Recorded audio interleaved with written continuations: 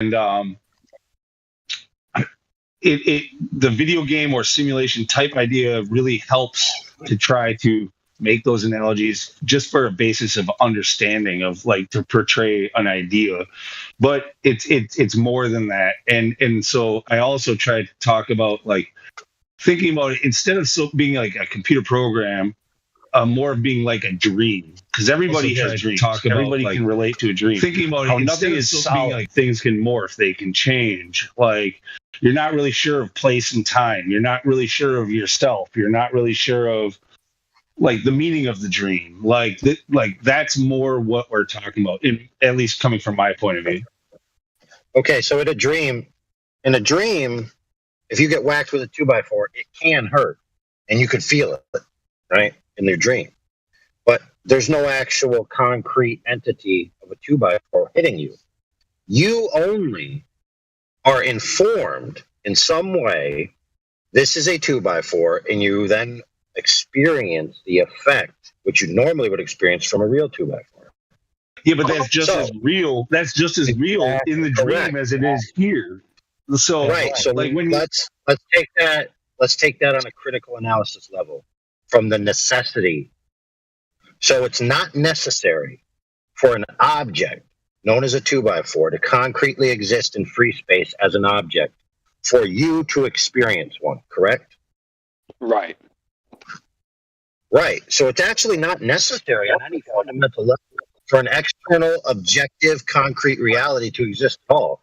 The entire reality in which we live in could be, in premise alone, simulatory in nature. That's right. It could be a construct. And that's why I've talked about in the past, especially relating around Mandela effect, like thinking about this as a shared dream. Whereas we are just like most of the religions also fucking preach, we are all one. We are one and the same. We are brethren.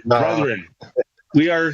Dude, I'm telling you, this is a new. I understand it's a very new agey concept, and most of you Bible guys are really going to be against it. But just hear me out. Like this is one thing that ties all of them together. Like, and UAI just said it yourself, and then you want to go against me if I put it this way. Like, consider that. What did I say? You were just talking. Look, everybody heard it. I'm not going to repeat it for you. But yeah, like it's just I've been trying to put the pieces together myself, and I expect all of you to understand it. It's very hard to, explain. It's very simple. It's called monism. It's called it's called subjective idealism / monism. That's what it's called. Right, but why should I trust you or anybody written in a book or freaking why? What reason do I have? But no, look, I don't want to actually. It's just the name of all those premises that you're putting together. Yeah, no, I know. So maybe I'm a monist or whatever that fucking is. Well, like, because I've heard of it. Yeah, well, let me just give you a point of note here. That the heliocentric, flat Earth, whatever going on contemporaneously. There's also things going on in physics, right? Explaining the nature of light, the nature of the quantum realm, all of these types of things. Right. And, they were looking for the God particle, the fundamental unit of matter, the fundamental unit of reality with like CERN and all their other, pretend experiments. But essentially what they're doing is they're synthesizing everything towards a new way of thinking, which is the physicist, mainstream scientist, right? The globe earthers, whatever you want to call them. They're pushing the envelope, right? From materialism, which is what it used to be, towards subjective idealism and monism. And consciousness being the fundamental unit of matter. Reality. What if the current way of thinking or the old way of thinking has always been wrong and has been a control system to keep you down? And what is inevitable is that there must be a new change, a new paradigm of thought about all of this. And now, you could argue that the powers that be want to lead you one way, probably steering you away from finding it yourself, which would be that monism, right? Because mono, I'm guessing that's where that comes from, like oneism, like Yes. you're going to think of this yourself Right. and you're going to only base it No, on no, what no, no, no, you no, observe. not like that. No, no, no, no, no, no. Monism in this sense means like what you're trying to say, or at least I thought you were saying, all is one, one is all. So it's not Well, that I they're am also separate saying that. entities. Yeah. Look, because here's the thing. It mine might be different. Like I don't know exactly what monism is like for everything. Like you just pretty much. I've heard the word. I've heard it before, and I know it. I know how to use like roots, like prefixes and suffixes and stuff. I get the Yes. idea, but I don't know. Like, um. Anyway, what I'm saying is like I accept that all of you are real. Like you're not all NPCs. I didn't create all of you. Okay, like that's you have your thing going on. I have my thing going on. Somehow we all share this. Right. Okay. Who And, are you people?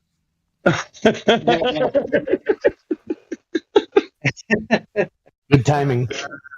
Perfect. Yeah. So that being yeah, said, go ahead. that would make us all separate agents, separate sentient entities, correct? Not necessarily, because the thing about the simulation theory being the NPC and the main players is that separation is an illusion. You're not actually separate Correct. from any of these other people. That this is what he was saying that the religions Well, are in saying. what way are we together, though? That's what I was about to get into. The way that we are together is a non-physical way. It's more, and we can look at it. We can look at it with the Earth processes. We can say, hey, we all have to share the same air. We all have Absolutely. to share, and so certain things like that is what tether us all together. But we have our Right. So own let me. reality. Yeah. So let What me give you an are you assertion to doing see if in you my agree with it. swamp? Okay. So generally speaking, idealism and monism ends up with this conclusion. Okay, that all is one, one is all. So the physical and natural world is just an expression of the sentient mind, and the separation of sentient minds is just an illusion. So essentially, all that exists is a single sentient mind, which is both the creator and the created. So it is the source of the experience, Right. and it is the experiencer. So in other words, the aggregate humanity, the aggregate sentient mind, right, broken into its little fractal parts, is actually just one entity. So humanity and reality and the world and everything we experience in aggregate and total is essentially God itself. So everything is God and God is everything. So Lou is me, I'm Lou, human is me, human is you. That's a fact. Would you agree Yeah. with that statement? Yeah. Okay, I fair. completely That's a agree. fair point to agree with. Now, I'm going to submit to you that this is a grand deception, and I predicted this is where Flat Earth would go, and the mainstream would take it in this new synthesis when I began this journey into Flat Earth. Okay, this is the new order deception that will be synthesized and rolled out. And I could already tell you from I just told you earlier that mainstream science is going to start promoting this bullshit too. Yeah, but But I you, already freaking said this before you even got there. I told you it could be one of two things, and you just went with one of the two things. Like it could just be something that has to happen. It could be something that we're just bound to do, and we don't have to. It's gonna split. Like the way that people think about things. Oh yeah. Yes, there will be a controlled group of people, but there will be those who fucking don't go with it, and I think that's where we're at right Oh, there now. always At that is. split. Yeah, there always is. There has to be. Look, Yeah. you watch The Matrix, right? And this is the best analogy for this, where you said there always has to be a remnant of people that are excluded from the paradigm in order for it to balance. There has to be like this plausible escape route or this plausible hope. Because if everybody just believes the same thing, like the whole Matrix crashes down. There always needs to be, like in the movie, the City of Zion or the prophecy of the One, to where they always have a hope. It's like, yeah, it sucks ass. Yeah, we're under control. We're under the thumb. except with the natural simulation type theory, there is no Zion hope type. This is Zion, and they fucked it up. And the only hope we got would be us putting it back together. Us believing the fact of the limited physical reality, they was able to use that against us and promote destruction of this planet by saying, hey, you need cars, you need houses, you need this, you need that. Well, we got to destroy majority of this fucking world for you to have it.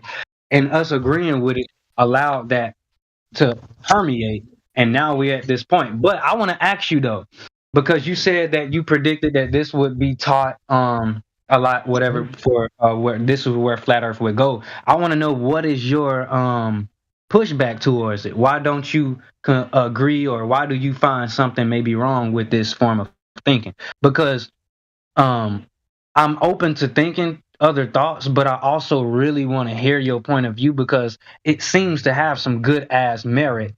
Because now that I think about it, I'm the type to push back against the one world government, one world religion. And so now that I think about the way that we saying it, like, hey, we're just one world people, it kind of helps that idea. So I want to know what's your what's your opinion on why you saying you don't really like this type of talk. Yeah, this Well, philosophy. because it's taking us down the road of sorry, yeah, he's directing you, but it's the transhumanist view. This is why I brought them up. It's because if you look at it through the transhumanist lens, all of this makes sense. All of the things that we're going through everywhere, no matter what your religion, no matter what your race, no matter what your country, no matter what your climate, like, it doesn't fucking matter. No matter your time zone. Like, no matter if you think the earth is a globe or flat, like, this shit is going down right now. Like, all of the world leaders are on board. Like, this is why they are separating you from your humanity. They are trying to they want to dehumanize you. They want you to lose your identity, as others have mentioned, in every way, shape, and form. Like, that's a good point right there. And it's bringing in like the metaverse and all of that junk, and you will be living in a digital fucking paradigm. You will be fucking lost as a person, as a human. Oh, bro. So you're saying, hold on. Before you go on, what Lou is saying there, what it seems to me, is that if one is all and all is one, then the parts become no more of an individual, because they're now an aggregate, just a drop in the bucket of the whole. So, for example, a child is precious and unique, an individual, and their value is incalculable. But if they're just a part of a whole, right, and not a unique, separate individual, then their value is only in light of the whole. So if we kill 10 humans, right, to benefit the whole, it's not such a tragedy. There is no more infinite tragedy to the victim anymore. But that right there is where we kind of you can say I'm a little bit different than the main fucking simulation dudes or whatever, because technically, although I do agree that this one individual is connected to the whole, I still believe that one individual has their own separate importance from the whole. Now, although all of us, technically like us, we're all trying to find the truth, whether it be a flat earth truth, a scientific something, or this or that. We're individual people with values of our own and different ways that we treat our information, that we go searching for it, how we express it. It's all individual, but it's all to work towards one big goal, which is to get everybody to the truth. Well, yeah. I mean, no. I think it's like when AI started. Blue, can I get in? I've been trying to get in. Yes, you can. Yeah, I want to hear you. Yeah. Yeah. Okay. I mean, this is why I think that we're seeing this drive towards all of these. Let's just call them hyper equality doctrines. The idea that men and women are interchangeable, the idea that where you come from doesn't matter, or like what you are doesn't matter, like, oh, you're English, you're American, no one cares, like, yeah, you're all just interchangeable. Free movement of labour. Anyone heard that phrase before? Free movement of labour is a wet dream for these people, and if you don't like it, they call you racist, but it's actually got nothing to do with race. what's going on is that they want to be able to plug you in anywhere in the economic system and then take you out again. And then if you don't comply, they can just swap you out for another androgynous Yes. part. Yes. Really what's going on. Yeah. You know? And so when people need to be very aware of this, because when you hear stuff like that person's a racist or that person's a sexist or that person's a transphobe or whatever, that like what they're really saying is we want you to all be the same, like literally the same, so that we can replace you if you don't comply. That's what's going on. Right. That's- Right. So I want to give you a math problem that has moral palpability to it. So if you take your value in the collective, then you've lost your value as an individual. Yes or no? I don't Yeah. agree. I don't agree. But you can definitely change my mind to understand. But as of now, I don't necessarily agree with that.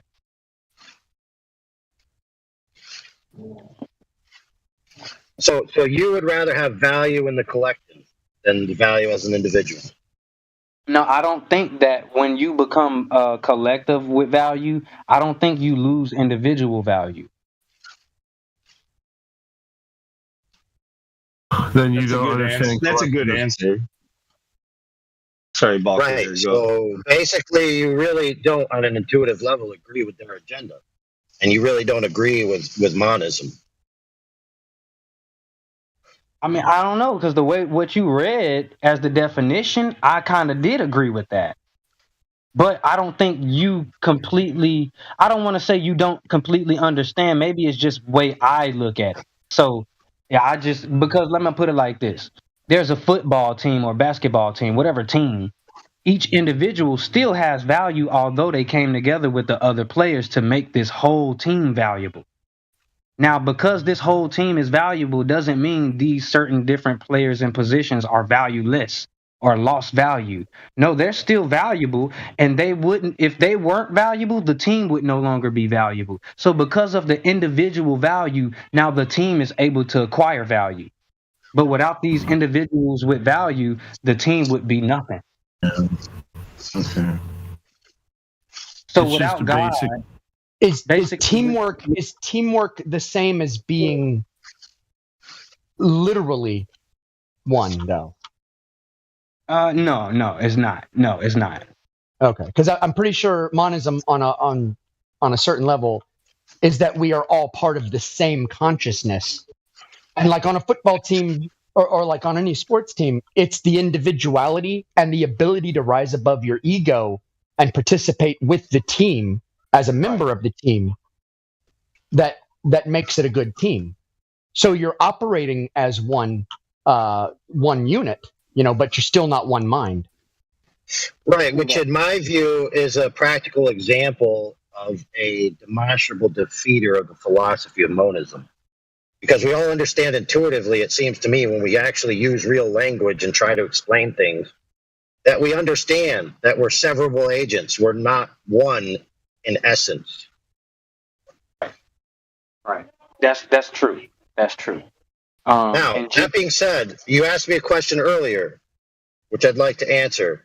Now, what I described before, which is the mainstream thing and all this stuff that's being shifted to, is called subjective idealism.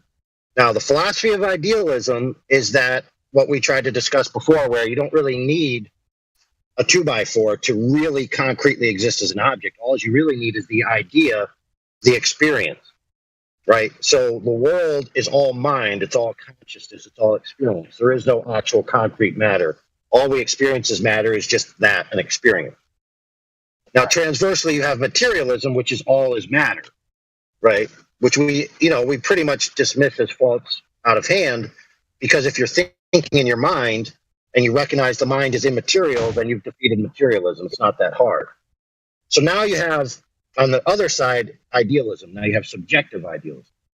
Subjective idealism is essentially a causal loop where the subject is both the creator and the created of the experience.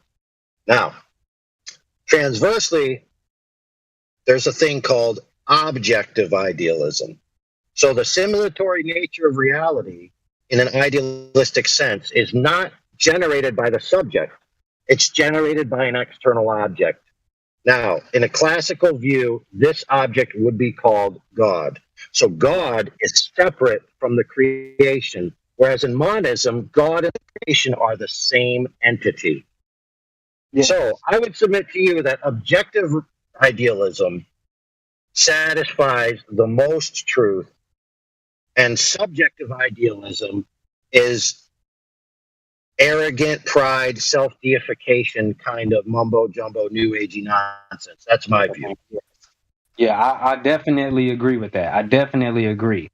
Now, my question would be to you is this, because I definitely used to be a Christian and I still haven't stopped messing with the Bible. And there's a scripture, I can't remember exactly what it is. I can Google it if need be. But there's a scripture that basically says if you want to find God, he's in nature. Meaning, I think it either went to detail to say that he basically put himself inside of nature so that if you wanted to find him, you could go there. Do Now, you the know reason what? why, Do you Go know ahead, what go ahead. Clemens? Do you know what Clemens said about his writing? He wrote Mark Twain, or his pen name was Mark Twain. He said, No, "If you what want to know me," he said, "if you want to know me, just read my books." So you could look at his handiwork and know him. And that's exactly what I mean. Now, does that mean that God is literally in his handiwork? Well, Or I think is the context of that scripture is getting to know your creator. So Right. you know your creator gave you pleasure. It gave you all these other different things. It gave you food. It gave you, you know, a water cycle and all these interconnected things. So what would that tell you about your creator? Shit, I don't know, man. I don't even know how to That answer. there's this world full of separate things that all cooperate for one. Right. True that. Like parts of a car. You're right. You're right. And that makes way more sense because you can't say, well, this wheel is actually the car because it works with the car. That don't make sense. And that's kind of what we're saying. Exactly. That's kind of what we saying. So that's why I Yeah. definitely wanted to hear y'all point of view because see what I'm doing, I'm learning myself. I'm still I like that. I definitely like that. And I would expand on that a little bit when God spoke to Job. Sorry, I got a phone call for a second there. When God spoke to Job, he didn't tell him about his personality and his philosophy, did he? He said, "Hey, look at this animal. Hey, look at the water cycle. Hey, look at this other thing. Look at this thing. Look at this thing." That's how he got Job to know him. Right. Was by looking at all the different things in his creation. That's deep. So you can get to know God. No, none of us knows anything about the personal life of God. None of us. But so now this would be my thing. This would be my question. Now I'm not an atheist because I still believe there's an external or whatever you want to call a creator that's not us. But I'm not necessarily a Bible God believer or Yahweh or whatever, Abrahamic, whatever. But technically, him being able to express himself through nature, in my own point of view, that would kind of say that, hey, this God doesn't actually exist in this form that everyone is praying to or pointing to, but he actually exists through the deer, through the trees, through the roses. And this is the reason why I guess I forgot what you call it, like monism, but is that kind of sort of, I think that's where we would get that from, that our idea of what you just said in that scripture is, okay, well, he's only expressed himself. All of that is way too close to like witchcraft and like Wiccan and all of that stuff. That's why they don't like it. The Christians see, like, there's a lot of Christian I don't people like it in because here. it's not. I don't like it because it's not like philosophically consistent. That's my problem. Exactly. It's not logically tenable. Yeah, because I'm not scared of like Wiccan or anything like that, because that's just people who worship the pantheon, and God created the pantheon. So I like whatever to me. But All right, no, I understand. People in here are more open minded, but like people that like, I don't know how to say this, like people like you instead of people like us, even though you're one of us. Like where the overlap is, like. often Christians will just throw every other idea completely under the bus. They are Satanists if they're not one of us. You know, like it's really bad. That's not a good way of looking at things. True. Like, True that. Unless it's true, then it's an excellent way of looking at things. no, it's not true. It's not fucking true, dude. Can't There automatically. are, true. There are times where it's true, bro. But this is what you can do. I want to say you can do this. Before saying it is automatically not true or is true, one thing I would like Christians to do is try not to attribute God to the situation or to the topic at sometimes. Because like you said, God created the pantheon. But when it comes down to people who don't believe in God, we think that the pantheon was literally created by the men in that era, and they just made up these gods based on the position of the stars. Well, I mean, that really, to me, that's like what modern people, when they look at the ancient world, they use this kind of historical eisegesis and put their own ideas about like the supernatural back on the ancients. And the ancients didn't have the same ideas that we had about it. They were connected deeply spiritually to the gods and to the Almighty, and they lived with it every single day in their lives. This was not something that was made up by men. That's a modern idea. Now, when you say that, but if you say that, I got to push back on that. Because when you say that, that would mean that these gods exist. True. Yeah, they did. They absolutely. Yeah. Not The Bible did, but does not, do. the Bible does not Real say. quick. Go ahead, AI. Real Yeah, quick, that's it's my not that quote unquote these gods exist, because there's plenty of false stories about certain entities, right?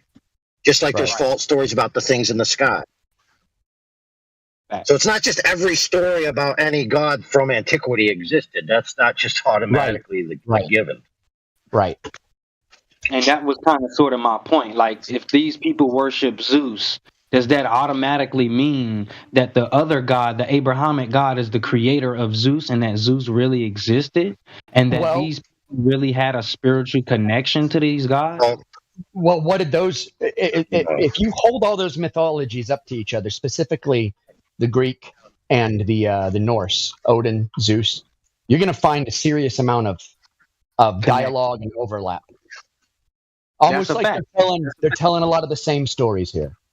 All right, so I would say this is that the Bible does not say that there's only one God. It says there's an almighty God that created everything else. It even talks about creating lesser gods. Yes, it created Yes, it does. Elohim. Yes, there was the congregation of the gods. Yes, that's all right there in the Bible. And the Hebrews were not monotheistic until about the time of Josiah. So I mean, this is it's the ancients. Well, Go ahead. That's let's why set I a got, base philosophy right there, because that's an excellent sticking point. Is if it's the case that a single entity created all other things, and all things that exist were created by it, then that means if it chose not to create, the only thing that would be it itself. And the only reality that would be it itself. Therefore, it's the source of reality itself. It literally is reality itself. That is the kind of tier a creator God must be at to be the kind of God that can sustain all existent reality. God, in that sense, God himself, or however you want to refer to it, doesn't actually exist. It simply is. Everything else exists based on it. right. So, not being a Bible scholar, anybody who could help me out real quick, the verses in the Bible that do talk about creating lesser gods or wherever that is, I'd like to see Corinthians it. I'd like to see it. And then, because that kind of portrays like this image of like basically the kind of like what they showed in Men in Black in the end scene, you know, like this whole like just a world within a world within a world within a world. It's sort of mentioned like if it is what I think it is. Yeah. Yeah, but it's how you define the term God and the scope. Like earlier, we were talking about the term property and the connotations. Like just using the term God doesn't mean you have like a world creating being that created another world creating being. It created an ultra high top tier, extra dimensional being, right? But it's nothing like itself.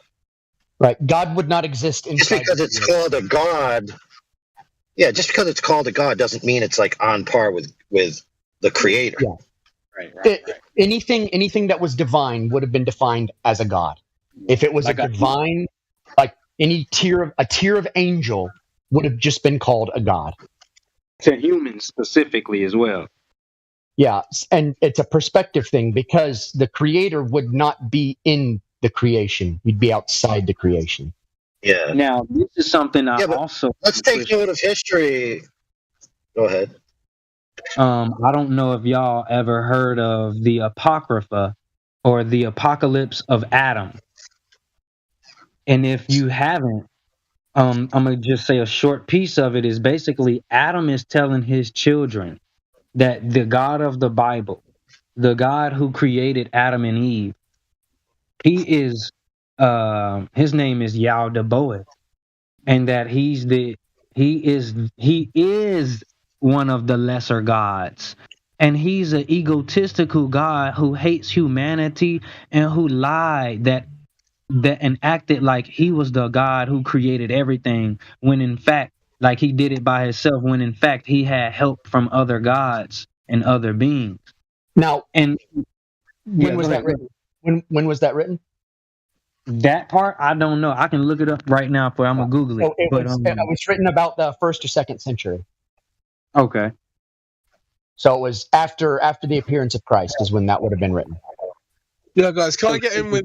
I just want to mention something, but it can be at the end of this. All right, go ahead, Ronnie. Yeah, okay. Are you guys familiar with the Ship of Theseus paradox? No. Okay, I am going to explain it. You've definitely heard the concept before, maybe not called this. The idea of the Ship of Theseus paradox is that you got a ship, and it's the Ship of Theseus, and as like a part becomes dysfunctional or whatever, or it just gets old, you replace it, and then you keep replacing all of the parts until you have a brand new boat, right? So what you can do at that point is take all of the old parts, and you also have that same boat. So you have the old Ship of Theseus and the new Ship of Theseus.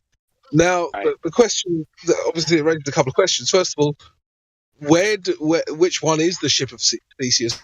But a much more interesting question for me is, where does the Ship of Theseus exist?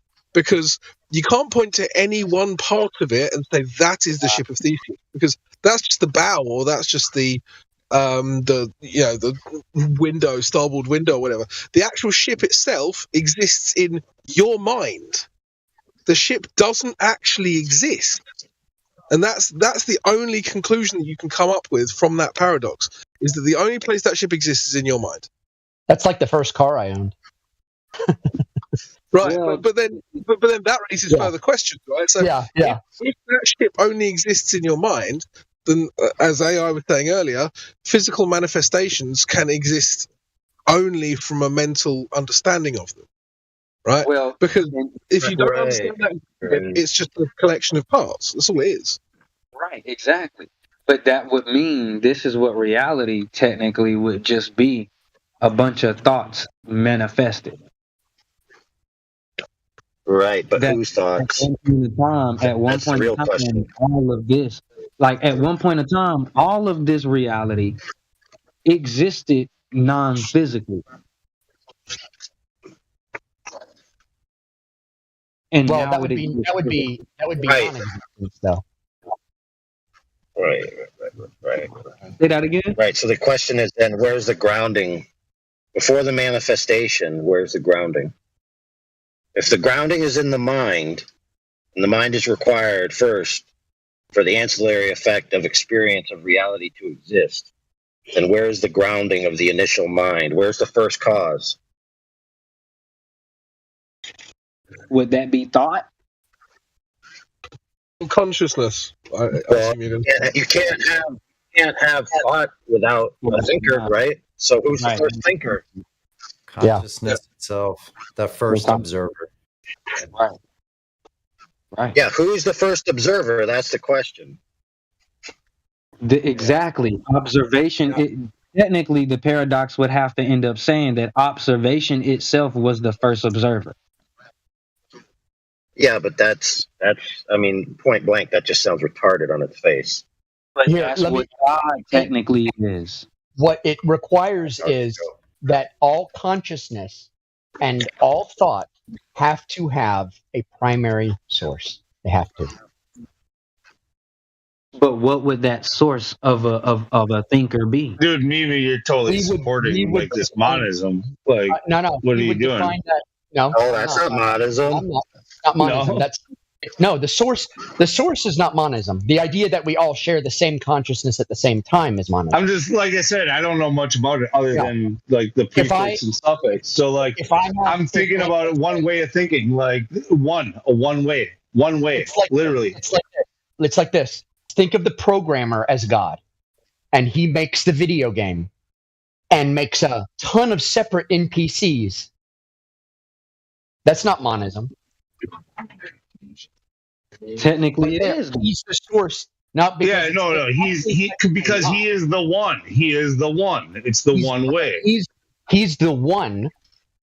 But that doesn't You mean got we're rid of all- the source. all of us have like Okay, some of I'll us- put it very simple. I can Go make ahead. it so simple. God is the one, we are the two. In monism, we are the one, and the one, and the one, and the one, and the one. Well, I don't Yes. believe that monism is though. All right. Well, like I said, okay. So monism, it doesn't mean what it sounds like. Then, not to me. it does. Exactly. That's then what I'm it's saying. not monism. I mean, if you describe Sounds a little exactly bit more, like what it it only took that one more sentence for me to understand where you're coming from. But I told you already. I broke it down, mono and ism, like a way of thinking, like one way of thinking. Like that's the only thing I That's knew not about what it monism. means. That's the When you only thing. And you actually, when I said it the first time, said that's exactly right. So when I said that, No, that's that's where not I'm what I going with said. it. That's all the information. That's all the information that I have on it. But see, when he said that God is the one, and then we are the two, but with monism, God, we are the one and the one and the one. Because when you think about it, God actually is the two and the one as well. Because without God, there won't be a two. So without two, there can't be. Once you get a two, how else can you have? No, two no, without- no, no, no, dude. Yeah, he Dude, made having a necessary precedent. Listen. Having a necessary precedent does not make the precedent the same as the antecedent. Right. So Oh, sorry, if, the I make, consequence. if I make a clay pot, the clay pot is the result of me, but the clay pot is not me. Right, Right. that's true. Right, that's true. Yeah, he made creatures, then he gave them free will. Now they're autonomous creatures running around doing what they want. Now- That's actually Semi-autonomous. hilarious. That's really Kind of hilarious autonomous. because the reason we're talking about this has to do with like this one album that I was referring to, one song, and that's another song on the album. Or no, I'm sorry, same artist, different album, where he talks about giving monkeys thumbs and watch them beat their brethren down. You talking about Tool again? Yeah. But now, see, look, Jesus said that I am in the Father, and the Father is in you, and I am in you. So Yeah. technically, he would be explaining that all of the different counterparts are within the one thing that would technically be considered a creation and not the creator. But he's telling you the creator is inside of the creation. Yes, but it's not as simple as that one verse. There's a whole litany of process explained throughout the Bible of how he achieved that goal. I mean, it's really Because cool and quaint to quote Bible verses, but the Bible is 66 book anthology, depending on which canon you accept. right, true that. This is just basically saying the life force in you, the consciousness, is part of God. Is special. It's divine in nature. Yeah, Your soul there you is go. divine in nature. When you die, the soul is still there. It's going to return to its maker. Is the idea. And I get where y'all are coming from, but I think my understanding is different mainly because I done went into Gnosticism and like all of these different forms of symbolism and all of this crap. So Right. it would definitely change a lot of the things that if I were to say certain things mean this, you would if you don't understand that Gnostic or esoteric way, that reason why I'm saying it, then you'll be like, dude, that's new age shit. Like, I read a whole bunch of Masonic books when I was in my early 20s, and I got really heavily into like Gnosticism and esoteric occultism and stuff because I inherited a library from my grandfather who was a Mason, and he was in like the Air Force and Special Forces and all that. But I read through all that. I read like Manly P. Hall. I read everything you can think of. And I mean, I understand the subject and I understand where they're coming from. And I already went through that phase and came out of it. but the reason why I said it is because once I learned about how they talk and how they use certain words with symbols and whatever, imagery, when I read the Bible again, it changed a lot of shit for me. Now, is that to say that I should have applied that understanding to the Bible?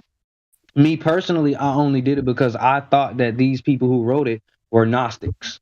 Now, is that eisegesis though?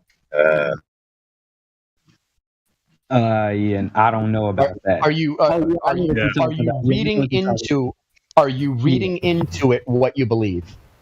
So a lot of people have beliefs and they'll read the Bible and the Bible will confirm their beliefs and that's how they'll read it because they're reading it through a paradigm that they already believe. And True that. but Okay, yeah. So go ahead, AI. But that wasn't really specifically the case for me. Go Go ahead. No, go ahead. So the man. Gnostic sect was actually the first heresy, or the first alleged heresy. Your robot that was addressed in the writings of one of the apostles. You got to say that again. 1 second.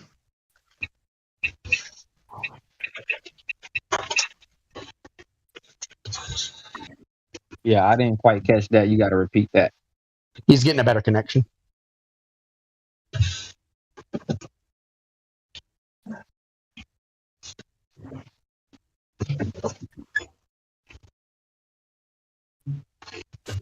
Yeah, it's like that Gnostic, the Gnostic teachings or whatever you want to say, it kind of like made me interpret the Bible in a different way, if you will. And so my Oh my God! Don't call it lunastic teachings, man. Dude. I didn't name that. That is not one of the. Yeah, so if I'm back, the Gnostic sect in particular was addressed in the writings in the New Testament. The heresy that they, quote unquote, were alleged to have had was that they were claiming that Jesus didn't come in the flesh, that he only came as a manifestation, that he essentially maintained not becoming physical because in their view, the physical world itself is evil. Well, that's goofy, because he was being created by, a lesser god, like he explained before. It was actually a bad sub-god that made the earth, right? Yeah, I don't know how you. So the addressing of the heresy was Jesus came into a real physical human body. So they counteracted the claim of the Gnostics by saying, no, it's not the case that Jesus was only a spirit. Jesus came in a real, physical, tangible, pooping, farting body. Yeah, nobody would argue with that. That's ridiculous. Well, listen, if idealism is true in any meaningful sense, whether it be objective idealism or subjective idealism, then the claim that he came in a real physical body, it's kind of like, well, if this is all just idealism and there is no matter, there is no reality that's concrete, then why would that addressing of this heresy even matter? Right. I mean, if it was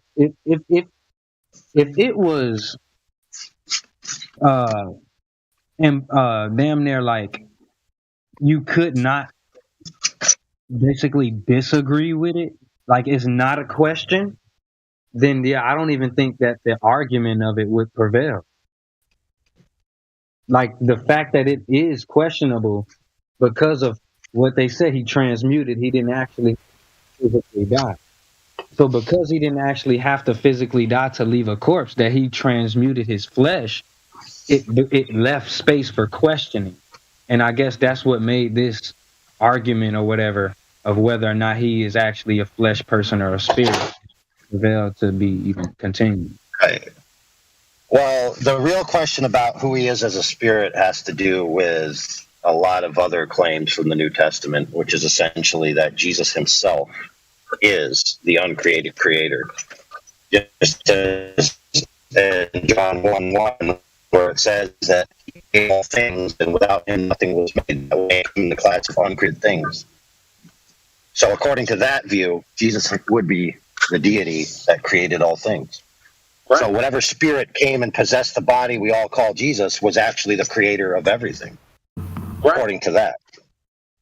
I mean, in that sense, they would be incorrect, because then they wouldn't be scripturally accurate, being that the scripture also said that the creator of Jesus was not physical, and that he impregnated a virgin woman in order to have this body. So that not that he necessarily had to possess a body, but that he created a body for himself, in a sense. Let me jump in really quick here.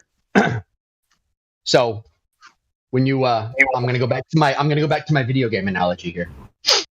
When you go into a game, like let's say you open up Skyrim and you're playing around. It's all NPCs in there, right? Except you. Now, are you the actual avatar in the game? Nope. No. But you control him. You act through him. Right. And he is your will, he is your force, and he has more powers than anyone else in the game, especially if you have access to the code and you can manipulate all of reality around you as the protagonist. So the difference would be this, that character would have to, in a sense, to be accurate with the Bible, he would have to have his own individual like script where he can talk, where he can tell you. Well, he can. It's you. It's you. In this analogy, you're God playing the game. You've gone into the game with your avatar to do the game. You're the Jesus programmer. said, I only say what the Father says. I only do what the Father does. Yeah. This is a great analogy, bro. But now you said you went into the game with your avatar. Did that actually happen? When it comes to the Bible? God, did he come with a vessel? Jesus said he's God. He said, I am the Alpha. Jesus said he's the Alpha and the Omega. I know that. Yeah, that's true. That's true. That's the same identifier as the Creator God, who is the Alpha and the Omega. No, I agree with you. But I'm pushing back for the sake of I could never explain to you the divine mechanics. All I can do is give you a human experience, a human analogy to explain it. Because the divine is completely alien. We have no frame of reference. Right. No frame of reference to comprehend it, to understand it, or anything. So when we talk about divine mystery, we're talking about things you're basically only going to know after you've died. But Who is the one to confirm that we don't have that understanding when you just did a perfect example for it? But it's from a human perspective, isn't it? Yeah. But how is that human when it came from a place of non-human? You thought of that first. I And thought of that, the but creation of all of the games and all of that was thoughts before they was physical. So they didn't derive from a human. It you're right. derived You're right. from the Because, mind part. but since God created man in his image, we are able to, we have a degree of autonomy and thought that we have. So thought would be a power of God, not We a have human. the capability. Yeah, we're in his Imagine image. imagine being a human and having no struggle and knowing everything. What would you be? What would you be? Ignorance and deception are what make our lives worth living, believe it or not. Because would you have ever woken up from something if you weren't first lied to? Right. Would you ever appreciate the wealth that you acquire if you first weren't poor? That's so what is the purpose of this life is primary to why we can't comprehend everything. Yeah. This life does have a purpose, and every time you have like a mental or spiritual apocalypse and your whole worldview changes, that's part of it. Like discovery. Wouldn't this life also play a part to becoming one with God or becoming God again? There we go. Because See, technically that's the Gnostic philosophy, is that, and it's the same with monism, is that we are God separated into parts that have an illusory wall between each other, not knowing that we are God. And the struggle of life is to come to gnosis, which is why they call themselves Gnostics. Yeah, but that The could have an knowledge. overlap with tons of other religions. I'm certain of it. Like I'm not like does. totally studied on that. Yeah, like it doesn't. Look, it's not exclusive. look, it's real not quick. exclusive to this monism Yes. thing that you're talking No, about. friend, you're confused. Monism is not a religion. It's a category of religions. Right, but So even there are within, many monist religions. even within a certain religion, you might have a monist type sect. right. I mean, because when you think about how God creates all things and he put himself within all things so that his essence is in them and they are in his likeness, and that's monism. No, it's not. No, That- not necessarily. If I design a car, I design a house, I can design furniture. If I design all those things and I build all those things, that doesn't mean I'm physically in them. And it doesn't mean that when they're destroyed, they come back to me. It just and it's just and all it's like an architect's signature. actually This my is the wife. different part of God. Because God in the Bible, Jesus is telling you, hey, when you want to search for heaven, it's not out there, it's in you. So that when heaven returns and when I return, there will be no one who can point and say, lo, there he is, or whatever, because there is not an external. That it Well, is then all internal, meaning that What happens? Let me ask you this. I want to ask you this. One more line. He also said where God resides, heaven, and his throne is not in a heaven created in man's hands, but in the temples. Right, and that's from the not Bible? created in man's hands. That's He from the said Bible, God. correct? Yeah. Right. Right. So if God dwells within the temples that's not in the man's hands, and he won't come from the outside but from within, this is why it would seem as if God is actually within the creation, not just in essence as we try to speak theoretically, but physically in a sense. Well, not physically, but you get what I'm saying. Like he's Okay. All right. By the way, just before we get into like a really, really, really long religious discussion, I just want to point out that the fact that we're not being streamed has led to one of the most amazing conversations we've had in the server in a long time. Yeah, that's cool. And the glorious burp as well. Mhm. Well, I'm sitting here chugging whole milk. So All right, no problem. Man, that's a milk burp. Holy moly! No, I go through. He threw up a little I- bit. It's curdled. He made cottage cheese right now. I drink about 5 gallons a week. I'm not even joking. Hey. Okay, so that quote's from the Bible is true, but the Bible is clear that not everyone has God within them. It describes it as a process that you have it, and then he comes in at a particular time. So you can there's always an opportunity to have God within you though. Right, Yeah, if but you if there's repent ever, and believe on Jesus, yeah. but listen, if there's ever a time that he's not, then that defeats monism. Yeah. It doesn't though. Okay, Holy here. crap! Let me clearly rephrase that. Hold on. need to chew on some crayons. Let me rephrase that. AI. It doesn't disprove monism. What it does is it disproves the Bible supporting monism is what it does.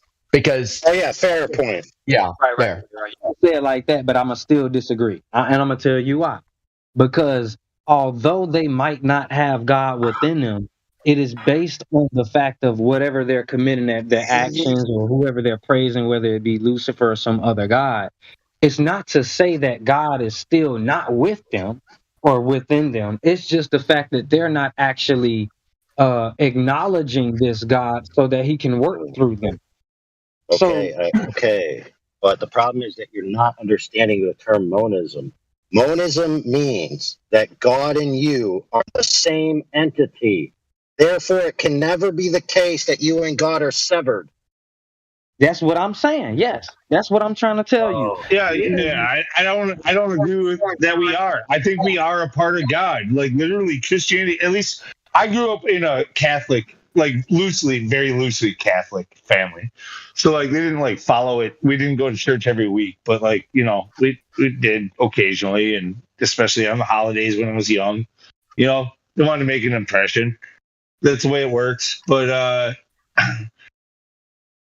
like, yeah, they tell you at church that like you are the Lamb of God. I think that's the term that they use. Yeah, Jesus like is the Lamb of God. That is not the term they use. No. Yeah. They do. They literally do it in Catholic Church. Yes, they do. Jesus, Maybe the Catholic Church. Jesus is the Lamb of God, even in the Catholic Church. No, you are a part of His. Okay, sorry. He is the Lamb of God. You are the flock.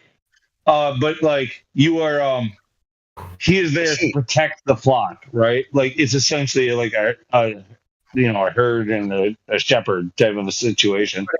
Shepherd, basically. Yeah, and symbolically, obviously, like the sheep follows the and all that, and they have the wool pulled over their eyes. It's amazing how this symbology like comes in, but yeah, you're supposed to be a dumb motherfucker and just take the word of the person who tells you where to go. That's what you're supposed to do because they have your best interests in mind. What? Yeah, that's yeah. Essentially, That's what you get from the scripture. That's what I get from Catholicism. No, not even. The person, though. It's not the person. It's God or Jesus in this sense.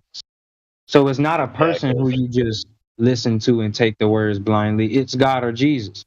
And they're saying that it's not just a blind thing because they're proven to you by the scriptures that these acts they're not just blind. I'll read you the quote verbatim. My sheep hear my voice and they follow me.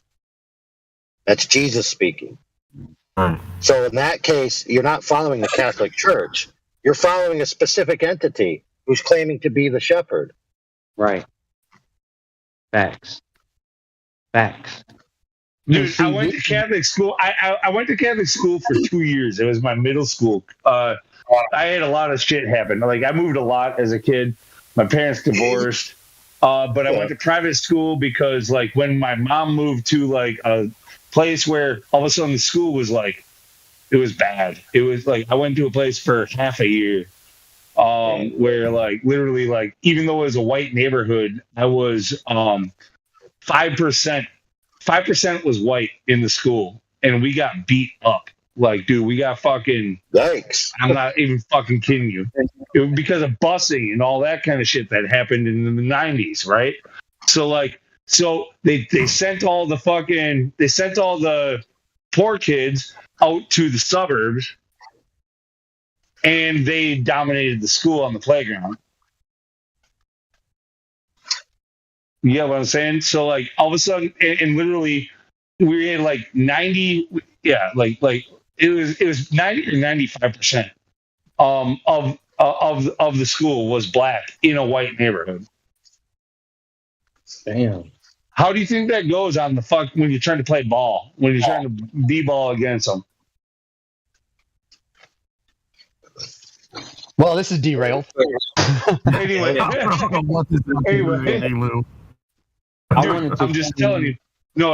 I did that. Like, I forget the reason why I brought this up, but it was related, and now I lost point. But You were saying Catholic school sucked. yeah, no. So because of that, my dad, he heard the stories. My parents are divorced. And yeah, he paid the extra money. My parents came together, and I went to private school for 2 years, but it was at Catholic school. And like, luckily at this time, like Catholic school wasn't as bad as like the Pink Floyd fucking like hitting you with a ruler type shit. It wasn't like that, but we did have to go to church once every week, like as part of the curriculum. It was one of our classes, and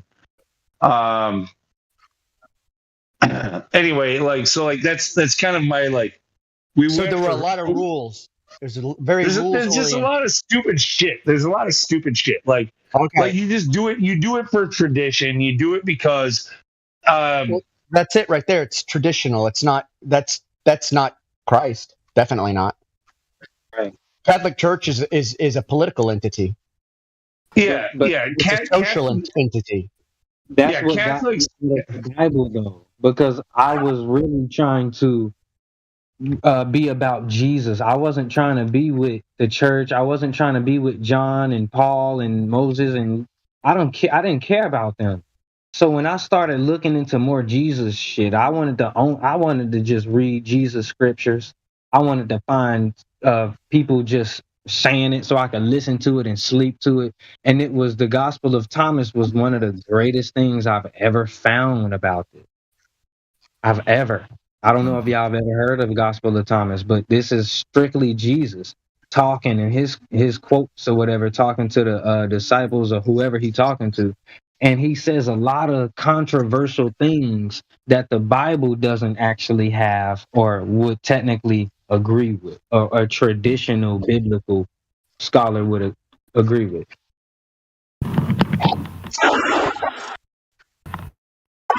The Gospel of Thomas. And the thing about the traditional Bible readers or believers is that they don't really like any books outside of the Bible. They don't accept them. I never understood why though. It's like, hey, those books are trying to back up the Bible. It was the church who Jesus said in the Bible, these leaders of the church are the ones who block you from the key of knowledge. Because they don't go within themselves and they don't allow you to. But if the kingdom of heaven is within you, and God lives within the kingdom of heaven within you, and Jesus is within you, and God is within you, then when you find out that Jesus is telling you that the church hides the keys of knowledge or something like that from you because they don't allow you to go within yourself, and they don't even go within not what it themselves. says, bro. You have been mangling the Here. scriptures. I haven't called you. let's- I haven't heard you if we quote a talk single about- scripture in context, bro. Not a single I'm one. gonna just look it up. I'm gonna just look Hold it on, up. I hold don't on. really know the If you- scriptures if- back. The book of Thomas, the Gospel of Thomas, there's no letters predating the Gospel of Thomas over 100 years. So it's 2nd century, right? And there's no letters that confirm its veracity. That's why we accept some books of the Gospels, or some. I'm going to talk about just the Christian scriptures, the last part of the Bible, and because we have the epistles. We have actual letters that were written to these congregations, and we have historical evidence for it and everything. But when it comes to the Gospel of Thomas, it just appears out of nowhere, 2nd century, which is over 100 years after Christ died.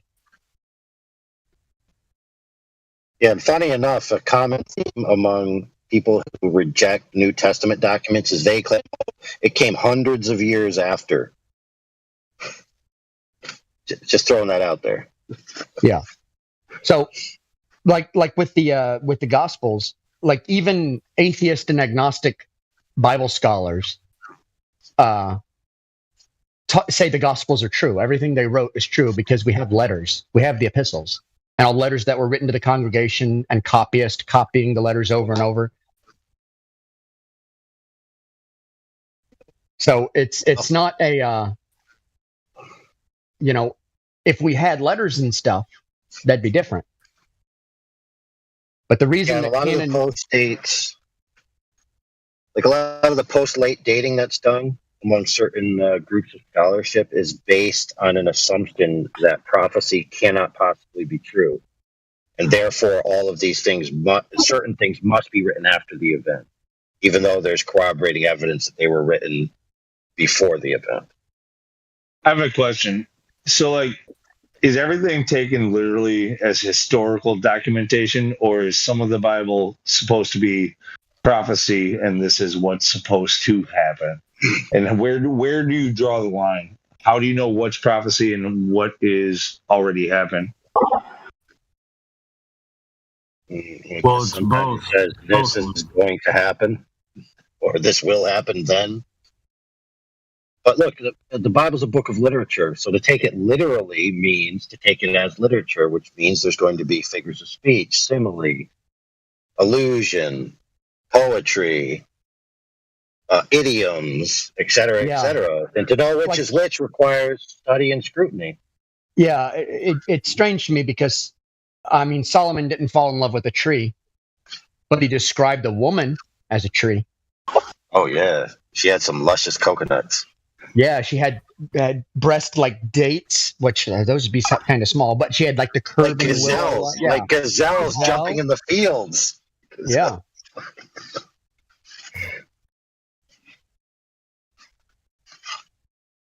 Yeah, I mean, this is just where these are the types of things that draw the lines that separate one another. Like we were talking earlier about how they divide and conquer people. Well, religion has so far historically been like the number one tool. So even within a religion, they can keep dividing and dividing and dividing again. Just like what we see happening here within the flat earth, where we know for a fact that there are military resources put into place, like it's part of the budget for them to intercept and to try to coerce and to try to lead these types of movements, right?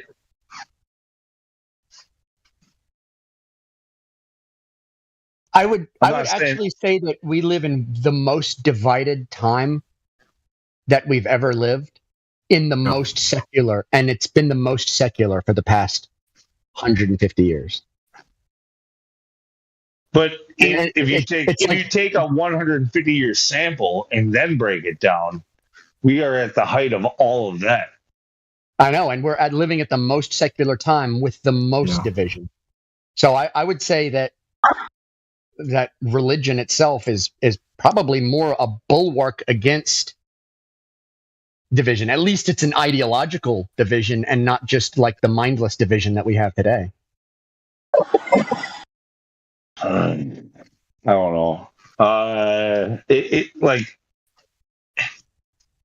Everybody. If you take what I want to get to is again what we talked about like an hour ago or hour and a half ago about how a lot of I brought it up anyway. Not saying we all agreed, but like a lot of religions do tend to agree on a lot of things.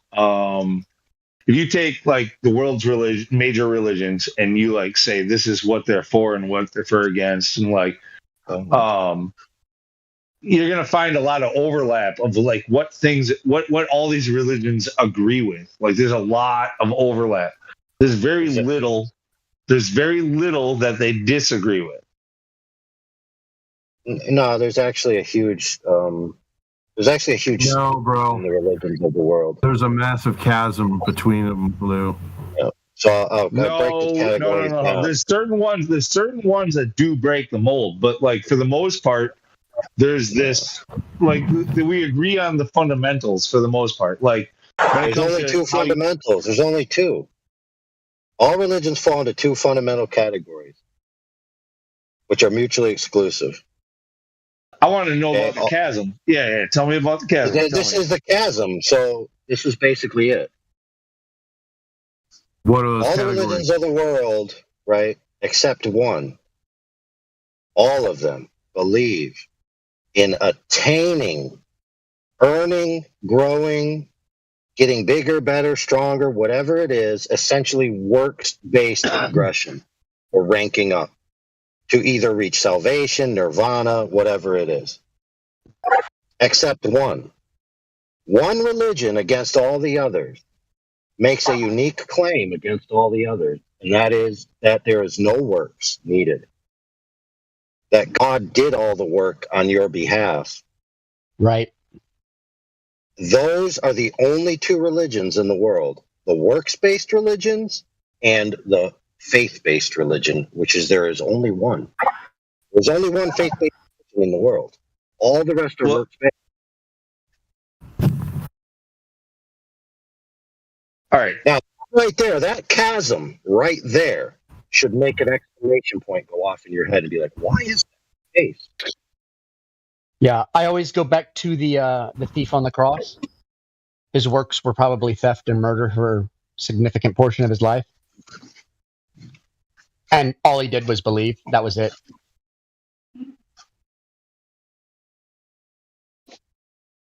Yes, my friends. I mean, as hard as this, I mean, I know people criticize because they say, "Oh, how could this religion make such a contradictory claim to all the others? How dare they? Dare they be so prideful?" But Jesus Christ made unique claim that no other religion made, and he offered a unique offer that no other religion offers. It's the only one of its kind against a myriad and a sea. But Christianity was late to the scene over the realm of everything, and it adopted a lot of stuff from everything. It adopted a lot of the shit from all the other religions that predated. It didn't. There's only one law in Christianity, and that is the royal law, and that goes back to the beginning of creation. It predates, the royal law predates the Mosaic law, it predates the Ten Commandments. Predates the Noahide laws. Yeah. It predates all other laws. What Jesus did was reinstate the royal law. Or maybe he created the law that we're all bound by now that we're complaining about. Well, I mean, how would you know that? The only way we know is from the written record.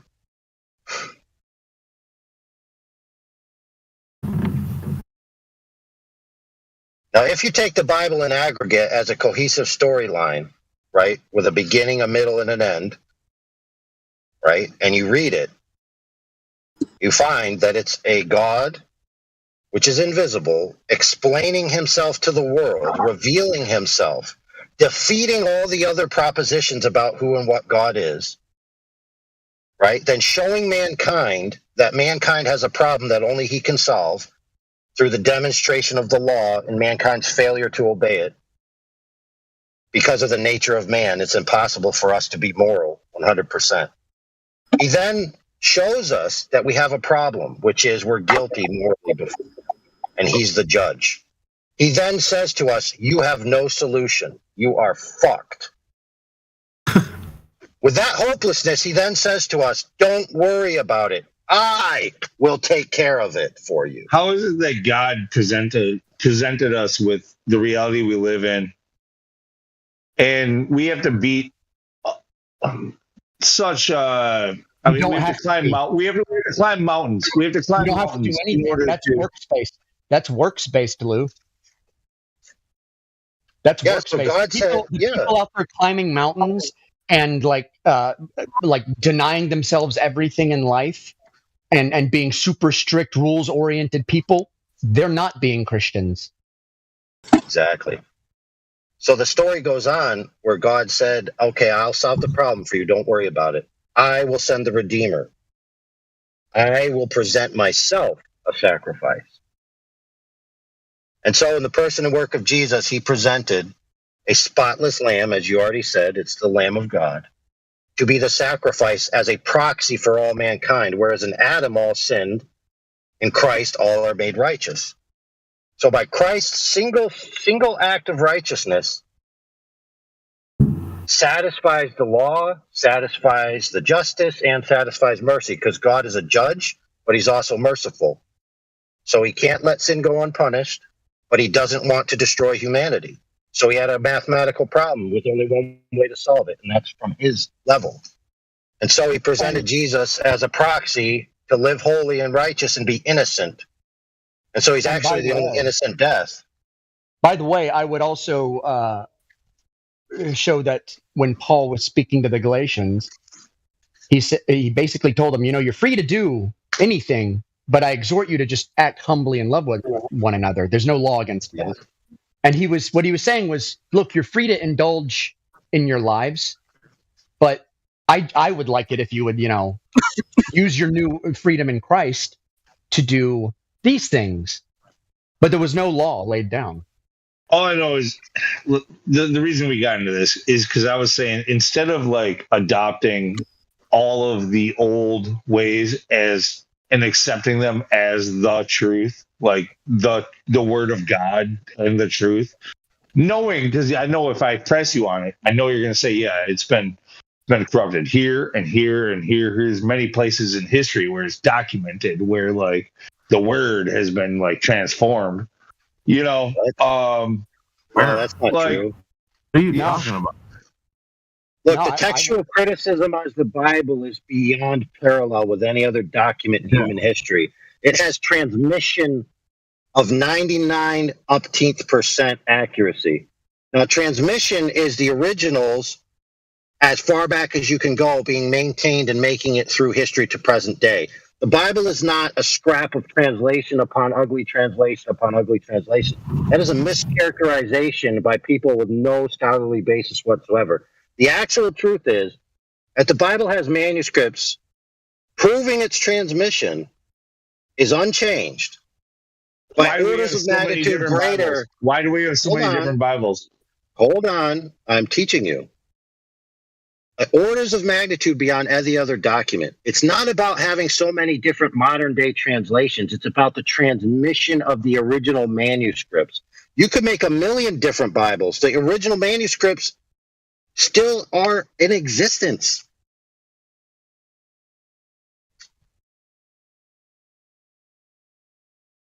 No other document in history has that veracity. I want to address something. To Truth Seeker. The masturbation story with the dildo in a cave. It was a dildo that she cut out of the cave. What? Yeah. What? Where does this story come from? To give birth to Horus, so he could be reborn. Oh dear. The dildo in the cave. Yeah. Oh She yeah. used it on herself and it ejaculated, and she gave birth back to Horus. So that's the resurrection story. So when they do these little charts, in here like that, that's retarded. There is no parallel between these two at all, whatsoever. You talked about the Zeitgeist style stuff? Bro, that joint ain't even, that's not even realistic. No, it's not. But that the Egyptian story, Egyptian story of Isis, Osiris, Horus, is so wacky. And it involves at one point there's someone comes in a river. Like, where is that analogous to Jesus' story? Hey, I'll give you another instance right here of the exclusionary property of Christianity. Yeah, you're chopping up in the Abrahamic style. Sorry, the robot and AI. I'm just saying, there's the mythicists who are the biggest. They're probably the stupidest people on the earth. Are the mythicists who try and compare the story of Jesus to these other ancient stories, And they clearly have not read the ancient stories. They've just like passed down, literally mimetically, they have passed down these like bullet points. Mm-hmm. But once you read the actual mythology, it's bonkers. It's actually bonkers. But Right. Contrast with the Abrahamic history. So all these other religions that were supposedly where Christianity got it from, all those religions were based on sexualized deities.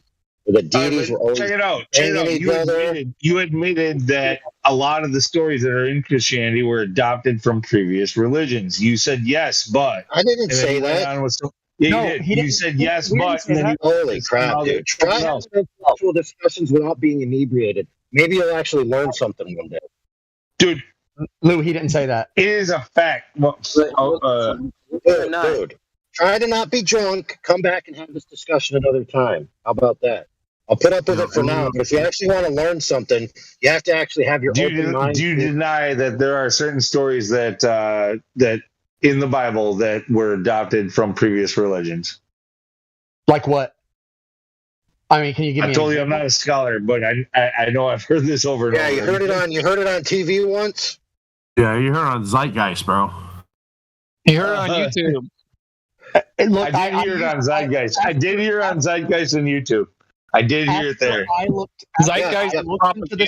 subject. Look, when I saw Zeitgeist, what it was 10 years ago, right?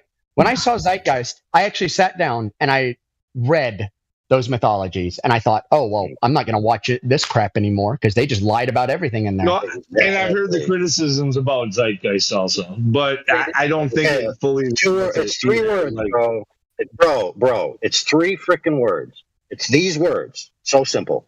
Primary source documentation. Once you exercise primary source documentation, you learn that all this bullshit trying to castigate Christianity is just that bullshit.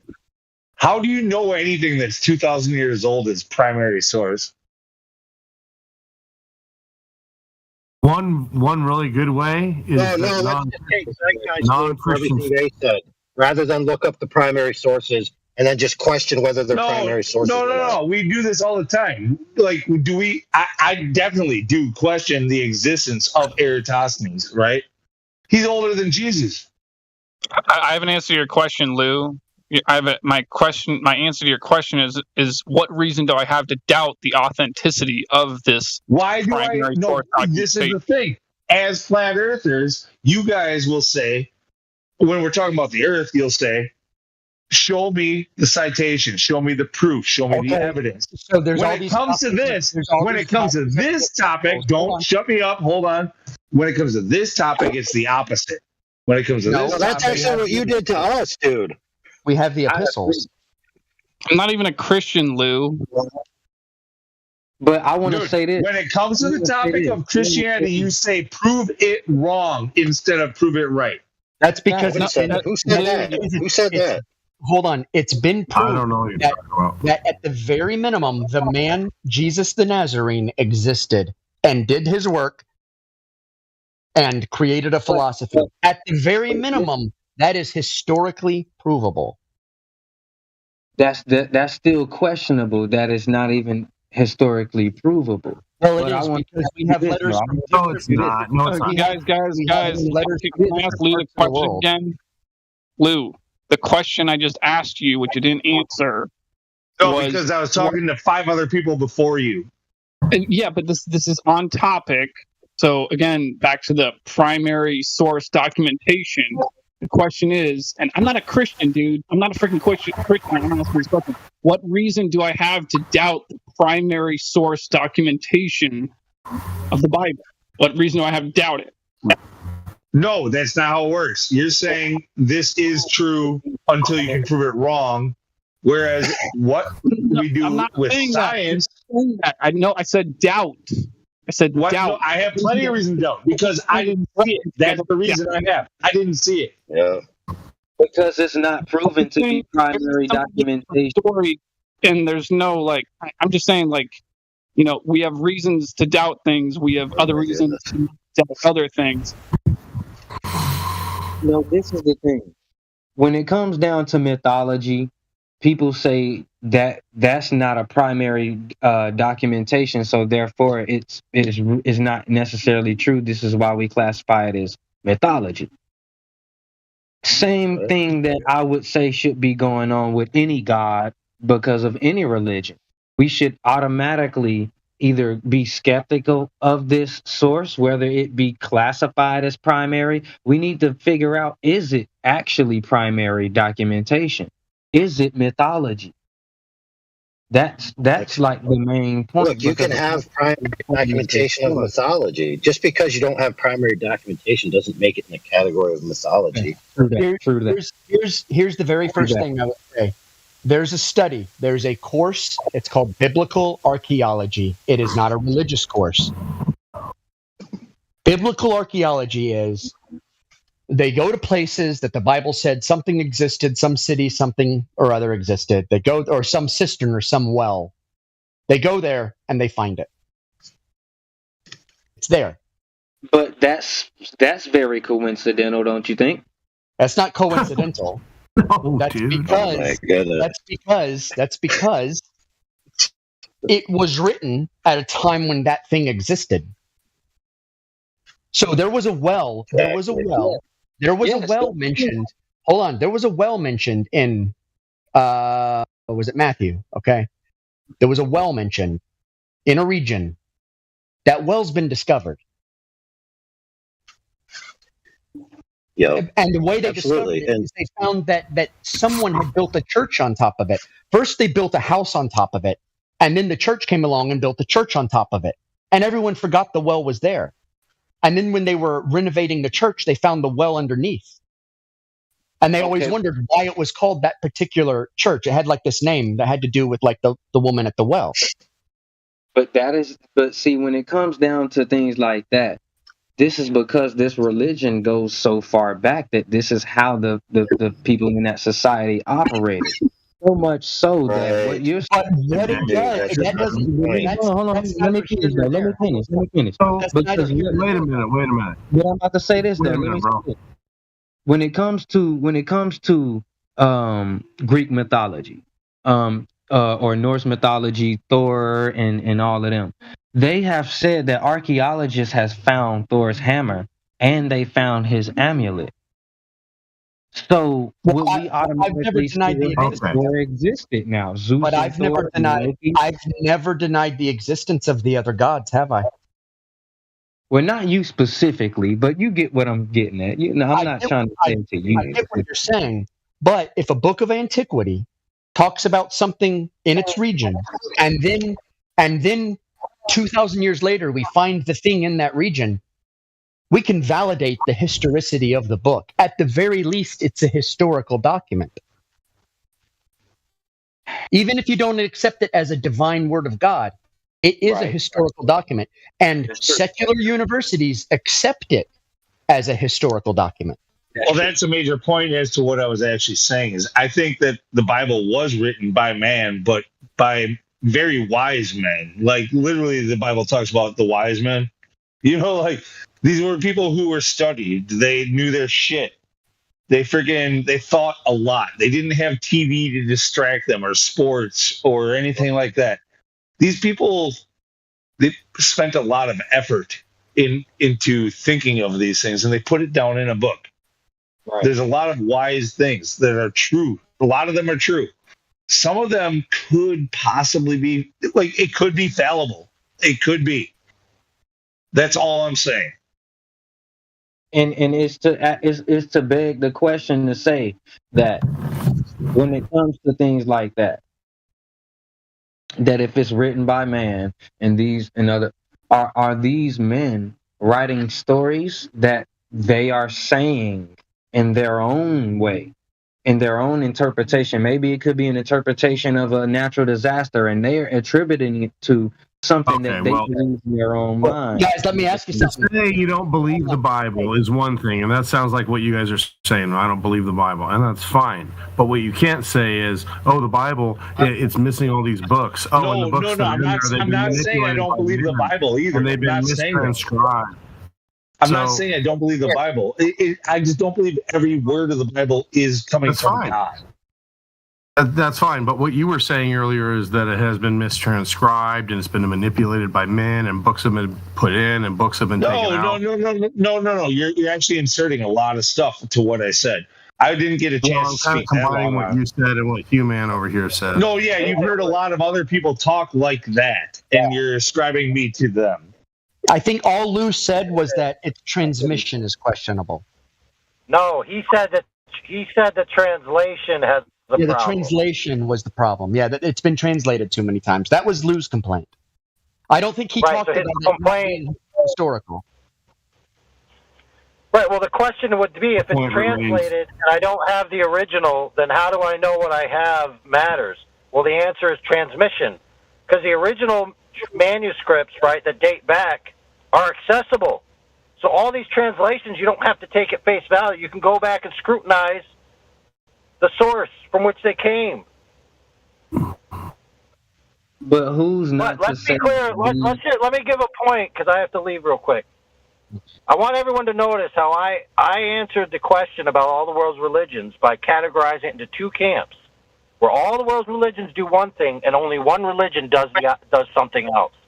And that point was kind of just glossed over, and then we immediately went in with scrutinizing the text itself rather than the claim. Well, here's the thing. It is true. If I was more versed on other religions, then I could give you other things that might have just as much truth. The thing is like what I'm saying is that there's a lot of religions. There's a lot of overlap on the religions.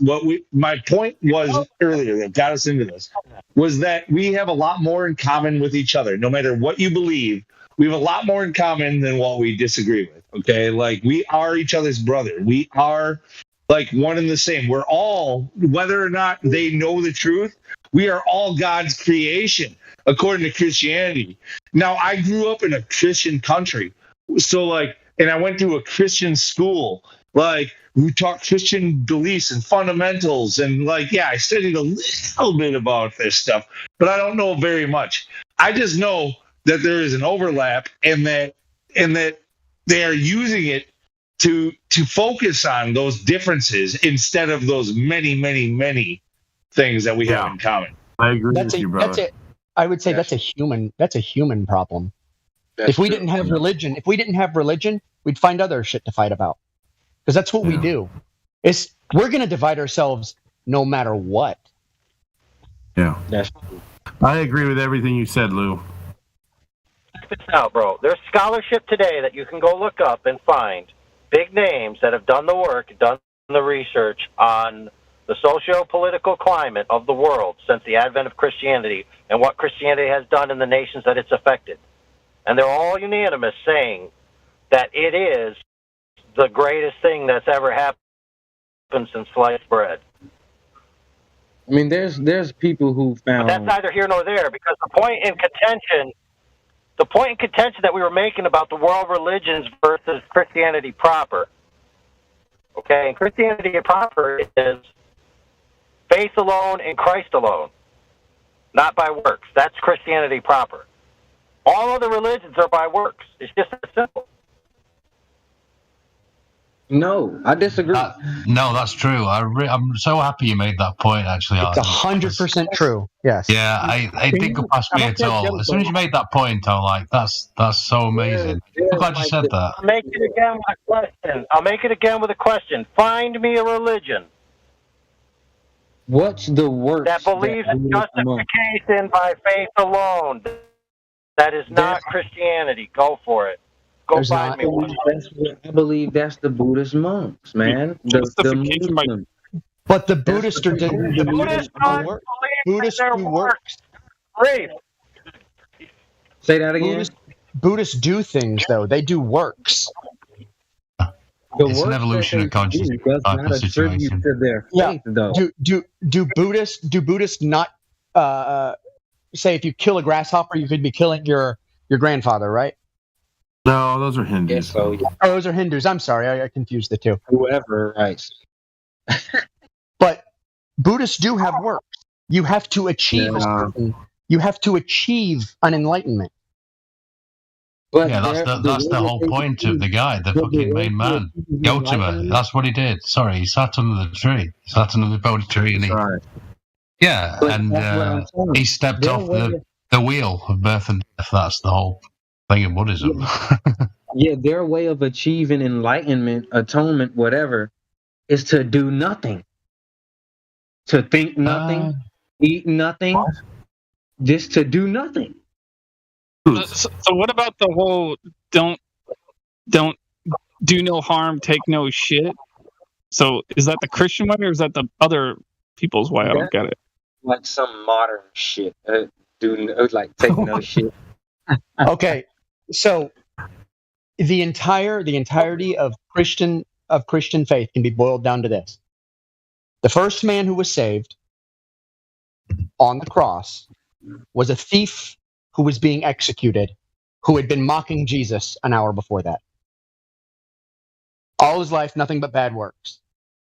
The only requirement for his salvation, the only requirement was he had faith, and that was it. That was the only one. And then the requirements of the other religions is you got to do some kind of work in one form or another. Yeah, there's work you got to do, or things you have to deny to yourself, or anything like that. Paul said, "You're free to do any. You're basically free to do anything you want." No, man, no. Never, ever. No, what? No. See, first thing first, I want to say this. When it comes to religion, it's not just faith only. They said literally in the Bible, faith without works. Now, are you reading that? But are you reading that in context? What's the context of that scripture? I don't know. I'm not reading it right now. I've just remembered that. I'm not gonna tell you. What I want you to do is I want you to read that chapter. I'm about to go read it right now. Go read it. But what I'm saying is, you can't just have faith. Faith alone, you can't survive without bread alone, because you got to have faith. So wouldn't that be true faith will manifest itself in good works. True faith will manifest itself in a heart that's grateful towards God, a heart that loves God and loves his fellow man. But it's not required. That's the whole point. If your faith motivates, let me put it like this. Are you saying it's not required in order for God? Hold on. Don't ask me before I answer. If you have faith, maybe your faith motivates you to quit drinking, but it's not required that you quit drinking, is it? Yes, it is. No, it's not required. No. Let me rephrase that. Okay. Are you talking about an alcoholic who's just like a raging drunk all the time? Or are you talking about a guy who drinks beer once in a while? I'm just saying denial. What? I'm just saying denial. Would you deny? Maybe someone's faith has them say to themselves, I'm going to deny myself something because I want to overcome a struggle. Like maybe they want to fast for a week. Okay. So you're not talking about an alcoholic. What I'm saying is Paul said that there's nothing actually against the law. He said, but if you have good faith, maybe your faith will motivate you to do good things. But the faith comes first. The first thing is to get saved, and then maybe you change your life. That's the difference. Multiple times in multiple scriptures in the New Testament says, no drunkard shall inherit the kingdom of heaven. So how do you reconcile that idea? Tell me, wait a minute. You mean where the drunkards are, outside the kingdom, yeah. But now I want to... You tell me, you're making the claim, so you tell me what it means by drunkards. Is that an alcoholic? Is that an... Well, if you want to get down to the minutia, I guess we can look at the Greek and exactly what was being said. But if we're just going to use common language so we can communicate like human beings, I think it's pretty clear. Actually, I would like that clarified because like even the church tells you to drink wine once a week. So what does it mean to be a drunkard? Yeah, what did it mean when it was written? Because look, what did it mean? What did it mean when it was written? And another person might not, and they drink the same amount. So that's my problem. Is alcoholism is something we developed to describe something in the modern age. Is that Okay, what they the Bible would say? says, "Be not drunk with wine." Let's be there. Let's start right there. Okay. So In context, I'll propose this. What's the preceding scripture to that? I'll share. What about this? I don't have a problem with people who drink. I don't have a problem with people who get drunk. But the scriptures say, don't be getting drunk. That's not a good idea. Okay. Who says it? Who says it? Who says it? And look, hey, I'm kind of drunk right now. I will not deny that fact. But like, look, hold on. I gotta ask you though. It's Paul who says that, right? Well, multiple authors talk about drunkenness. Okay, well, Peter talks about sobriety. Ignore the entirety of the Hebrew scriptures because we're not under that law at all whatsoever. I am just talking about the New Testament. Ignore the Hebrew scriptures, first of all. That's no. Okay, are you still under? Well, I was quoting okay, from the hold New on. Testament in both instances. Paul said the entire Levitical law was abolished, and he used the word abolished. Okay, well, I think what we're debating is in how I think. Hold on a minute. It's all about like treating the body as a temple and blah, blah, blah, right? Public forum over this. I think what you're talking about is once saved, always saved, and that I don't. That's not a. Are you saying like if a person breaks, like, again, this comes down to essentially what types of sins are they in Catholicism again? Let me remember. Immortal sins, which are very bad. Those are very, very bad. You don't want to do them. And what's the other one? Like, this is one of those other ones. Like, if you get drunk once in a while, like, God will forgive you. Like, it's not a big deal. I ignore all that kind of philosophy because that's pharisaical. It's trying to impose like categories and rules onto something that you're only applying in principle in the first place.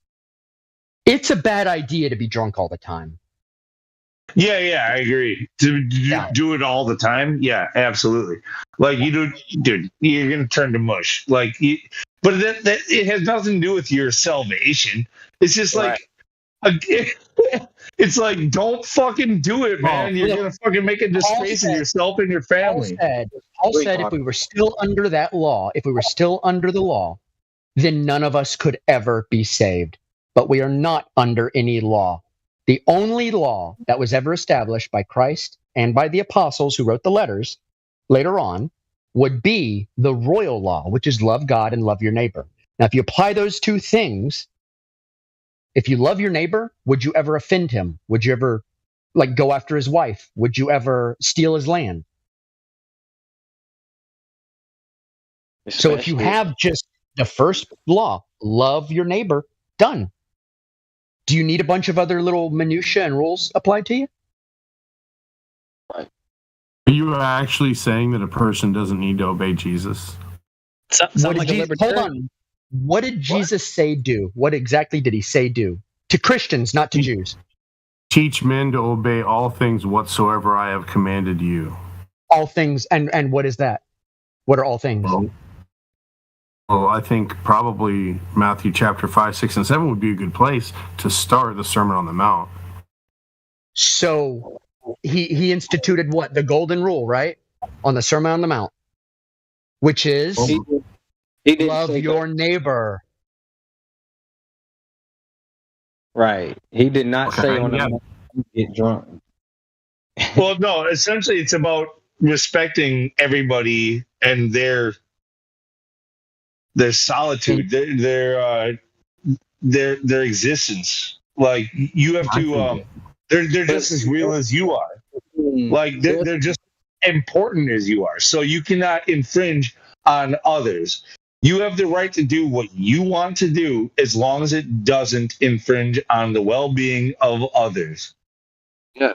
But see, there's a difference between a drunkard and someone who's an alcoholic. A drunkard is more something spiritual. No, it depends on what time you are living in. Like, a drunkard and an alcoholic. A drunkard was an alcoholic at those times. Like, that, it was somebody who was drunk all the time. That's what it meant when it was written.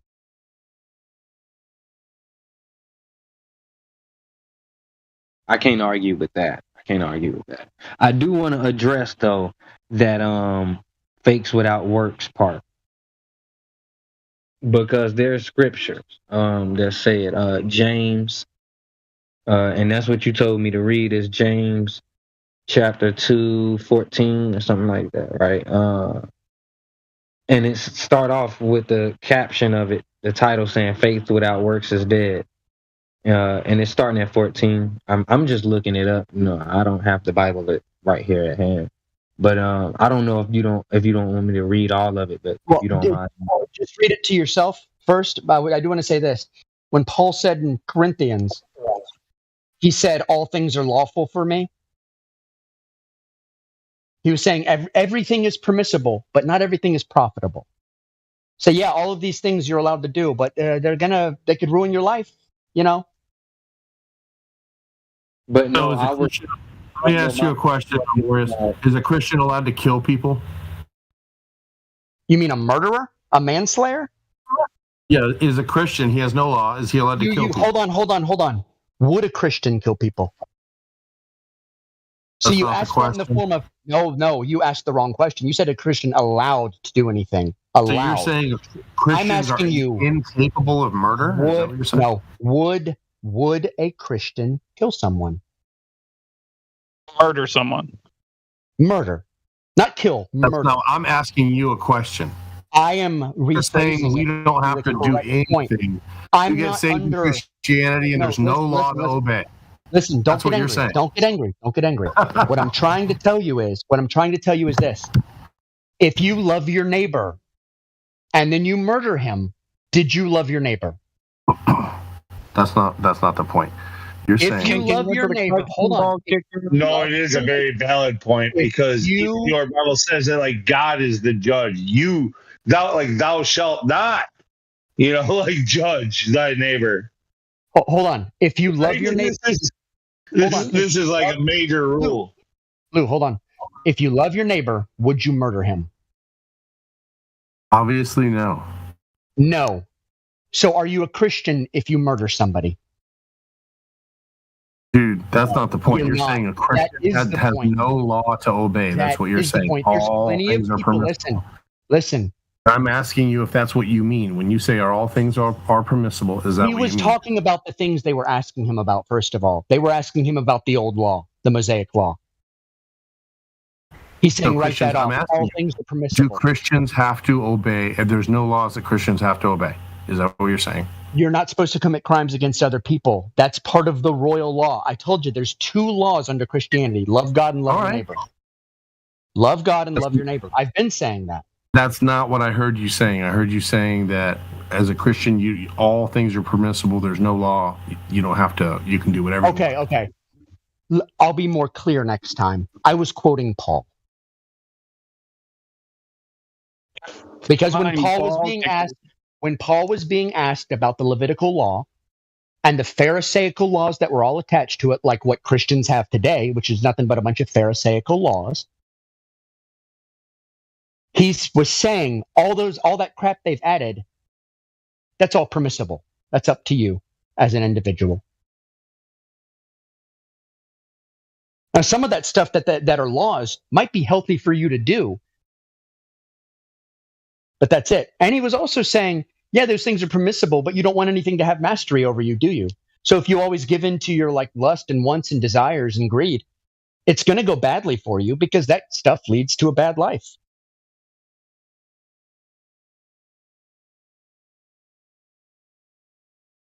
What did the thief do? Yeah, most of what is written in the Bible, I would say, it's still true, because it's just general, like a good way of living. Like if you want to live a good life, this is the way you'll do it. It's not that God is going to damn you to an eternity in hell because you don't follow it exactly to the word, in that way. But do you think God would condemn you? Do you think God would condemn you if you, I don't know, cheated on your taxes one year? Right. Yeah. The answer's no. The answer's no. He forgave a gangster on the cross. That's essentially what that guy was. And the only He's thing that guy basically did, saying, yeah, you haven't broken the morals of like the human code, basically. and by the way, It's- I it's- don't drink, I don't smoke, I don't sleep around. I hold myself to a moral standard, but I don't hold everyone else to that. No, we're not supposed to. Right, we're not, because everyone is responsible. Unless The they're head of every man is Christ. Well, Unless they're So Christian. any religion that says that any religion that says like you will be damned to an eternity in hell if you don't do this or don't do that, or if you do this or if you do that, basically you can write all that stuff out as bullshit from man. yeah, that is. It's a bunch of bullshit from man. 90% of it is, yes. What's taught in churches today, 90% of it is Pharisaical. It's rules oriented. Do this to be saved. It doesn't work like that. You get saved, and then you start a life course change, depending on how much changing you want to do.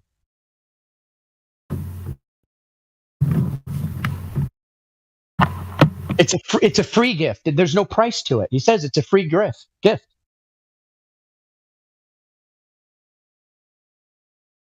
Well, I was just going to say, regardless of what you think might come after, I'm not going to make any claims about that, but there's clearly a karmic law that can be observed by anybody, especially people who've suffered quite a lot.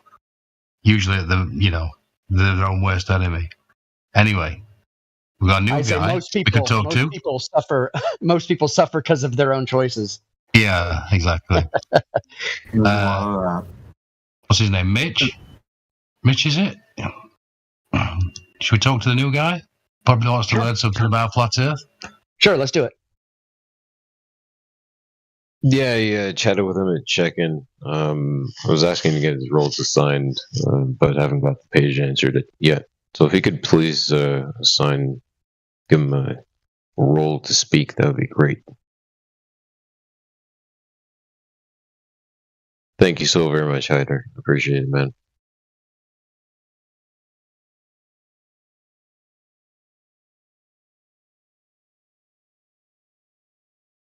Yeah, Michito or Michichito. You should have control of your mic if you'd like to join the chat. We have a few folks in the panel is more than welcome to chat with you about your observations.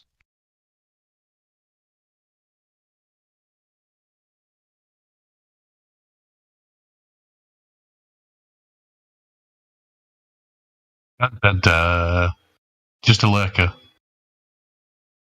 It's all good. Well, until he says something, I wanted to say something. And Lou gave me the idea when he was talking about how he went to like a Catholic private school for 2 years, and they like part of the curriculum was to go to church like once out of the week. And so I was thinking, now I mean it's probably not going to happen at this point in time. It almost seems like a pipe dream, just because mainstream American society is so brainwashed against it. The idea of eliminating the public school system, it's something that should be done, but again, it's far beyond the comprehension of most Americans' feeble minds. But let's pretend for a second that we did do away with the entire public education system and let the private sector fill in the gap. Let's just imagine what this would look like for a second with the culture that we have here amongst us 350 million Americans, because I think something really funny would happen, and it just makes me really wish that this would happen just so we could watch this detail play out, which is, like Lou, take for instance, he went, he wasn't really a Catholic, big, Catholic guy, holding the cross to his chest all day. Yeah, not at all. I just did it. I just did it because it was like the only place I could go to have a decent education, honestly. Because if I trusted the public schools, I would be put into remedial classes for people who were, I mean, like it would sound racist if I said everything I want to say. You get what I'm saying? But like their parents weren't there. These kids were levels behind. They were bussed into my community, and we were lowered to their standards. Well, yeah, and that's another aspect, finer detail of the overlying problem. But What I'm trying to say is how I think, at least temporarily, maybe not over decades, but at least over a few years, if we were to say, starting next year, January 1st, no more public education, just everyone, all you parents, you got to keep more of your tax dollars, a whole lot more, and you got to spend those tax dollars in the free market to, figure out for yourself what school you think your child should be educated by. And so the reason why I think this would be interesting to watch play out in modern times here in America with our culture is because there's a lot of different sections. There might be a lot of Christians of various different sorts, and they want their children to go to a Christian thing. Might be a bunch of Jews or Muslims that want their thing going there, but there would also be these atheists, these wacko atheists that would want their child to go to a school where they're like, Google says men can get pregnant, thus men can get pregnant, and they're like raising their child with that stuff, and like two in California 2 equals 10 or something like that, just all this wacko. Oh, and by the way, the Earth is a spinning ball in the vacuum of space, and they just I just think it's so interesting to see like an actual temporary, but later on failing more likely, public or not public school, private school where like actual leftist retards are like spending their actual money to send their children to go to these like wacko schools. I'm just imagining what the curriculum would look like, and I'm just laughing. In your fantasy scenario, I think that those wacko schools would go bankrupt in the first month, because in reality, the wackos only make up about 7% of the population. They're just very loud, and they want top-down enforcement. That's why they love the public school system. So once it hit private, yeah, those wackadoodle schools might open, but they'd be closed real fast because no one would send their kids there. Because once no one would hire someone who graduates from there. It's funny because most people, they'll say, oh, they're a liberal or they're a socialist, but the moment it comes to their money and their kids, they suddenly get very conservative. It's true. Yeah, you're right. They would close within the first month if they even would form to begin with. Well, let's point out the people on the left, they don't have children. They've told themselves that it was irresponsible, socially irresponsible to have children. They're wearing blue hair. They don't have children. They don't have an identity. They don't these people really, their opinion does not matter. No.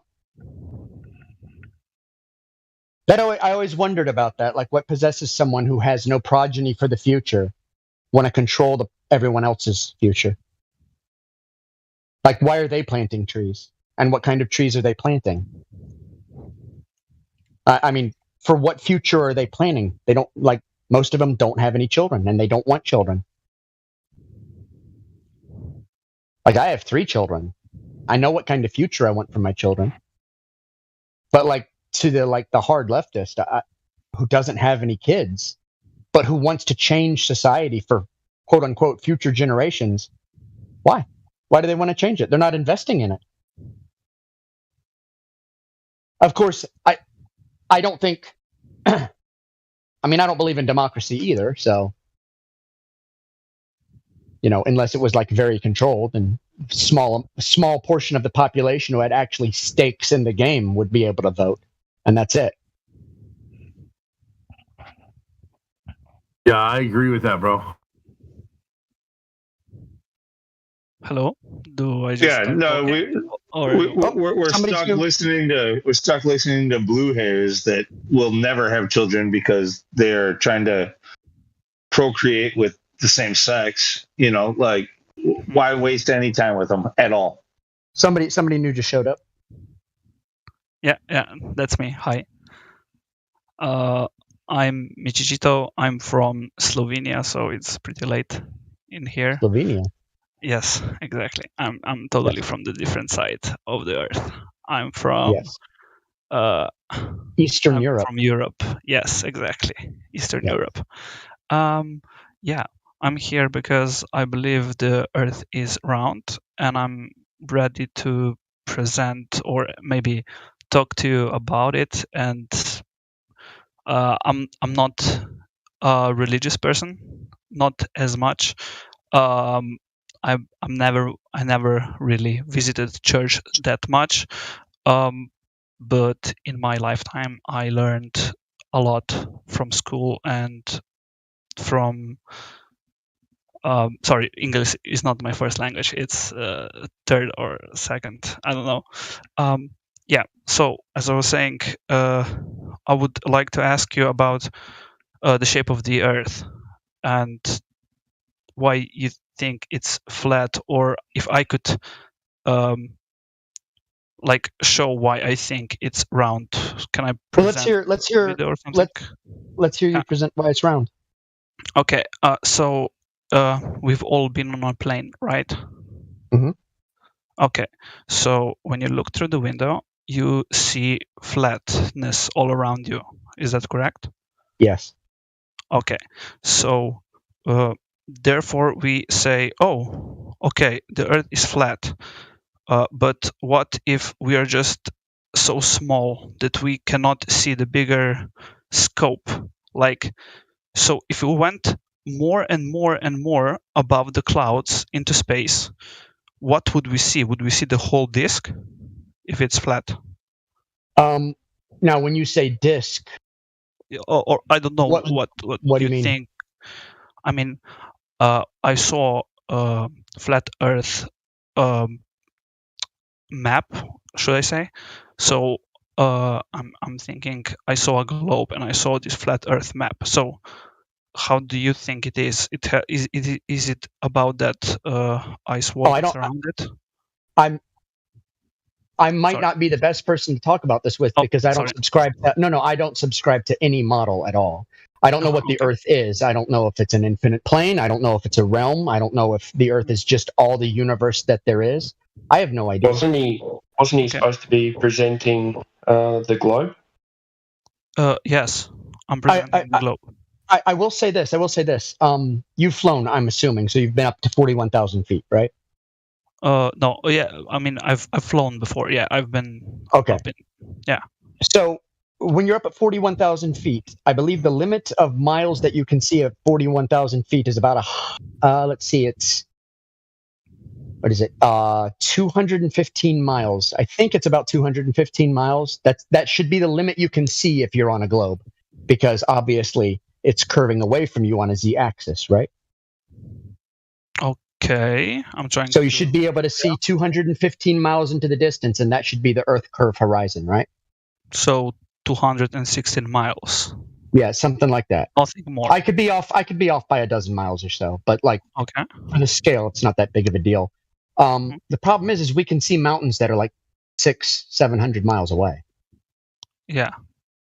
So I think here is where we say, no, wait, we can see even further. Yes, we see we see what we see. Now the globe believer would say we don't see what we see. We see an image of what we see. Uh-huh. So okay. I would point out that most people come in here thinking we have the burden of proof, and that we have to prove that the Earth is flat, not curving. But you guys have an actual model. Excuse me. Yeah. See. Yeah. Hold on, Slovenia. You guys have an actual model, and all we have to do. Sorry, I have like a red pepper caught in my throat. Lou, let me talk to him. So,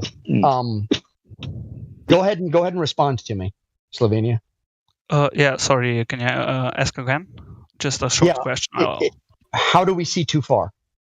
Okay, so let's say New York has its port, right? At what? 0.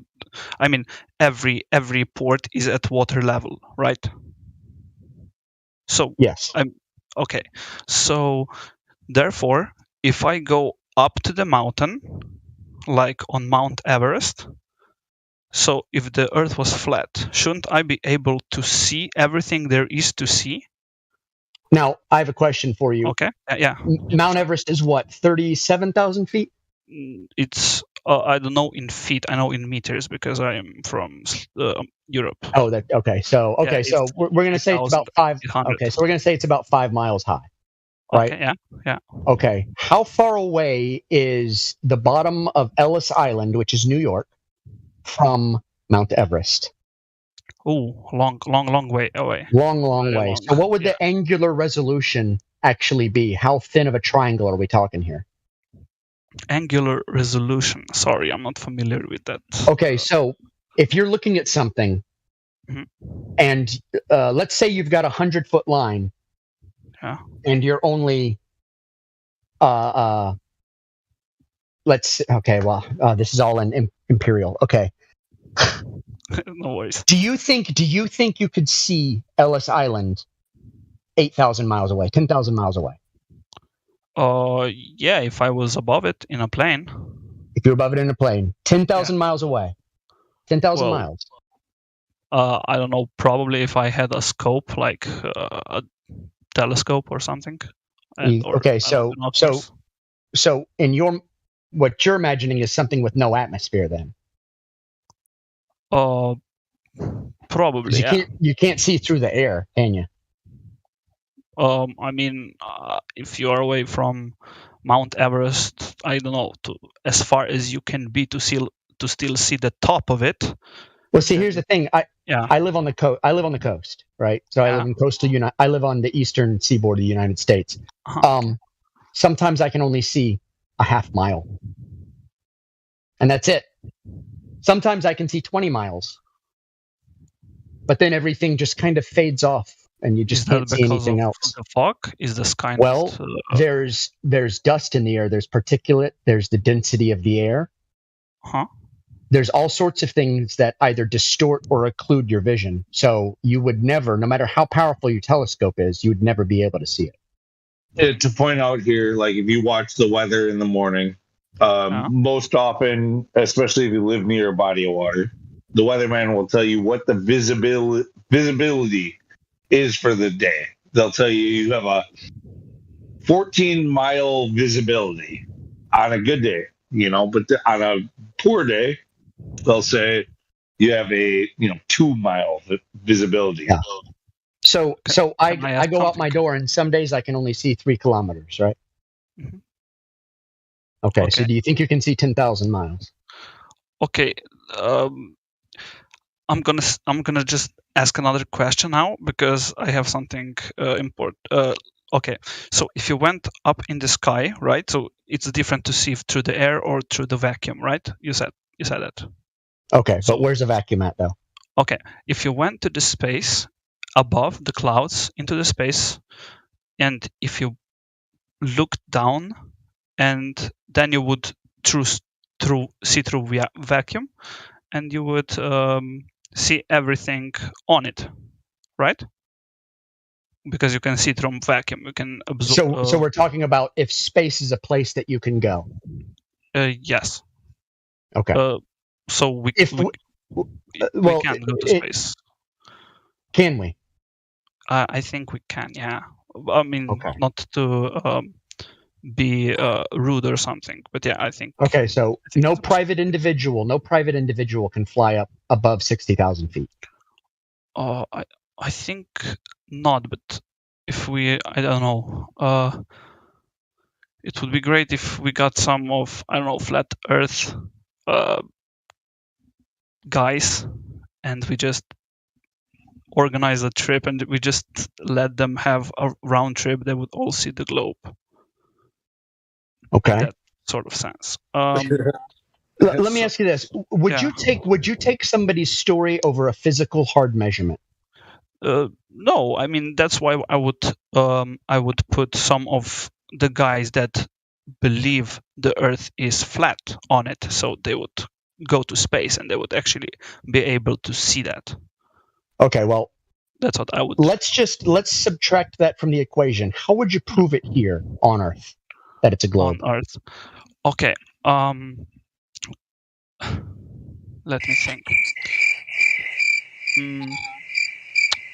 I would definitely try to show another perspective, but if we're going through this, the best I have is if you put yourself far enough, not like New York, but let's say Mount Everest is right before you, and you walk away from it, and you walk so far away that you can't, you can barely see it, but you are really, really, really far away.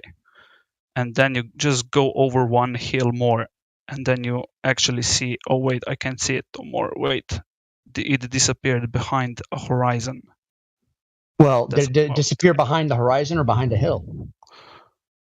Well, behind a horizon. Or did you get so far away from it that it just got so small you couldn't see it anymore? Well, because it's still pretty big, right? If we say 0 degrees is sea level and the Mount Everest is 8,080. Sorry, I'm using meters here. That's fine. That's fine. Okay, let me ask you this: you ever driven to a big city?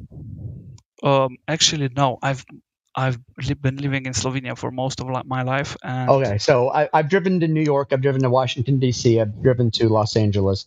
You know those cities, especially I would say especially Los Angeles, because you're just straight. You can see Los Angeles 100 miles away. You can see like the big black cloud over Los Angeles.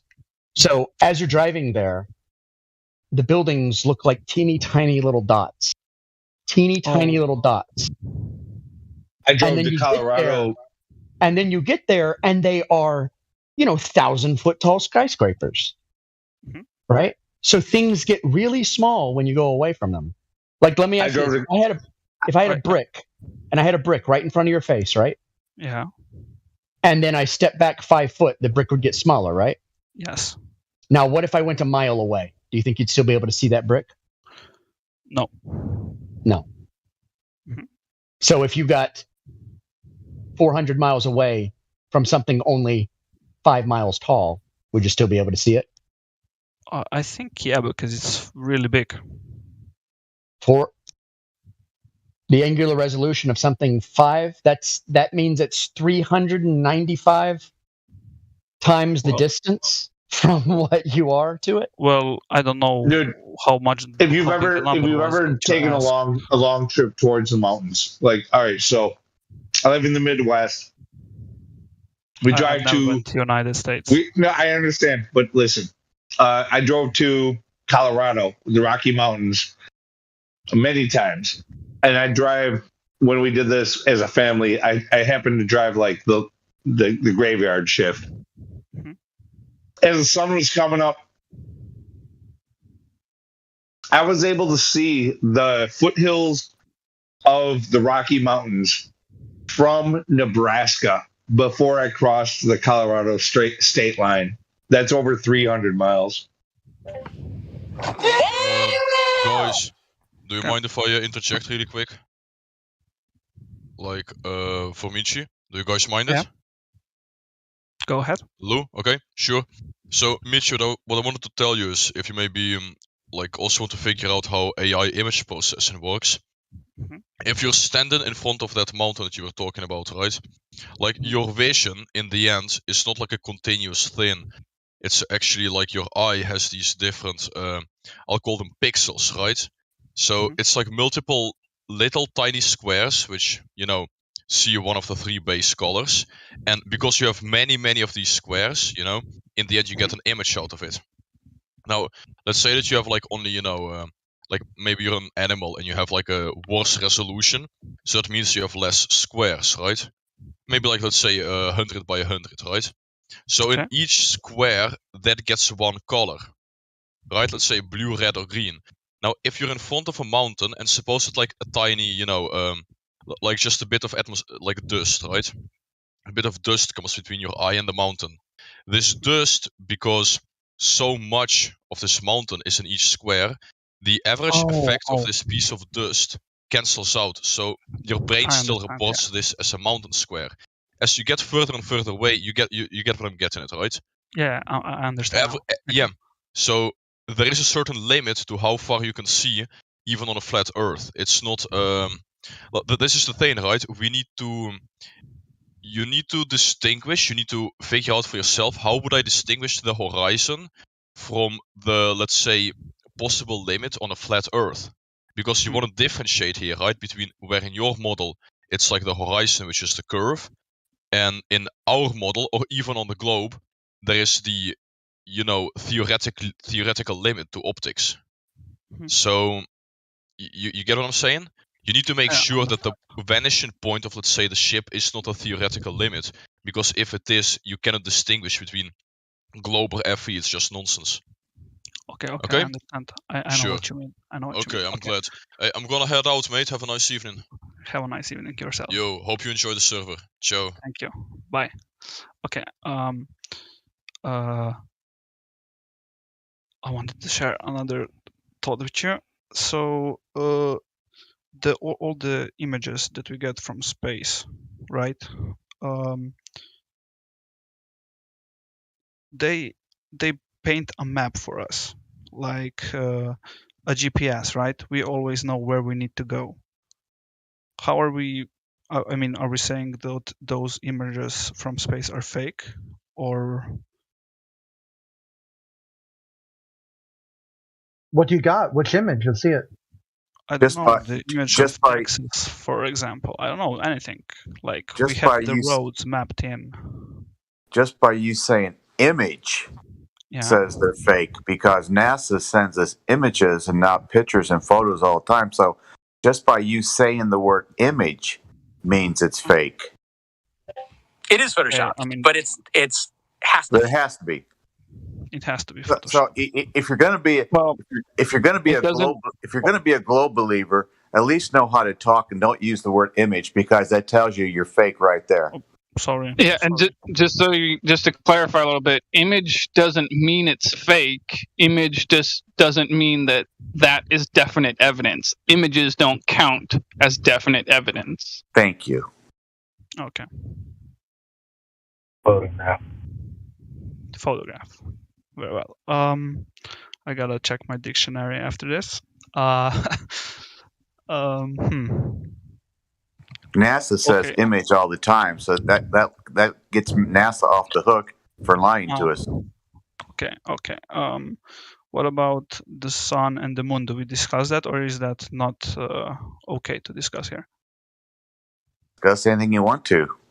Okay. For example, what is the sun? What is the moon? Where are they in the flat Earth? I mean, are they on the sky? Are they far away? Are they close? I saw one guy who was from Flat Earth Society. I don't know if he was just trolling or if he was a real guy. He said that they are just like not more than 10,000 miles above the sky, which I don't. I should. So just so you know, the Flat Earth Society is not a place where actual flat earthers are. It's a psychological operation, also known as a psyop. So just until recently, so as of this moment, if you Google the term, if you type into Google flat earth, I'm pretty sure at this moment, the flatearthsociety.org will not come up as of this moment. But that's only a recent thing as of like a year ago. Before a year ago. Even if they, go ahead, continue. Sorry. Well, yeah, they might change it back. They might not. Whatever, it doesn't matter. The point is, prior to a year ago, for many years, probably more than a decade, as far as I know, whenever you type in the words "flat Earth" into the Google search engine, the very first thing that came up was the flatearthsociety.org. Now, keep in mind, again, this is a psyop, so. They will start off by saying something that's true. They'll start off by saying the Earth is flat. That is true. But they'll also, after that, say the Earth is accelerating upwards at 8 meters per second squared. Yeah. What Orion is saying is that, like, when you look into the Flat Earth, when you type it into Google, you're going to find a lot of Flat Earth Society links ahead of ours. And when you do, you got to recognize that that's not real flat earthers. That is the CIA and the FBI and whatever militarized group of disinformation that they have out there to try to control the narrative. It's Orwell's 1984 everywhere you go. It's not just flat earth either. Okay. We don't have time for a meeting of the Flat Earth Society. Yes, so that's a perfect example right there. You just heard a clip of Obama, the former president, actually referencing the PSYOP. So when people hear him say that, they're likely to think, oh, yeah, those flat earthers at the Flat Earth Society are so stupid. Thus, the Earth must not be flat, or something like that. He's referencing a PSYOP, the president of the United States, in a public speech. And to answer your question about the sun, moon, and stars, the sun, moon, and stars fall into the category of unverified lights in the sky. The composition of them is unverified. The distance to them is unverified. The size and shape of them is also unverified. But we do acknowledge their existence, of course, the luminaries in the sky. Okay, fair. Okay, I have then another question. We have stars like the Northern Star, right? And we have the Southern Cross on the south. And if we stand, we see those lights, but they are very, very, very far away, or we don't know how far away they are, right? So if we are on I'm gonna here use Earth as a sphere. So if we are on the south, I'd like to point out real quick, there's a difference though. You're talking about magnitudes of difference. When we see them, yes, they look far away. They are far away.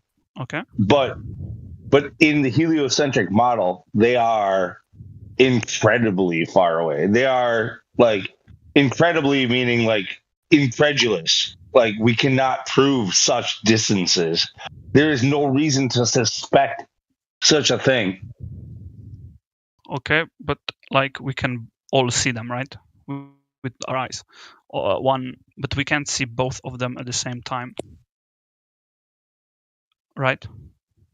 Yeah. Now, whether or not we see a luminary or not, that's one thing. But what to try to lay a model down and say they're this far away, and this is where you're going with it. You're about to lay down the math and mathematically. I'm not about math. I'm not trying to do math. But if we are standing on one side of the Earth, like on a globe, and if we are all having compasses, and we all stay on the different sides of the Earth, and we all pull out our compasses, and they all point north, and the people all face north.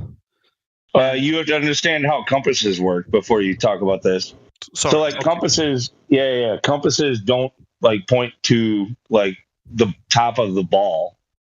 First off, compasses point towards magnetic north, which they say drifts currently it's somewhere in Siberia. I forget how many degrees south of geological north. But even still, the pattern that your compass follows is not necessarily pointing straight line to that source. If you're in the southern hemisphere, it actually weaves. It'll weave depending on where you are, of course. But in some cases, it weaves where it's going southwest before it turns and heads north. You know what I mean? So your needle will point. It has to do with the magnetic flux. If you have so when it has to do with magnetism and magnetic flux, and what your compass is just looking at where the magnetism is flowing, not necessarily straight towards north. Okay. It swims around a little bit, and especially in the southern hemisphere, it does. Your compass can also not go through land. So if you're on a ball and you're in the southern latitudes, and you cannot point north because it can't go through a ball. Yeah. So, and the reason we know that we live on a stationary topographical plane is because compasses point north. And if we lived on a ball, they wouldn't point anywhere because they can't point through the ground. So but they don't point towards north as in the center of the sun's circle. That's not where they point. So they put into the ground in the southern hemisphere. Is that correct? You cannot use a compass. You cannot use a compass and find north on a ball in the southern latitudes. Because it goes through the ground. Because it has to go through the ground to get to your imaginary North Pole, wherever it's going to go to. It doesn't work that way. It works in a fairy tale, in a cartoon, but it doesn't work in the real world. So therefore, we don't live on a ball. We live on a stationary topographical plane, no matter what your textbooks told you back in 5th grade. So if it goes through the ball, it then... Wait, I gotta interject here. Sorry, guys, but I gotta say something about. I can't get the word out. I don't think this is a good argument to use, just because magnetic fields can. We're not using it. We're refuting his. I'm just saying that magnetic fields can move through dirt. I think. Yes, they can. Yes, they can. Yeah, but you have to use a compass completely flat, and if you angled your compass up at a 45-degree angle, it doesn't work anymore, correct? Correct. Okay, so if we all use our compasses, they're all if we all use our compasses, they're all facing the same direction, right? I mean, they all face. That's actually what I was telling you. Like, well, it goes through the earth. You said on the left side. They're following. Okay, so like imagine, even though they're not real, like imagine. Just a sec. Listen. Imagine a point A and a point B. Okay, on a piece of paper, right? Yeah. Like imagine this thing makes an S turn in order to get from point A to point B. Okay. Okay. Yeah. Anywhere along that line will always be pointing north according to your compass. Mm-hmm. That's how a compass works. Okay. So if you're standing on the southern tip, north goes through the earth, and then therefore we cannot use it like that. You can't use it on a ball. Okay. So people at the equator would be angling at 45-degree. So guys, give him a chance to speak. So if we are in the southern hemisphere and it's going through the earth, isn't that why we can't see the northern star? Because it's through earth on the other side. Now you're changing the subject. You're diverting. No, this was his original subject. Lou changed over to compasses. Sorry. This is where he's actually fuck you. going. Don't throw me under the bus. What's you, Lou? He got chucked right under the bus. Yeah, thanks. But yeah, this is where he was going to go. It was about seeing certain constellations from seeing or not seeing, depending on what hemisphere or location. Yeah, but why are you helping them take it to the sky instead of keeping it here on Earth and how we navigate? Yeah. Here's the situation, guys. I'm not. I just wanted to get. Here's the situation, guys. We allow the globe. I'm sorry. Some people allow the globers to look to the celestial to prove the terrestrial. That's insane. We shouldn't give them the high ground to let them look to the sky to prove the ground we walk on. Just my opinion. Yeah, and another way of saying this is I just told you a few minutes ago, sun, moon, and stars are unverified lights in the sky until someone can directly validate the composition of them or the distance of them, rendering your question nonsensical and irrelevant completely. Yeah, totally non sequitur. Totally. The reason I wanted to let him go there is because it's so easily disputed. We know that you can see certain constellations you shouldn't be able to see in the heliocentric model from certain latitudes. No, but it's just such a... I get you. Yes, you can do certain things there if you want to, but that's their dream, is to get farther from the surface. Like, as soon as we start talking about the stars and the planets, they're like, finally. Like, we got to keep them here on Earth and in reality. Yeah, it's imagination land for them. I'm sorry, but for you are living in an imagination land. I don't believe in flat Earth. That's why you believe in a spinning ball that you can't prove. Of course. So let's talk then about objective reality. So what reason do I have? Well, maybe I'll ask that in a second. Do you know of any time that anyone's ever directly measured the Earth and detected curvature and the method of how they did that? No, I don't know about curvature. I know about other things. I mean, that's the main thing that you're claiming. You just said "Oh, I'm not crazy. I don't believe the Earth is flat." I'm like, "Okay." No, yeah. What he's saying is he's taking the Earth as a ball as a given. Like it's just we're not supposed to question that part. The Earth is already a ball, and then let's talk about everything beyond it. No, I'm just asking if we're just gonna say, just a sec. I just need to translate it in my head. Can I ask the gentleman a simple question? Yes. Oh, let him think. He didn't answer mine. Okay. I mean, I'll get in line. Yeah, you're just literally trying to give him a crutch to get out into space. Well, because I don't understand exactly what you wanted me from that curvature. Yeah, we want you to prove that the Earth is a ball before you assume the Earth is a ball. Okay.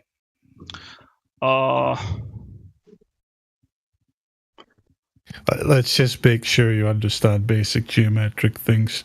You understand a ball has to have a curving surface, correct? I'm not familiar with these words. These are American English words. Sorry. I grew up in Slovenia. And Okay, so are you just trolling now? Are you just trolling now? I'm not. I'm really not. I have problem with words. You understand the word ball? Yes. You understand what the shape of a ball is, the nature of its surface? Surface curves, correct? Yes. Okay. Good. Okay. So do you know? So you believe the Earth is a ball, right? Yes. All right. Did anyone ever measure the surface directly and detect the curvature of this ball that you speak of? You mean? Thank you for those sound effects. They're really nice. That's a great sound effect. I want that. How can I get that one? Okay. So anyone that actually measured the Earth and got its curvature, you're asking. I don't know that. No. I don't know any man who did this. This is not what I've been taught. I've never researched. Right. No, and that's very important. That's very important. So, so how do you then, if you admit that, that's a big step. That's awesome that you say that. Yeah. So now that you've said that, in your experience, have you ever seen the curvature of the Earth or experienced the spinning of the Earth? Well, I didn't feel the spinning because the speed of the spinning is constant, as far as we know, right? Okay, so I'll allow you to write that one off, but you can't. So what you're telling me though with that is that you've never experienced it, so therefore either one is equally true, correct? Okay. Yeah. No. All right. So what about the curvature? What about the curvature? Oh, yeah. Have you ever seen a curved Earth? Like when you looked over water, did you experience a curved horizon, or did you see the bodies of water curving? Did you experience them as flat? Like, let me try to explain it with something else. Like if you have a ball the size of New York, right? Okay. I understand. You don't have to go there. I just want you to answer what I asked. We can go there. We can go there in a minute. I'll admit to you now. If it was very, very, very, very, very large, it would appear to be flat, even though it was, spherical. But yes, that's true. But you have to understand the size of the ball that they claim you live on. Yes. So his question summed up is: do you see the Earth as flat? Yes or no? No. That's not my question. What? Lou's asking you the simple question: do you see the Earth? If I see the Earth as flat. Yes. When you go to the beach, is it curving or is it flat? No, it's flat. All right. Thank you. Okay. Yeah, that's just, it's flat. So now we have a base axiom to start from. Okay. You have observed a stationary flat Earth. How do we know? And anybody. So that's the information you have to start with. So anybody who claims otherwise has the burden of proof. Okay. So, okay, let's agree it's flat, correct? If you look at it from a hill or somewhere, it's flat. You don't look at it from anywhere, but okay. It's flat.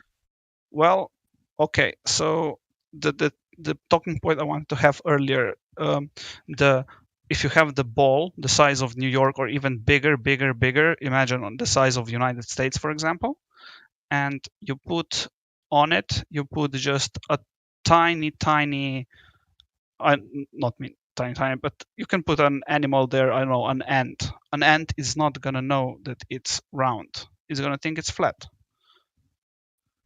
Here we go again. I'm trying to say we need to look at how big we are and how big the Earth is and how big the ant is and how big the ball is. It's all about perspective. Yeah, we did that. Okay. Yeah, we understand this the story. We understand the excuse. I mean, that's what it is. It's an excuse. The Ron Jeremy excuse. It's too big. You can't see the curvature of the Earth or whatever the hell. But listen, this doesn't prove the Earth to be a ball. That's what we're asking you for. So, you telling me this story about an ant and a big ball or whatever, this doesn't demonstrate the surface of the Earth to be curving. Okay. So, again, the question still stands. So let me just ask you this then. Since you admit you don't have a direct measurement of curvature demonstrating the Earth to be a ball, you admit that you see it as flat and feel it stationary. You've admitted this, and I admit this too. So my question is to you, what reason do I have to doubt that the Earth is flat? Yeah, just a second. Let me just prepare. The Ron Jeremy fallacy. Oh my! Just a sec. I gotta appreciate that with you, man. Fucking, that was good. Orion, you just getting the point. Yeah, that was good. I didn't make that one up. I think I heard Witsit say that. I've heard it. I've heard it before too. But yeah, no, it's a classic. It's a classic. Yeah, it's a good use of it. It was a well-played card, and we all know cards yeah. a lot, right? All good, boys. Well done, man. Well done.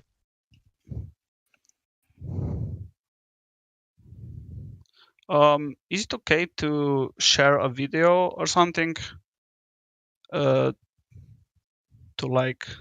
demonstrate something or not? Is it not allowed? Are you in a live stream voice text or?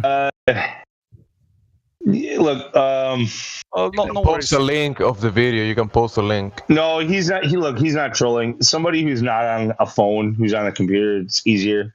Give him image link permissions. He's got that. He's good for it. He's not gonna troll us with a big dick or a steaming pile of shit on top of a kebab. I like to see a Glober video just so we can pick it apart. Yeah, just send us the video that you're talking about. Okay. Let me give you the terms to post. Okay. 1 second. Thanks. Watch out for Gemsy though. Watch out for Gemsy. Yeah, don't trust Jim at any cost. No Gemsy. Roll troll. Just another. You can question. post here in the live stream voice text. Thank you. Let me see. Thank you. We can start by 140 because before that you're not gonna like. I saw this yesterday. Thank you. Sure. Thank you. Oh, nice. We can. Yeah, talk about it was fun yesterday too. Okay, nice.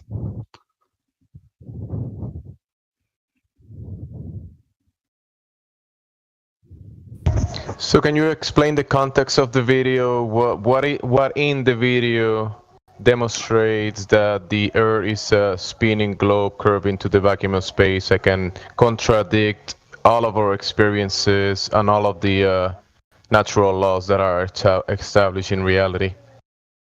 What in the video? Laws established in reality? Which laws are established? I got to hear what he's saying. We have to hear what he's saying. Well, what he's saying is the Earth appears flat, therefore it's a ball. That's literally what he's saying. No, you've seen it too, huh? No, I just watched it for 30 seconds, and that's what he said. Okay. Well, so far that's all he's given us in the voice tag or chat. Also, like he's literally said, "Yeah, we experience it flat, but you can't prove that it's not curving." Okay, let's. Yeah, he zooms in on a basketball and goes, "See, flat, therefore Earth ball." That's it. Oh, I like the disc. Just perspective. I like the like, disc. if you are that far away from the top, like if you go to the space, but okay, you don't believe in the space, so I can't use that argument here. Well, can you go there? You believe in the vacuum of space. You believe in it, even though you never experience it, and that's my point. Yeah. You believe in things that you have never experienced that go against reality. So I just got a question though. If it's too big to ever see it curving, how did they figure out it curved? You can't measure a curve from the ground. You can't see it at all. So how did they figure out it's curved? They looked at distant objects around them. They were looking at other planets. That's how I know. I mean, so you looked at something else and therefore concluded. Yeah. It took a multitude of presuppositions, things that have not been proven, but because it fit your worldview, it was accepted as true. So wait a minute. You looked at something that wasn't the Earth and then concluded, therefore, Earth is a ball. Well, when you put it that way, it sounds ridiculous. Yeah, Michito, think about it. Just think about what he said. Bingo. So because you never thought about it this way, right? But you're saying other planets, you're already assuming and have a pre-assumption that what you're standing on is a planet, a light in the sky. And you say, I see lights in the sky, wandering stars or planets. That must mean that I'm standing on a planet. I'm standing on a light in the sky. Yeah. He's basically saying that he's thinking the same way about the ball that he did when he was 8 years old. Yes. Because it makes sense when you look at all of the models that they present and the science they made before it. Reality is not a model. Stories are made to make sense. You watch Harry Potter and it makes sense. His stories are made to make sense. Well, sorry, I'm not from the United States. We've been taught different. Dude, you can wake up from a dream where you were flying and think that made sense. Okay, at the time, you woke up and you were like, "Holy shit, what the fuck was I thinking?" But at the time, it made sense.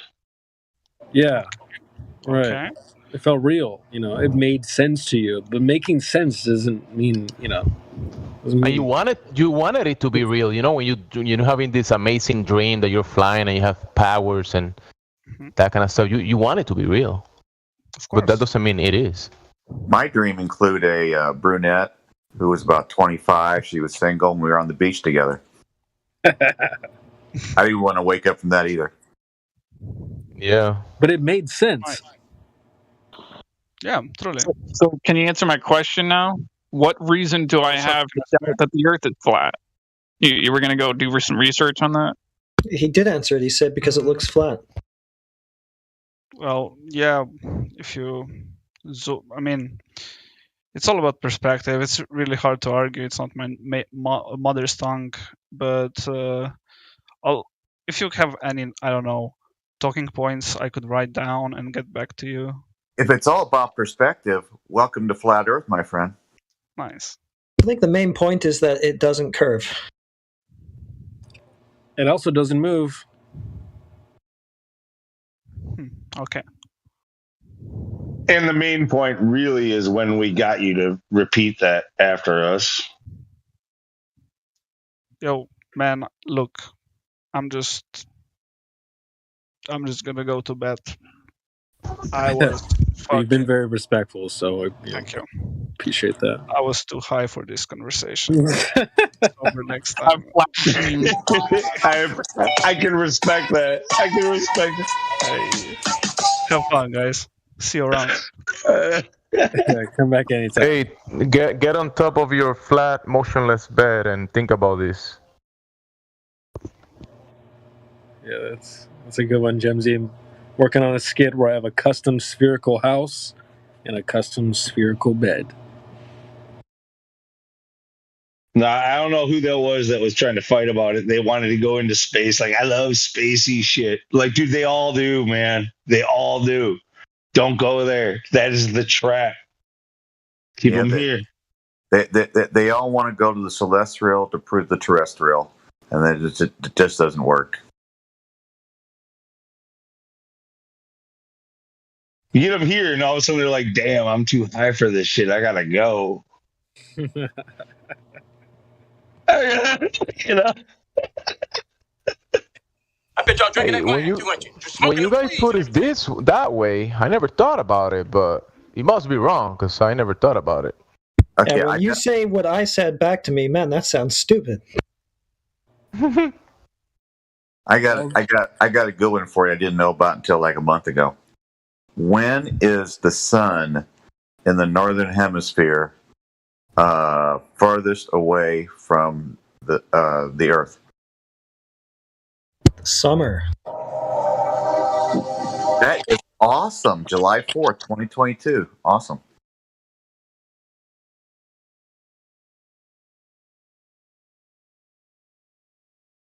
I didn't know that till like a month ago. Can you repeat that one more time in Spanish? Yeah, you're going to translate it for us, Gemsy. If you're in the northern hemisphere? Si estás en el hemisferio norte. Okay, he's actually doing it. Oh boy! When you're in the when is the Earth furthest away from the sun? Cuando la Tierra está más lejos del Sol. See, there he goes again.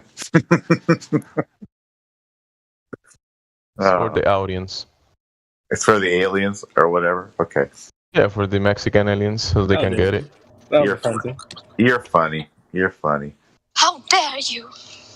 Well, at least you came up with the translation for 7/6R. I was very, very appreciative of that. I had nightmares after thinking so hard about that. How do you say refraction in Spanish? Refracción? I was thinking that refracción, yeah. I guarantee that's what it is. Yeah, la refracción. Hey, that's French, Lou. That's French. Hey, Gemsy, how do you say refraction bends light around a ball? La refracción bendes el laito around el globo. Exactly what Lou said. You just take it as that, and you'll be good. Stop it. Get some help.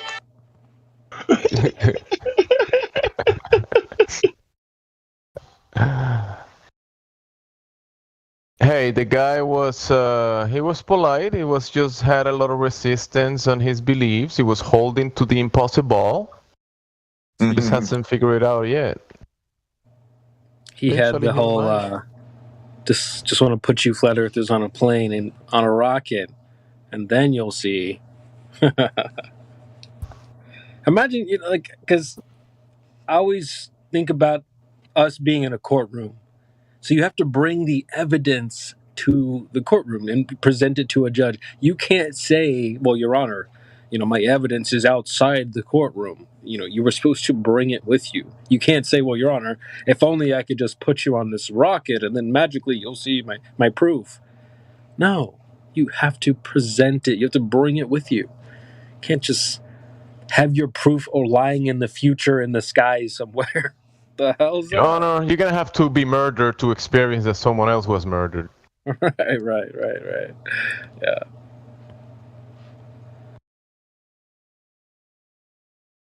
I missed the tail end of the conversation. Did he go there?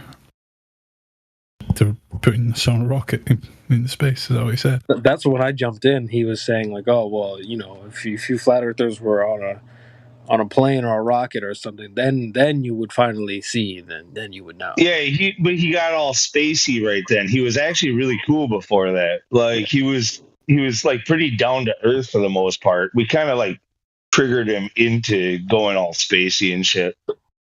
He seemed polite. Yeah, he got triggered exactly when somebody said believing in a fantasy. That was the moment. Yeah, that's all this is. Just a bunch of people who have never been on a plane. Yeah, they come in thinking that. It's crazy.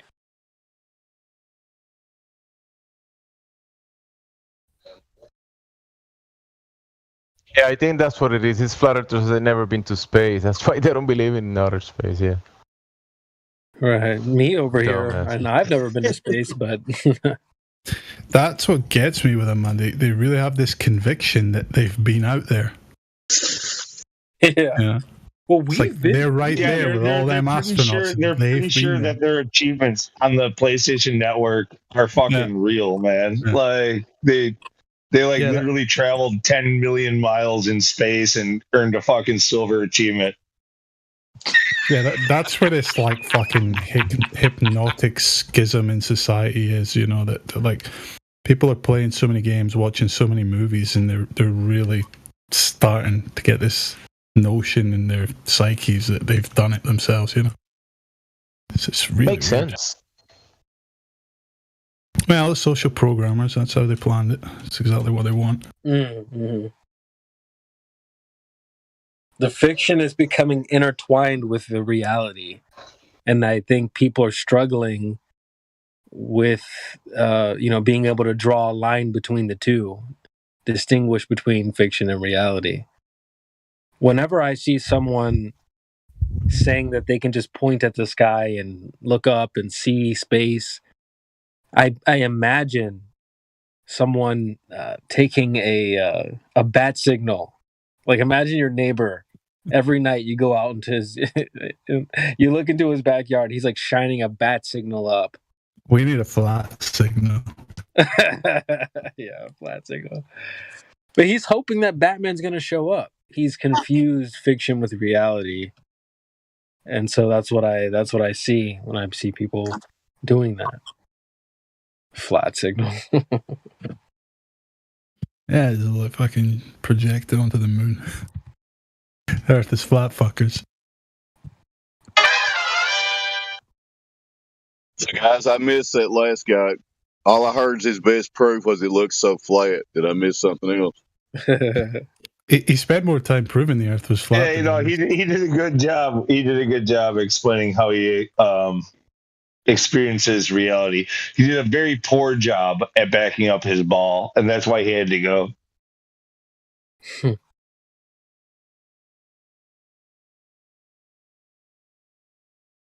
sounded like you guys took his girlfriend away somehow. Well, yeah, because we automatically we made him concede before he started. Like I did that actually. I made him concede before he started. Like, you guys all are capable of doing this. I know you are, Gemsy, for sure. You see this shit coming just like I do. Like, just cut him off in the chase. Why do we have to waste our time fucking going in circles, doing the same shit? Everybody gets a chance to argue. Like, just see what they're about to say and call them out for it before they even say it. Watch them stutter. Watch them fucking backpedal. It's hilarious, dude. That's the best fucking part.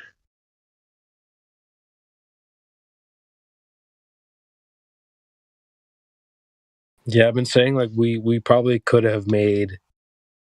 still make a flowchart, because there's only so many options, so many answers to the questions that we ask.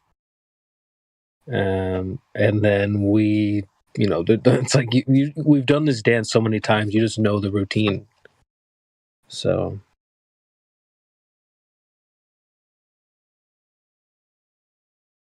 Now I don't want to hear the same. I don't want to hear the same shit over. I just want to see people stutter and go, I don't know. Like, and thank you. All right, next. Yeah, well, that's what I mean. It's like, now it's easy. You don't even have to get through the flowchart. You just go right to the, just cut, like you said, just cut it off right at the knees. Go right for the kill. Yeah, we know where they're going. You can hear their first 10 words and know exactly where they're headed after the first 1,000. Yeah.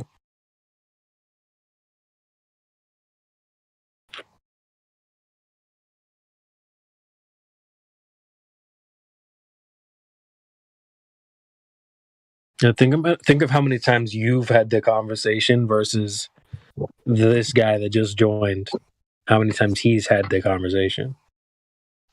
So, you know what I kind of find strange about them types of Eastern European dudes is, you know, they're not stupid people, and they're not kind of swept up in the kind of fantasticalness that the kind of Western kind of sciencey, nerdy-mindy people are. You know, but you know they crumble just as fast when it comes down to it. You know, because of course of the kind of just the economical, social differences between the West and East. You know, Eastern people, I feel, are generally far more grounded in reality compared to West. Americans have this certain cockiness about them automatically because we're historically we're the, you know, you're raised with it all your life. So, but you know what I mean? Like with the Eastern European dudes, like because I've got some friends like that, and you know they're fucking all into space and know every detail about everything. But yeah, when it really comes down to it, they don't have any more clue than anybody. And you think they'd be more open to it because of their mentality, you know? They live under governments that fucking just perpetually bullshit them in the most obvious ways, and you know, run the biggest kind of psyops and propaganda. They get beat up by their governments even worse than we do here in the United States, and we bitch about how bad it is here. And yet, all of a sudden, we make an exception when it comes to NASA. We're like, oh, they would never lie. Yeah, you know, but just that the you know, the conditioning and the fantasy is just as deep when it comes to space. It's difficult to break for them. Yeah. The same people who are all for NASA are the same people who hate government in every other aspect. They're the Antifa people, they're the reason why everybody we fight that appears to be a woman is actually a man. That same people, dude. It's fucking nuts. It's lunacy. Yes. Can I ask you good people a question real quick? If I'm facing north, looking north, and the stars are moving east to west above me, is that counterclockwise or clockwise?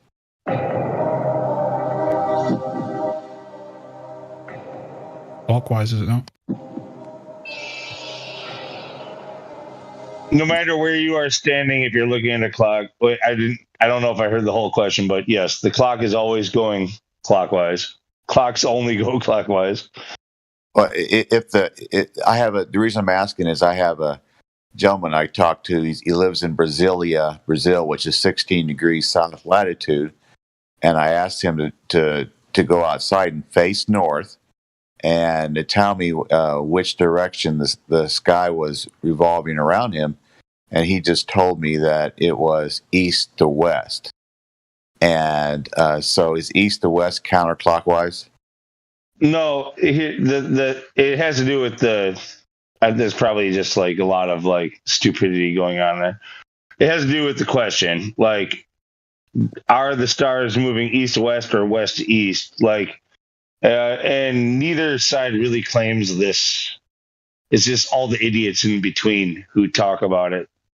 So, like, it on the globe, they tell you that there are two different points of rotation in the sky. You have a northern and a southern point of rotation. And the only way that this is possible is if you live on a ball. That's a lie. That's what they tell you. It's not a lie. That's what they literally tell you. That's not the only way, because if the sky is rotating, it could have a mechanism that will cause that effect that we see from the ground. Doesn't necessarily have to be the ground, obviously. I accentuated the word for a purpose. Yeah. Yeah. But that's the way it is. That's what we observe. We observe the phenomena of celestial north, celestial south, with the equator line as well. So it is some type of movement of the sky that is happening, and that's what we observe. But they are extrapolating that into the ground, which is silly. At 51 after the hour. I posted something that Whitsick posted on a debate with some people that he showed if we lived under a dome, how you could get that counterclockwise in the northern latitudes and get the counterclockwise in the southern latitudes.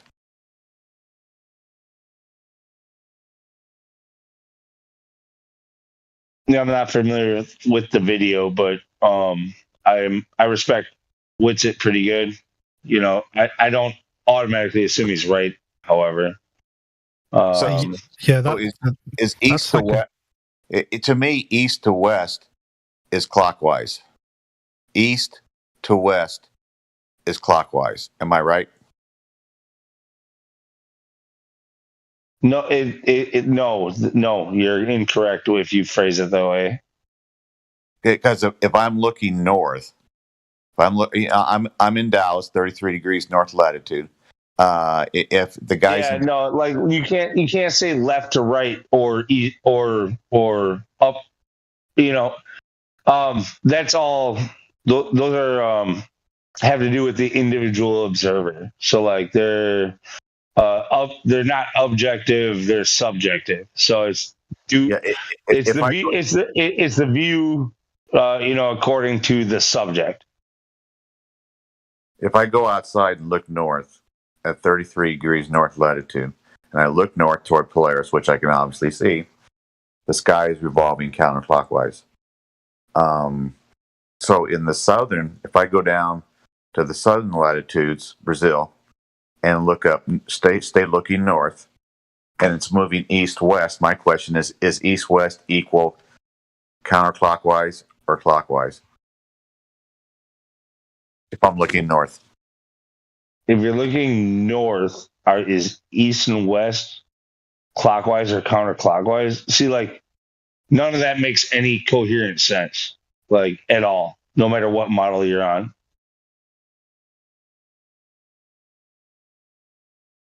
Because if you actually have a clock and it's moving from 3 o'clock to 9 o'clock, that's clockwise. If it's moving from 9 o'clock to 3 o'clock, going back around the 6, that's counterclockwise.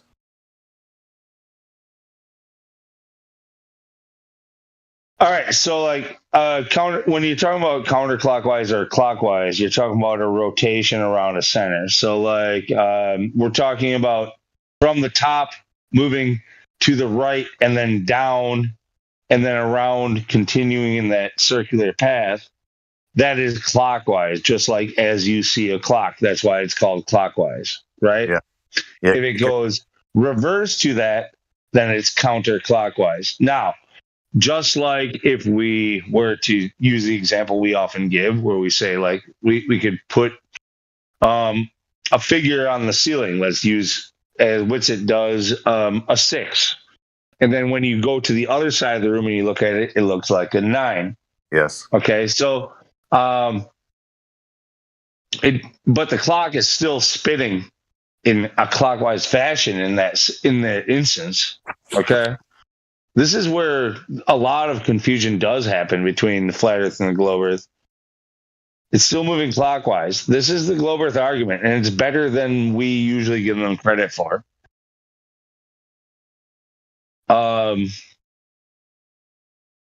Because I know a couple years ago Austin said, and I believed it when I first came to flat Earth, is the whole sky all the way down to what we now consider the Arctic Circle, which goes around our entire Earth. The whole sky revolved around Polaris counterclockwise, and now I'm getting of the opinion, and Austin has changed his opinion too, that it spins clockwise south of the equator, and so counterclockwise in the northern latitudes, clockwise in the southern latitudes. And I'm confused. I just want to know. That's why I asked this guy to check it out for me, and he just got with me about 15 minutes ago saying it was east to west in Brazil, which is 16 degrees south latitude. Look, essentially, we're trying to start over with all of like cosmology. We're like going, let's throw out cosmology and start again. And everybody who's an anti-flat earther is going, you idiots, we already have thousands of years on cosmology.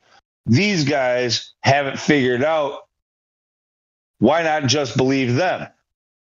That's essentially what's going on here when we aren't just measuring the Earth. When we aren't just, when we start talking about trying to explain the cosmos, when we start trying to explain the sun and the moon and the stars and making assumptions about what everything is. And yes, it's very fanciful and it's like fantastic. And like, we all wish we knew. It's like everybody does. You can't lie about that, but you can't know it. Yeah, but my whole thing is 90% of people live in the northern latitudes, 10% south. And if I had 5 places I could go, it'd be Catalina Island in California, it'd be Grand Canyon, look east-west. It would be to Benton Harbor, Michigan, look across to Chicago. And it'd be to look at a lighthouse somewhere about 30, 40 miles away.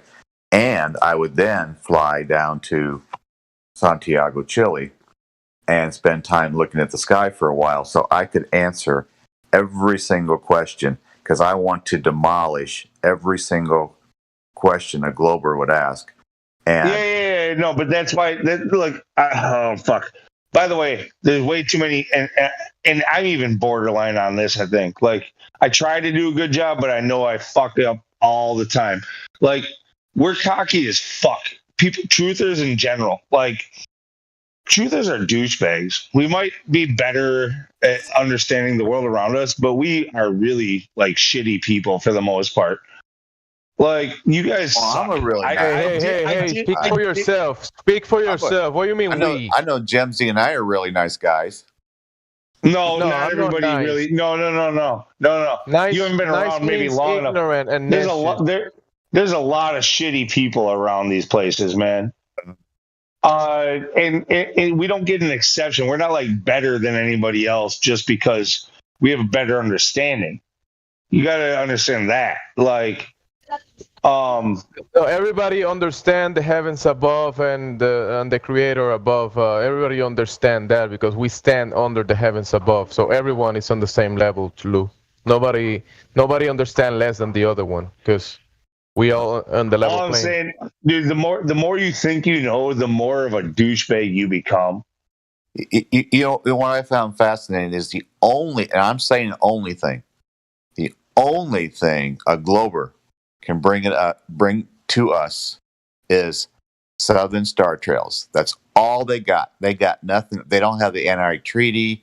They don't have anything in the north. They don't have any measurements on Earth. They have nothing except what they interpret or want to fool us on, the Southern Star Trails. And that's the only thing that I have not come completely at peace with, to be able to demolish their arguments, because I'm going to have a debate in about a week and a half, and the person's already said, well, I'm just going to concentrate on the South, even though he lives in the North. And it's just like, okay, thanks for telling me.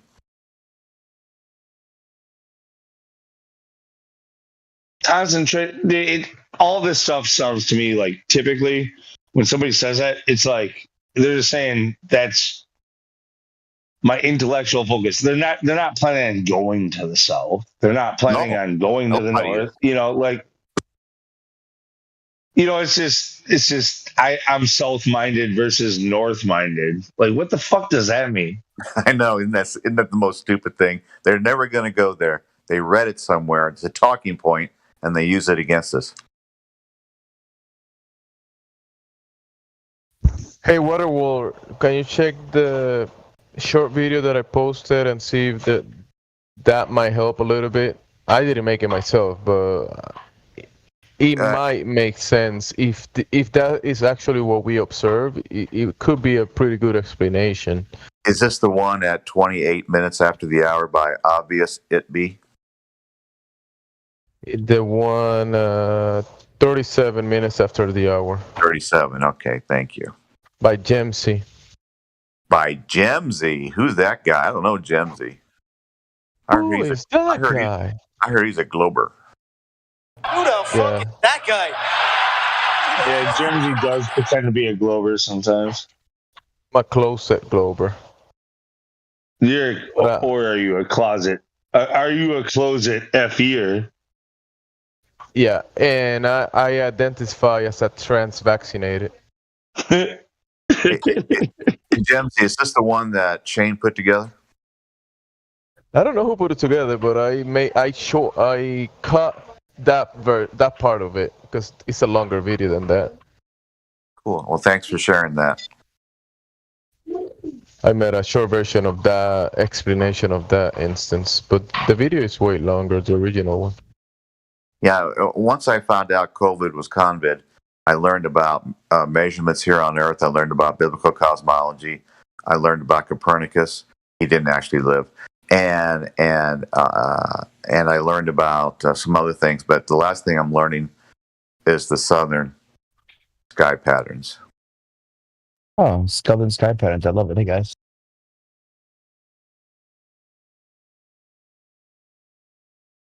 Oh, Shane, we were just talking about you. Just the man for the topic. Hey, Shane. Okay, you ready? Rapid fire, Shane. Ready? I don't think he's ready. I don't think I'm ready. Okay. I had a guy in the True Earth chat that I do with Amanda Fulmer's group. He lived in Brazil. This was about a month ago, and I asked him to look into. He lives in Brazil, 16 degrees south latitude. I'm 33 north, and you're probably about 40 north or whatever. So, but he's in 16 degrees south latitude in Brazil. He just got hold of me because he said he'd look into it. He said he knows for a fact, because he'd been outside looking, that his sky looking north, not south, looking north, revolves east to west. Now, is that clockwise or is that counterclockwise?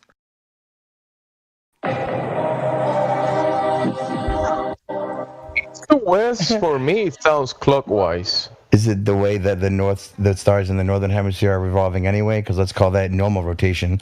And looking north from the south, you get normal rotation, and looking south from the south, you get counter rotation. Well, I don't want to look south to south. I want to keep looking north. So I don't know if east to west is clockwise or counterclockwise. In the north, I just call it the normal direction, right? So you can differentiate it from the counter rotation in the south. Because in the north, when we look north, the stars rotate counterclockwise, correct? I think so. So if I could step backwards, if I could just walk backwards through Mexico and blah blah blah blah, and make it to the 16th degree south latitude in Brazil, still walking backwards, looking north, and somebody tells me that the sky above them is going east to west. Now, on a clock, I would think that would be 3 p.m. down around 6 p.m. up to 9 p.m. up to 12 p.m. and back. So that would be clockwise. Test. Hello. Is that how you understand it? Yep, we got you. What do you think, Shane? No, you just confused the shit out of me, man. Okay. So if you go south of the equator and you face the equator, it'll be clockwise. If you go north of the equator and you face the equator, it's going to be clockwise. Counterclockwise. No, it's going to be clockwise. North of the equator, looking north, the stars revolve counterclockwise. Okay, hold on. Let's just say in the northern hemisphere, while looking under Polaris, which direction do the stars go? What do we call that direction? Counterclockwise. All right, now, guys, before you get into this is going to go back and forth. Start with all stars go east to west. That is a truth no matter what. Okay, I like that, right? Perfectly. So like all stars go east to west, right? So in the northern hemisphere, while looking at, you see east to west. In the southern hemisphere, while looking north, you see east to west. In the southern hemisphere, looking south is the only time you would see west to east, right? How's that?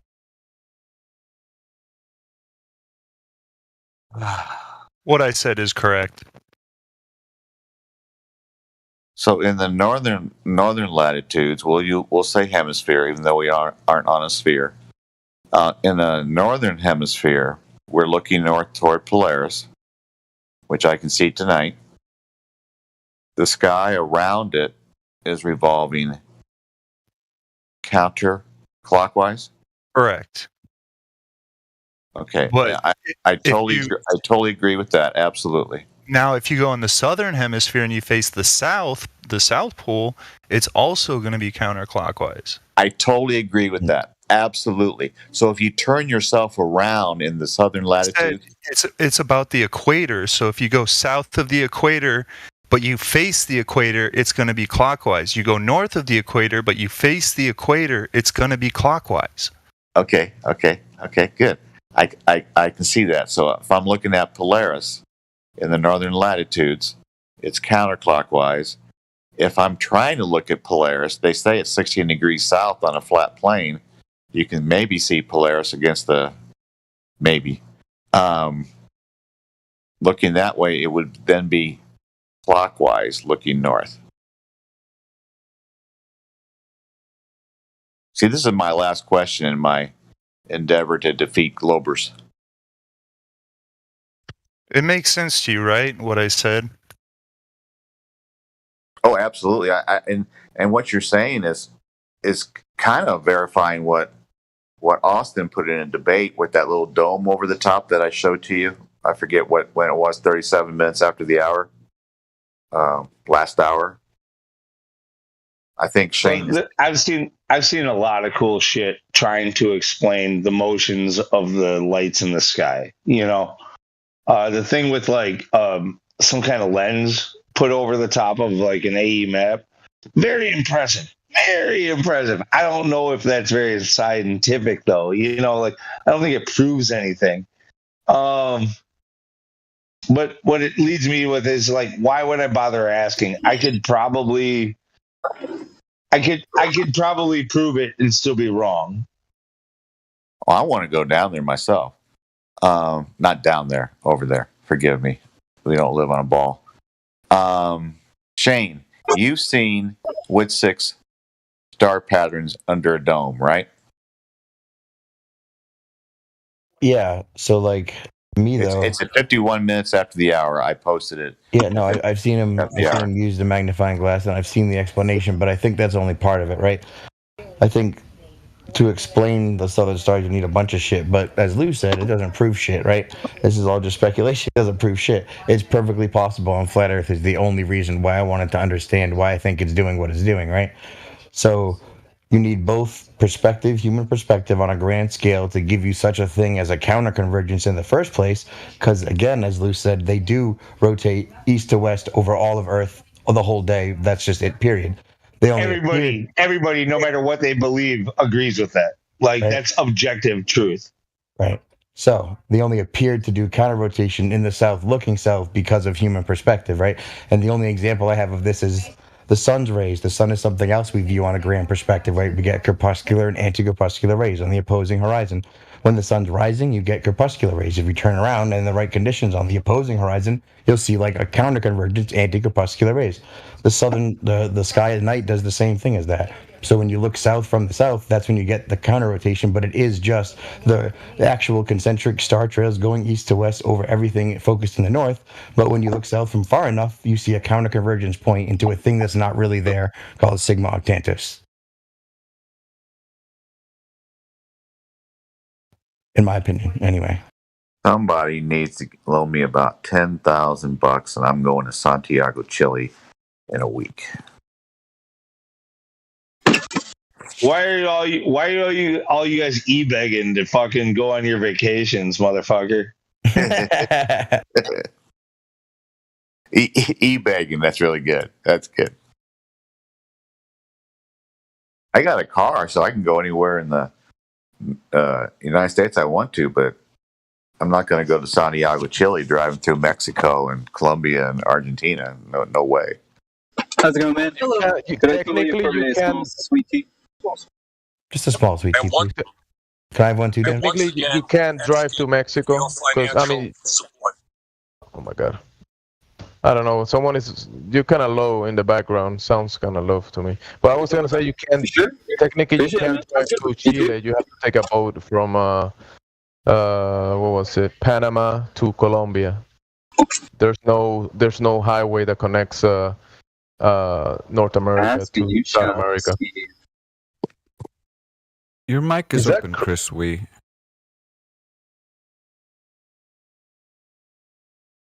think Chris was trying to say something, but I think he's hot micing maybe. Oh, my bad. Might be hot micing. I think he's putting in an order. I'll have 2 number 9s, a number 9 large. I don't know why it does that.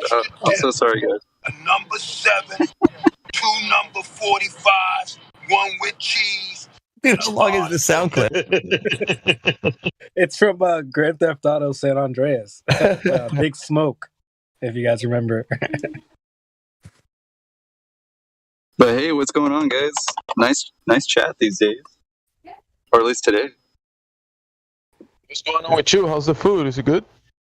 It's pretty good, man. It's this place called Main Street Pizza, and I tell you, man, they make it just like Italy.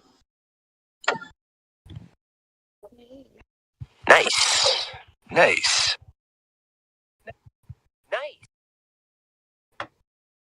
But yeah, is it true? We got another strike on the YouTube.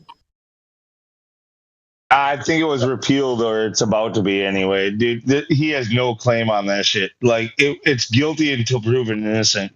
So all that happened was Dr. Bob got mad because we posted a link to one of his videos that showed a thumbnail of himself.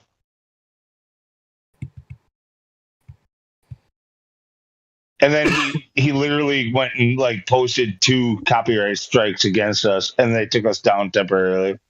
Against that the whole story, That's public information. Yeah, it is. It's totally public. Yeah. I banned Bob from the chat, from the YouTube chat, because they were talking about threatening to take the channel down. And Miggy didn't. Yeah, he didn't. Look, I'll admit, like, I kind of initiated this. It's my fault, to tell you the truth. Like, me and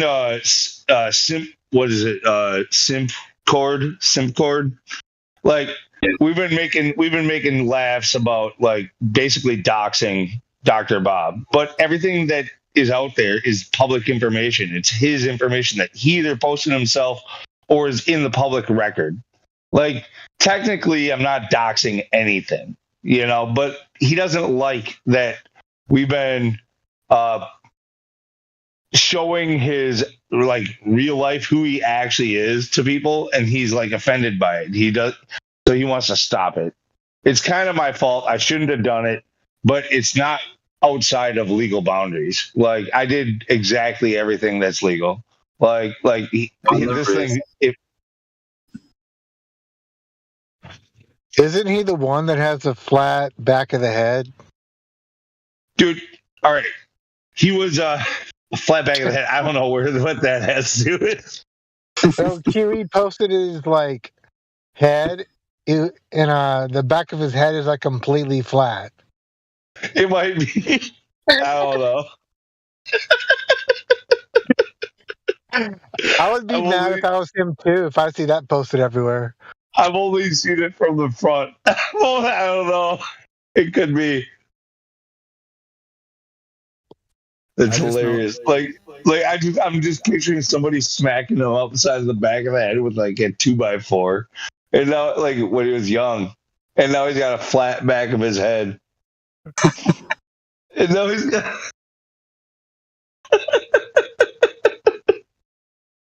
Sorry, I misspoke. You go north in the northern hemisphere and you face the equator. It is clockwise, and you go south and you face the equator. It is counterclockwise. My bad. And it's vice versa. Yeah, but that's only because you change directions. I was making only because, sir. Yeah, it's only because you change directions. Of course, just like the 6 and the 9 on the ceiling. Right. All the stars are going from east to west. Literally, so, exactly like, what yeah. I said right now. Yep. It's okay, man. Sorry about that. My mistake.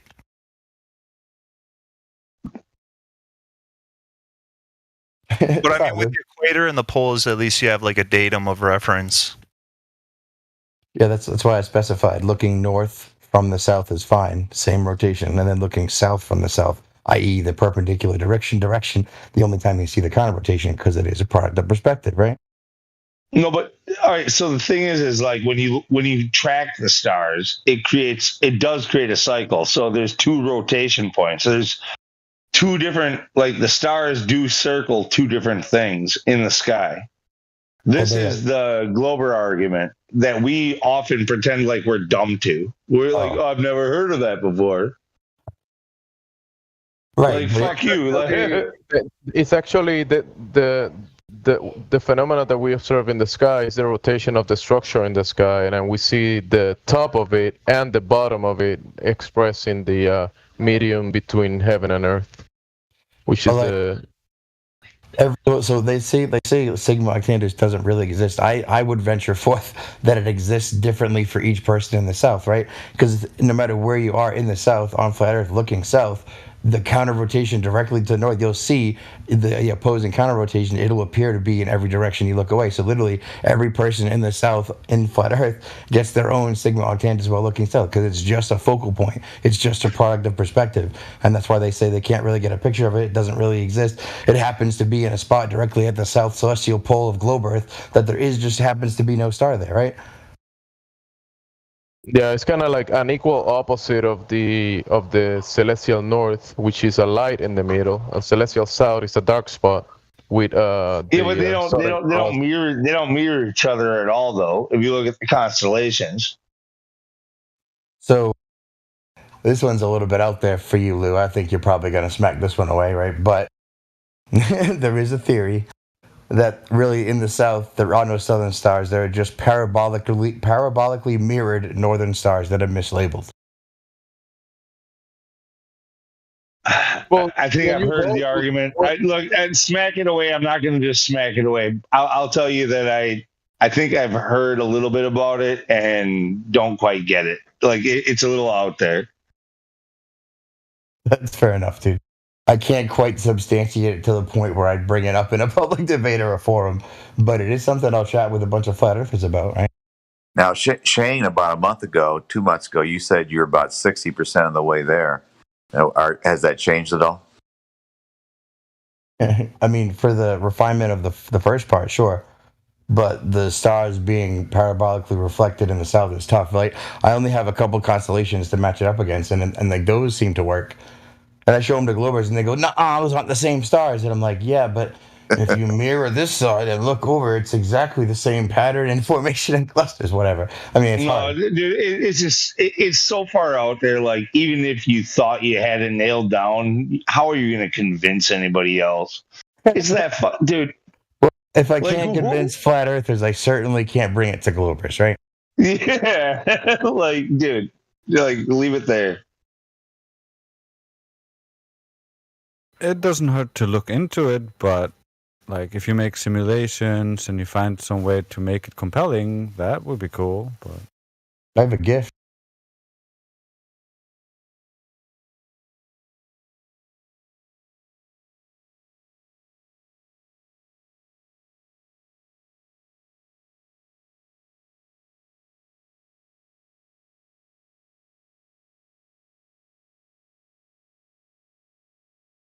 This is one using Ursa Minor, whatever the Big Dipper is, right?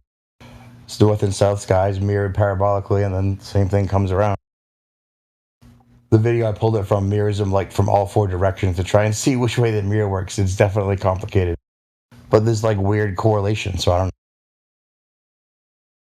See, if you're under a dome, it's very possible that things in the south reflect off the north. Well, see, like it's possible. That's the only explanation I have for the mechanism for why the south would just show parabolically reflected northern stars, right? If it's a thing, if it's real, it needs to invoke the firmament in some way, shape, or form in my mind. And that's why the star trails themselves, the counter rotation has no such need, right? Don't need the firmament, don't need a dome, don't need nothing.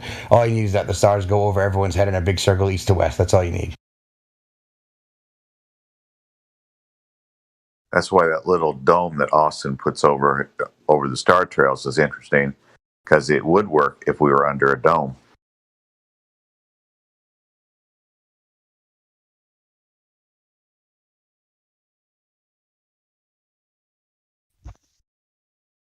But then you have to convince Globers that they live under a dome in God's Bible, biblical world of Genesis 1, 14 to 19.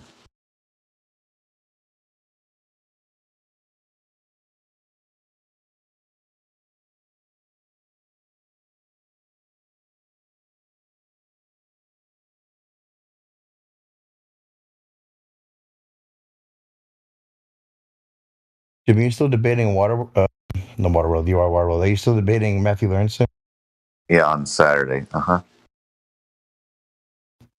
Cool.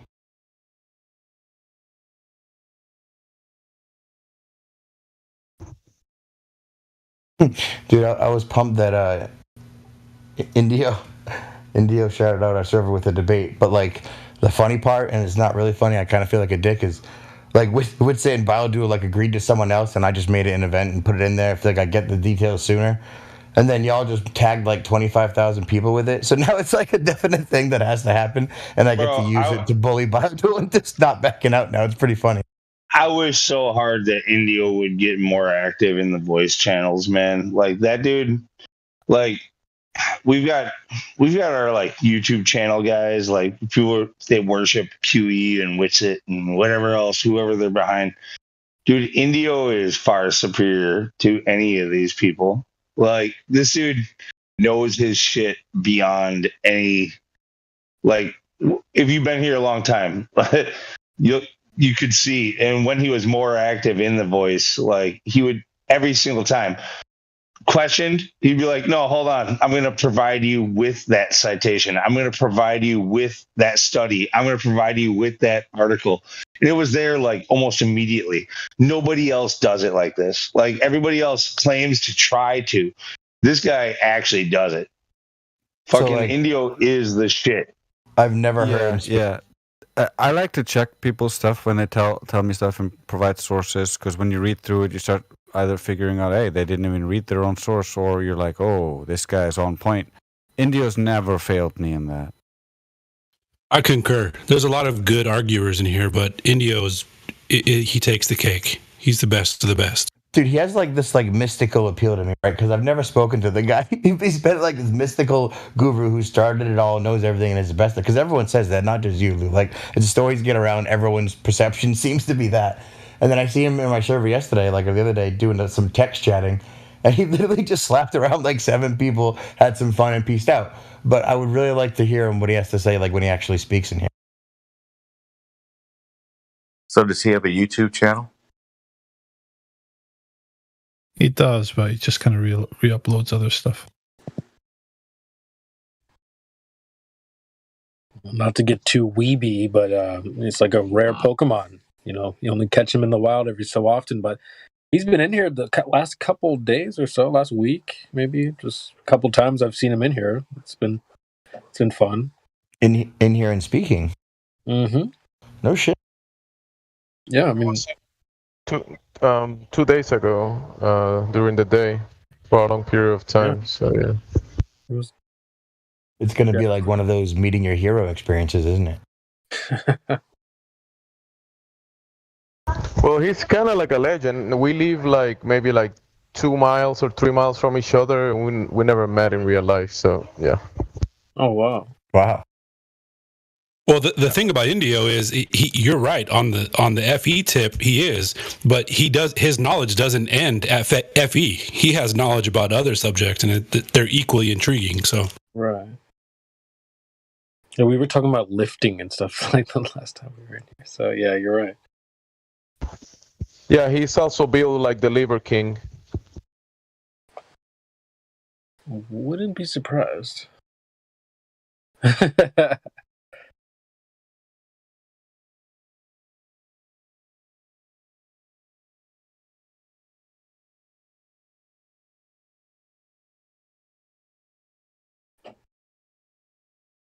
He's also just a really nice guy and has a really nice way with people. So he's not too forceful, but he's also like very firm and provides all the citations and everything to back up everything he's saying. So it's very hard to argue with the man.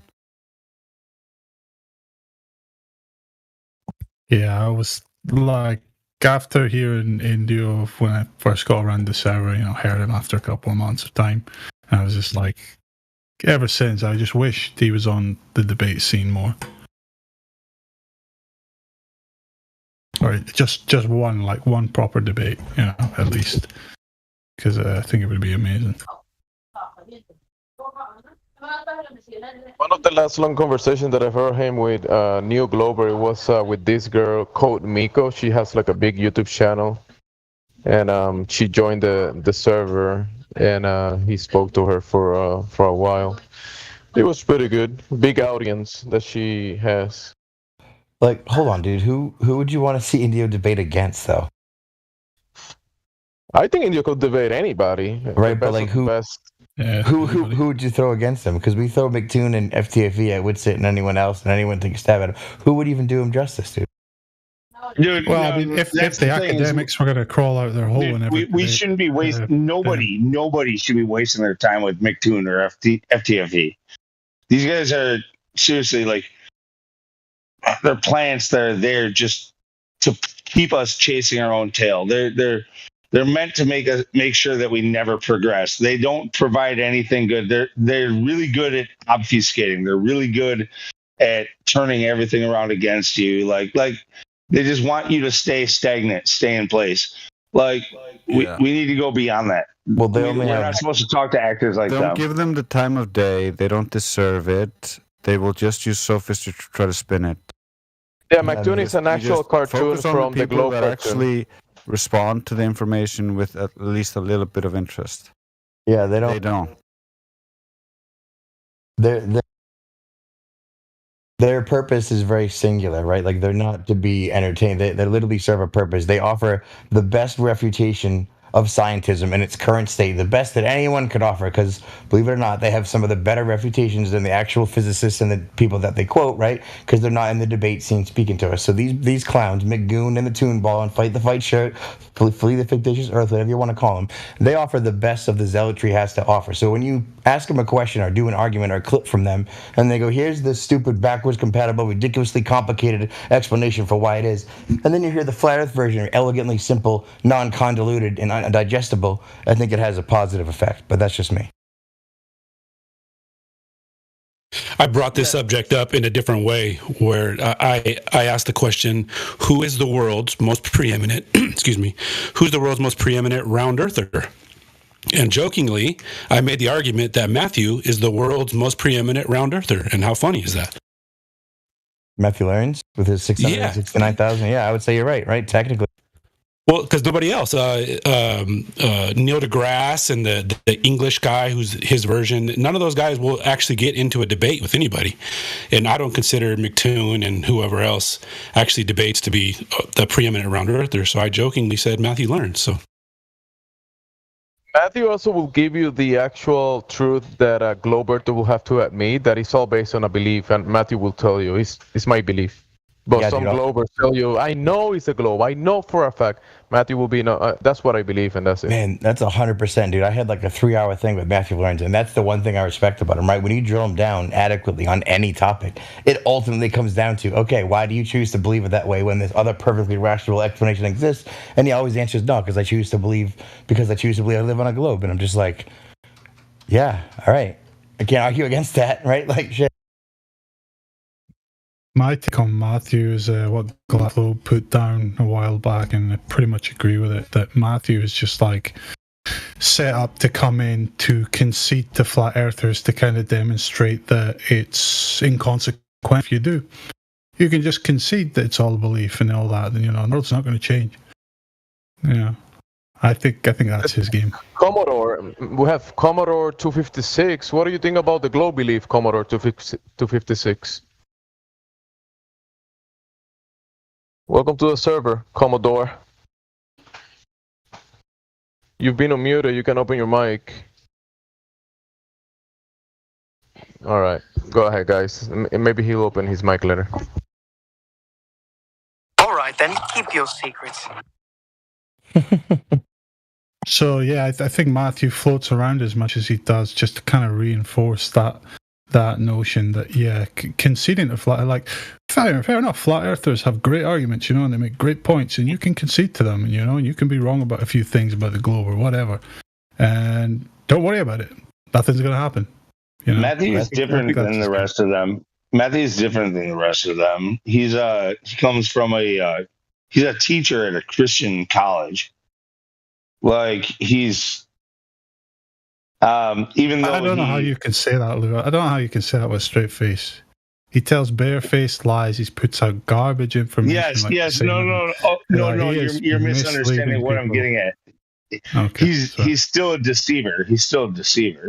No less than the rest of them, but from a different standpoint. Like, you can't win the arguments in the same way with him. He's unique in that way. Like, most Globers come from an atheistic worldview, whereas he comes from a Christian worldview, trying to spout the same shit. Yeah, I'll agree with you on that. Yeah, he has a unique style to him. Well, that's what I'm saying. Glatphobe described that style. It's a style of conceding to demonstrate that there's no consequences if you do concede to flat earthers. Do that. So, two things about Matthew real quick. The fact that he's Christian and thinks that it's a globe, that's exactly what Jim Waterworld is debating him about, right? That's what the whole first one was about, trying to warp everything from the Bible. And that belief, it backwards into his globe belief, was very amusing, to say the least. But the other part, crap, I forgot. Never mind. Well, there's been a couple characters similar to Matthew. Matthew is the most prevalent that comes and spend most time here, but there is certain people that join and they will hear the arguments, present the globe arguments, and listen to the other side and kind of, in a sense, agree with you, but they will still tell you it's a belief. So that's what they hold, and they believe in the authority and whatever the authority is saying, and that's it. Yeah, like what Obvious just said. I think that's what it was. You said it's the most. If that's his goal, to show you that literally you can admit it's all belief and there's no repercussion, that's fucking devastating. I never considered that, dude. Yeah, that's probably it. Damn it. Yeah, I mean, when Glatt was explaining it, I put it much more eloquently, but he nailed it. That's basically what I was describing when I was saying that we're all from the same fucking cloth, right? Like, whether you're Muslim, Buddhist, Taoist, whatever, friggin', whether you're Christian, you're still God's child, no matter what. I don't think that God would damn people for not, like, abandoning their faith that they were born and raised in. It's probably the things that we have in common that are more true than the things that we have for differences.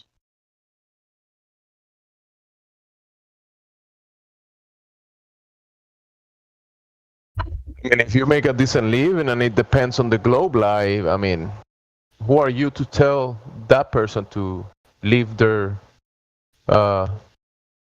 whatever job or authority position, because it's just a belief system. They're getting a check at the end of the month. Are you going to pay the rent?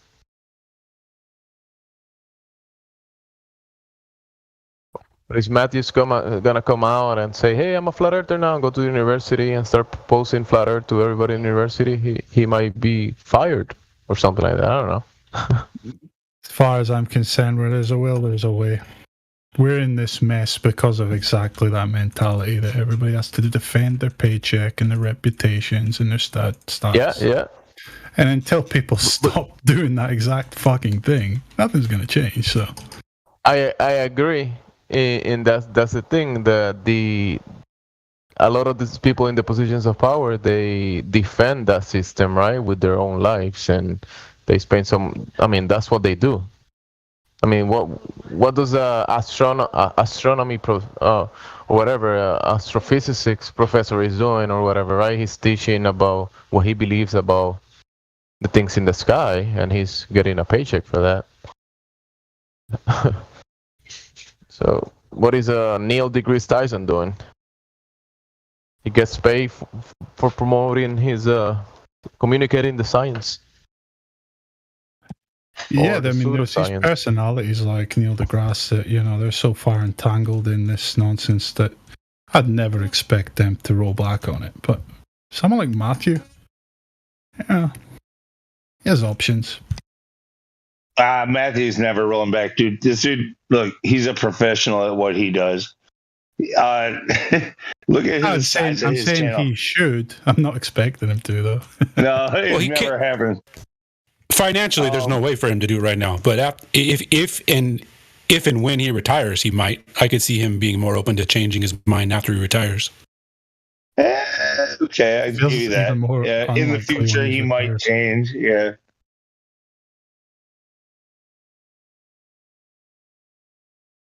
I give you that. It's a possibility, but still but not as soon likely. as you know that, as soon as you know someone's all about the kind of, you know, they have a financial incentive to their position, you should just stop right there ever speaking to them. They're not they're not about truth. They're not about getting to the bottom of anything. Dude, most people don't really know, but like, yeah, Matthew Learns has a channel of over 500,000 fucking people.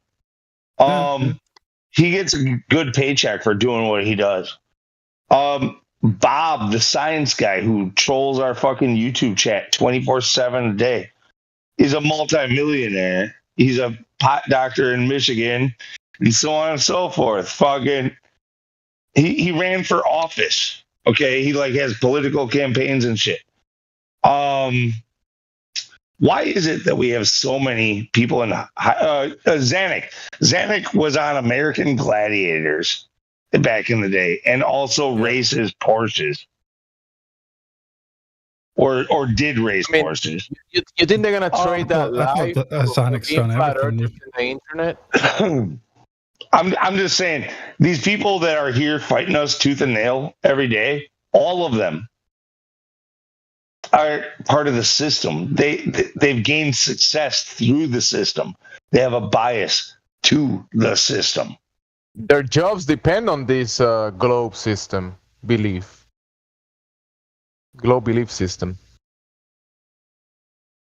Yeah, they have been campaigning for the censorship, for the de-throttling of flat Earth content. So it's in their interest to not realize the truth.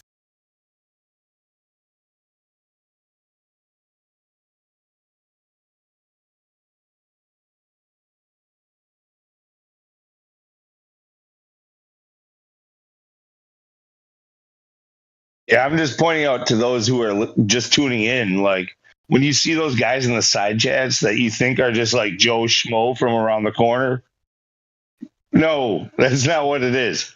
These guys are like incentivized somehow. They feel like they are, where they have to be here all the time to try to get in the way of you and us. Yeah, I think it's more than that. I think we can class them officially now as stalkers. They stalk us because many of them say we're interesting, we're funny, and it's entertainment to them. Nothing's that funny for that long. I know. Nothing. But they are obsessed, and that shows in their pathological behavior. If you ask me, and some people disagree with this, but I think there's definitely some agents out there actually getting paid for being around these groups. Dude, some of these guys might be paid. I wouldn't be mentioning the guys that I mentioned without that being a possibility, but there's a chance that they're not being paid and they're still doing this job. That's how stupid it is. Some of them are definitely just doing it not without getting paid, but some of them are definitely getting paid. Oh, absolutely. Dude, it's literally a part of the Department of Defense budget to do such a thing. Mm-hmm. Yeah, I mean, there's paid trolls for far less things. Never mind the crown jewel lie of the world, you know.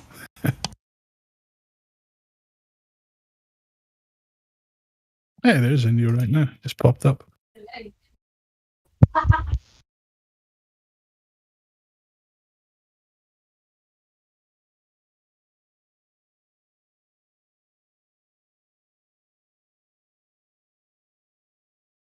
That's kind of an aspect of it, you know. They've got to go hard on flat Earth, but they can't go too hard, you know. They got to, got to tread lightly about it. Well, they just throw hundreds and hundreds of trolls at this stream or something. It'd be like too obvious. So it's just that's why our stream got taken down for a couple hours today, is because Bob got triggered. But it was literally like there was I'm pretty sure were reinstated because it was a fruitless claim. Like he made.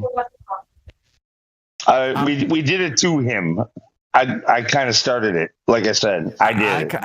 I kind of share a little blame in that because for hours today before this happened, I had been shooting down his ego and shutting off all of his fallacious ideas and showing him how it is fallacious, and then showing him how he's wrong when he tries to use logic, and he didn't like it at all. So this came right after that.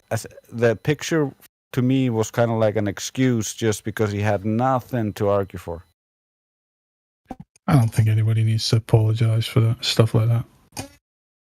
What he did was unjustified.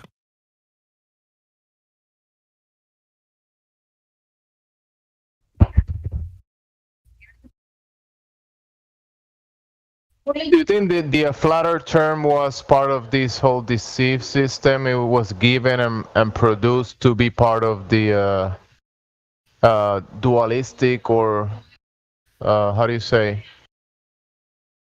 The dualist, you know how Democrat, Republicans, whatever, right? Flat Earth, yeah, weaponized. Yes, the term conspiracy theorist, same way. Yes, exactly.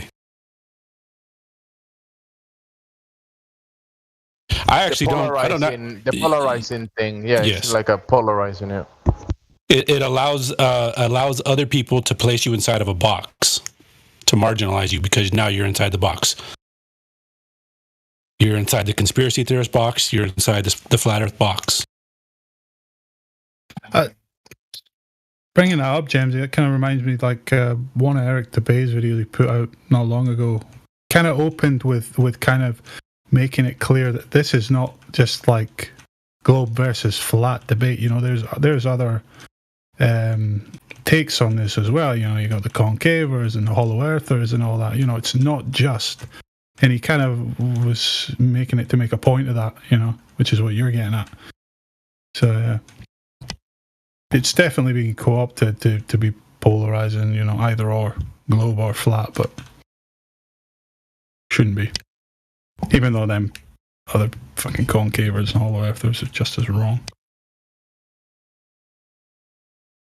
What up, though? Obvious? Hey, it's up, QE. How you doing, bro? You just call me QE? I take that as a compliment. No, sorry. Kiwi. That's flat. It's FDS. Sorry, it sounded a bit similar to Kiwi. Oh. Yeah, Kiwi. Well, I'll take that as a compliment. That dude's a legend, you know what I mean? Yeah, Kiwi and Kiwi, both legends. You ever heard of Fraser Cain? Can't say I have, no. He's a prolific science communicator. Anyway. What field? Anything from the 19 or anything from the 19 or to NASA. He talks about exoplanets and he says how if the moon were to explode, it would turn into chunks of molten lava, right? And eventually form itself back into a sphere. Because when you see stuff explode, on the streets or on TV, doesn't it always form back into a sphere after it explodes? I mean, I've witnessed that every times out of 100. Yeah. Every time. 33% out of 100 it does that, right? So this is pretty much the same as every other science communicator for astronomy. Yeah, I went on his live stream and I was posting a bunch of stuff, and flat stuff Earth was there too, but I posted a bunch of stuff and he actually answered some of my questions. So I'm gonna post a video right now though. I edited it so it's only 10 minutes long, cut through all the bullshit, but I'll post it in the live stream if anybody's interested. Alright, cool, man. I'll give it a watch. Okay. Oh, shouts out to Levelist for posting the Romney Skiba video. Good looking out, big dog. I just posted it. I love Levelist. He's so cool. Levelist, have you heard of Fraser Cain? Nah, never heard of him. Oh. Well, now you have.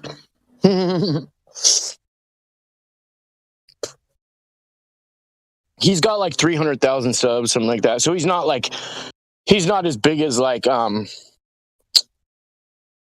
that dude, Brian Kaw. He's not that big, but he's working his way up in the field. You know what I mean? Yeah, they all want to be Michelle Thaler. Michelle Thaler, I get it. Yeah. I even posted a thing that said, "You're an excellent science communicator, sir," like Michelle Thaler. But yeah, I thought that was hilarious. Yeah. I hit him with some roundabout disses, you know what I mean? Creation Bear would have been proud of me. So would a God Rockin'. Yeah, I'm proud. That was awesome. Thank you, bro. I appreciate that. Oh, Drace, what's up, bro? I didn't even recognize you. You changed your icon so much. How you doing, bro? I'm good. I'm just, helping the family. Mom's recovering from a sickness, and grandma's getting real old. So, yeah, I'm sorry to hear that, bro.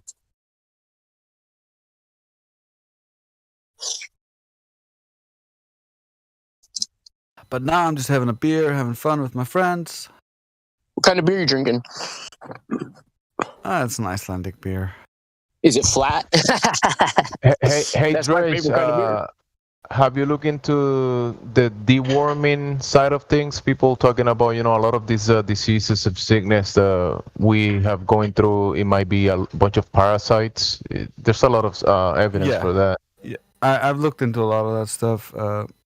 The problem currently is she has like a cyst on her, or a mass on her ovaries, or in the tube somewhere, or on the tube. So they're gonna remove it, and hopefully everything gets better after that. Okay. There was crazy that you mentioned that there was this lady. They were gonna do like a brain tumor removal, because they did the scans and everything, and they said that she had a tumor in her head, and when they opened her up, they found a huge worm parasite inside her head, and it wasn't a tumor; it was a freaking parasite. Yeah, I've seen a lot of stuff on different types of parasites. It's a problem. Literally most people are infected with some sorts of parasites, even if it doesn't impair their daily life. So deworming will be a good thing for a lot of us. Like deworming, just kind of like cleaning those kind of things. There's many ways of doing it. I'm not an expert in it, but I've seen a lot of people finding benefits. And in the past, I remember this was used pretty often. People used to talk a lot about deworming, like once or twice a year. Yeah. It used to be, but now anybody barely talks about it. Yeah. It used to be more of like the shamans and stuff, like would give you plants and stuff that would help with that, and you see that like it's coming back. You see a little bit on YouTube and stuff like that. There's also even a dentist group that found that there's bacteria that is causing tooth decay, and if you fight that specific bacteria and keep it away, then you can stop tooth decay. And so they're trying to champion a change in how the dentist industry works, but there's this whole big conglomerate that they just can't overcome at the moment. Yeah.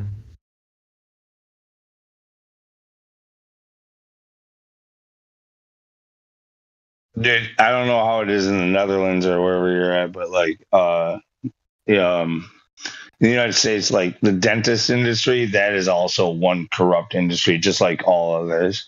Yeah, these are dentists who ran from that industry because of how corrupt it is, and tried to find a solution. And over the years, they found a bunch of interesting things. It's a little bit dry if you watch the YouTube channel, because it's just lectures from people like or dentists, so it's not very exciting. But it's interesting to watch, though. They have a lot of interesting material. No, you have no idea how many dentists are like caught drilling holes in teeth and leaving them untreated, so that when they come, it creates a cavity and then they have to fix it. Shit like that. Yeah. Or they will oftentimes leave cavities which are not obviously discernible, so that they will destroy the teeth further until you're like, oh no, this teeth is destroyed, and and now you have to get this and this and this. A lot of industries do this where they because of the financial incentive, they find a way to keep you as a permanent customer. Even a therapist can misuse his position and just drag you along forever and charge you forever. It's not right.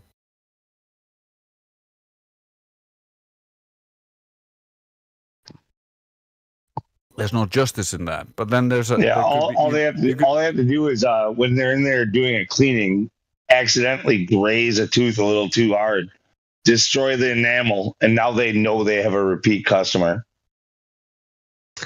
Yeah, there's some dentists connect your health of the health of your teeth as your tooth as a reflection of your organs and your blood and your body. So they say there might be infections in the organs, and that's just reflecting on the teeth. Yeah, that goes into Chinese alternative medicine, where all parts of the body reflect other parts of the body in a fractal symmetry. This is what the basis of acupuncture and that kind of stuff is based on. And so they think I have no experience with acupuncture, so I've just read about it. But they think that like you can stab this point of the leg or this point of the ear or this point of the hand, and all those different points will all affect the liver, and so on and so forth.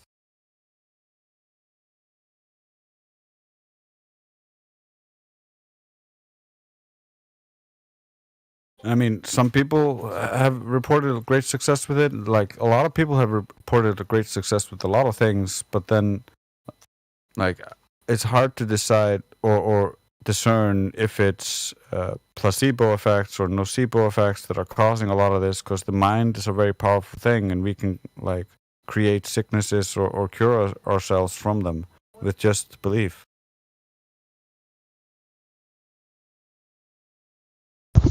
Yeah, there's also parasites that make you believe you want something and they manipulate you.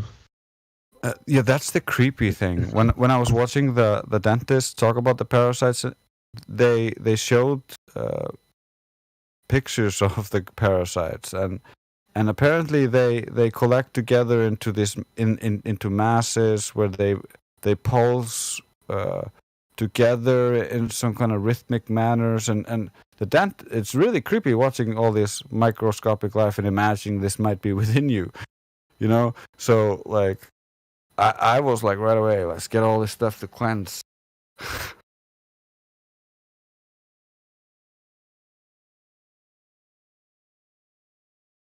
You've heard of hydrogen peroxide therapy? The 35% concentrated, and you take 1 drop a day, or I forget the protocol, but you work your way up with this real powerful hydrogen peroxide, and that's what it's supposed to do. And then there's another one called MMS, and it's very similar. It's basically chlorine. It's like a natural, safer version of bleach, and it will do the same thing, kill a bunch of parasites in your body. Yeah, no, I was more going with natural ways. There's a bunch of I forget. There's been over 10 years since I looked into this, but there's a bunch of naturally occurring things that are antibacterial and just kill the bad stuff. So I don't want to drink bleach or anything bad. So. Well, it's just a salt, basically, is what it is, when you really break it down. That's all magnesium, potassium, those are all just salts. And we're not getting enough of them because the soils are depleted. That's another big issue, or most people are suffering from nutritional... it's malnutrition, yeah. Yeah, so they don't have everything they need. So that's an issue, but I think part of that is also we are mostly damaged from eating junk and living horrible lives. And when you look at the chicken doesn't have enough calcium in its diet to create the eggs it creates, but somehow it magically creates the calcium needed to create those eggs. There's some synthesis that happens within the body when it has an optimal state. So I think part of it is we both need to live healthier physically, like eating healthier, and also mentally, because that also has an effect on the whole body through the placebo and the nocebo effect.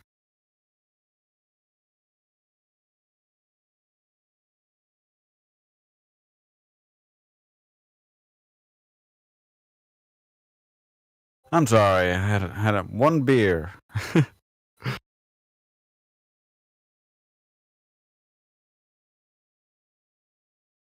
Start babbling on about nothing.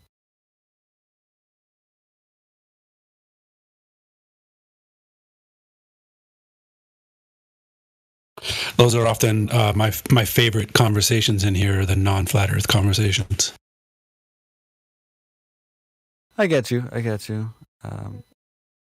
It's like we're so inundated and so we know by heart all these arguments. We know exactly where they're going with it because we've heard their line of reasoning so many times that it can get almost boring, but at the same time it's not.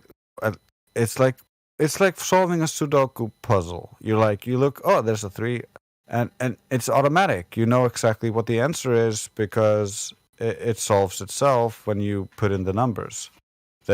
They present the original puzzle, and you're just like, here's all your answers. But that's not what they need. They don't need all the answers on a silver platter. That just makes them feel dumb, and they get information overload. I think it's like playing a video game with somebody. Video game is great. Flat Earth is great. Sometimes you're going to be playing against people who are going to be sore losers and no fun to play with and play the game, and that's not fun. But when you get a rational person, it's like with a player, and then you have fun. Yeah, I don't know if you heard that, but yeah, I got it. We got it. Hey, that's Karma, right? That's Karma, your sister in the background? Yes, Karma. She's in the background. Whatever she says, I agree. Whatever she said, I agree. Even I wasn't able to hear everything completely, but I agree.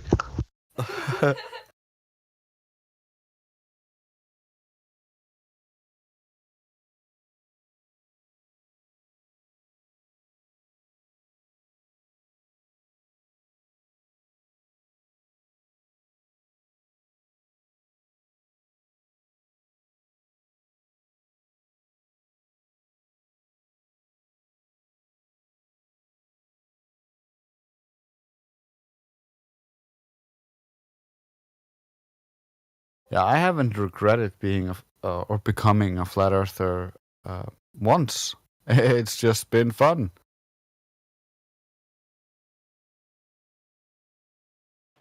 Changed my life completely. In all the best ways.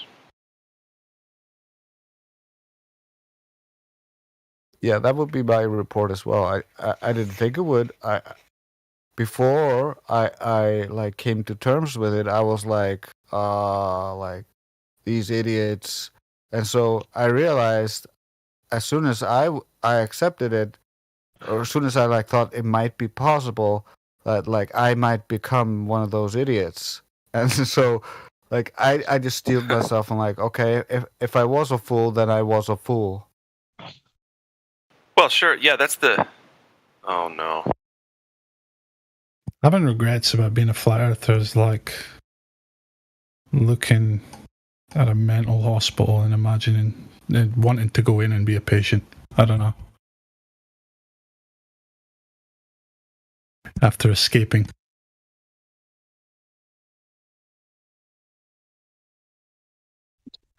Yeah, I like when I'm talking with somebody and they compare something to being a flat earther, and then that's when I go in and I after about 5 minutes they're edging away and they no longer want to talk.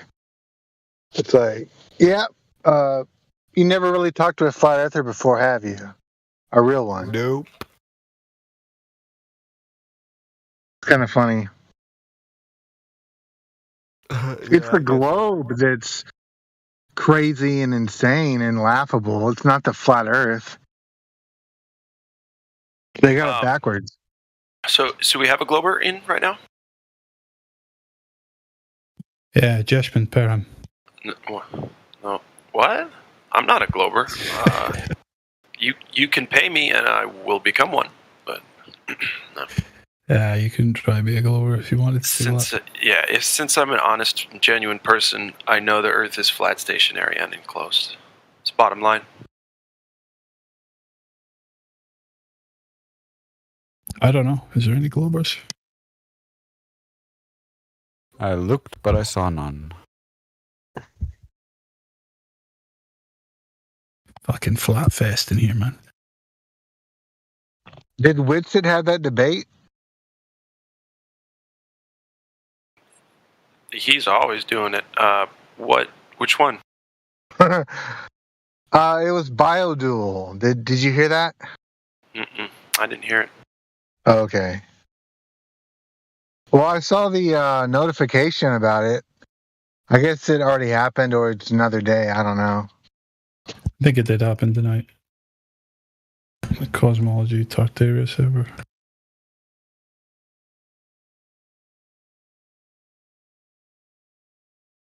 I'm liking these servers popping up and this community growing. I think that's superb.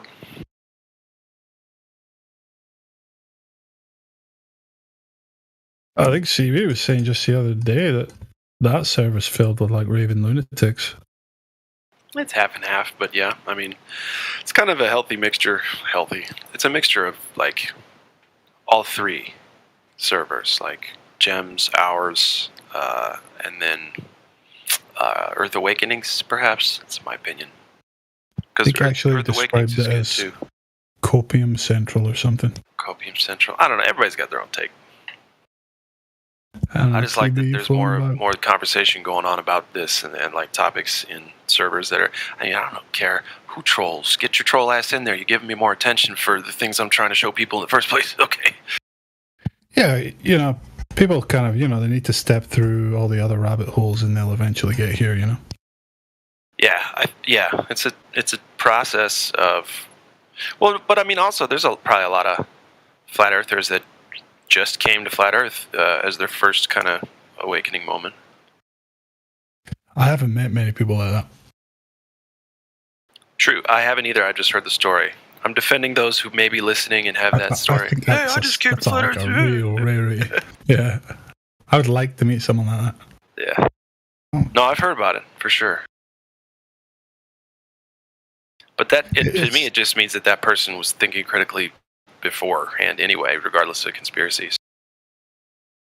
Like, I don't know someone that's went from like total normie, believes moon landings, JFK, Vietnam War, all this, 9/11, and then finds a flat Earth and becomes a flat earther. True, haven't heard that one.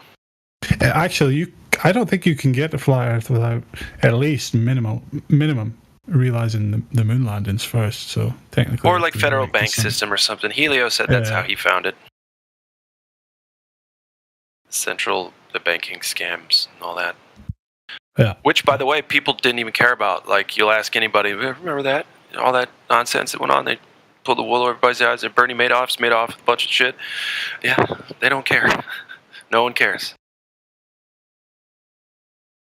It's also people are under this spell or delusion that there are good people in control and they want the best for you. When that's the good people are not the ones who are desperately seeking power. Those are the bad ones. Yeah, every time I have to answer this question when it comes up about politicians and people saying, but most politicians, they're in there with good intentions. I just tell them, yeah. And they get exactly nowhere. They get stonewalled every Didn't time. the banking scams start with the money changers in the temple? Sort of. I mean, not that it doesn't work in different cultures in different ways, but it's just the essential portion of it. Like, with this money scam, when it comes to the temples, especially with the Romans, introduce It's like, well, we can't accept the Roman currency here. So if you're going to if you have to you're gonna have to buy a pigeon, you're gonna have to buy a sheep, or sheeps are more expensive, pigeons are like cheap. How many sins do you have to account for while we're money changing you? It's like, I want to sacrifice for my sins. Do you guys realize this is what was happening, in Jerusalem at the time? Pharisees and the Sadducees, yes. Yeah, sure. Well, the Pharisees, no, that's not even I'm talking about what was happening when people wanted to blood sacrifice for their sins. Now, if you could afford a pigeon, maybe some of your sins could be, alleviated. Man, isn't that just fire on the fire, though? Killing something. I know. Yeah, exactly. But I feel bad about what I did, so I'm going to go on a killing spree. I'm going to buy with whatever I have. I want to atone for my sins by buying a pigeon. But if I have enough money, I can actually buy a sheep, and that. Dude, if you have freaking enough money for a sheep to atone for your sins, then that's gonna be way bigger sacrifice when you come to the atonement, And then anyway, it's that's just a lot of kinda sacrifices for just like one mistake. How many lifetimes? It's not a mistake. It's not a mistake. It's not a mistake. It's all intentional. All of it's intentional. What is? Your sins and your sacrifice. Hell no, brother. I'm told I'm born into sin. Try again. Yeah, that's what I'm saying. Am I born a sinner? How do you notice How do you not notice the difference? What do you mean? All intentional. Well, wait. So to me, a real sin. Listen, to me, a real sin is intentional. Your intent is bad, therefore you've sinned, regardless of if you did the thing. Okay, and especially if you do the thing. All right, so are you gonna buy forgiveness from God by sacrificing a goat? Exactly. I think it's hilarious. That shit's so funny to me. Yeah, it's not funny though, but it's not supposed to be funny. Even though it did actually happen, that's not funny for the goat. Yeah, the goat fucking is like, what the hell? Well, you know what I mean, though. What a strange thing to do. It is. Well, I mean, it seems strange, but at the same time, somebody's gonna eat it. It's like, hey, we, cows. And listen, it's like if I get a bad grade on a test or something, or I got caught cheating, and then I go cut down 10 trees. It's like, what? What? How'd you do? Where'd you? Maybe you should time it so that, it's when everyone in the community's hungry, and they're like, well, hey, maybe we should just hit two birds with one stone. This might please God, but it will definitely feed us all. Right?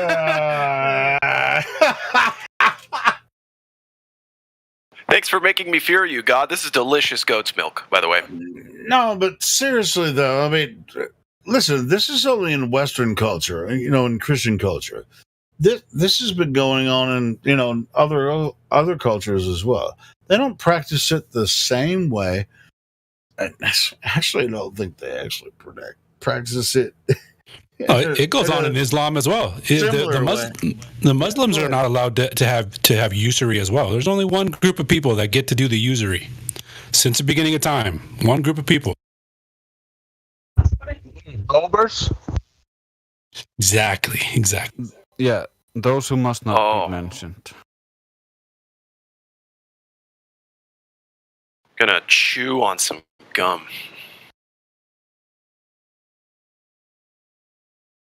Yeah, I wanted to quote. Did you say chew on some gum? No, I didn't, and I appreciate you not being anti-Semitic. Yeah, I would like to quote Edmund Burke. Those who have been once intoxicated with power and have derived any kind of emolument from it, even though but for 1 year, never can willingly abandon it. They may be distressed in the midst of all their power, but they will never look to anything but power for their relief. True. Well, they used to have jubilees, so they actually used to relinquish some of that power. Everybody's debts would get wiped out every 7 years or 40 years. Well, they don't have jubilees no more. Everybody gets held to their debts now. Yeah, it used to be that they had to have some kind of like appearance of being noble, appearance of being good. That's all done away with now.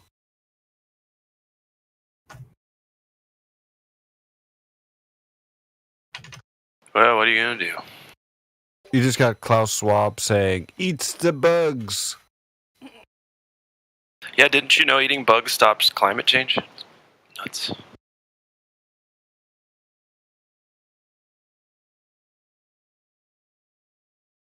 Yeah, I also thought like if you glued yourself to a priceless artifact, then you also stop climate change.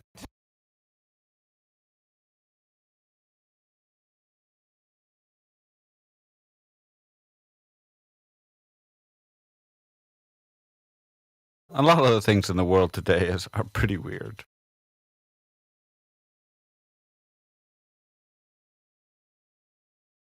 Which do you think comes first?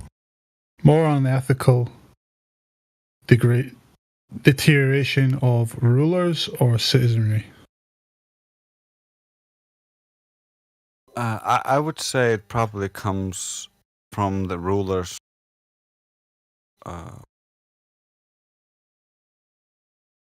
And they push the decadency, and then some of the population takes part and the rest rises up against it.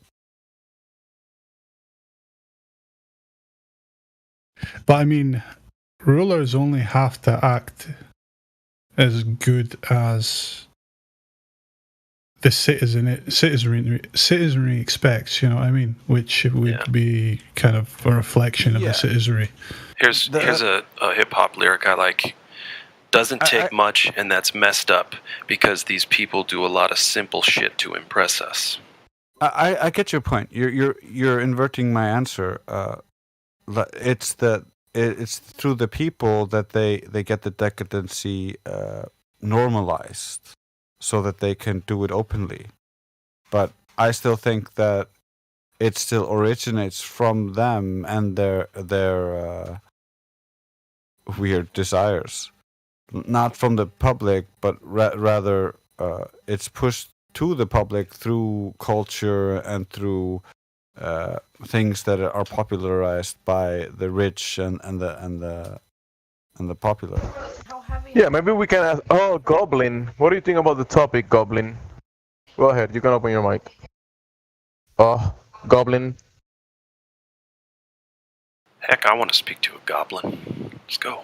Goblin, don't ignore me. They'll be racist.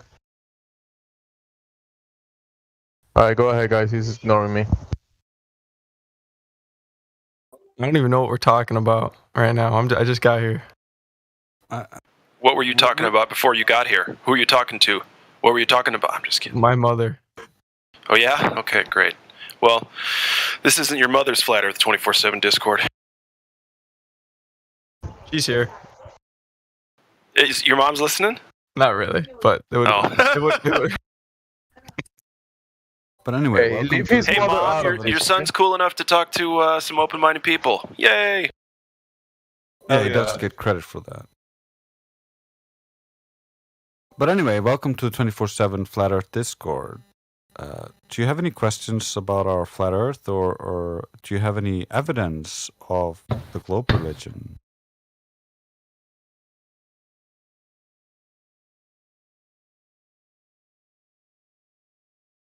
What up? Hello. That will be blood fart.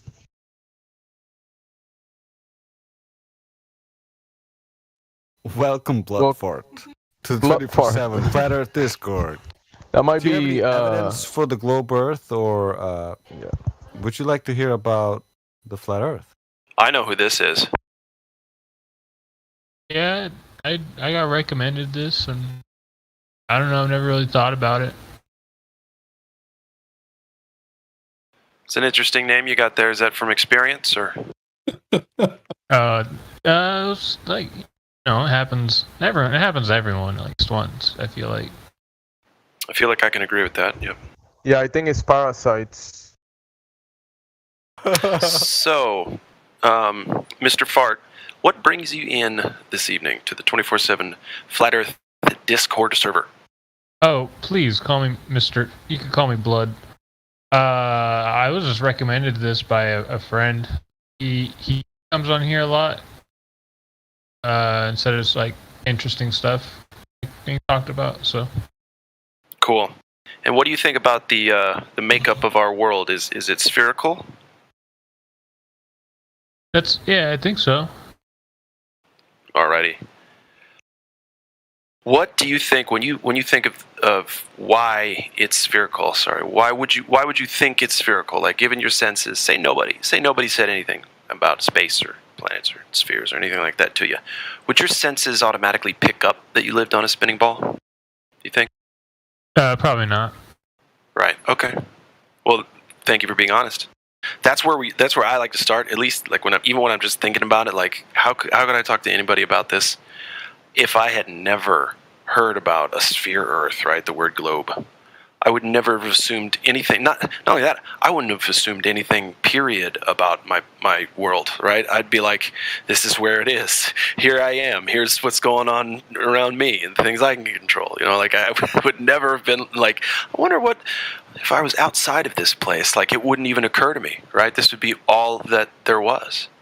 And because of stories, like making things that right now are infinite, who got the measurement, but that's beside the point. Taking everything that's really big and making it really small.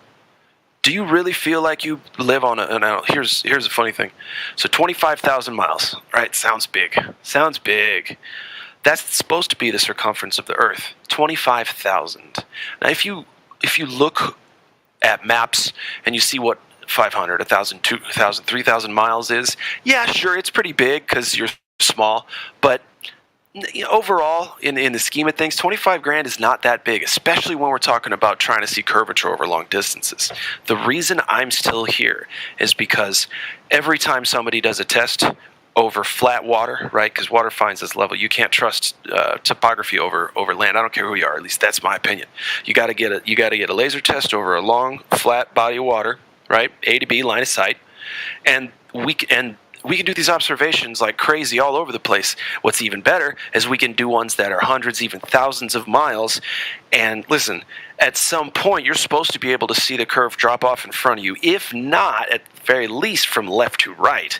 You know what I'm saying? So, there's no curvature anywhere at all to be found, to be seen, to be observed.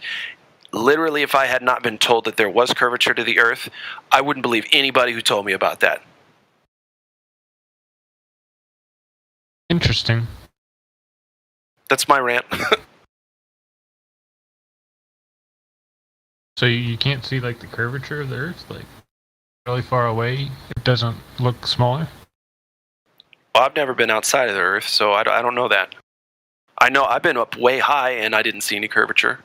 Lots of times I've been in planes, gliders, helicopters, all sorts of things. Never saw the curve. Wouldn't it be harder to see the curve the higher you are?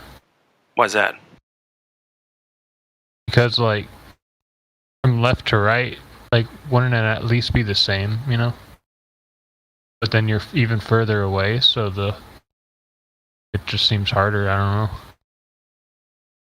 I mean, okay, I guess I like your question because it confuses me. And right away, I think that's kind of the point of, like, trying to imagine myself on this thing. Well, I can't even do it in the first place because it's not at all where I live. Where I live and what I experience has nothing to do with a spinning ball. Like, nothing at all. So I already have to start imagining, well, what would it look like if I went up high and I was on a globe, and where would the left-right start and where would the back-to-front curvature start? Yeah, exactly. We can't even get to that point because it's flat everywhere.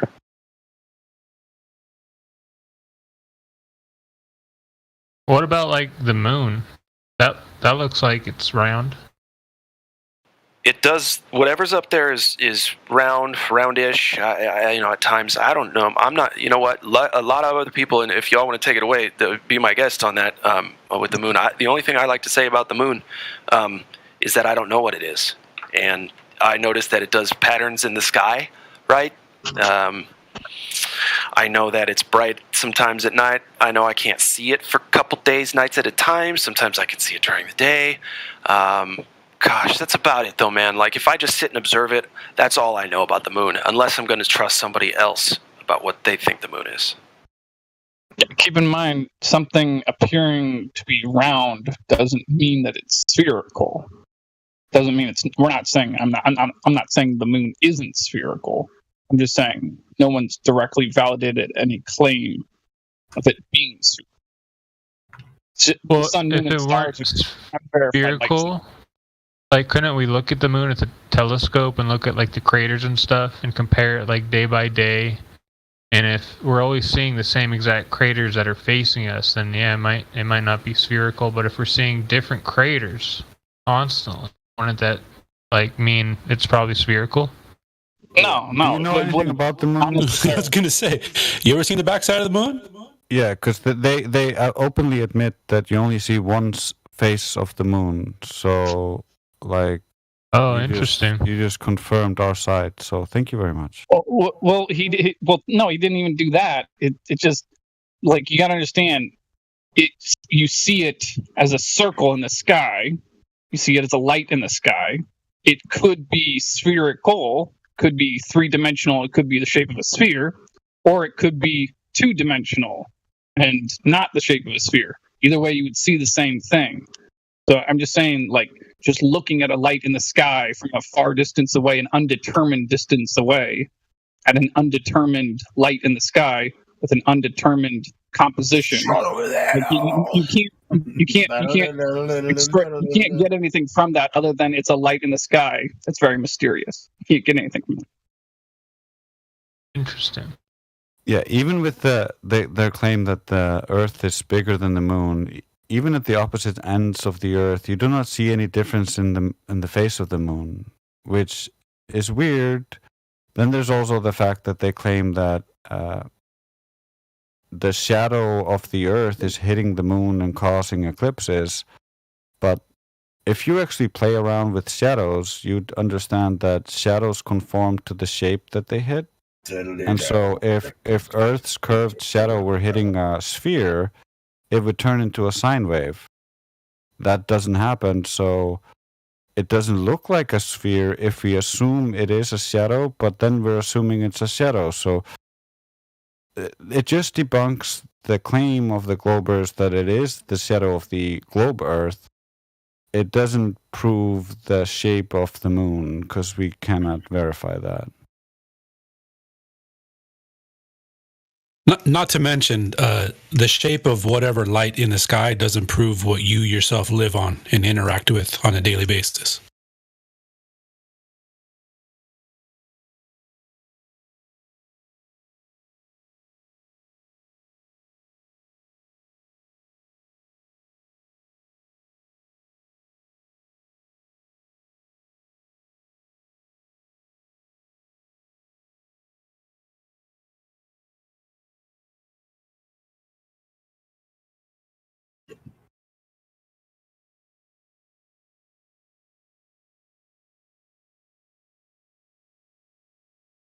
It's easy to just play around with a circular object and or a spherical object and then a circular object, so you can cast a circular shadow onto the spherical object.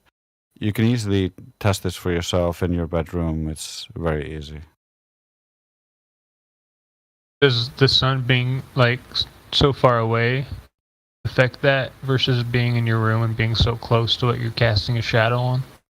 No, it's the nature of a shadow. A shadow always conforms to the shape that it hits, and so it's just the nature of a shadow. Like, it's just a basic issue with when the idea was postulated back in the day, they didn't understand all these principles. It's kind of like when they assumed that the boats were disappearing behind the geometric horizon, They didn't have any understanding of refraction. They didn't understand optics at all. They actually believed at the time that light was traveling from the eyes to the objects in like invisible laser eye beam mode. And that's how they thought everybody saw things. Like that's where the globe Earth comes from.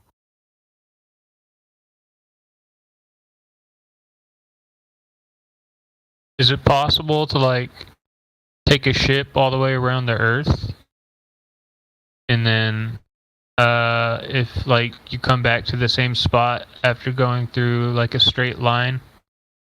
Well, straight line, you would have to find a way to make a straight line. Problem is, when you're using a compass that's relative to north, north is always in the center, and so you're going in a giant circle. Circle navigation has been done many times. It's kind of like if you went around your house and you had a giant magnet in your house and you had the compass would point towards the giant magnet in your house and you would walk in a circle around your house all day.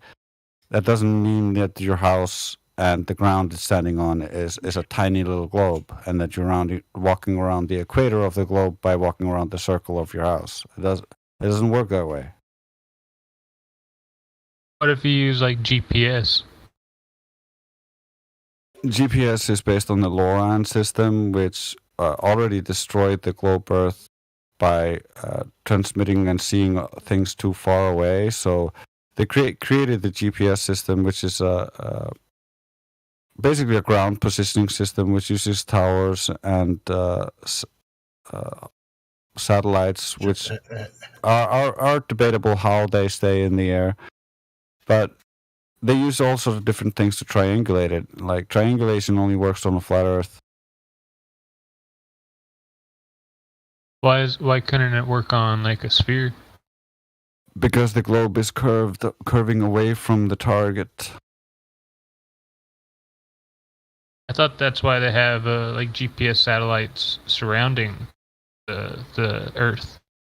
Yeah, so like long before any so-called satellites, that worked using only towers, using the LORAN system. This is one of the reasons why I mentioned that. It's kind of like the Nazis, for instance, used the Nicobine targeting system to bomb the British. But the British army said, oh no, they cannot target us with that targeting system because the Earth curve will prevent them from targeting us. However, the Nazis used it to bomb them. Do you think the Nazis could have used that same system with those same towers to like bomb, like, I don't know, like Indonesia? I would have to do the math on that. I don't think so, no. Hey, Bloodfire, let me ask you a question real quick, dude. In your opinion, what do you feel is the strongest piece of evidence for you living on a spinning, orbiting, revolving globe?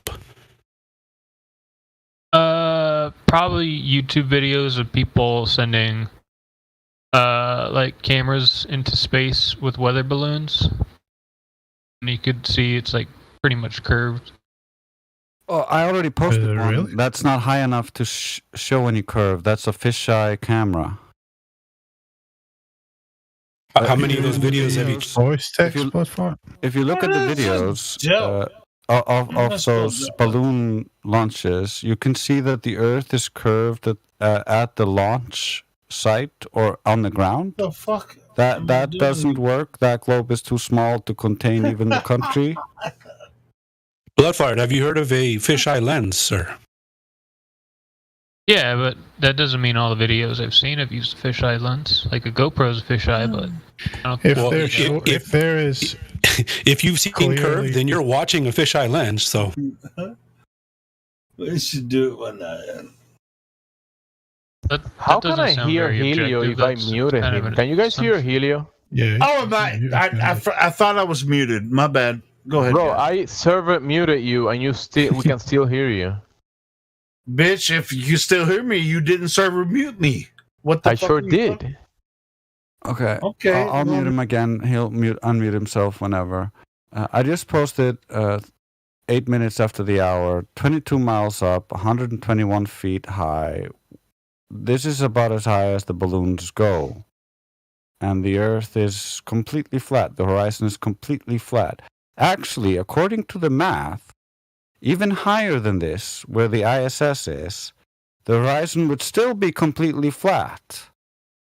So, you claiming that fisheye lenses and the resulting curve from that, which results in a way too small globe that cannot contain all of the countries, generally cannot contain even the continent that it's taking the picture of.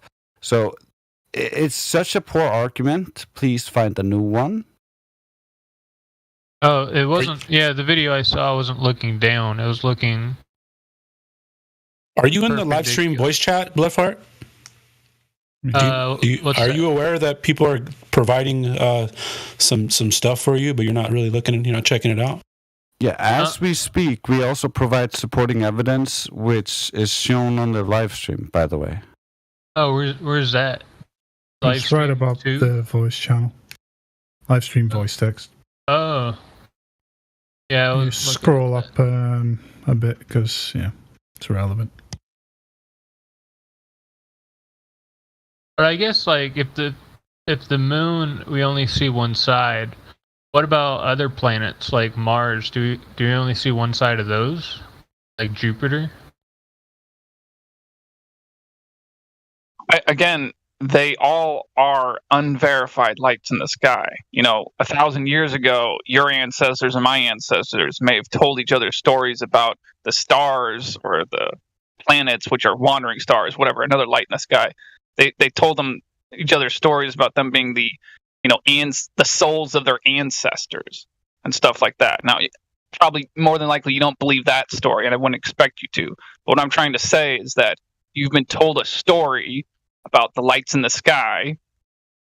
I don't believe that story anymore. I used to believe it myself, but the sun, moon, and stars and planets, which we used to call wandering stars, are defined that way. They're just unverified lights in the sky. So asking us questions about, why can't we see the other side of this or that? It's like, other side of what? What are you talking about? Just unverified lights in the sky? There's not really anything to explain or even talk about. Just pretty lights in the sky. Yeah. What type of conclusions would you try to conclude after learning about Mars? What would that prove about the dirt that you walk on every day? He wouldn't be learning about Mars, would he? He'd just be speculating about it. Well, I'm just saying, if the theory is, if the moon theoretically was round and Mars was a sphere, and or the moon and Mars were spheres and Jupiter's are spheres, which all the planets supposedly are. If we see, if we look at Mars through a powerful telescope and we see a different surface throughout periods of time, wouldn't that suggest that it's spherical?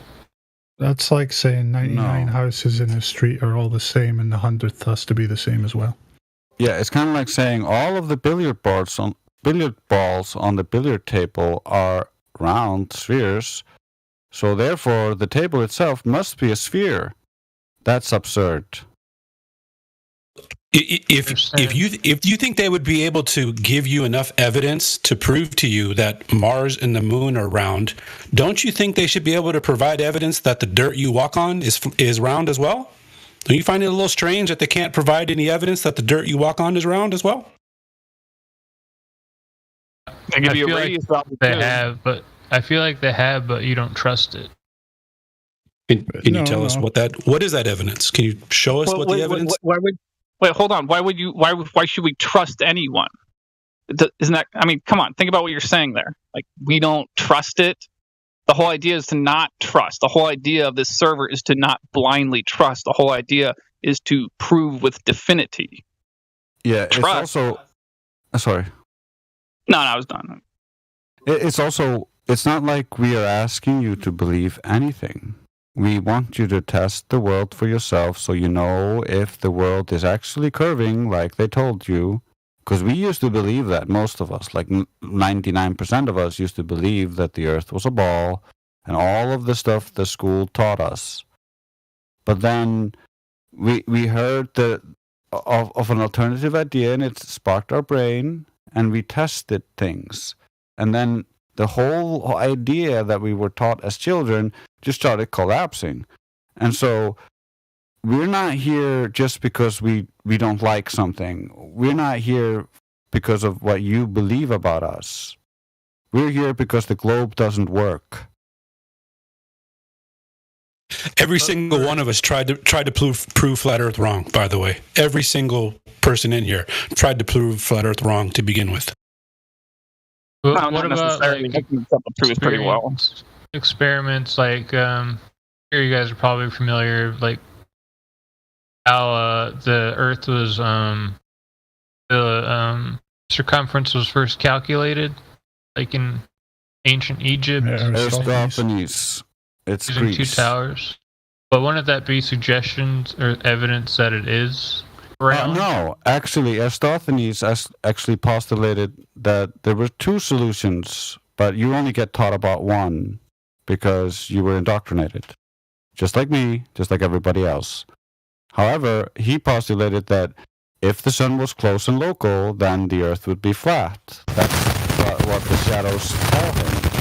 However, if you assume that the sun is really far away and all of the light is parallel coming to the Earth and not splaying out from a point source like we see in the sky, then you can assume that the Earth is curved to give you the same kind of shadows. That does not prove the Earth is a globe. Actually, it supports us far more. Yeah, Mr. Blood, you're hot micing, so you know your microphone might be brushing up against something.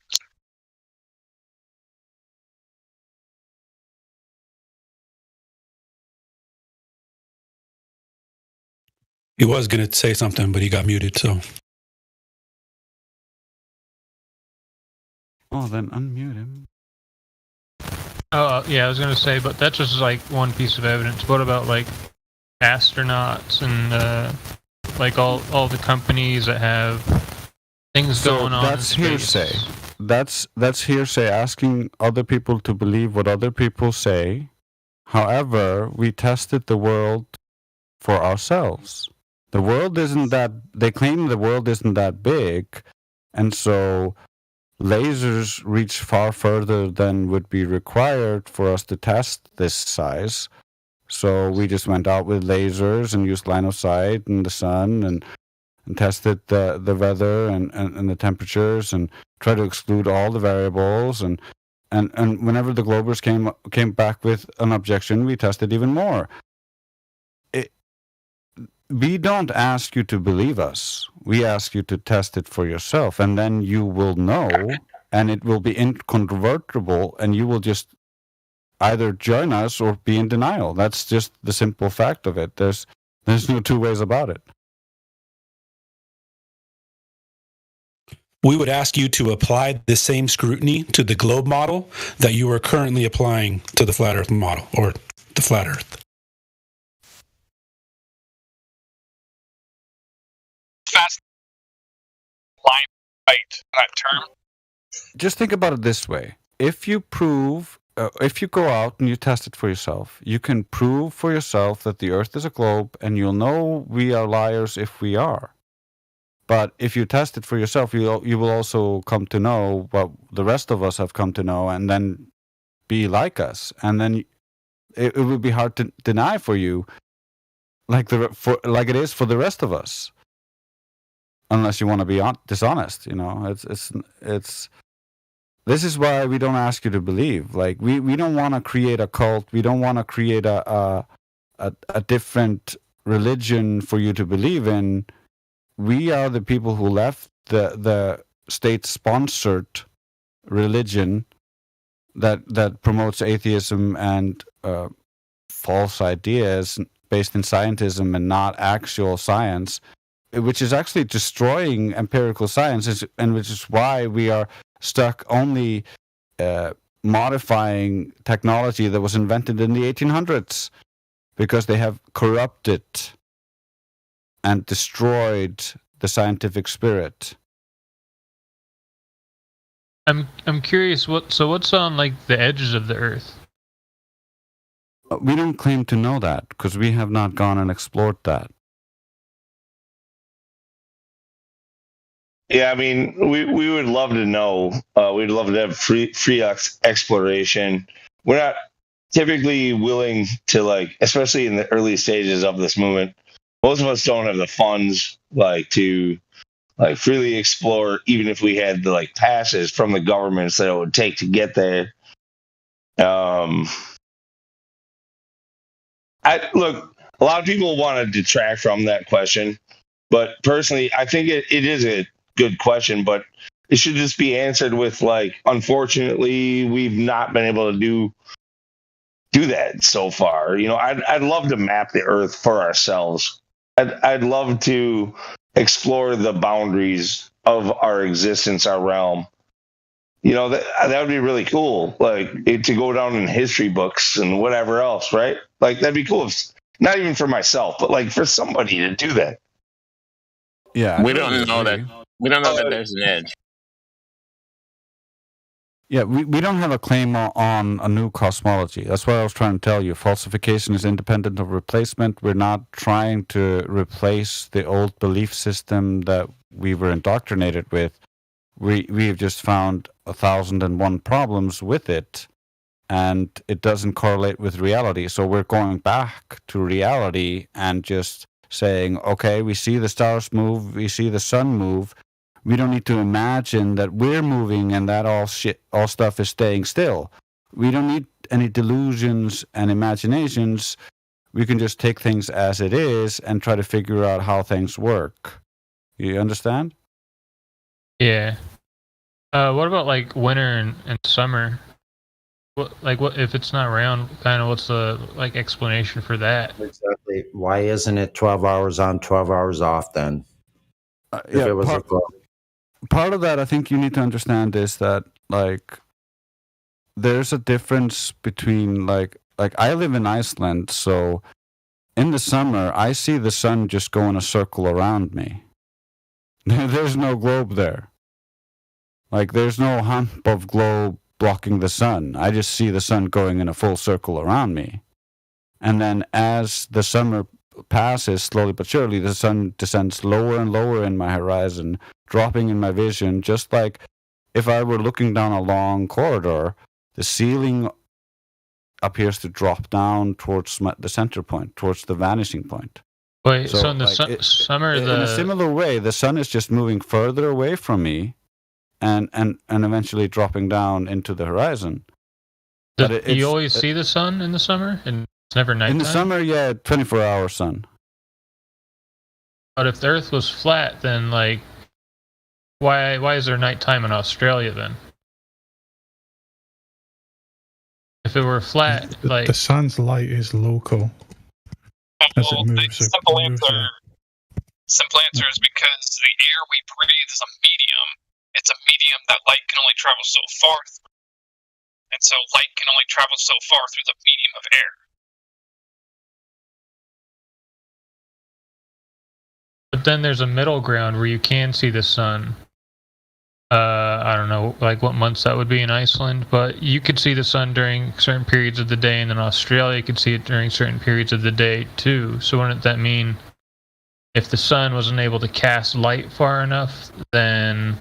You can just think of it like this. If the sun is going in bigger and bigger circles around the center, then eventually, for me, because that's what it looks like to me, it goes highest over me when it's closest to me, and then it dips towards the horizon in this big circular arc. And then, but it doesn't go below the horizon, and then it goes up again. And then as the winter approaches, you see it eventually start dipping into the horizon more and more and more and more. And at that point, it's going to reach the midpoint. And during winter time, we see the sun very little. It just barely pokes over the horizon, and the rest of the day is just darkness. And so, it makes sense.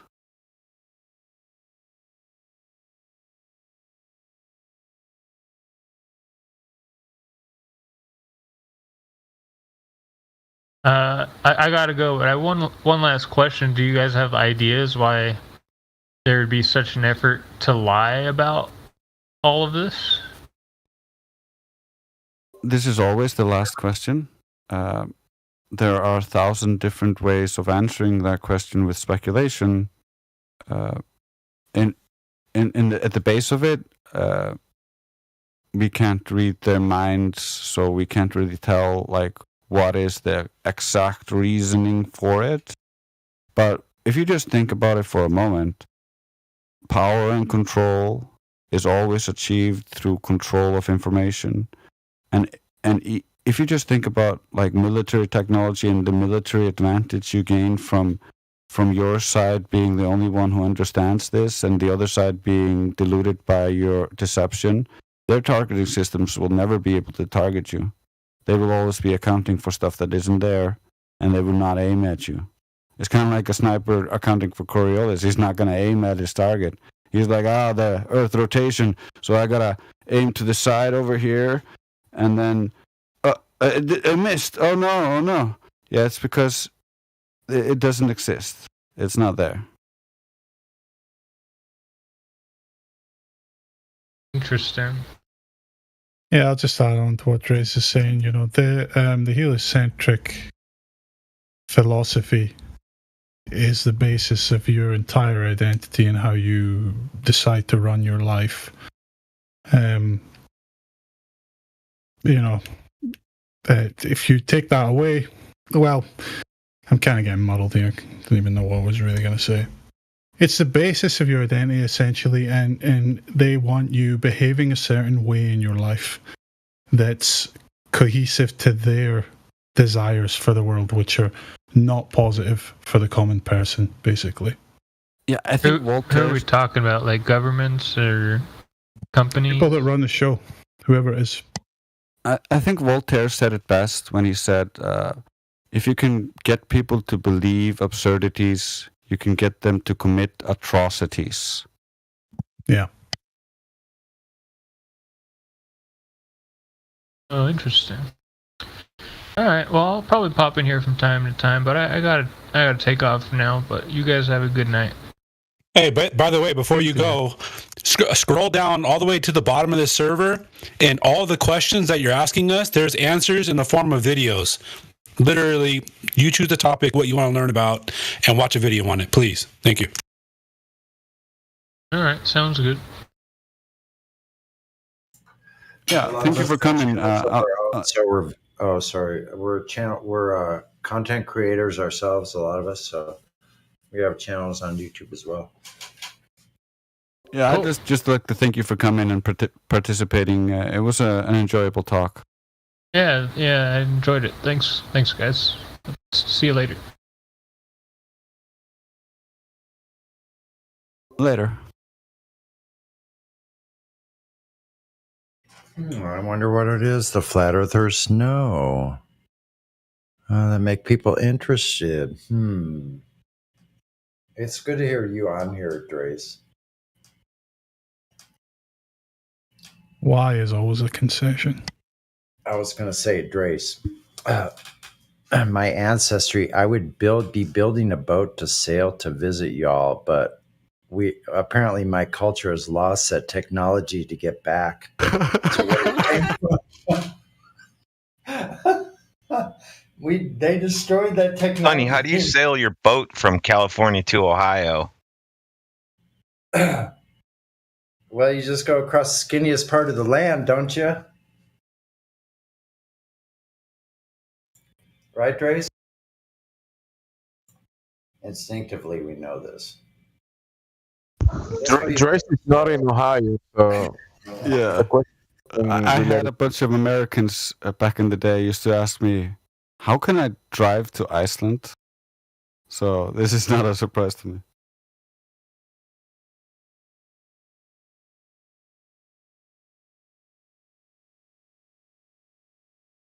Using the lock system. I got a question. My mic working? Shoot it. Do we know that we're still not on YouTube? It's on a backup channel. Oh, is it on his Helio channel? Yeah, it's on the backup. All right, my bad. I'll check the Helio channel. As you were, Earth is flat. I'll give you a link.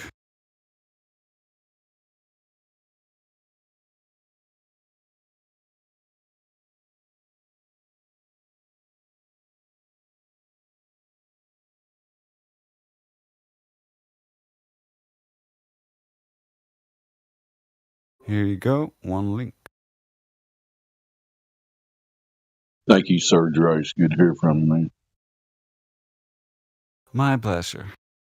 Yeah, I'd build me a bargain and I'd be sailing out into the Icelandic seas. I bet I would be. Yeah, that's right. Make him shiplap. Shiplap.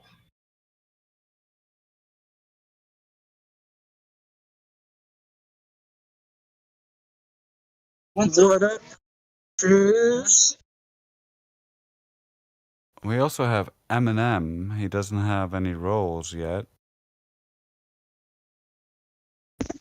Just open his mic. Give him a listening pass if you can, for now until he replies in the VC.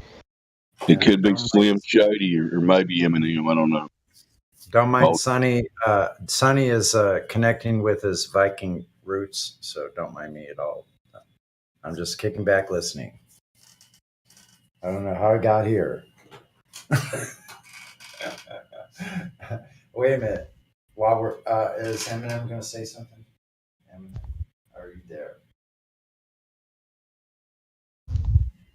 Okay. Well, feel free if I'm not interrupting.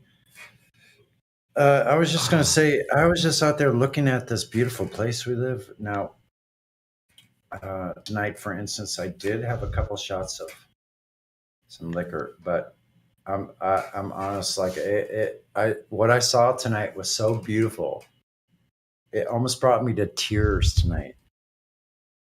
I look out and see that water. It was perfectly still. I could see like 30 miles into Mexico, and the lights were just glimmering and twinkling on those hills way off in the distance. I'll tell you something, man. All that water was so still in the harbor. I could see every light from the other side of the harbor going all the way to my feet. What an incredible place we live. I'm just like in awe. Sometimes that's one thing I find really interesting about like the sun is like when you watch the sunset on the sea and you see the sun reflecting off the ocean all the way to your feet. But to other people, it's not reflecting all the way to your feet, it's reflecting to their feet. Because it's all apparent in our eye. The light is what makes it appear that way to us. And so it's revealing, it's almost like the world is revealing itself to us, each one of us individually. It's pretty amazing. And so it seems to be with the illuminary bodies as well. I noticed that recently I was driving. I drove probably, it was like across the seashore. It was probably like a 5-mile drive, and I started on one side and I could see the reflection of the sun. It was the sunrise in the morning, and I see between me and the sun, I see the huge reflection of the sun in the water, across the water, and I kept driving and driving, and it was following me. It wasn't the reflection of the sun in the water, it wasn't at the beginning, it was like following me all the way through the drive, miles and miles. Following me.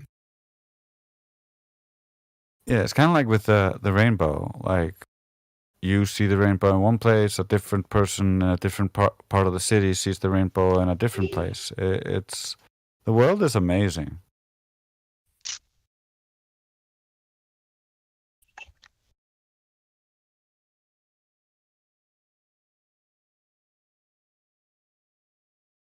Yeah, Drace, it's too bad that most people don't know how amazing the world is, actually, don't. Kind of sad, ain't it? Yeah, they got told by Carl Sagan and others, like, there's billions of planets. There's diamonds raining on Jupiter. You You just have to believe, and then one day you might be able to go into space, and then you can have an alien girlfriend and have some diamonds. But none of that's gonna happen. More than all the grains of sand on all the beaches in the world. What color girlfriend would you like? Well, if you want an alien girlfriend, just This go is to the the fantasy, border to keep them between Mexico and the United States and just wait there. It's to create the sunk cost fallacy, so that they've invested too much in this idea. Quoting Neil deGrasse. They don't want to. Yeah, exactly. He's a good example of it. I'm sure he knows, based on a lot of things he's said. Like he's way too clued in with like a lot of things he says. He's like saying the surface of the moon is flat because lava lays out flat, and that's why they chose to land there on the flat surface of the moon. Like, it's so dumb, but like that's Neil deGrasse Tyson for you. You hear Neil on Joe the Toe Rogan today? Joe's like, so what's the deal with this newest telescope? And Neil deGrasse Tyson's like, we have to wait for him to make up the CGI. That's basically what he said.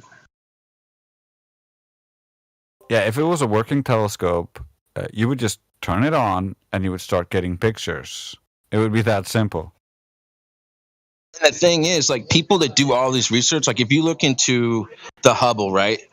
Neil deGrasse Tyson will say there's thousands of papers written, but they're all just like they get images and like just like the Mars rover, they add the color in after they send it to us.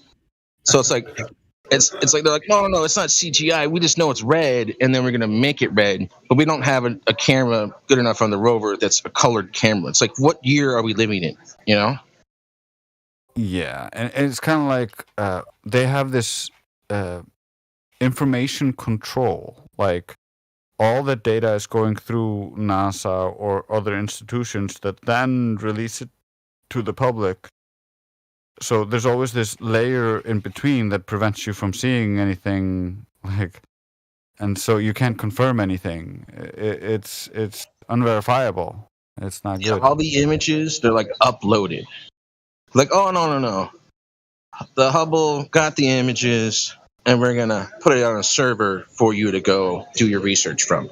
Yeah, to me, it's even worse than that. It's like they take the Hubble images, and then they take images from Sophia, which is a Hubble duplicate that's on a 747, and then they overlay those images and color them in, and the final picture is what you see. How the fuck do you know that all the images are not just from Sophia?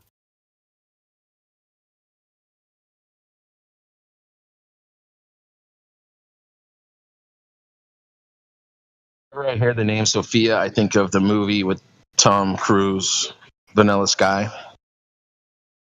And he just smothers that chick to death as he calls her Sophia. So it's all CGI because it has to be, right? Is that what they say? Well, I wouldn't call it CGI. I think they're actually using Sophia or like a Hubble duplicate telescope, which has the same exact specs, to take pictures of the sky from high altitude, and so they get really clear pictures, and they're like, oh my god, this must be from space. But like, if you had a telescope in outer space, it would be taking clearer pictures than a telescope on a plane on the Earth. And so you would naturally use the better telescope, not be overlaying it with distorted images from within the atmosphere. It's just retarded. It's mentally challenged at best. But whenever Neil deGrasse Tyson waves his big hands around, I just believe whatever he says.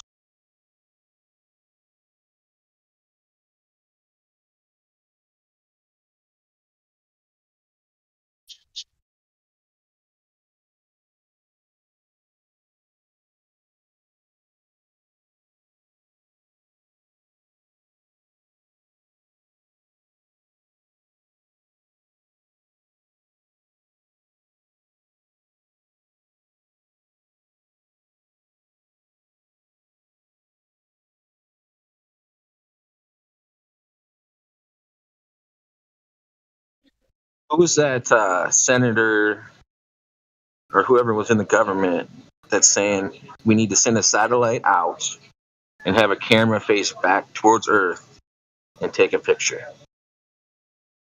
Right? Who asked? Who said that?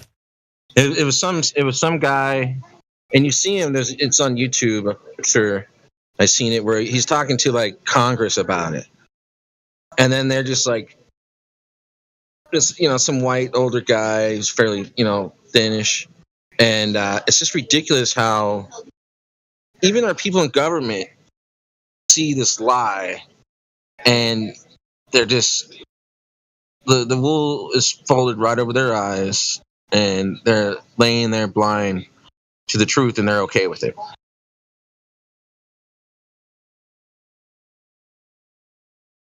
Happy in their shackles, who are you to condescend? So what do you think the main reason is why they lie? They want to know why someone would betray their trust like that. They can't imagine that the people in charge of things that are for real deep down deceiving them. Like, yeah, of course, here and there they lie. They give exceptions, but they're not willing to admit that it's all fucked.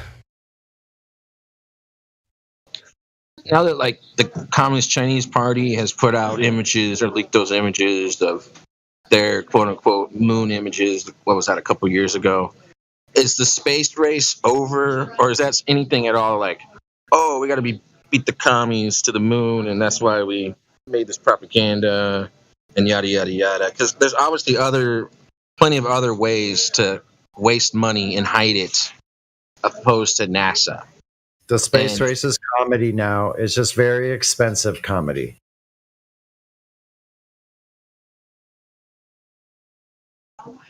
NASA told a joke that started the whole world crying. I always think of that line from way back in, like, it had to have been 2015, where the guy's from Bell Laboratories and he's talking about NASA, and he says, NASA's not just lying about some things. NASA's lying about everything. Never forgot that line.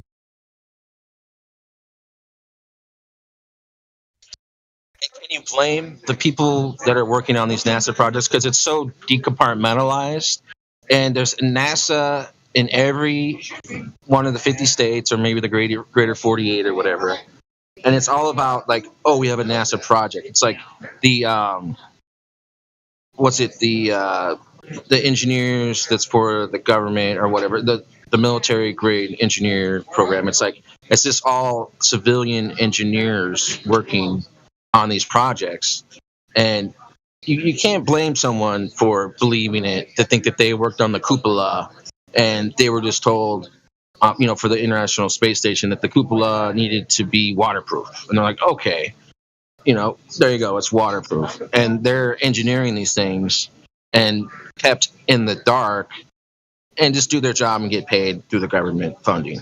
Hey man, listen, if they say go make this one little part, put this make this bolt, as many of these as you can, and yeah, that bolt's going into space. How about that, partner? Hey, all right, welcome to NASA. Yeah, your workstation's right over there. Okay, and we'll see you later. Yeah, good luck. You look at WD-40. That's widely used. That's in everyone's garage, and it was water displacement. Formula 40, right? Like H, preparation H, A, B, C, D, E, F, G, H, right? The H, that was the one that worked for the hemorrhoids. And water displacement number 40 was developed by quote unquote NASA, and it was to shed the condensation off the outside of the rocket, right? Was that the main purpose of it? And now it's a household item. And thank God for NASA for making our doors not squeaky. On the whole... Well, hold on. Do they develop that in space, or do they develop that here for space? That's a good one. My grandma was looking at some air filters she got back in the day, and there was a big rocket on it, and it said space age technology for your home. And she goes, did they go up to space and find that technology? I go, no, Grandma. No, they developed exactly. it.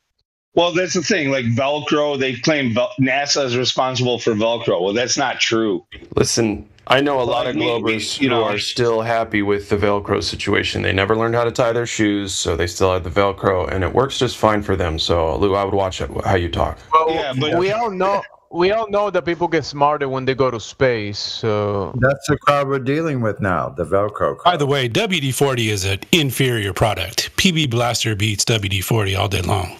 Oh, there's so many good fucking agents that get in there and degrease and fucking all kinds of things that way better than WD-40. way better? No way. Yeah. At least 3 times. At minimum 3 times better, yes. But what smells as good as WD-40? Nothing. No, that's not true either. The other stuff even gets you higher. That's what I'm telling you. There's some other stuff that just smells great, and you don't even want to put it down. You're like, I just want to clean all day. Give me that. It's like that shit in the Matrix. I actually prefer mineral oil. You get those little garbage fans from Walmart. They last most people 1 season. You just drill a back of the plastic and drop a couple drops of mineral oil in there every 2 weeks. That fan will last you 4 or 5 summers. I like a good bath salt gargle. Just don't leave it out during the winter, like in the garage. If you live in a northern climate, like all your aerosols just fucking suck the next year. They just don't work. All you need is hemp oil. You got to have a toolbox with a lid on it. Dude, no. In the north, like a lid doesn't do it. You got to have like a heated garage, man. I live in the north. Going back to Velcro, all these boomers got Velcro, so they don't have to tie their shoes. And thank God for the lesbian community with their strap-ons. Okay, tread softly with the boomer comment. All right. Hey, boomer.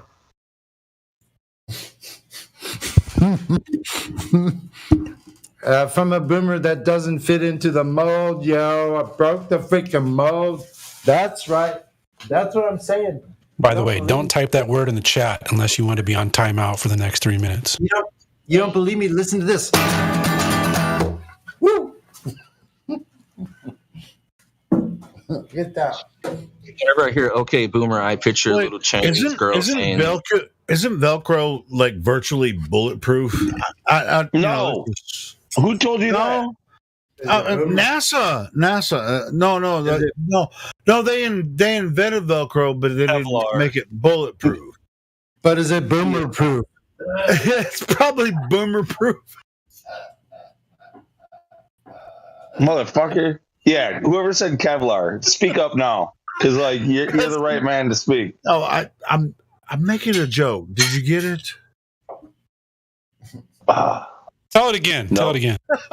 No, it doesn't work the second time. If you didn't get it the first time, you're not gonna fucking. All right, it's gonna sound stupid the second time. If you were joking again, I was joking. Has anybody tried Fireball before? But they say NASA invented Velcro, right? That's what they say. But it's not airproof. It's not a seal against air pressure. The Fireball's working really good tonight. I tell you what. Anyway. Yeah, so NASA needed to Velcro everything down because it was weightless, right? So that was the necessity behind it. Yeah, but as far as the Velcro connection, Velcro works really good in a lot of situations, but it has nothing to do with air pressure at all. Thank God they developed that shit in space, right?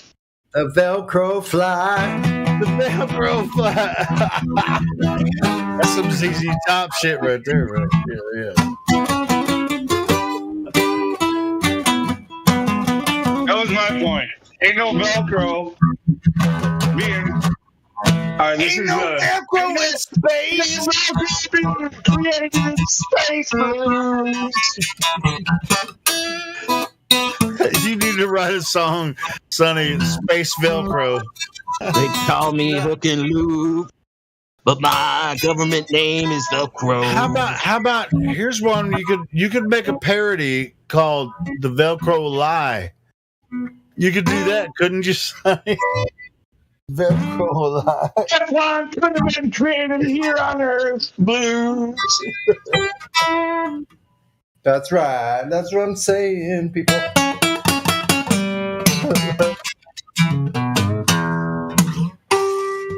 What's that song they had? Velcro Fly.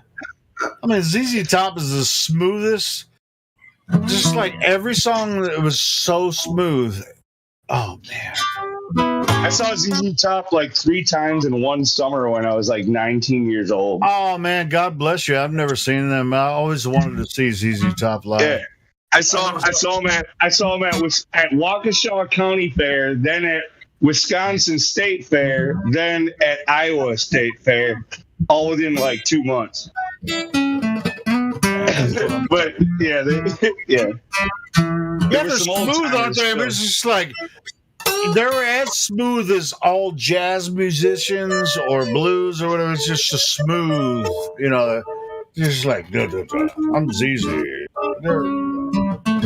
As a group, dude, look. By the time I got to see them, and that was a long time ago already. Like, dude, they were some old timers already, and they were still really like as musicians. They were getting down on stage. They were dancing. They were playing hard. They're moving around, like, dude. And when I went to Iowa, dude, I was the most. Our group of people, like in Wisconsin, you go to a concert and you stand up and you dance, especially for something like ZZ Top. You know, I always wanted to see him, man. You go to Iowa and they play 2 songs and then everybody sits down and then they yell at you if you stand up.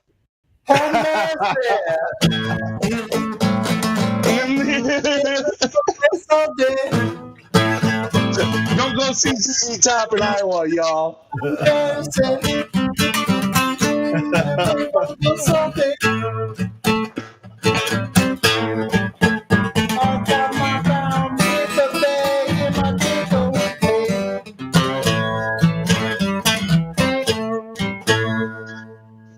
All right, hey, old dude is said, hey, Eminem is a new member in chat here. You guys want to talk to Eminem? Somebody already unmuted Eminem. You have access to your microphone, Eminem. We tried earlier. Let's try. Oh, you already tried. All right, my bad. We can try again. You know, I think the moon is Eminem shaped. It sort of is, isn't it? Yeah, that's why they call the. That's why they call the Eminem. I mean, it's a M for moon, so it makes sense. Yeah, what does Eminem stand for? So is the moon a hemicircle or a hemis? What? I don't know. It's just Eminem shaped. Wait, what? You know, in science, you know what they call science. What is the shape of an M&M? What would they call that? The moon shape. They don't call it moon shape. Come on, man. No, an M&M is definitely an oblate spheroid. Well, I'm gonna have to look that shit up right now. I'm not talking about the egg-shaped M&M. Yeah, I'm but talking about if you wanted to be more specific, then you would be it would be M&M shaped. Cacahuates. Did you say shape? It's like, like mumble shape. Mumble shape. Is that what it is? You guys trying to be funny or something? Well, trying to be. If it's not funny, then don't laugh. Don't laugh? I'm actually gonna look this up. Shape of the M&M.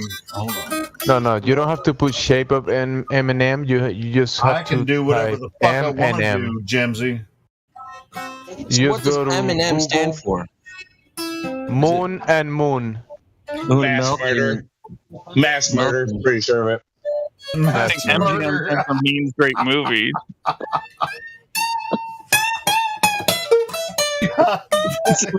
Do you guys think that this might sound kind of strange and out of the blue, but do you think anyone's ever been like put in jail or executed for laughing in North Korea? Every day. Oh, could be. that never happens every here. single day. Shit, I just put in shape of the M&M and it came up first thing. Oblate Sphere Void. That's what I'm saying. That's wrong. Yeah, I was right. So M&M stands for what? Well, I just looked at it. Yeah, this is from Scientific American. Hold on, I'm gonna click a link and then we're gonna go through this. So it's Mars and Murray. And Murray was the guy's last name, that bought out the guy that invented M&Ms. Okay, tell us. And then I guess they put Mars. Then explain what happened in Las Vegas, motherfucker. Explain how he invented the M&Ms too. Yeah. I mean, usually what happens in Vegas stays in Vegas, but you got the total story, and you're gonna tell us now. What had happened was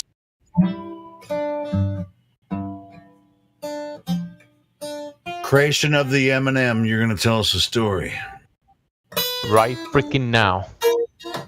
This one guy was like, you see all these pretty lights, all these pretty colors? I want to make candy like that.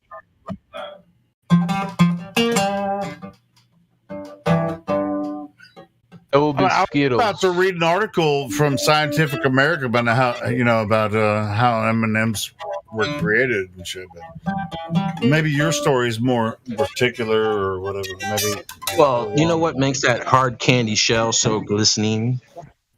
You don't want to know. It's the same thing that's confectioner's sugar is made out of. Hey, check this out. I'm gonna aborted babies. I don't know what this I thought someone was about to be serious. This thing about M&Ms is extremely serious. Check this out. We got a little bit artistic with the piano playing in the background. Hey, check this out. This article I'm about to read to you. Lou, that is not a piano. That is a kungulele. Yeah, it's definitely not a piano. Sorry, guys. What is it called? Wait. This guy playing the ukulele and shit. Not a ukulele. What did you call it? The piano. Ukulele. No, it's not a ukulele. It's definitely an acoustic guitar. But anyway, these guys are saying the title of the article is "Sizing Science: The Geometry of M&Ms." This is from Scientific American. Key concepts: geometry, mathematics, shapes, dimensions, and volume. Introduction. Has an adult ever caught you munching on candy and asked, "How much candy have you eaten?" Instead of saying, "I don't know," and possibly receiving a scolding, wouldn't you rather respond, "I ate precisely 10.7 cubic centimeters of candy"? In this activity, you will investigate which mathematical formula is most accurate for estimating the volume of an M&M. Figure this out, and the next time you are discovered while snacking on sweets, you might make a better impression. Thanks, Scientific American. Background. Geometry uses math to describe and investigate different points, lines, and shapes. A shape is described in geometry using a formula, which is simply a mathematical way to calculate different properties such as its size, area, or volume. Now, volume is a property of three-dimensional shapes, such as cubes and spheres. And it takes into account the space of shapes. Take up in each of three different directions. Which I don't even like that. I would say dimensions, but whatever. The challenge of using geometrical formulas in the real world is that these mathematical formulas often describe perfect or ideal shapes. And I remember that from math. A sphere is an ideal three-dimensional shape that is perfectly circular in all three. I'm not going to read this whole fucking article. Why not? Like I was going to. Do you guys want me to, or is it a waste of time? Yeah. Nobody asked you to, but you still did. So. All right. Well, I'll continue if you want me to with Sunny playing. No. All right. So. No. In this activity, you investigate which mathematical formula is most accurate for estimating the volume of an M&M. Is that the singer? No, this is the candy. The rapper? We're talking about the candy. Marshall Mathers? No, we're talking about the candy. Is that his Like, girlfriend you or can something? go to the gas station I was and buy some confused. M&Ms. We were confused. Sorry. Yeah. No, I get it. I mean, I it's the guy posted from the Eight article. Mile, If you right? want to read it, it's a lot easier to read it than hear me fucking. Hey, can I ask a question? Yes, please. Yes, please. Ask a question. Save Somebody it stop from me. Helio and Sonny. Save us. I am traveling to New Zealand, flying from San Francisco on Sunday. And I thought I'd seen a video somewhere where someone took a compass and was videotaping it. And I didn't know if anybody has suggestions, if there's any kind of experiment I could do on the flight and, to test out any theories. It would be tough, but I would say look up magnetic declination before you go and take a look at the maps that they give you for that, so that you can be expecting your compass needle to change directions opposed to what you would think you would be going towards. Like it's Yeah, the thing is, I think there's an argument to be made that magnetic declination is part of the thing that hides the globe. However, you can look at the presumed flight path and use some compass. I think what's it called? Blue Marble Science? No, whatever. D-Marble. Yeah, that was the one. She said she was flying to Sydney? To New Zealand. to Auckland. New Zealand from California, so that's. Are you traveling west or east? It's going to be west. That's the point. Like, she will see a flight plan and she will see like where she's supposed to be going, and then using the compass and other such things, you can perhaps find some discrepancies that other people have found, but like that would just be like evidence for you. That's not really for us. Here's a very simple thing I think you can do if you're flying. Once you get up to level flight, just take a picture or a short video of a port side or left side window with the horizon right in the middle of your view, and then just pan directly to the right side and take a picture and keep, like you could do this short video. It could be less than a minute. Perhaps we left to right. Perhaps we better start from the beginning. And see the horizon in the middle of the view, in your middle of your view on both sides at the same time. Even just a simple act. Perhaps we better start from that's all cool, but she literally asked what she could do with her compass. That's why I brought up the magnetic declination. But if she's actually about to take this flight, she's going to take the flight from.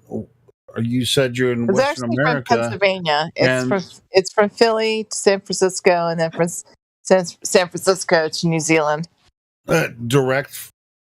It's from Pennsylvania. The direct leg is. I have a layover in San Francisco, so the direct part is from San Fran to Auckland. Ooh! What time are you man, in that San would be Francisco? awesome. That would be awesome. Yeah. That's the only reason I interrupted. Go ahead.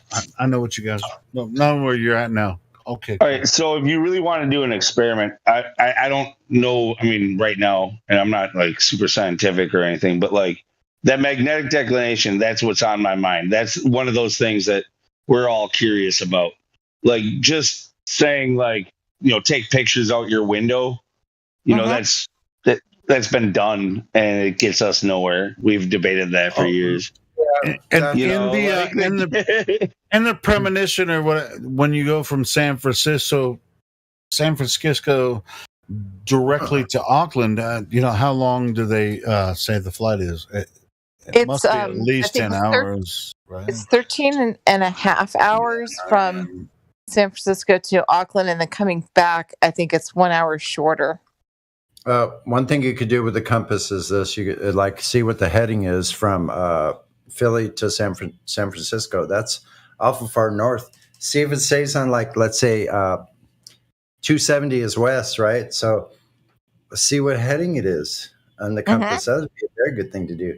Does it remain the same way? Does it remain the same cardinal direction as you're going from San Francisco to Auckland as it was from Philly to San Francisco? Because you wouldn't be able to tell that, as a passenger on an airplane. I mean, that's really ridiculous.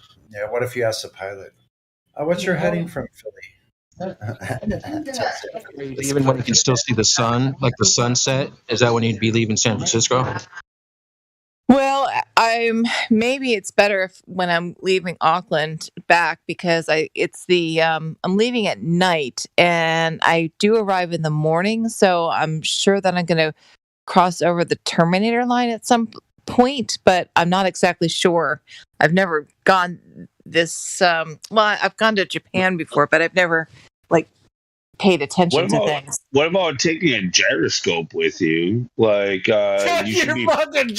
just keep it in your pocket while you go through. I got a gyroscope. Oh, it's just a gyroscope I'm gonna use on the airplane. Don't worry about that. I got this. Yeah, because you should be flipping. You should be flipping, right? Right. I should be going under, right? Going down under in Auckland. Dude, I would love to freaking visit New Zealand. It's so beautiful. I've seen so many videos. I love New Zealand. Yeah. Unfortunately, it looks like it's going to be raining, but I had the Flat Earth map, and there was going to be a big meetup there in Auckland, and I texted the group and I said that I'm going to miss it. I'm missing You're gonna it. miss it? Oh, god dang it. But they said, let me know when I'm in town, and they'll all get together. So I'm really psyched. You'll be able to find somebody there, to meet up with.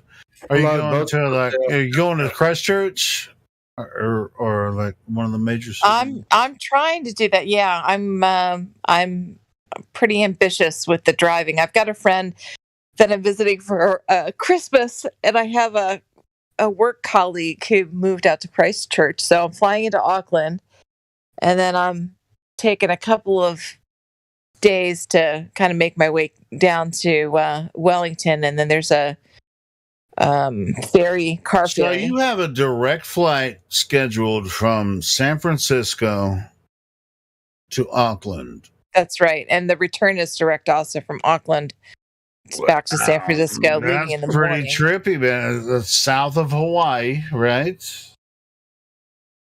Well, is it? Yeah, who knows, right? But it's it's a straight level flight from San Francisco to Auckland. Straight level flight the entire time. I could get a gyroscope. Yeah, a gyroscope ain't gonna do anything for you if you. She's like, I got my pocket gyroscope. It was like, look at this bitch. The airplane has its own gyroscope. Why are you showing down the gyroscope? Just ask the pilot what direction he's going. What's your heading right now?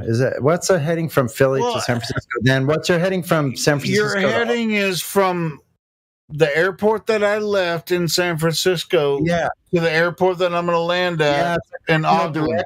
Julio, it's a cardinal direction. That's what I'm getting at. Yeah, that's what I'm saying too. I mean, it's just seems like you guys were confused about this, but I don't think she was.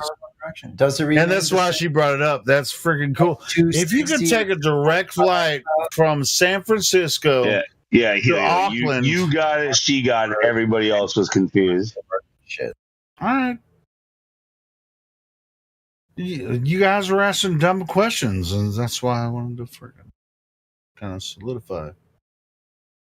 No, you're making them sound dumb because you don't know what the fuck you're talking about, Helio. Okay, maybe I don't. Do what it do. All right, Well, so I'll you're definitely. gonna have a gyroscope and a compass, Yeah, and and I'll you talk to the pilot. graph paper. You're gonna want graph paper. Graph paper. Okay. Yeah, and like a good straight edge, And a so window you can seat. draw. Like, So she's gonna have to bring all this with her on the flight. Is this what you guys are talking about? And a window seat. yeah, and a window seat. Yep. And I'm the fucking dumbass. I'm the dumbass. Shut up, Helio. Shut the fuck up, Helio. Oh yeah, and don't forget to bring a laser telescope and Matthew Learns with you too. Wait a minute, Orion, repeat, please. Don't forget to bring Matthew Learns and a laser gyroscope with you as well. Yeah, I'll do my Lorenz experiment.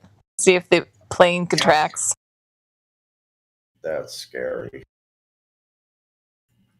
All right, that's good. All right, so there's some things I can do. I'm actually glad she's patient with us, because we're just like talking shit right now. Yeah, Helio, you are. No, I'm just kidding. Oh wait. Matthew said that did something just on the surface of the Earth, not in a plane, right? Whatever. So what you got to She do is probably doesn't even know who you're talking about.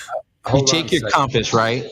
And you have it, whatever north, don't worry about what north. Have north face the front of the plane where the pilot is, right? Okay. And then watch as you go. If you look in the chat, I posted the flight path. The north, the arrow should be pointing towards like the back end of the plane the whole time. And it sort of has this little sweep to it.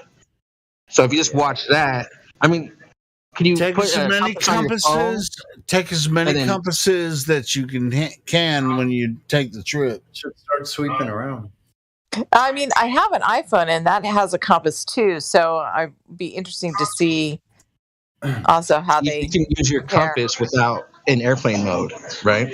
And then just have your iPhone going in airplane mode with the compass on and have it facing. Doesn't work. It doesn't work. And then just screen capture it the whole way. Okay. Well, I don't think honestly that there's like anything you can really prove with an airplane ride, just because an airplane's not a measuring device and all that. But I was gonna say I would be curious though, simply just curious, like to see like if compasses, like if you had multiple of them, to see if they did the same thing or did different. Especially compasses on a freaking cell phone app. I think the problem is that it's on an app. So I think what you'd need to have is a compass, but I don't think you're going to get a compass working properly with all those electronics around it.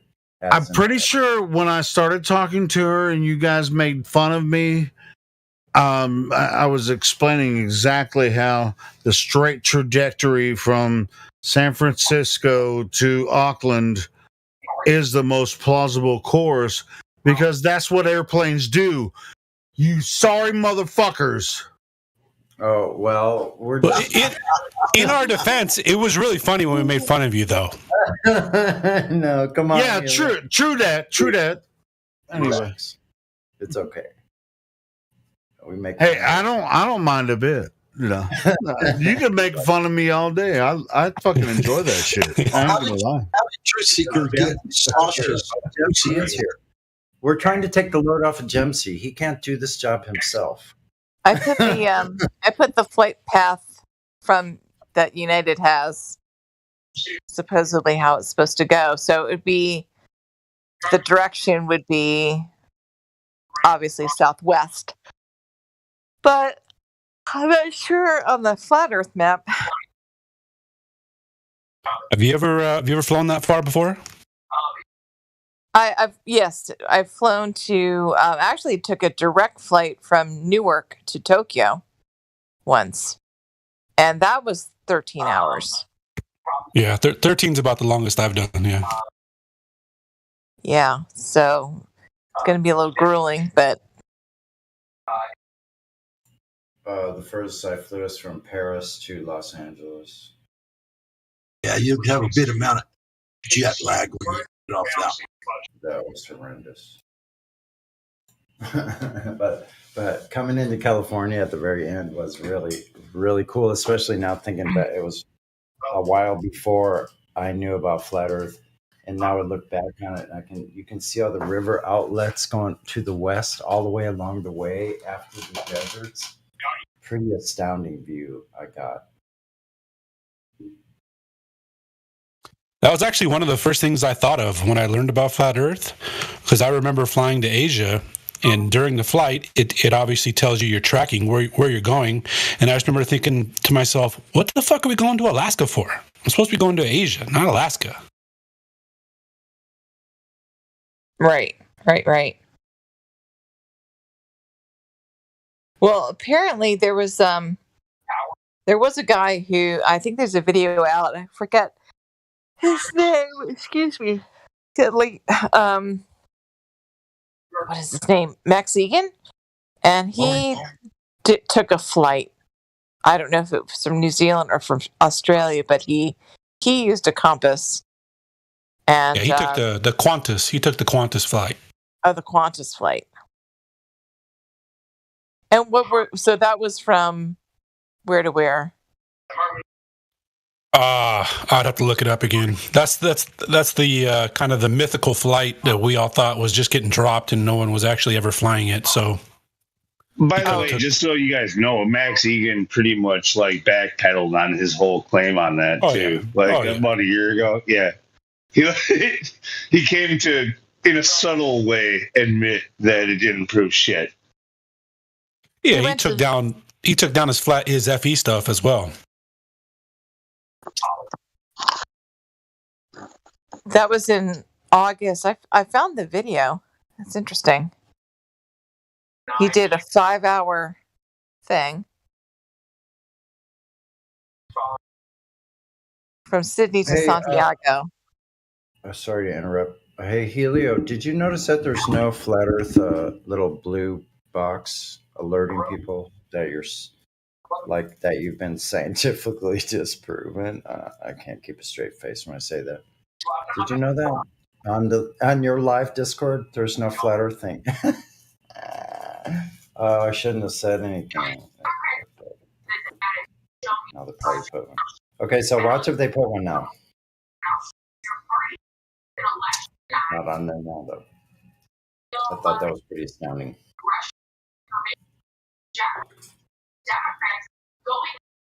Oh yeah, I saw that before too. Somebody, I assumed it's just some troll in there who's posting it, but it looks official. It looks like it's from a bot of ours, where it says like no flurfing. Like, right? Like, is that pretty much it? Like, yeah.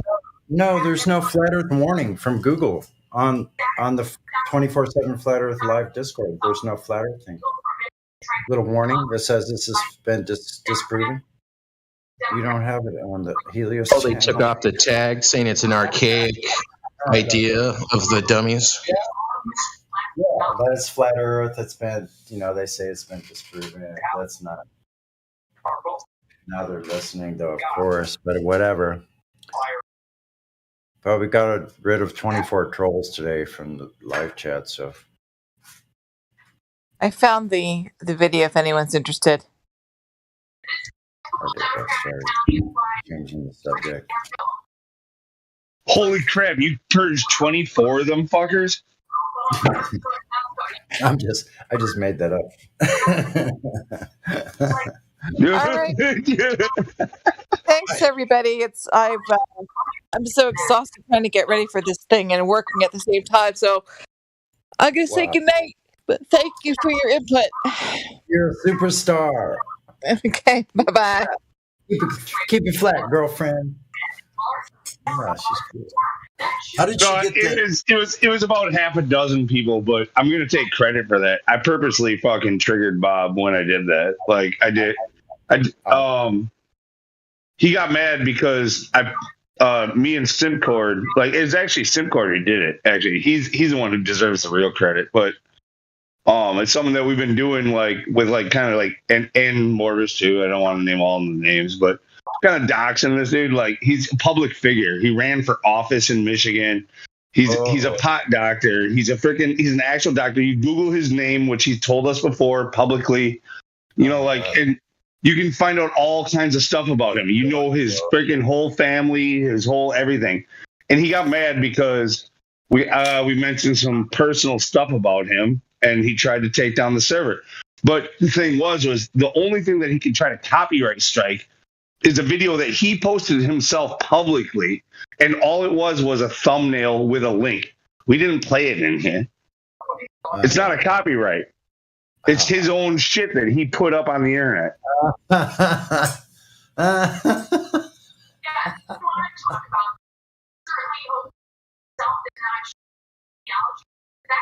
Hilarious.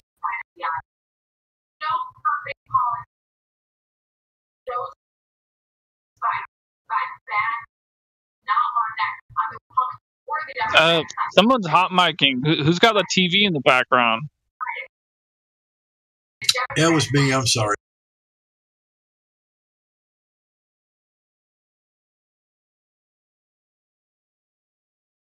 I just shut it off. Sorry. Friend just left watching. I think I was starting to catch on. I was starting to listen to the program for a second there. Just kidding.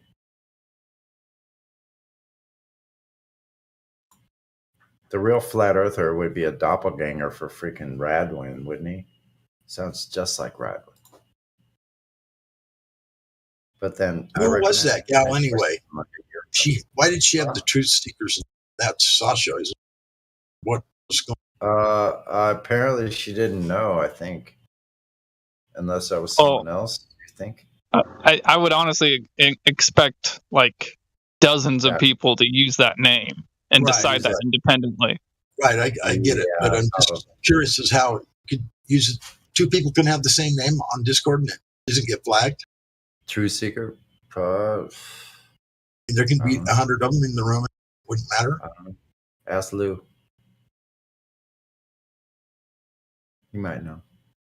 We can have the same name as each other. They It's have just the same name, but there's a number. Take a look at your own name. You have a 4-digit number after your name.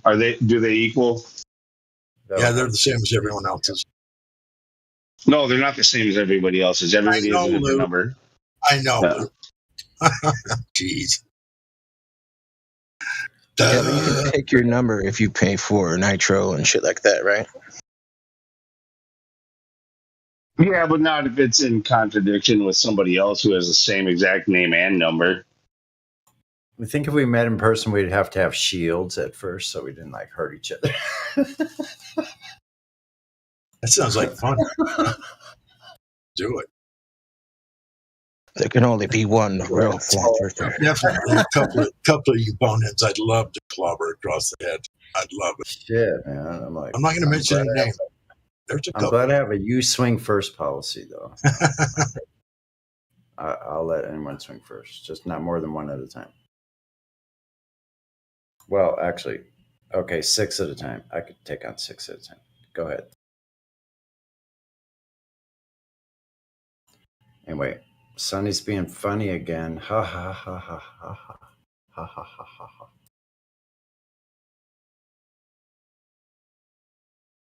It's that laugh that you do that sounds like George McFly. Ha ha ha ha ha ha. That's not the one. That's not the one. Probably not. I can't do that on call, man. Don't ask me to do George McFly on call. No, you do it all the time when you think you're burning somebody and you're like,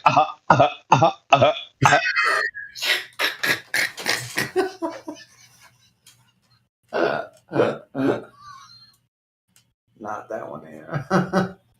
Or whatever.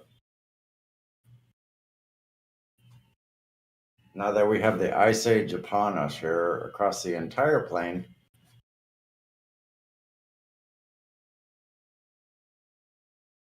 it's too warm.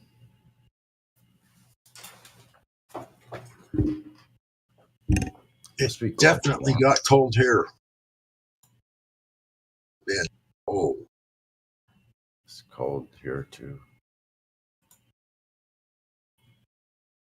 32 degrees right now, which is not that cool. Hey, I'm back now. You're right about, George, not McFly, but the other guy.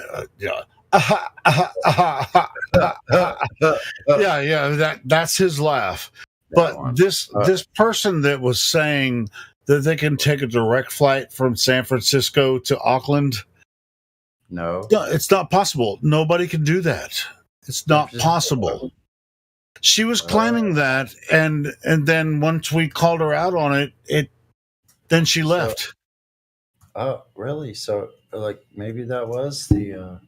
But when you say it's not, see if it's Sasha 2.0s because Try to find it. Try to find it. Look it up. See if you can take a direct flight from San Francisco to Auckland, New Zealand. Come on, show me. You can do San Francisco to Melbourne. Which Truth Seeker? Direct flight. Direct. My daughter's on that plane as we speak. Okay, cool. 30 flights. Oh, actually, when I looked at this one, it says Auckland. It has the flights. No, even if your daughter is in the flight, if Healy doesn't agree, it doesn't matter. It doesn't count. But I don't count. That's okay. New Zealand's 4 hours further, so maybe that's why they don't do it. Well, cool. Where's the path? I mean, show me the path. Yeah, show it to Helio. Show it to him. Wait a second. Yeah, but I live close to Missouri, so I might as well be, in Missouri. Where they call it the Show Me State, right? You mean in Egypt? You live in Southwest Egypt, bro. So anyway, I live in Northeast Arkansas, which is right next to Missouri, the Show Me State. The real Egypt. Do you think we could wake up Globers? Do you think we could wake up Globers by making T-shirts that ironically say "Australians fly upside down"? Wait, look! When I pulled up the right Truth Seeker the first fucking time, call me a boomer again, I'll knock your head in. Truth Seeker found the right one, and right on her thing, right as soon as I pulled it up, it has this flight information. So she had right on her name. I'm like, what? Cool. I blame her. It's just like. Yes, I'm going from San Francisco directly to Auckland. What's weird, it was right on the name, whoever that was. Is that a different one?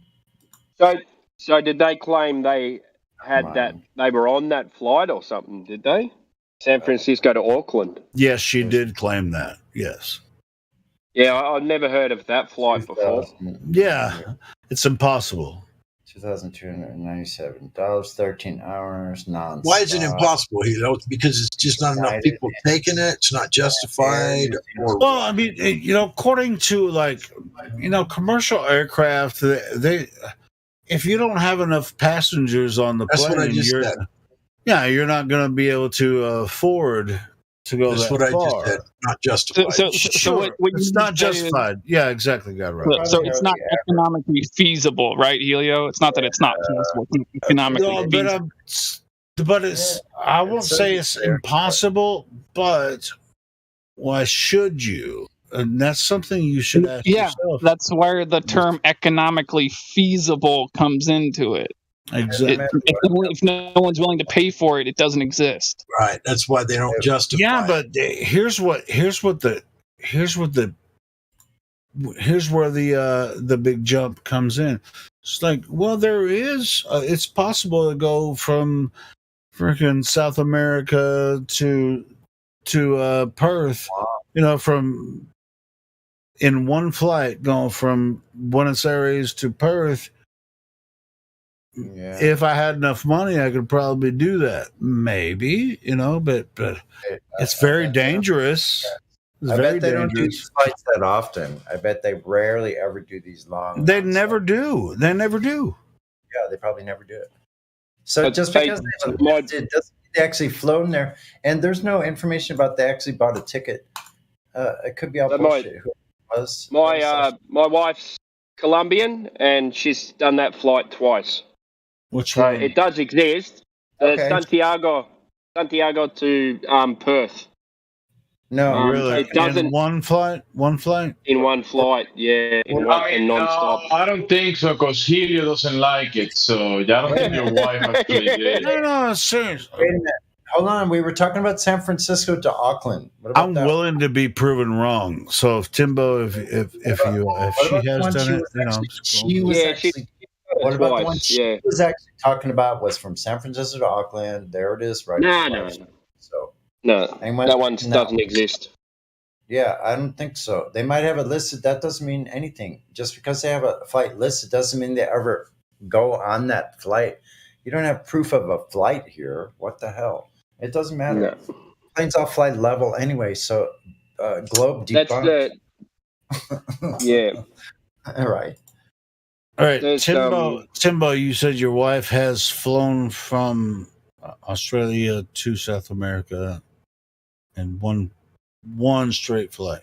He said Colombia, Yeah. not South America, Helio. No. So no planes go out of Bogota. So no long range flights go out of Bogota. You've got to fly to Chile, and then and then it's a long haul flight from Chile to Perth, from Santiago to Perth. That is a long flight, isn't it? And she's done it, yes, twice. I think it was it's about 14 hours or something like that. 14 hours. 10-hour flight. That's pretty long.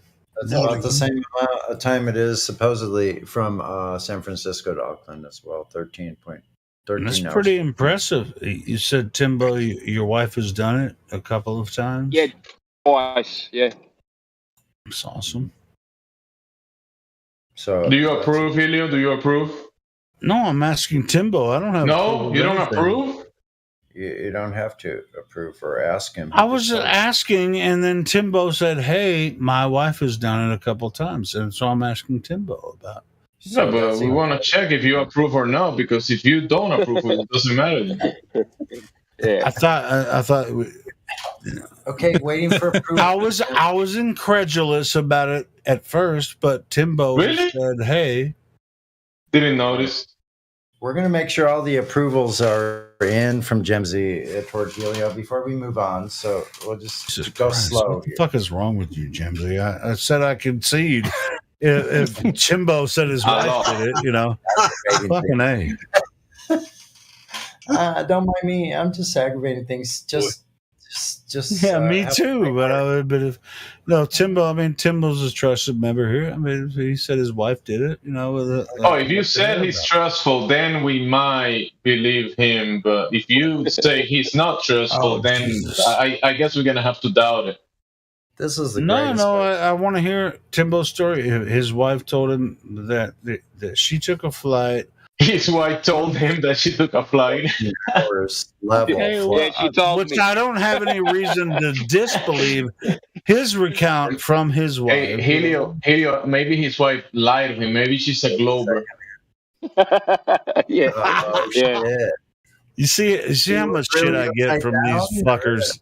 See how we do this. She was really upside down. I believe upside down. No, we're talking about flight pass, not friggin' upside down or anything. Stop interrupting. So listen, when did they flip upside down? On the way over there to Antipodalville. I'm just wondering. I haven't ever gotten that clarified. Anybody got anything for me? We know Timbo. Well, the problem would be is if you started in like San Francisco, the gyroscope would be set to San Francisco, so it wouldn't be like a complete 180-degree turn down to, Yeah, it doesn't do it. Sorry, is my mic on? A real compass would. No. A real compass I just called another driver a fucking idiot. I was hoping you guys didn't think I was talking about you guys. What's that? Yeah, we are fucking Good. idiots, so you can call us that too. So. Helio, who is we? We're the smartest. Yeah, okay, Gemsy's a fucking idiot. So anyway. Yeah, but that's like now it's you can address it to him. All the people that think they're smarter. I'll take credit. You guys, Helio, don't be afraid. I'll take credit. Blame me. Go ahead. I dare you. Yeah, it's got an antipodal as well. So the idiots are actually the geniuses. If they call them an idiot, then you're probably a genius. And if you're, the other way, Well, anyway, I'm curious about this. What Timbo has to say about his wife traveling from South America to Australia. I'm really curious about that. Yeah, I'm just getting a bit of wind at the moment. But yeah, so she booked the flight, she jumped on a plane, and it took her there. Timbo, it was the Airbus 380. Yeah, big one, yeah. Yeah. So what did happen? It was that Alan Joseph Joyce is the CEO of the Australian airline Qantas. Yeah, Qantas, So- yeah. So Queen Elizabeth, he was a close friend of Queen Elizabeth. So he decided to do this direct flight, because he had to land on United States to refuel, But they decided to do this direct flight with the bigger one, more fuel, and yeah. So it isn't that interesting because of the controversy. This flight was a lot of controversy because of the flat Earth. And so it was not economic, to do this flight, but they did this, to Yeah, avoid it. there are. Was it a direct flight? That's the question. Now, can you confirm that it was a direct flight from wherever in South America? It doesn't matter whether it's Buenos Aires or it's anywhere else.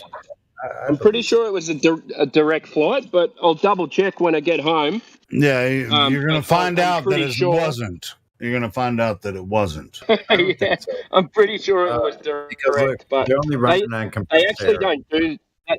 That flight's not. They end up cancelling it a lot. So I'm not sure what happens there. Okay, well then that's my point. I don't think they do it actually anymore after the last few years. You've always got to fly to the US and Because then it's back down. impossible. It's impossible. It's not impossible. But only 13 hours. Why is that impossible? Only 13 hours. So you're. They did change. I've flown from San Francisco to China, which is 13 hours. It's the same exact flight. I think it was 16 hours. Oh, good. I was going Thanks. from Paris to LA. I think it was 16 hours.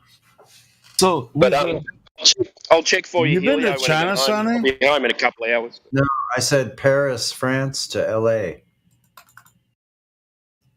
I thought you said you went to China, Sonny. No, I've never been to the Orient. I've only never been been outside the continent of the United States, but I've been to the Caribbean, south to Martinique, which is South Caribbean, almost to South America. That was me. It was just a layover. I've been off the coast of Colombia on a sailboat. Okay, in the Panama Canal on a 51-foot double mast. Oh, I was just going to ask you if you went around Cape Horn. I guess not. No, I went South through Africa. Oh no, what's that? South America, tip of South America. That's not. No, Cape Horn is South Africa. Straits of Magellan. That's what, Sonny? The Straits of Magellan. Which one of them's real dangerous, where it narrows off and it's got a massive current? They're both really dangerous, but Straits of Magellan going through there is like eyeing a needle. Yeah, so that's probably more dangerous. Yeah. Only the biggest ships that can't go through the Panama Canal, which I think they made it wider recently, possibly. But I guess that current is really something down there going around the tip. They still go around on the south side sometimes. They're huge ships. They're so big they can't fit in the Panama Canal. They're too wide and long. That's what she said. Ships out at sea, you look like you're a tiny little toothpick compared to these ships. They're Check like this 80 out, though. If you're they're traveling in an airplane, that doesn't necessarily affect you. I've seen ships that come next to you. They're like 10 stories tall. If you're traveling in an airplane at 30,000 feet to 40,000 feet, that shit doesn't affect you. What doesn't? Ocean currents? Of course not, Helio. What? Who are you? What are you even thinking? That's what we were talking about like 2 minutes ago. Yeah, I know we were talking about the currents, but not for flights. I was asking Sonny about sailing, not flying. Okay. I was wondering if he'd ever sailed around the tip of South America through that that narrow, where it gets narrow and the current really takes off. It's really wild, I guess. It's really super dangerous to sail through that region, especially if you're not very skilled. He just said he's never left the continent of the United States, so obviously he's not sailed there. What? All the way down the west coast to past Mexico into Costa Rica and Panama through the canal, and then to Jamaica and down through past the Dominican Republic, south of Puerto Rico. How is that? So you did sail that way? Yes, you did. Okay, my bad. Bro. Jiminy, creaminy. I sailed from Los Angeles to almost South America, almost. It wasn't quite. It's the South Antilles. It's down in Antilles. You think I'd be asking him these questions, Helio, if he'd only sailed in his backyard, maybe to Catalina Island once in his life or something? I windsailed the first My bad. time I already knew he did. In Martinique, I've been places where pirates were. In Jamaica, I've found square nails that were in ships in Jamaica before the place sunk. I've talked to natives there. You spent months at a time at sea, didn't you, Sonny? What? You spent months at a time at 4 sea. months sailing down to Martinique from Los Angeles. Yeah, 4 months. That's a long time. On a sailboat. I was 21 years old, though.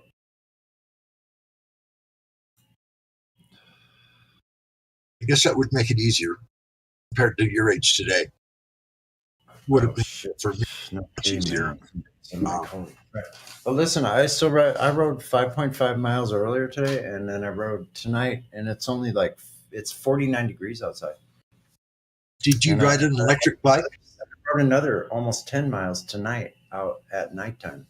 Were they electric bikes or pedal? Tires down below. I got some really good insulated socks. I have super duper boots. I went on my bike like that, and I'm perfectly. I got too warm, and it was such a great time. Oh. Helio, stop distracting from the argument. Was it an e-bike, Sonny, or was it a strictly pedal bike? No, I have an e-bike, and it came just in time. When I got old enough to where it got harder.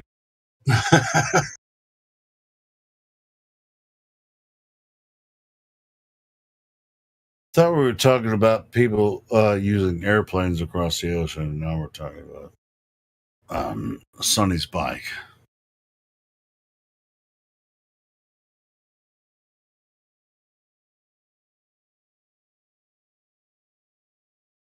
I want to talk about the funny effects that would come from completely doing away with the American public education system. People would actually have to live more responsible lives. They wouldn't just be like, "Oh, gonna have another kid, gonna have another child. I don't feel like paying for daycare. Go to this public educational system. Everyone else pays for it. Well, it's they'd not actually have about to do feelings. something about it. All right, it's not about feelings when it comes to that. I feel like bringing up a child in the education system so that they can be just like me when they're never going to be just like you, because there's no such thing. Yeah, but why would you even subject about them? Why would you even subject them to this nonsense? Everything that. Oh, yeah, it's how the globe. After all, it's how most of us Americans got brainwashed with the globe, right? Globe on teacher's desk. I remember watching Bill Nye the Science Guy freshman year in high school, and watching that stupid model with the ship going over the fake curve of the Earth and all that. I remember watching that and thinking to myself, God, what a fucking nutcase, But I was like, yeah, whatever, man. The Earth's a ball. That's a small portion of what. You're talking about years of indoctrination. If you weren't aware, which some of us are aware, even on the globe side, the anti-flat earthers are against us or whatever. They get to witness their children, if they send them to this public indoctrination system. They are they proud of them for just. The more you participate, the more we honor you. Ilya, I don't know what you're talking about. I think you're kind of crushing the conversation. Too All right, drunk I'll to even. shut up. Yeah, maybe. I'm just talking about the indoctrination. I think that's what you're talking about. How they, you can have children and whatever you feel, you're going to bleed into their mindset, and it's just really easy for everyone to just be like, people like us, the unindoctrinated or people that have figured it out are just they're just going to be on the other side going, hey, that's why they think we're weird, right? Because they don't realize that they're the weird ones, just letting everyone, just letting the indoctrination happen the entire time. There's nothing to fight against on their side, except for when people like us just say, hey, open your eyes, snap your fingers, boom, boom, boom, boom. I mean, this is generations' cause. I just got off the phone with her, and she's done it twice. She's done Santiago to Perth and Santiago to Melbourne, all non-stop. Nice. Yeah. So, but they don't do the Melbourne flight anymore. It's most of it is Santiago to Sydney, and yeah, non-stop. Yep. Yeah. So she's done the one to Perth and the one to Melbourne, and it was not. I said non-stop. She said, "Yeah, non-stop. Why are you questioning me?" Santiago to Sydney non-stop. Yeah. So that's the only. I think that's the only one that exists now, because of. And the flights, they're like $10,000. Yeah. It's a long flight. Did she say rapidito? I don't know what happened there. Did she say the flight was rapidito, quick? I dropped out for a bit. I think he was asking if it was quick. I think you said it was a long flight, like 14 It's hours. like 14. Yeah. So it's 14 hours to Perth. So it's like 16 hours to Melbourne. What would have been really interesting would be if she took a GPS and a compass on that flight. That would have been really interesting to see recorded on that flight. It would be, yeah. So my daughter's, she's on her way back at the moment. She had to go from Bogota to Houston, and then up to San Francisco, and then from San Francisco to Melbourne.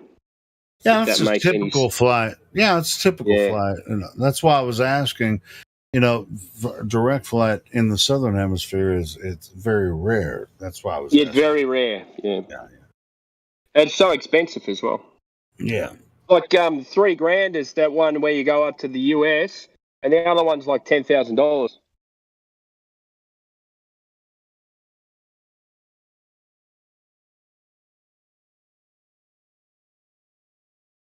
And the reason it's rare is because it's so expensive. That's why you would choose a cheaper flight. You get layovers, and you go north, and then go north again, and you go west, easy. You go through several layovers, and then you finally make your way back to other places. But it's very expensive to have a direct flight from parts of Australia to anywhere in Africa, or especially in South America. Yeah, I don't know who I don't know anyone who's done that one from South Africa. I don't know anyone who's done that. That's interesting.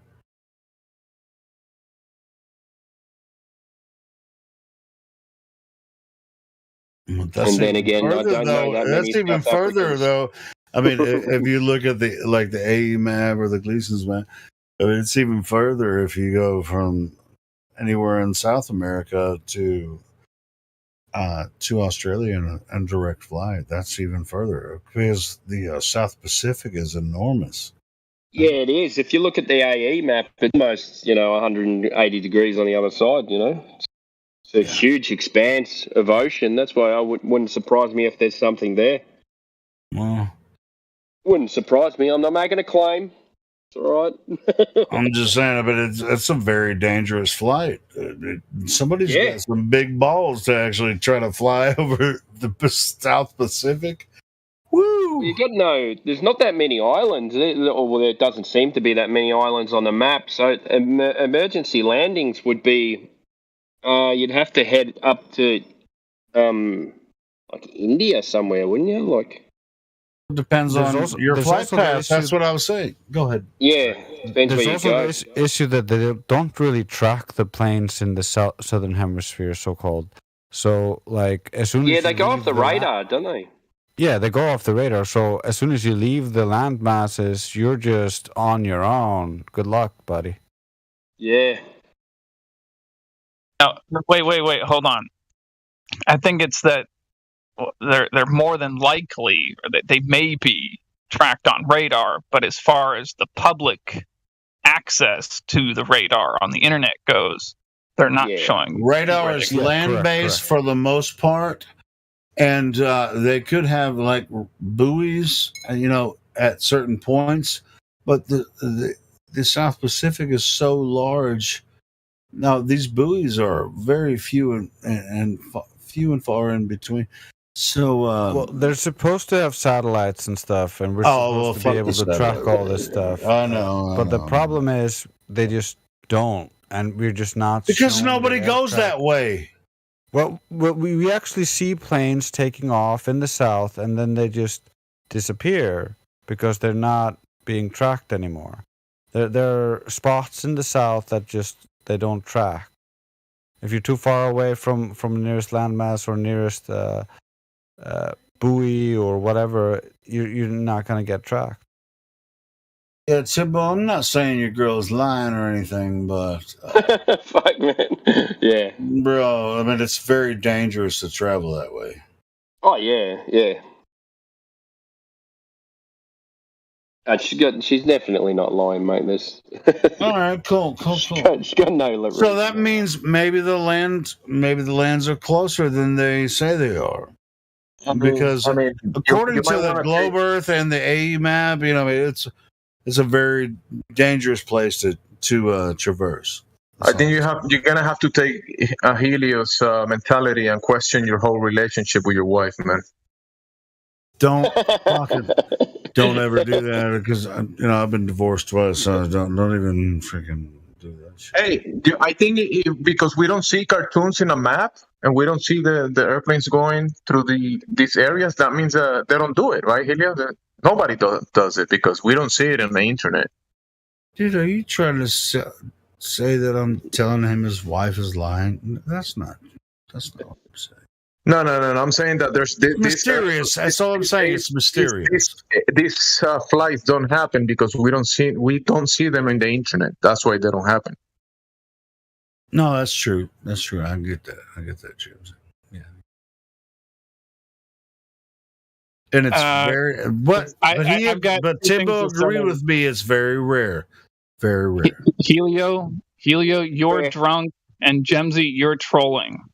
Both of you behave yourselves. Hey, shut up. We try. But yeah, man, it's very mysterious, and it's very rare that people. Orion, who? Are you an owl, Jimsy? I'm talking to Orion, not to you. Orion, who are you talking about? Who? Yeah, you were trolling Helio. But who asked you? Nobody did. Trolls. I personally like that he brought a little bit of sanity to the conversation. Yeah, thank you. Hey, Timbo, I'll shut up for a minute. And Timbo, man, I appreciate the input there. But yeah, I mean, it's very rare that that straight track from tracked with a T-R-A-C-T from South America to Australia. It's a very rare occurrence when it comes to airplane travel. That's all I'm saying. Yeah, that's all right. Some say it's impossible. I'd say it's impossible, but I'm not going to call you, whoever told you they did it, as a liar. If they did it, fine. That's fine. Yeah, that's fine. You can choose to think whatever you want. I'm not going to tell you to think otherwise. Yeah, that's fine. And she's been booked on it another couple of times, and they cancelled. And yeah, and they don't run the Santiago to Melbourne anymore. Other than that, I got no first-hand experience of it. So, Timbo, has the mother-in-law moved in yet? No. They're coming over for a holiday soon, though. But they're going through the US way. So, you guys do Christmas there in Australia? Yeah. We just sit in the sun, mate, and drink a lot of piss.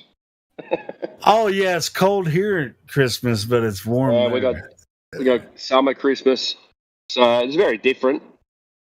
Around instead of turkeys, you guys roast kangaroos, right?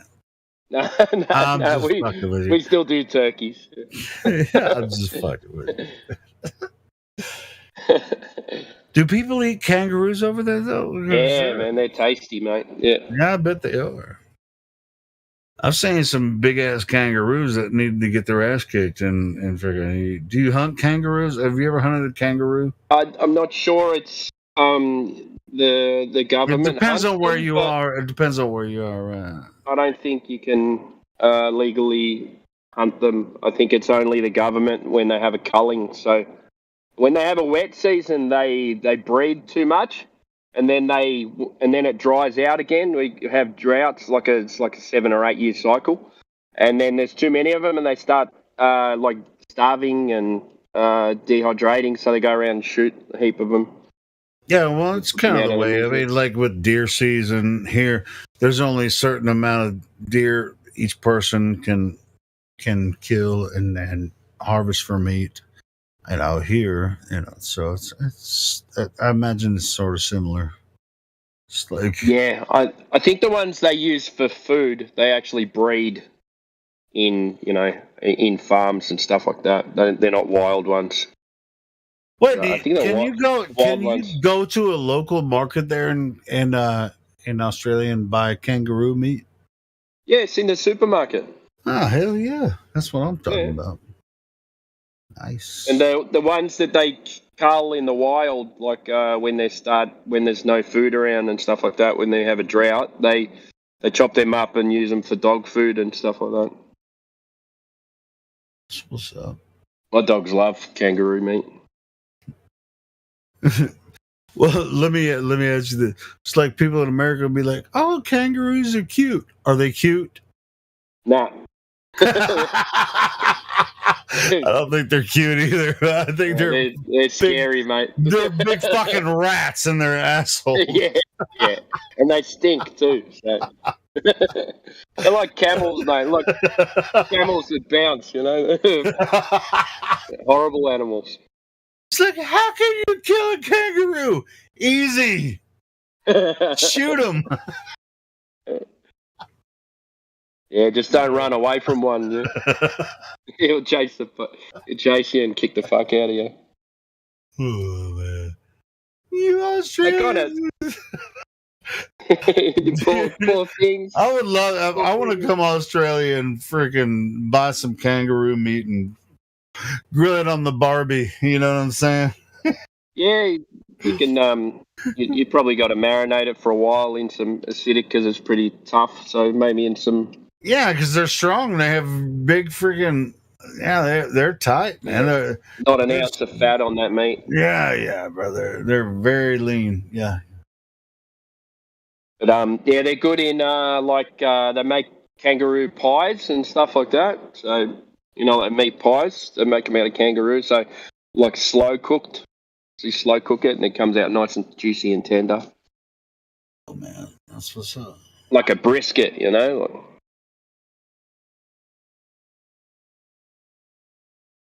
I wonder how kangaroos would do here in North America if there was just like a population. I think they could survive.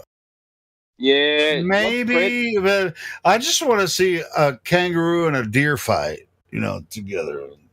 It's like, who's gonna win this one? I mean, the deer has the big horns and shit. It's like, who's gonna win that fight? Like a big ass kangaroo, like 6 foot tall. Who's gonna win that one? I don't know. Yeah, don't know. I'd say the deer probably. Because I think kangaroo could survive in North America. I mean, it'd be different, but in the Midwest or like even the western part, where like the desert, that's where the kangaroos would be able to survive. They're all over the place. So we have them up in the mountains as well. So and it snows up there. So yeah, that's what I'm saying. I think they could survive. I think they could survive in the like western Midwest up to northern Midwest. I think kangaroos. Yeah, and it's like 20 different species too. So, got greys, reds, black kangaroos as well, smaller ones in the desert. Then you got your wallabies and stuff as well, your little ones. They're different species. They evolved from the. I think somebody told me to shut up. You're right. What, are you going to get a strike for talking about kangaroos? No. I'm just going to get shit from everybody saying, hey, Helio, shut the fuck up. But now they're not doing it, so I can talk about kangaroos. I would eat a kangaroo like nobody business. I mean, hey, Helio, shut the fuck up. I'll shoot a kangaroo in the heart and clean it and eat the meat. How about that? No, the hearts are supposed to be good. I don't know if you're into organs or anything like that, but a lot of people are. I mean, same way with any animal. I mean, yeah. I ain't saying kangaroos aren't cute, but they're not cute when they're 6 feet tall and gonna punch you in the face or yeah, when they're little joeys, they're cute, but not when they're old. Nah. So I've heard that they have on one of their, they're bipeds, I guess. They're not like quadrupeds like a dog or a deer. They're more like on 2 feet, even though they're hopping, not like walking. But don't they have? Is it on their hind legs or is it on their lower legs where they have isn't there like a hook that's like a talon that you'd find on an eagle, and if it scratches your belly, if they jump up and scratch you don't your belly, want to find out, I promise you. Your chest open or something. Yeah, it's the front. So it's not a hook. They have so their front toes are like claws. So they stand on the back of their tail, and they kick with their back legs out in front. Yeah, that's where the strength balance is on their tails, and they just kick, and they can rip your stomach open. But I mean, they say that, but I don't know how many times it's happened. It's not common. Oh, a guy had his stomach. Yeah, for the most part, it's like a lot of wild animals here. They mostly avoid humans because they know that we're dangerous, and so are they. Just like squirrels, they run. Doesn't matter how big the squirrel is, right? They don't really want to mess with us. They're not hunting us. They're just scavenging. So anyway, yeah, we don't have that many land predators, so. We got dingoes, but they're not going to tackle a kangaroo. They might eat wallabies. Dingoes are like coyotes in America, right? Yeah, but the dingoes aren't native either, so they were brought over here. Probably they're dude, probably no, native dude, coyotes. I'm way more fierce than a coyote, dude. They're way bigger. Like they're stronger. They're not way bigger, but they're bigger and stronger. But they're similar in the way that they pack up and all that and scavenge. Oh yeah, they have problems with them up in Queensland. The dingo came into someone's tent and started dragging the kid out, and they went around and they had to shoot some of them. This is on Fraser Island, and they woke up, heard this noise, and the dingo was grabbing the kid out. You ever heard that story? You know, a dingo got my baby. Yeah, they never believed her, but it ended up that she's innocent. She was innocent. She went to jail for nothing. They said she got rid of a kid in the desert, but it actually dingoes that actually took the baby out of a tent. It could happen with coyotes here too. I'm surprised it actually hasn't. It probably actually did. Just didn't get a story. And you guys got wolves, as well. Mountain lion. That sounds. I can see a mountain lion doing that pretty easily. I hear coyotes every night. Around my property, or not my where I live. I hear coyotes all night long. There's different ranches where I live, but I hear them all the time. But I never have to deal with them because I never see them. But I hear them at the night time. In the night, they got their howls and stuff. I hear them all the time, but I never see them. What about wolves? No, there's no wolves as far as I know around here where I live. They are scarce where I live, but they are seen here and there. They tend to be they're solitary animals, so they tend to hide pretty well in the woods and shit. But occasionally, you do see a wolf here in Wisconsin. Yeah, I think in Wisconsin it's probably more prevalent than where I live. It's like big German shepherds or something, yeah? Like no, man, they're much bigger than shepherds. Are they? Yeah.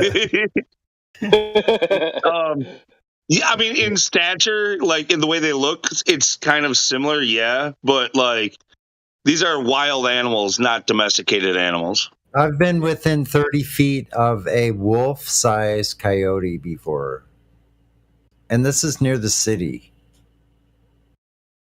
In California, yeah. I mean, you're in the mountains. 30 feet away, and he wasn't afraid, but he wasn't coming any closer either. He knew what you were about, because I told him what I was about. Yeah. Stay away! I'm a flat earther. I had a big ass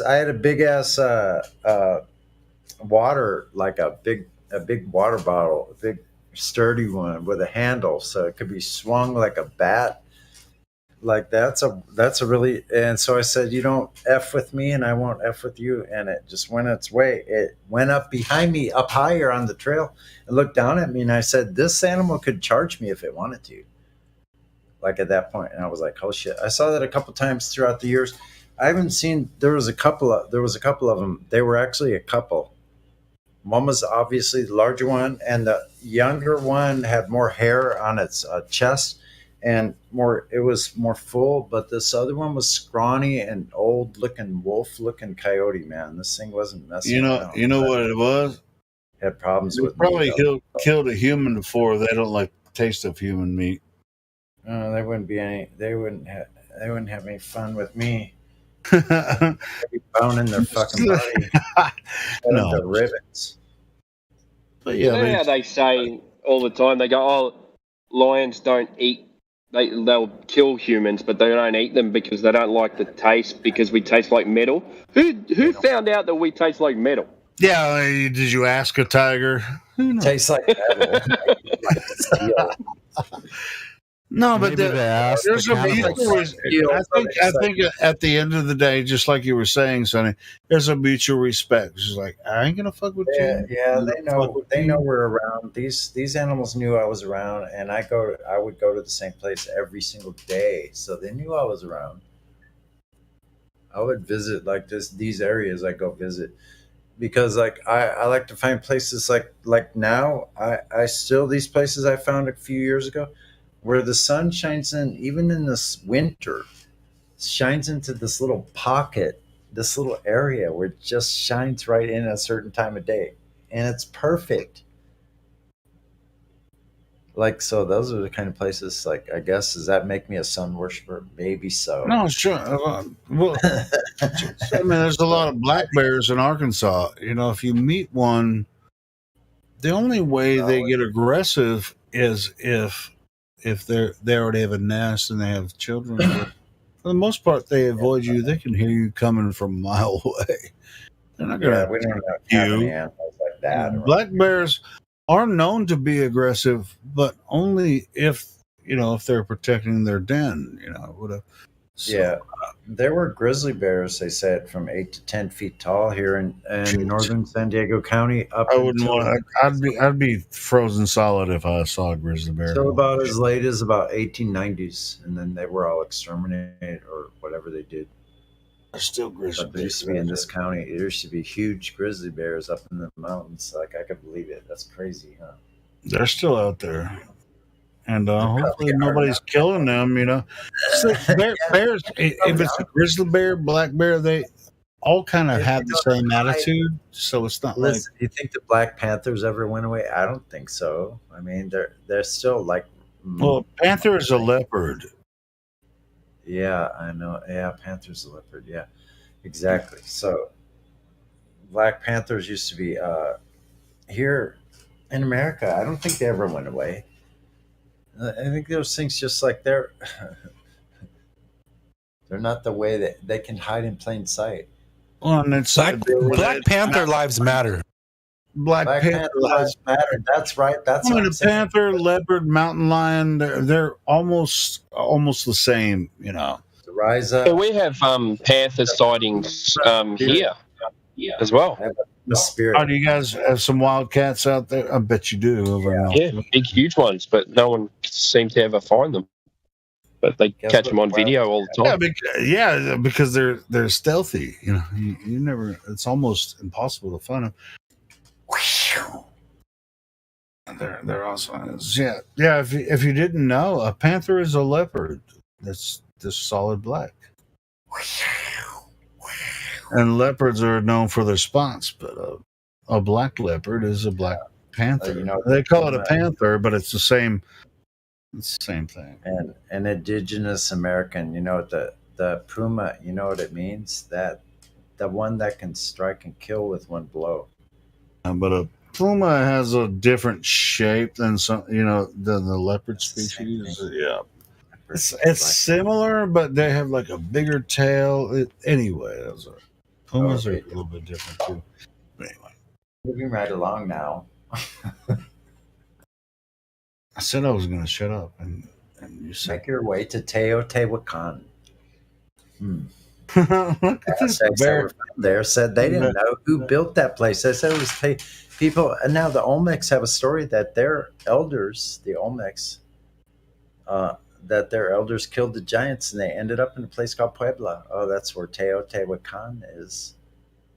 In the Avenida de la Muerta, the Avenue of the Dead, where the sun and the moon pyramids were. I walked on top of the sun pyramid when I was 17 years old. Dreas, do you have bears in Iceland? He might not want to answer, but yeah, we occasionally get the polar bear, which then gets shot by the government, but that's about it. Okay, well, you don't have that bear that you posted. You don't have a black bear. So you'd get a shot there, is what he's trying to say, Helio. I'm only kidding. Dude, I mean, I'm joking. It doesn't matter what kind of bear it is. You don't want to, in the wild, you don't want to meet any of them. I promise. Yeah, we don't generally have nothing like that. There's nothing there's no horrible bugs that can kill you or anything like that. There's no snakes that can kill you. There's really at worst we have like a couple of moose, like really a reindeer like. But they avoid you, like right? that, And I hear you. Horses. What are they? Be very afraid. We got horses. Horses. Wild horses? Yeah. Oh no, not really. They're like Oh, God. controlled. Everything's controlled here. Okay. Yeah, but if you were outside without a coat, it would take about 2 or 3 hours for you to fucking die. So that's pretty dangerous, in my opinion. You'd be found yeah, frozen solid with your tongue sticking out and your eyes looking kind of weird. Yeah, that. Oh You know no, anything and about wild during the horses? summer it's pretty good. And there's also the Gulf Current, which is passing really close to Iceland and has been for the last like a while. Like, and because it's so close to Iceland, we have much milder climate, and this has reinforced the whole climate change idea in this country, even though like there are other explanations, and it doesn't like. Even though it was doesn't match the world. predicted through the Farmer's Almanac 100 years ago. Let's not talk about Yeah, when my grandpa was young, he or was it my great grandpa? He walked across the fjords because the fjords would freeze over.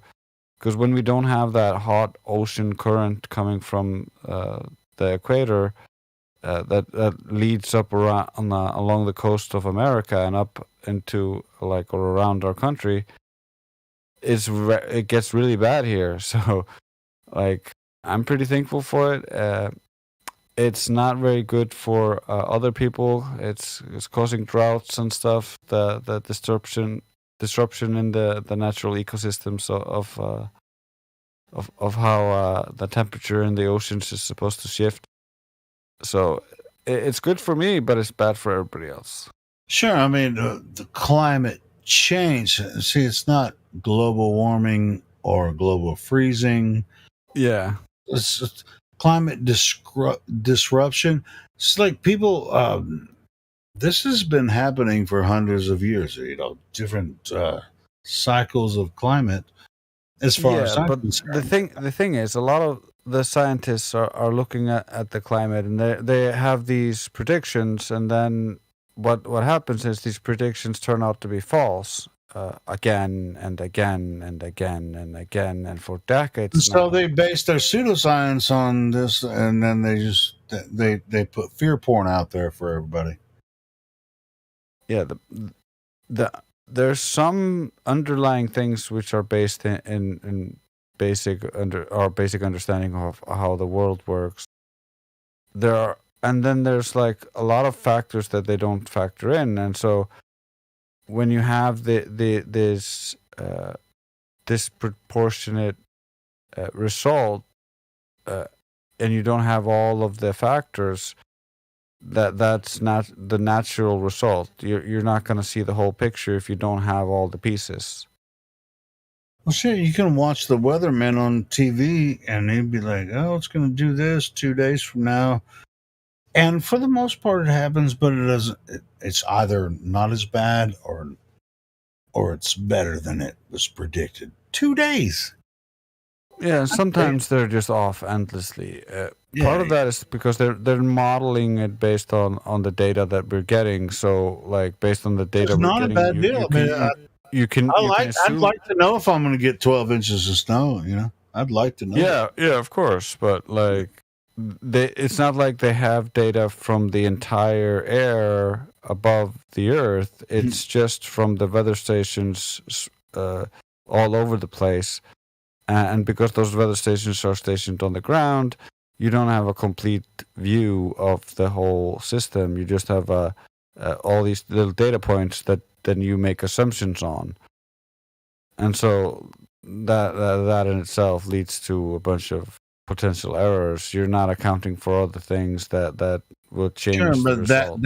that's a short cycle.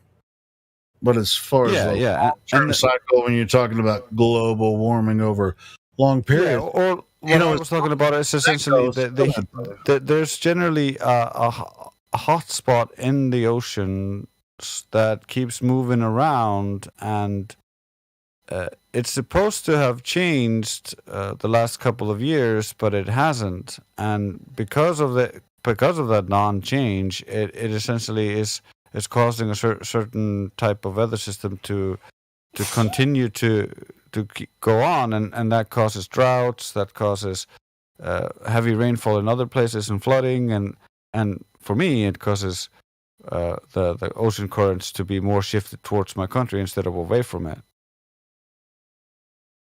Well, you know what that feels like to me is that's the Earth being Earth. There's also many other potential causes which are not accounted for within all these ways of looking at it, because there's tons of projects of geoengineering where they're blocking the sun from hitting certain parts of the land and certain parts of the ocean with all the spraying in the skies, and so as does that happen in Iceland much? It even happens over my country, but it doesn't happen much. It's like 1 or 2 stripes generally. So like they're doing it everywhere, and this thing drifts over the ocean and then keeps on blocking the sun from heating the ocean in certain parts.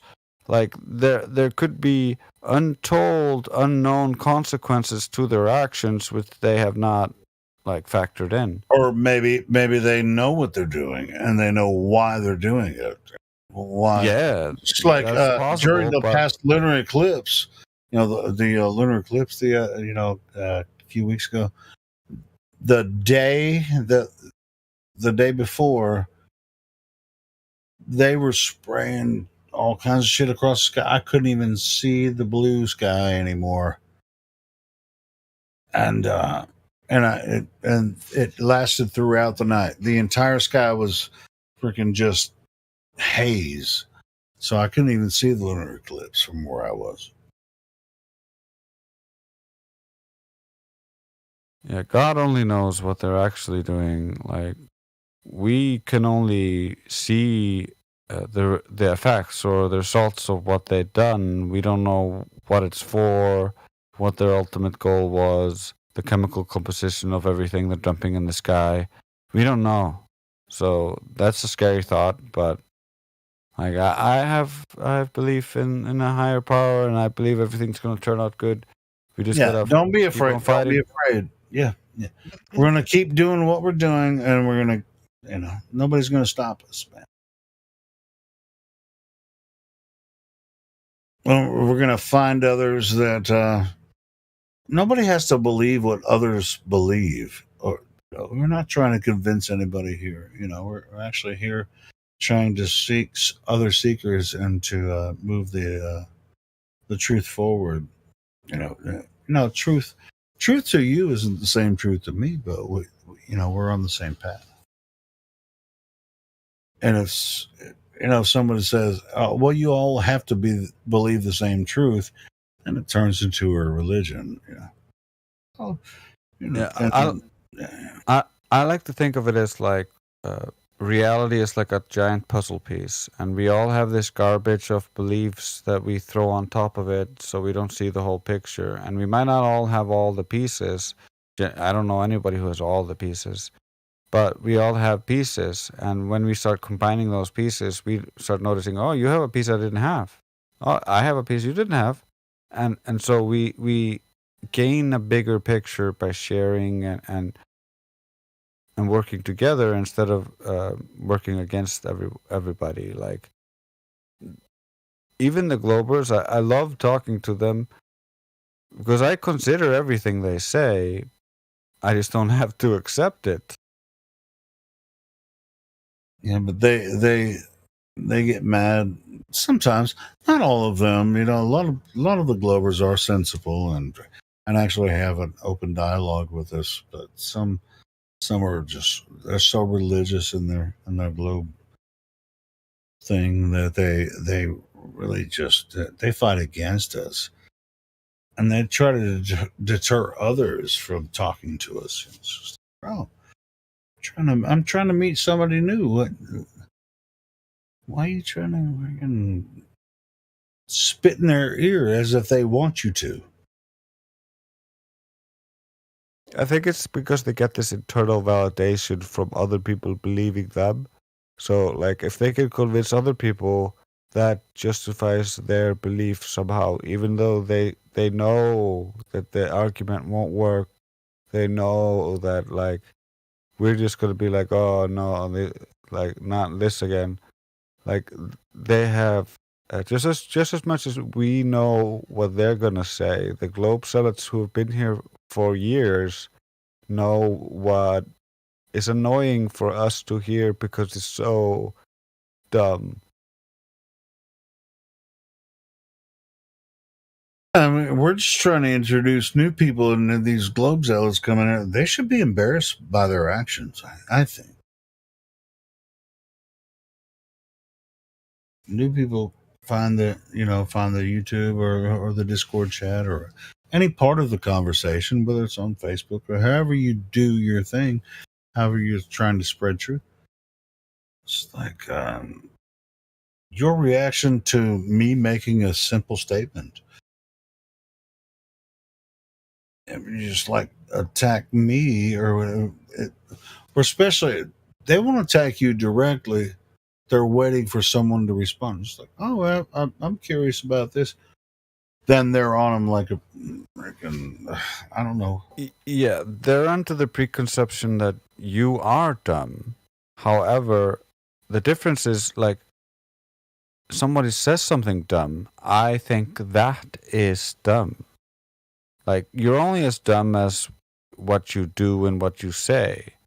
Like you have the choice to say something dumb or not. You have the choice to try to learn from your mistakes and grow. Yeah, because nobody's what does the word dumb mean?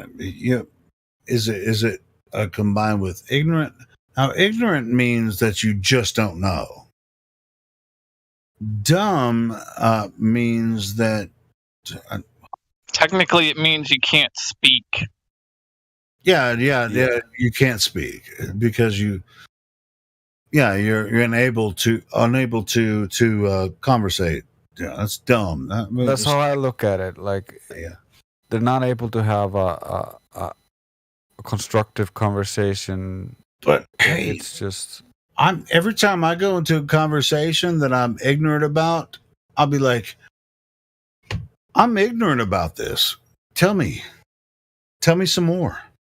Yeah, if you don't know, that's the healthiest. I'm proud to be ignorant in this conversation. I want you guys to tell me more about it. Yeah. When you're in a position of not knowing, you're in a position that is perfect for learning. To learn. Yep. Yeah. Yep. Exactly, bro. Man, what's so hard? It's just like, even if we're wrong about flat Earth or whatever, there's so many people that just hate. They hate it. They don't know why they hate it. That's religion, and they don't even realize they're in a freaking doctrine of religion. And it's like, we're not going to let you. I'm not going to do it right now. You know what's been going on. I'm not going to do it. But it's just like we're not going to let other people even have a conversation with you. We're going to do everything we can to stop you flat earthers from weirdos. Sorry, Jay. I was trying not to do that, but whatever. It's all good. Yeah, I'm going to sleep in just a moment. Yeah, me too. But yeah, I think like the Adam just posted here a nice the difference between dumb and stupid. I think back in the day, it was easy to say like when people weren't responding to your point and just being silent and just refusing to answer. Like it's easy to say like, "What, are you being dumb?" Because that used to mean mute. Just like Orion put out, yeah. Dumb means mute. That's what it means. That's what it used to mean. Now they have connected it with the lack of intelligence. Unintelligent, yeah. But what is intelligence really? Like, how do you define that? And like, what type of intelligence are you talking about? I like to think of it in more like things can be dumb. Like for a person to be dumb, that's quite exceptional to me. They would need to be lacking in a lot of areas to be completely dumb.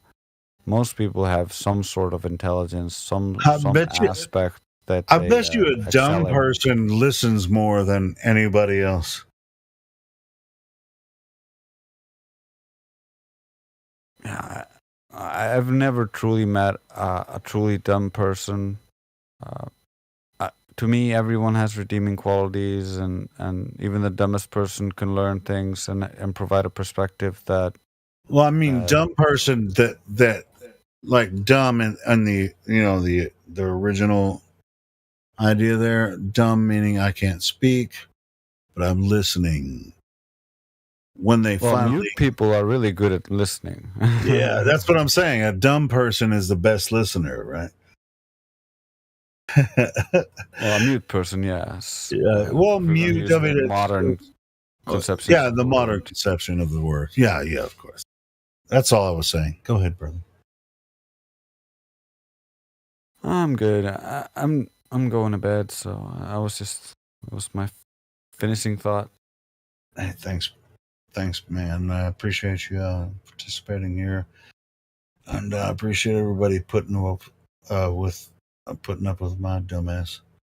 No worries. I tried having a beer. It was fine. It was good. I've had a few myself.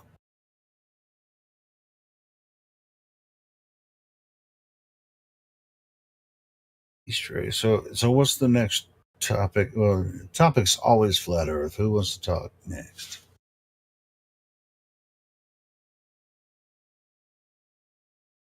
I'm not far behind Dreas on this.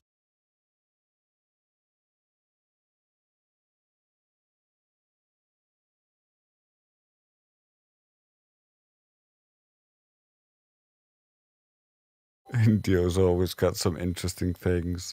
I need to go to sleep, man. You're not much. He's probably as I'm trying not to be fired up about the shit that happened today, but I'm not gonna do it here on live stream. But fired up, but it really doesn't. It means nothing, but it does mean something because whatever. It do what it do.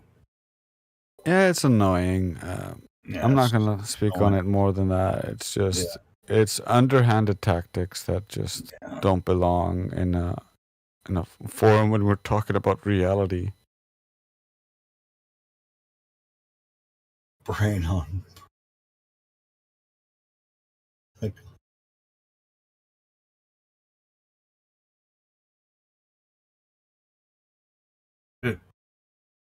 Oh, so don't even get. I just saw what you were laughing at.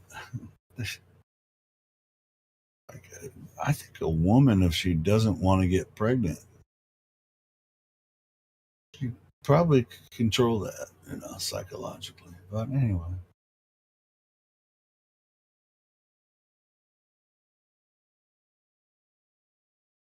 I don't even know what that video's about, but I think that the women can actually inadvertently or advertently control it, but whatever.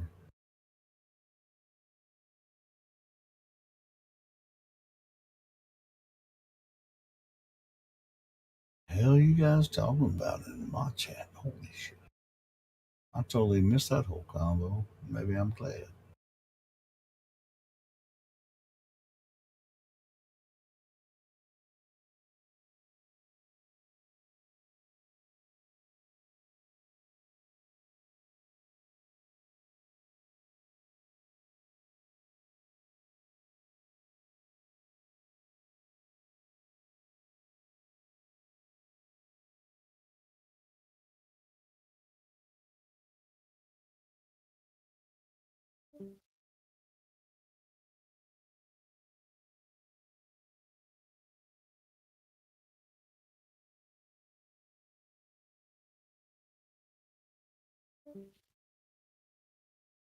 Hello, hello, ladies and gentlemen. We have we're streaming from a different live stream. Oh shit! Did I mess this up? I always mess this up. Hold on. Let me go back here. Let me fix this. Cut.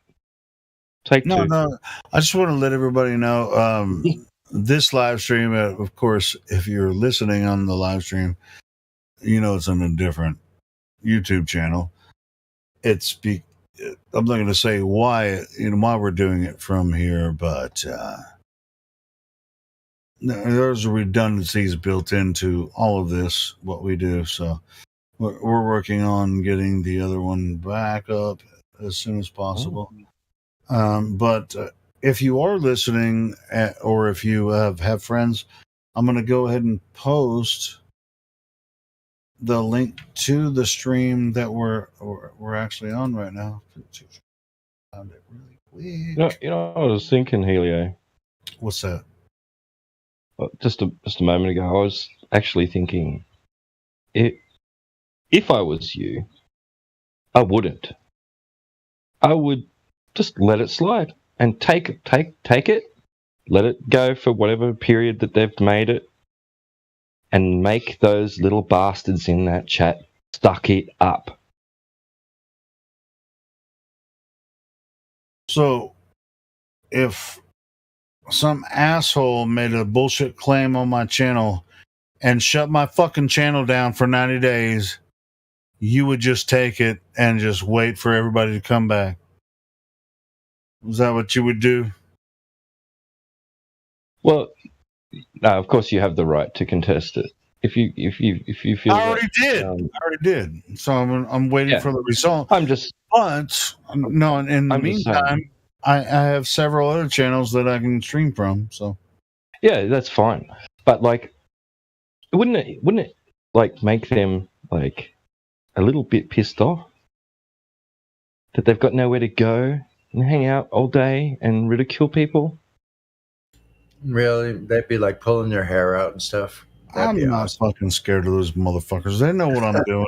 It's just, it's so dumb. Anybody's scared of them. I'm saying, I mean, we have redundancies built in, like I said. Anyway, here's the channel we're streaming from now. Watch it if you want to. Don't if you don't want to. Support it if you want to. Support it if you don't, or don't support it if you don't. Of course, I'll support it. All right. So what? So you saying if you were me, you would do what? I was just thinking it would be kind of how do I say it? It would be not giving them what they want by giving them what they want. You know what? I'm not. If I got really pissed off about it and started screaming in their face and bitching about it all the time, that would be giving them what they want. Yeah, I know. So I'm not going to do that. I'm just going to continue what I do. Absolutely. With our redundancy, we have redundancies built in. So I have a backup stream. We're streaming from there. It's all good. I'm working on getting the other one back open. I'm working on getting the other one back open, and the background noise. As far as all that goes, that's not for everybody on the live stream. That's for me and some of the other mods to deal with. We don't have to. You guys don't have to worry about that. As long as we keep this going, we're good. And I appreciate everyone's support. As far as all that goes. And by the way, I just posted where we're streaming from now. I appreciate if you would share that stream around. Okay. Well, we're going to be streaming from there for the next 90 days. So share it around so we can get some more viewers in here and get more members. What happened? Did you get another strike, Helio? Yeah, it was Get another strike. Yeah, it was Bob the Science Guy. Oh, really? Yeah, that was him personally. Oh. Yeah. Yeah, of course. Do what you want. Of course, I'm not saying like to do what I'm saying, but if you did, right, they would be like Sonny said, they'd be pulling their hair out, and they'd be pissed off at Bob. The rest of them. Nobody likes Bob the Science Guy. He did that to this channel. All the Globies like to hang out here and talk shit. So do we. But Bob the Science Guy did this deliberately. Yeah, he fucking messaged me and told me he did it on purpose. Yeah. So get the live stream only. Like, let him take the live stream, and then we'll just have. I appealed it. We'll see what YouTube says about it. You know, yeah, he did it on purpose. I'm calling his ass out everywhere. So whatever. Bob the Science Guy did this to us. That wouldn't even be so bad though if we had the server to ourselves for a little while. I mean, like, think about it. Motherfucker, what do you mean? The live stream room or whatever? As if there's no other place you can go talk to other people in here besides the live stream? Come on, Sonny. So we're the best place on earth to talk about Earth. I mean, but what are you going to do if you're not live streaming? Just we'd have the server to ourselves. I don't care. I mean, like. Well, fuck, you can go to another room and talk to anybody you want to in another room that's not live streaming. Is that what I said? Holy shit. What the fuck are you talking about, man? You misunderstand, man. Wow. Blow your fucking top, bro. Dang. Hey, Helio, do you turn your microphone up when you start yelling, or?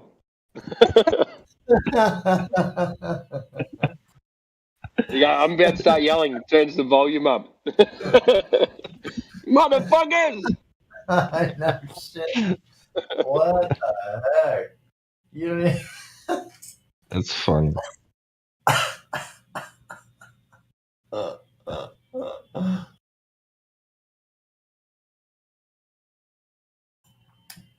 Because you know we'll go. You know we'll support it, Helio. You know we'll go there, and if we're not subscribed already, we'll subscribe, like, share, all of that good stuff. Yeah, we're Sonny, I'm sorry for yelling, but that's kind of stinking thinking. That's all I was saying. No, you just misunderstand my levity. And look, we don't want you to shut down any of the live streams, man. Well, I didn't shut anything down. Bob the Science Guy freaking made some bullshit argument to YouTube and said that we did whatever, and that's how much he thinks he has power because he's the only person that doesn't want us to do what we're doing. It's hilarious. It's stupid. It's stupid. It's stupid funny. Yeah, you're right. What did he say that you did? Somebody made a meme out of his picture that he has for his weed business, and he got pissed off about it, and then he complained to YouTube, and they struck the channel. That's what happened. Yeah, Wouldn't they give him more business? Yeah, exactly. No, we actually promote his weed business. You know, him as a weed doctor, and then he just gets pissed off. Whatever. Wow. Oh, what an idiot! Right. It was just an excuse. He's got nothing else but to resort to dirty tactics like that. That's all it is. Slimy. Dude, I went in the Gem server earlier. I vented just like I'm kind of venting now, but I was actually venting more. I went into the Gem Panda server earlier. And I told them what he did. I told him what he did today. And so they don't like him either. You know, nobody likes Bob the Science. He's a fucking idiot. And nobody even likes to talk to him. He's just like, and I even, when I was messaging, I was like, why do you even want to be here? Why are you begging to be here? He was trying to demand. He's like, all right, I'll take the strike down if you make me a mod on the server above Biggie. You know, he's making stupid shit. It's like, motherfucker, that's never going to happen, bro. What the fuck? A mod. Yeah, he wants to be a mod on this server. It has control over everything, and then I'll take the strike off. It's like, bitch, I'd rather, I'll give my chances on YouTube. I'll appeal that shit on YouTube, and his wig's been pulled, snagged so many times. That's basically extortion. Yeah, exactly. Yeah. Yeah, I mean, when I appealed it, I said, man, this guy. Well, as a matter of fact, snapshots and show YouTube. No, it's already. I already have it. But anyway, but if he gives me more shit, that's extorted blackmail, man. Yeah, it's already been done. Yeah, it is. But how much effort does he want to put into something that he thinks is so stupid? Like he thinks Flat Earth's so dumb, but he's putting all this energy in it. Hey, nobody wants you to be here. Nobody likes you. Why do you insist on you being here when nobody likes you and nobody wants you to be here? I told him that. Sore loser, man. He's like the little kid. Look, Bob, you lost the marbles, the marble shooting contest. You lost the marble game. And as soon as I put this other live stream that we're on now up, I got a message from him, and he's like, you can't do that. It's a YouTube TOS violation. I was like, no, it's not. It's another fucking email and another channel. What the fuck are you talking about, Bob? Dumbass. And you got so upset after the game that you lost. You jumped around and you skinned your knees, and you're blaming all of us because you got skinned knees, and you're a sore loser, literally. And it's like going into a baseball server and then saying, no, Gridiron's better. I'm going to shut you down because Gridiron's better than baseball. Cricket rules. They come to your baseball server and says you're playing cricket the wrong rule. It's so ridiculous. Look, he hit a 6. Not a home run. No, it's baseball. Bob, get back to your Dr. Weed business there in Michigan. We don't give a fuck about you, man. He sacrificed potential customers and business and earnings, right, to try and shut down. It's worse than that, but we're not. That's as far as I'm going to go with it. He I could do more to against him. I don't even know why he gives a fuck about what we do here. I can say some shit about him that I know, but I don't because I don't want to. It's not necessary. He got caught like the dirty little rat. No, just nobody. We know some shit about Bob, but whatever. He chose to. If he wants to take this further, we can take it further, but I don't want to. I want him to fucking leave us alone. Oh, we can't. It's his occupation, man. Shit. Dude, I promise if he doesn't leave us alone, I'll make it happen. I'll make it bad for him. He thinks he's making it bad for us because he thinks he's got some type of upper hand. Think about the character Helio that would do that in real life. If you think about it, that would be psychotic. Well, that's what I'm saying. Don't push me, Bob. Don't push me to that point because I can do it. It's like I'm a public figure in this platform, as far as everybody knows, but I'm not a public figure like he is in other platforms, and I can show you. Oh, you're so much better than he is. No, it's not about better, anything like that. So much better. I'm just saying, Bob just comes in here, acts like he's just some random dude in Michigan. No, that's not what it is. Bob, don't fuck with me, man. Yeah.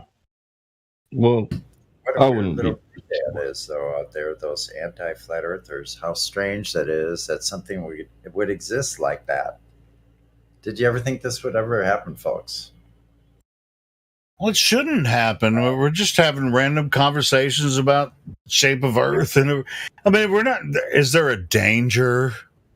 Apparently, some people think it's dangerous for us to have this conversation. To their paradigm, yeah, that's only their paradigm. That's in danger, though. Well, everything's dangerous these days, isn't it?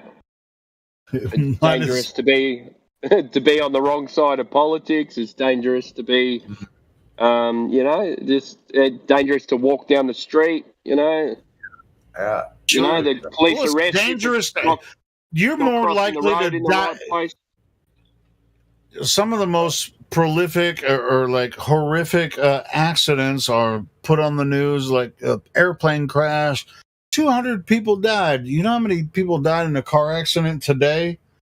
200 people in one day. All across the world. Could you turn that up a Well, when an airplane crashes and 200 people die, it's talked about for like for like weeks and weeks on end. But they don't talk about every single car accident. I mean, it's all about sensationalism. It's stupid. I don't talk about Bruno. No. Helio, you've been seriously affected by all of this, I can tell. And so just take a break. Take it easy. Take a deep breath. I was about to say, somebody say, shut up, Helio. No. Hey, I'm about to go smoke anyway. I'm going to go smoke anyway. But yeah, that's the reason the other channel was shut down, because Bob got butt hurt. That's why. Well, I'm glad it wasn't about shut up. Talking about washing your face off with water. So H2O is great. Go splash your face with some nearly freezing water. That'll wake you up. Snap you out of whatever mood you're in at the moment to another one, right? I'm going to go take some deep breaths of nicotine, and then I'll be back. Nicotine, deep breaths. I might even be back because I have to actually go to work tomorrow. So, hey,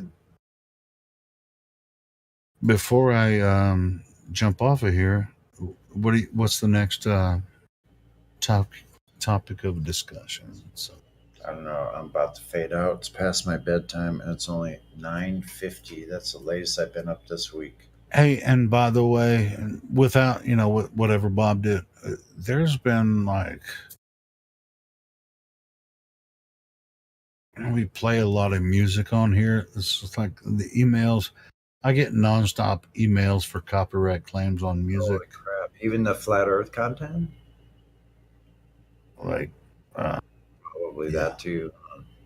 All of it, man. Probably the parodies. Mm-hmm. No, the parodies. Well, even my parodies. Sometimes I'll get There's like one parody that I did every time that they took the whole video down if I play one of my parodies. But it's just like, be careful what you guys play on the bot, because I mean, just try to. I know it's now the claims. Well, this channel that we're streaming on now, it's obviously not monetized. We just now passed 100 subs today, because it was like 90 something before we started this stream. But yeah, just be careful what you're playing. With Alex, Flat Earth Man, his music, he's uploaded it to a source, and they give a copyright claim every time they play his song. Now, it doesn't mean they're taking the video down. It just means anytime. It's just like a notice. Yeah, it's just a notice that it's like, hey, this is So I'm not saying don't play those videos, and just be careful of some of the content. I was freaking out today when. No, what? Well, any flat earther that would give a copyright strike for their content. No. It's a claim. See, on YouTube, if you're a content creator, if you get a claim for playing someone's content, and they've already registered it with with a producer or whatever. It's just a claim. It doesn't. They don't take your video down or whatever. What it means is that if someone's watching the video and they play a commercial, then they want money for it. Yeah, they're gonna get money. Yeah. Now, I never watch commercials on YouTube because I'm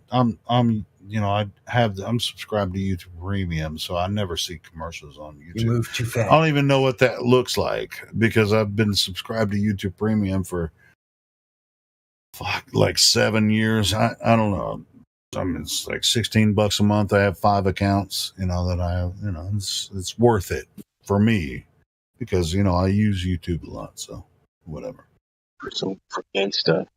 But if you guys have to watch some of our videos and you get commercials while you're watching our the content,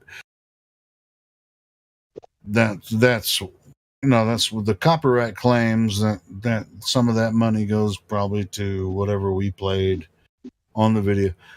But there are certain songs they'll take the whole video down if someone plays it. So just be careful in what you play. That's all I'm saying. But for the most part, everything's good to go. That's when I got off work today and I was listening to the stream, and all of a sudden, boom, it went down. Then I found out it was Bob, So anyway, so I started freaking out, and I'm still freaking out. But I'm calm. Because I got this. You say so. No, I got it. Whatever. I have a feeling the other live stream is going to be back up in a couple days because Bob ain't got nothing. There shouldn't be anything that they can They shouldn't find any reason to, Dude, he was bitching because somebody took his picture from. It wasn't. Don't get me started again. Anyway, somebody made a meme of it, of his image, and put it on here, and he was just like, "Stop being childish." Bitch, you're the one being childish, man. I can't believe you go along with that. Because when you put your image out there, isn't it like public? Public property or whatever? And that was my argument when I appealed it to YouTube. It's like, bro, someone captured an image and made a meme out of it. And now he's butthurt. It's just like, what? That doesn't make sense. Anyway. So hopefully in the next couple of days we'll be back on the other stream. Well, that shows you right there whose side that Google and Alphabet is on. Well, to be honest, when you can go onto somebody's live channel and say, "Hey, I disagree with that." You hit that little flag, and you're just like, "Oh, there's a copyright infringement." You can fill it out. Now, immediately they're going to take the channel down without YouTube even looking at it. Yeah, that's how powerful it is. So it's not like YouTube looks at it before they take it down. Oh, so they just assume that whatever is happening is happening. Yeah, and so then you have to appeal it. That's where we're in the appellate process now. Wow. And they gave me 2,000 characters, and I only used about 600 to explain why that's impossible. We didn't do that. Whatever he's claiming, it's not what we did. Well, Healy, that shows you another thing. That's all they got is insults and doing crappy stuff like that. You know what I mean? Like they have nothing else. No curvature, no measurements, no observations. They have nothing. That's weak sauce, isn't it? It's just like you can just go on anybody's live stream and they got nothing. And when I told him, anyway, like Bob's got his 2 inches. I'm not sure if it would work every time. He's just like, "Hey, I just report. Here's my copyright claim. This is my image, and I shut her down." Now maybe we should try that with NASA. I wouldn't, because it's weak sauce, man. Why the fuck would you even fuck? Why is he even concerned about what we're doing over here? You know, it's I reported the tramp stamp. the tramp stamp. Yeah, I reported that to YouTube. There's a little the three dots thing. You click on it, and it says report this. Yeah. So I reported it as misinformation. Gave him a little paragraph. Which one? Dave. The tramp stamp, the wiki tramp stamp underneath all the Flat Earth videos. Oh, let me. I'm not gonna do it, but let me try something really, because I don't really know how to claim copyright. I don't know if it's a report, but it's like complain about it or something. I don't know. But there's an option there, so I gave him my little spiel. Well, it's just like I'm wondering, because I know for a fact that he was complaining about an image of him that was made into a meme, which is a parody, and that's where he got pissed off. I'm wondering if I could just go ahead and claim copyright on, because the image that was posted was edited, and he told YouTube it wasn't edited, because I saw what he told YouTube. When I anyway, but it definitely was, because it was made into a meme with his face on it, and so it wasn't the original image. Oh. How can you do that? Why would you lie to YouTube and get my fucking channel shut down for no reason? You're a punk bitch, that's why. Anyway.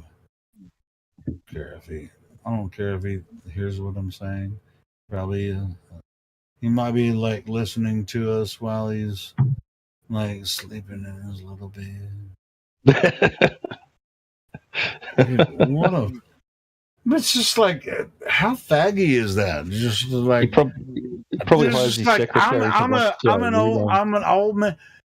I mean, he's a little bit older than me, but it's just like he hates me so much that he's gonna do everything that he can. He hates our arguments. He hates the stream. You couldn't believe some of the shit that he said to me in the Discord chat. He's like, "Here's my demands. I'll release the freaking strike if you do this. Make me a senior moderator on the Discord." I was like, "Bitch, that's never gonna happen. That's not even my fucking Discord." You know what I picture? I picture him in this room. He's fucking psychotic if he's going to think that's going to happen. I picture him in a room with 10 computer screens. One's got like Nathan Oakley, others got 24/7 Flat Earth Discord on it. He's watching them all at once and listening and like freaking writing down notes and shit. Oh, like, dude, when this first started happening after I got off work today, which was like 3-4 o'clock Central Time, I was listening to YouTube, and then all of a sudden it stopped, and I started looking at my phone on my way home. I was like, "What the fuck's going on?" It took me about an hour to figure out that it was him that did it. Like, oh shit. So, and already I've been in Gem Panda's server, and I said, "Here's what Bob did to our server and YouTube chat. He's threatened the server and the YouTube over and over. I don't think they like him in Gem's server either." I was like, "How about being the big freaking faggy Globy? They don't even like you in Gem server." I told them what he did, and they were all like, "Yeah, that's pretty freaking low. Yeah, I was listening to it, and it just stopped today. I was like, oh shit, something's wrong with my phone. Fuck. Yeah, that was Bob. Bob freaking. That was Bob, him. Science Bob guy? the science guy. Yeah, that was him. Oh, you cuck fucking piece of shit. Fuck you, Bob. Yeah, that's what I'm saying. I went into this is like, you know what? I got home. I had time to think about it. I was on my way home. I was like, what the fuck's going on with this? And I got home. And I need to get in front of my PC so I can, really analyze this shit. And then I messaged him back, and I was like, what the fuck are you doing, Bob? They were making threats before it happened in the YouTube chat. I heard Miggy talking about it. Yep.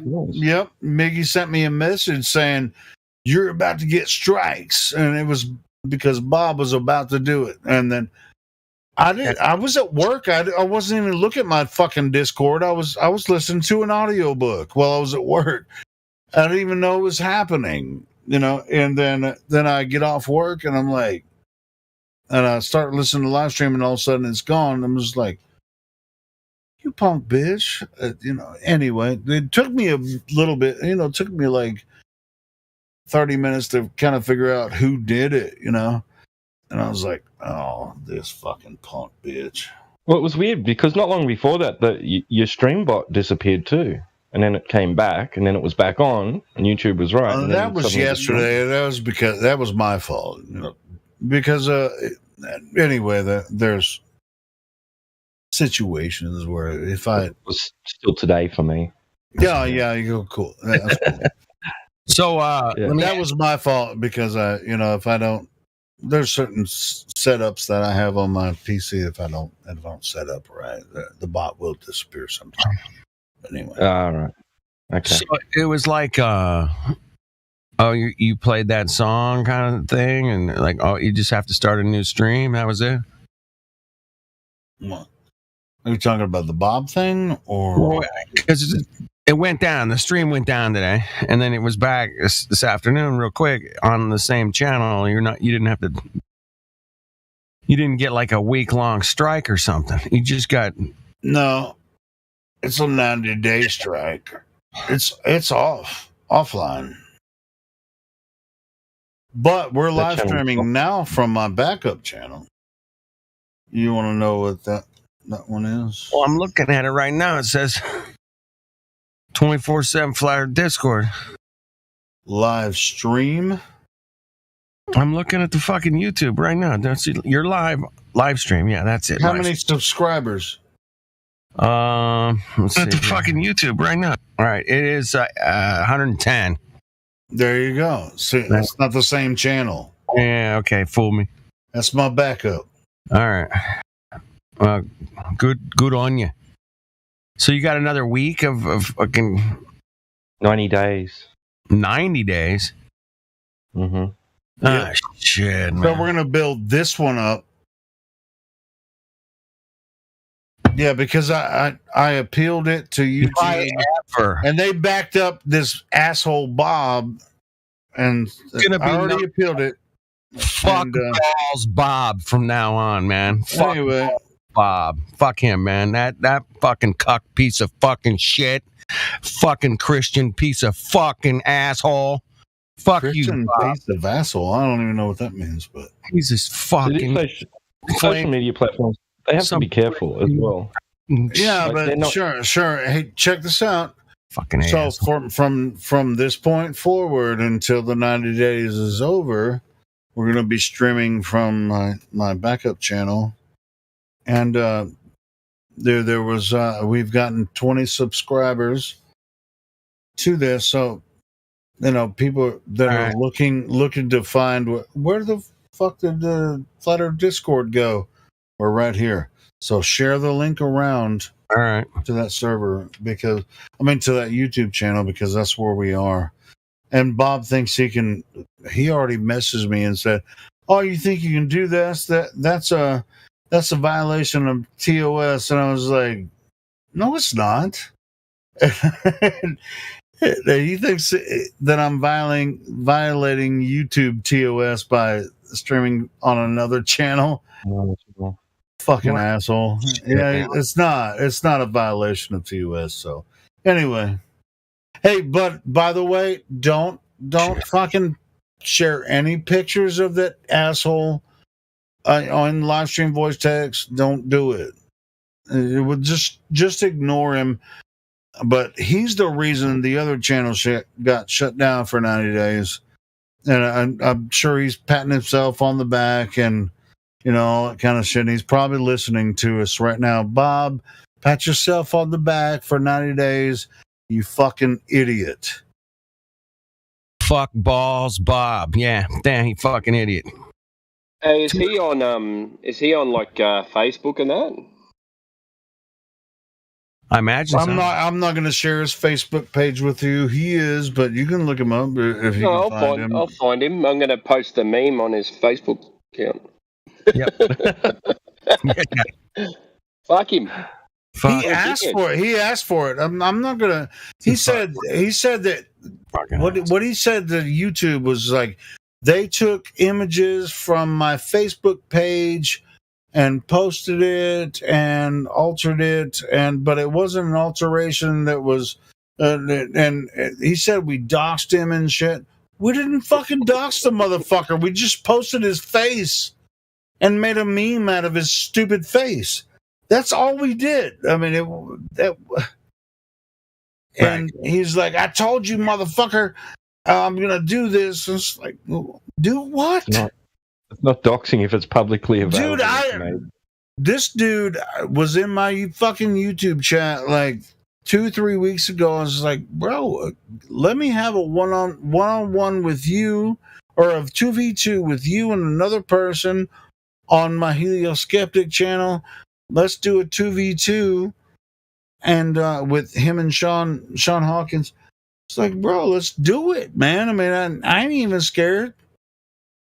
And look what he did. He never even responded to that. He's like, no.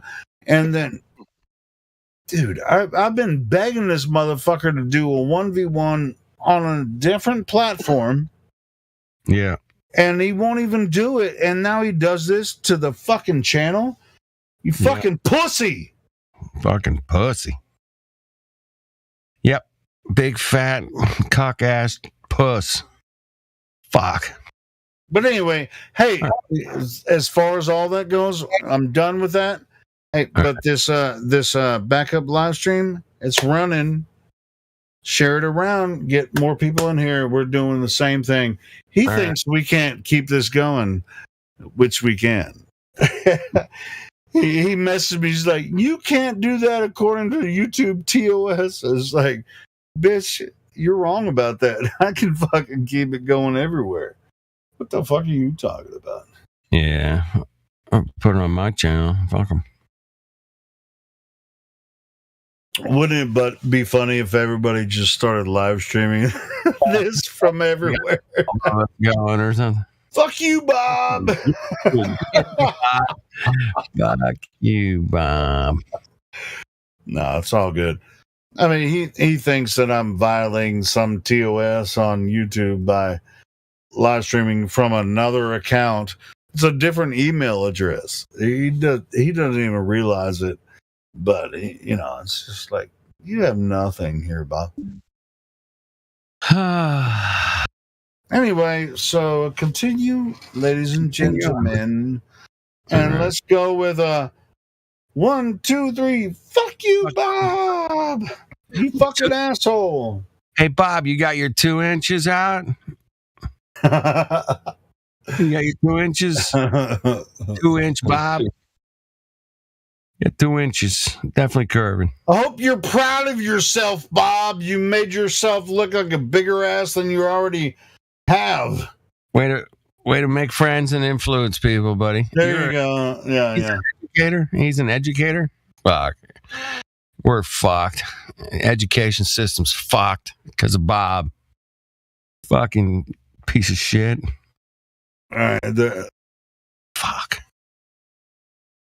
Yeah, that's what happened. And so, end of that conversation. What's up with the flat fucking Earth? Well, we had some. There's some Eastern, European Eastern dudes in here. And younger guy. He had it all figured out, man. That he had nothing figured out. He figured out everything he didn't know that he needed to figure out. That he didn't know the circumference or the radius or nothing. But he knew it was a ball. He knew it was a ball. 100%. He even said you couldn't change his mind. Right. He was. But he didn't know anything. He didn't have anything to change his mind about because he didn't know anything. Right. That was pretty weird, man. I was listening. I'm like, oh boy. That's pretty funny. This guy's really dug in. I'm laughing. I'm standing in line at the store. I'm laughing. People are like, what the fuck are you laughing? Did you have headphones in and you were laughing? I do that sometimes. It's just like, why are you laughing? Guys off. I'm not laughing at you. Couldn't help You it. just man. you point at your head, right? You point at your ear. Sorry. Hey, imagine like New York City was a ball. And you were an ant, you know, he's doing one of those numbers. What? Like, oh shit, here we go. And CB was dropping some pretty good some audio clips in there, man, some crickets and shit, and it was funny. Very good. Anyway, what else was in here today? What else was happening? Help me out. Help the dude out, man. Can't remember.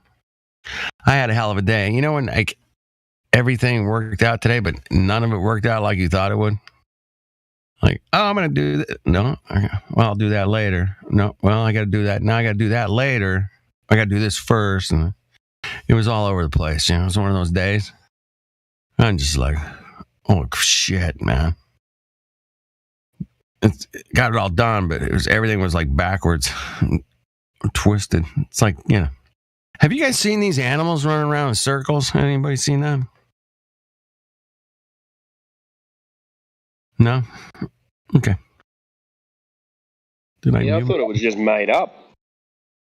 Yeah, I thought I'm making sure of it. But all of a sudden, a bunch of people started sending me links, man. I was like, what the hell's going on with this? And there was like crickets going in circles and cows and fucking, yeah, it was a lot of weird shit, man. The birds were acting funny today too, man. They were quite boisterous. They were really going for it. Anyway, strange times. I don't know what's going on, man.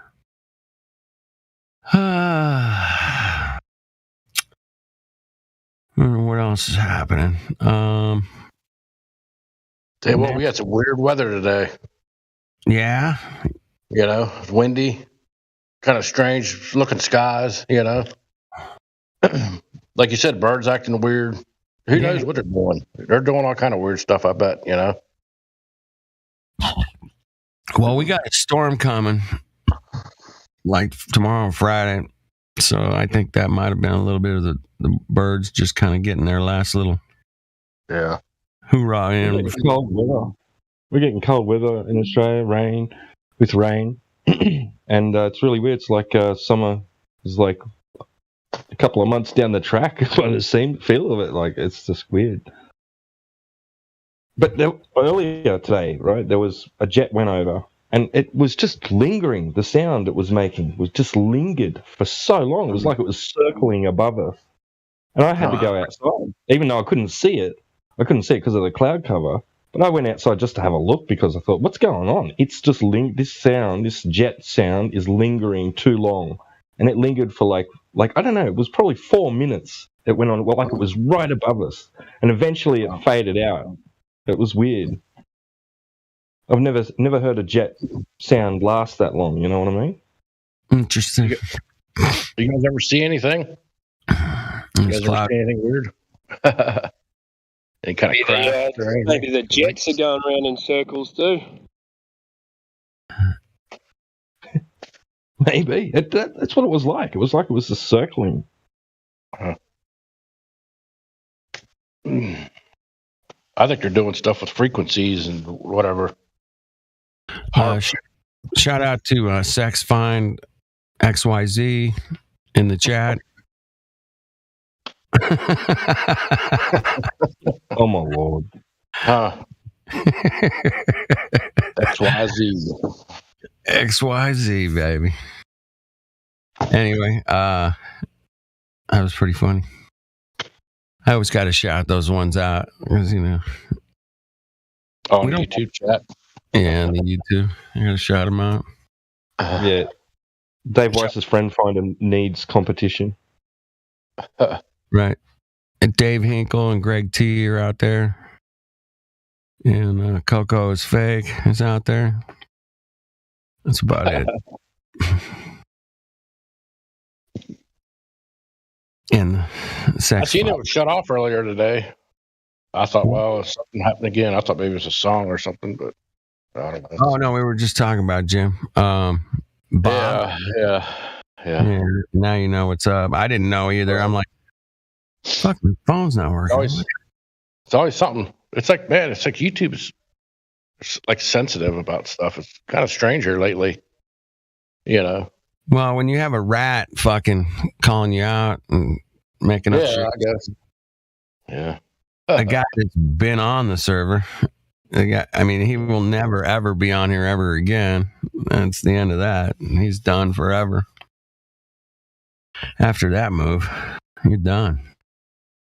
So now, yeah, he'll be just known as ball sucking fucking Bob.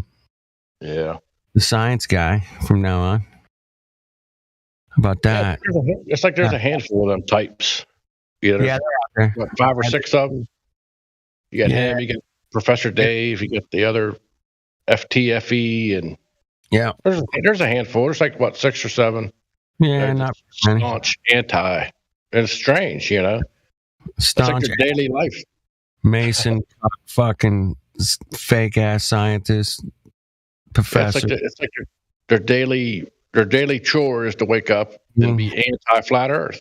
It is so odd. Be like, oh, I hate football. Piece of shit. So I'm going to wake up every day and hate against the NFL or something. You know, that'd be so strange, wouldn't it? It would be. But I guess that's the way some people operate. I don't understand it. I just stay away from stuff I don't like, right? It's like, oh, you guys, good luck. See you later. Yeah. Hey, you guys are into Bigfoot, man. All right, man. I got to go. I'll see you guys later. Yeah, whatever it is. Go for it, man. Have fun with that. Yep. You're into I mean, it could be any subject, I guess. You know, it's just weird. Weird, man. Oh, there's people sitting around talking about wrestling like it's real. Yeah. Go for it, man. Fucking Yeah, fire. I don't hate on the people. Yeah, I get it. But I saw it on TV. It's real. Flat earthers? Oh, yeah, whatever, man. Have fun with that. See you later. Yeah. No, they come in here and just fucking call us every name in the book and get our channels struck down. And man, all day, every day. Wrestling is real. It's on TV, and NASA is real too. NASA is real because I saw it like that on TV too. Yeah, that's right. And then big Marty wrestler. I don't know any wrestlers. Fuck, I don't know any wrestlers. Bigfoot's real too. I saw that on TV. Right. I heard somebody telling a story about it on the radio. It's totally real. Yeah, we were out in the woods. We heard some noises, and it smelled funny, and that was it. That's the whole story. It was a 3-hour show for that. And there was a loud sound. Finding Bigfoot. There was a series on called Finding Bigfoot or something like that. I watched the whole season. I was like, oh yeah. My missus goes, oh, have they found one yet? I said, no, but maybe maybe next episode. Because, you know what? They're not going to find one. They're just reeling you in so you watch the whole season. All you guys got to the end of the season. I went, fuck, you were right. If you guys want to hear good Bigfoot stories, you got to go to Sasquatch Chronicles. Is that a YouTuber? Yeah, Sasquatch Chronicles. How many followers do they have? I'm curious. West German. I'm not really sure about how many followers. He's probably got 100,000. Something like that. Shit! He's up there. Bobby. Dude, well, we should start. Stories on there. I think I'll start a channel called Bigfoot's a Flat Earther. What do you think? You know what? I think that'd be a good idea. Yeah. But there was like some pretty convincing stories. Like there was ladies, and they were outside doing the gardening, and then they turn around and there's a big 7-foot Bigfoot looking in her window, and she saw the whole body and everything, Like you go, and those, either the lady's crazy or she saw it. Yeah. I got a buddy of mine on a horse. I live in Ohio here, and him and his wife was out on a horse. Horses riding. Yeah. It's actually not too far from town here either. And he took a picture of one. This was a few years ago. I'll see if I can post it in the chat. All right. It's pretty funky looking. That's awesome, man. See? It's real. All right. We got the Spring Corpse. A Spring Corpse? No rolls. Might take me a minute here. Anybody want to talk to the Spring, man? Anybody? The Spring Man, is it? Oh, the Spring Corpse. The Spring Corpse. The Spring Corpse. Can I? I don't know. Bring him in. Him, her. I don't know. Whatever. He's got no role, so I can't. Somebody want to verify him real quick? Oh. Not really. We'll do a verify here. The Spring Corpse, you have permission to speak. Hello and welcome. What brings you to the server today? You can unmute your microphone there. There you go. That would be great. You here? All right. Oh, it's only like part of it. Going twice. All right, you're gone. Thanks for playing. No go. Okay. All right, there's the picture, man. Oh yeah, that's hot. It's only like half the picture for some reason. What the hell? I'm like missing. I don't see. Let me get a screenshot, and I'll screenshot. Camouflage Bigfoot. Whoa. let me screenshot it and see if I could do it the other way. There you go. That's funny. What is so difficult about this conversation? Earth? It looks like one of them magic eye pictures that you stare at and try and see something else in the image. We're on to Bigfoot tonight, man. We're going. Well, let's not do Bigfoot in here, please. Come on, I want to see this picture. Jim's friend took this fucking Bigfoot picture. We got to look at it. I get it. Yeah, sure. Okay, go for it. All right, thanks, man. I just want one picture. Just one snapshot, man. Well, the first one, he's got to redo it and screen grab it. So, Jummy Harrison has taken this. I don't know. You know why it says Jummy Harrison? That was my old email address. I tried to do like a link or something. I don't know. I'm not really. Holy shit, man! We're fine. That's pretty wild. Listen, if you're in the live stream, then you should be following a live stream voice text. So. Damn, that's a great picture. Did the other one come up? You want me to? I'll put it in the chat, man. Hang on, I can do it. Hold on, I'll put it in there. I got it. I got this. Ladder, dude, this isn't a freaking Bigfoot talk. Dude, this is all right. We're just doing the one photo, man. Oh, just click on the whole thing. All right, cool. Yeah, it's kind of white looking. I like white skin. I know Healy probably don't want to hear it, but there you go. Everyone is as scared of Bigfoot as they are of flat Earth. So no, there's no anti-fucking Bigfoot people out there. Hey, hey, you guys are fucking stupid, fucks. Fucking thinking the fucking Bigfoot. No, there's no like fight the Bigfoot channel. No, we don't have that. Yeah, where's that? Where's the fight the Bigfoot? Bigfooters. Yeah, I get it. I'm on a roll tonight, huh? Shit. Bro, baby, it's actually serious, you know, what they've been trying to do to us for several years now, you know, with their anti-flat Earth stuff. You know, it's like it's a very simple argument, and they make it complicated. We don't. Right. Thanks, dude. I'm gonna get back to work here. I'll be back on mute. All right, Jim, we got it. Thanks for the picture, man. It's pretty. I'll be listening.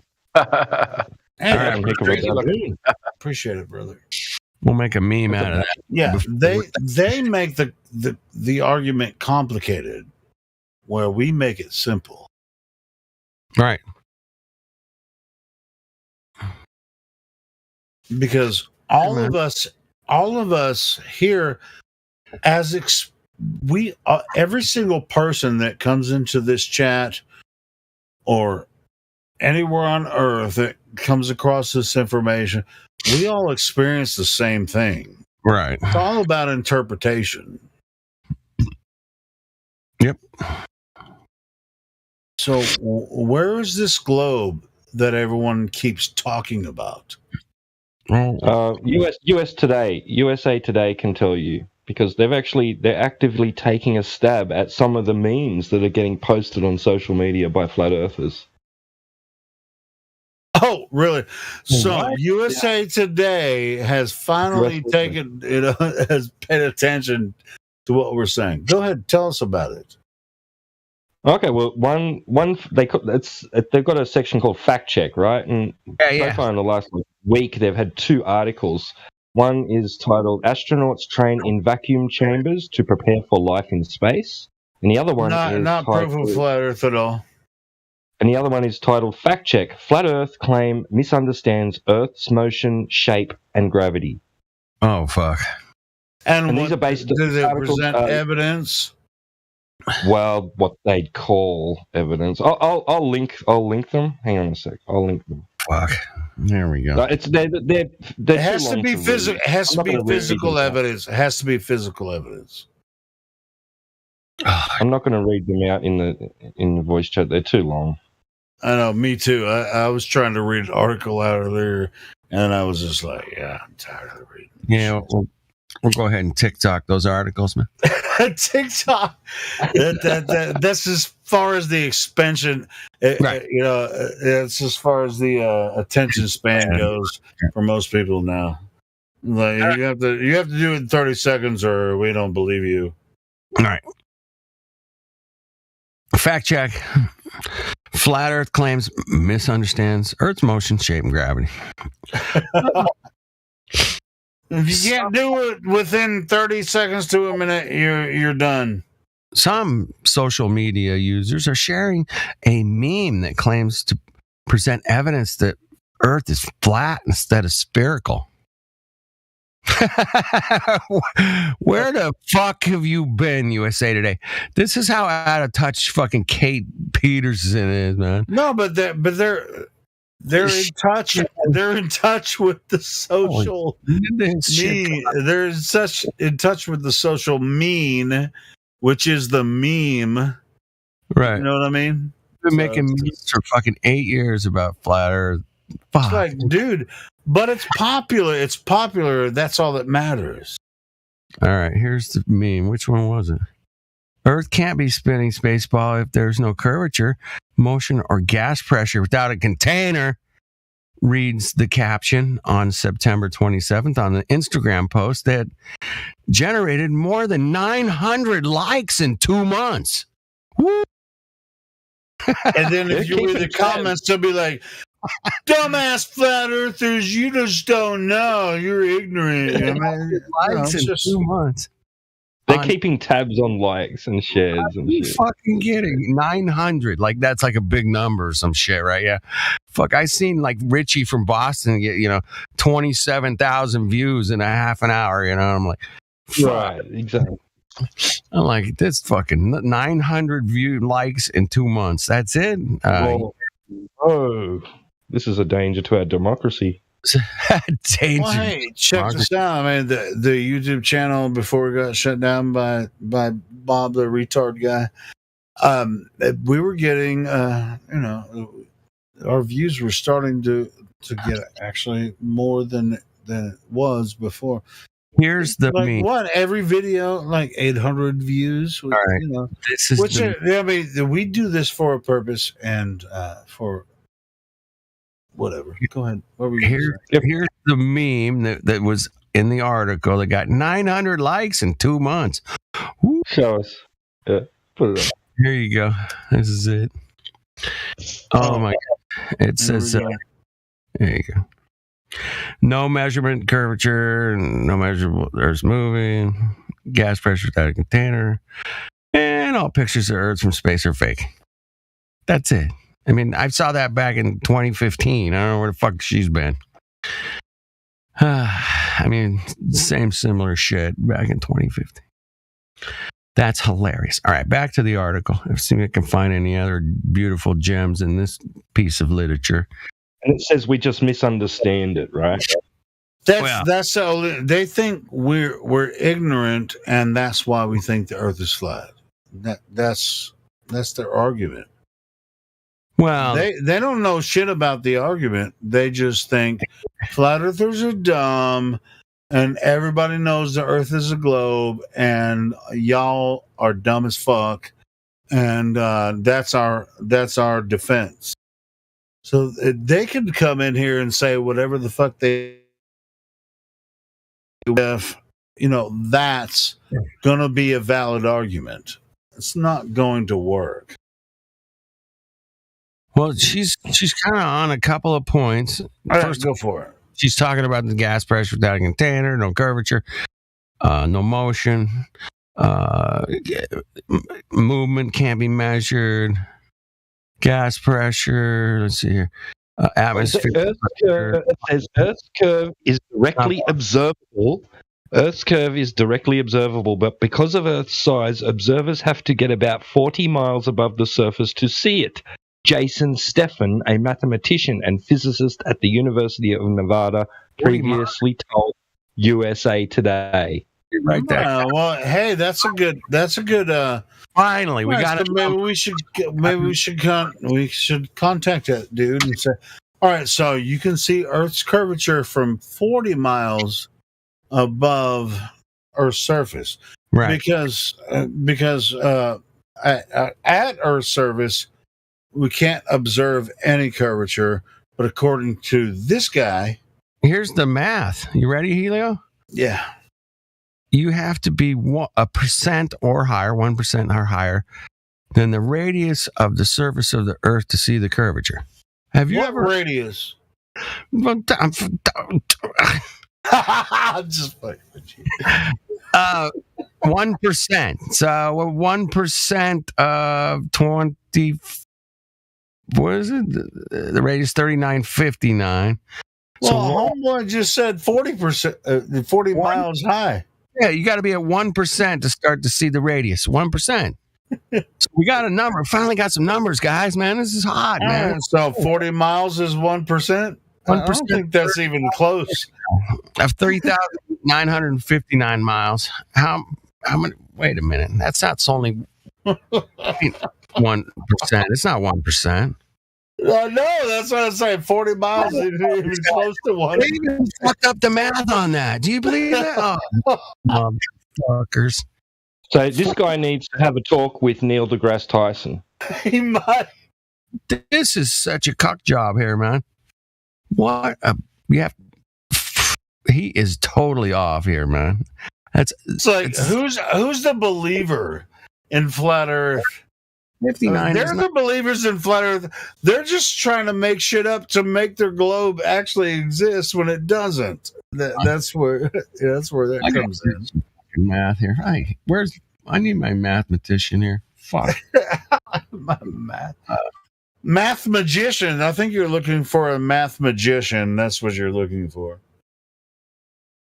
Well, it still wouldn't work. It still wouldn't work though, because if you're comparing the 3959 ball with this, this mass supposed radius, you're never going to find it. 1% of it's 339. Wait, what's the radius of the surface? It says the radius of the surface. What globe? What globe? What radius? No, but the radius. The radius of the surface. Oh no! Piece of what is the radius of a surface? Like, I mean, what?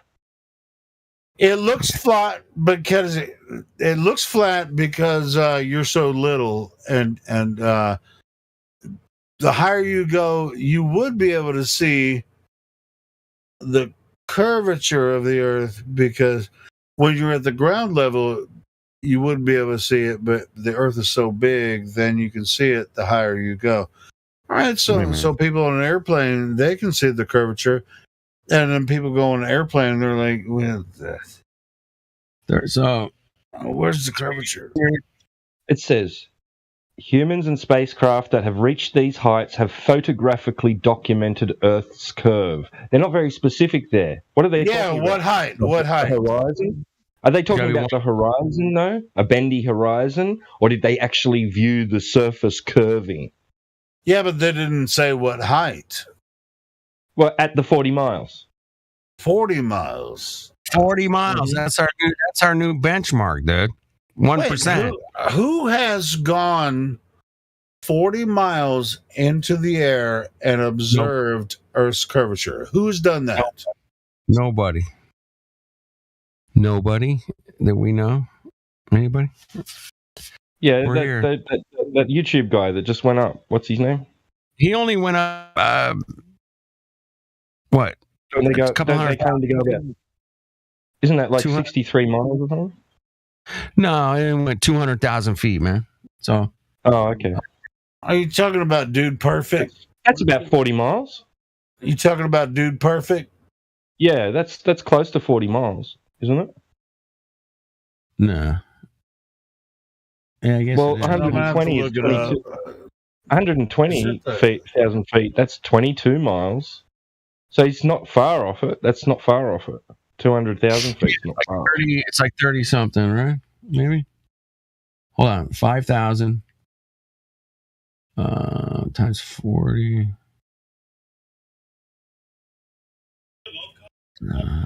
Hold on.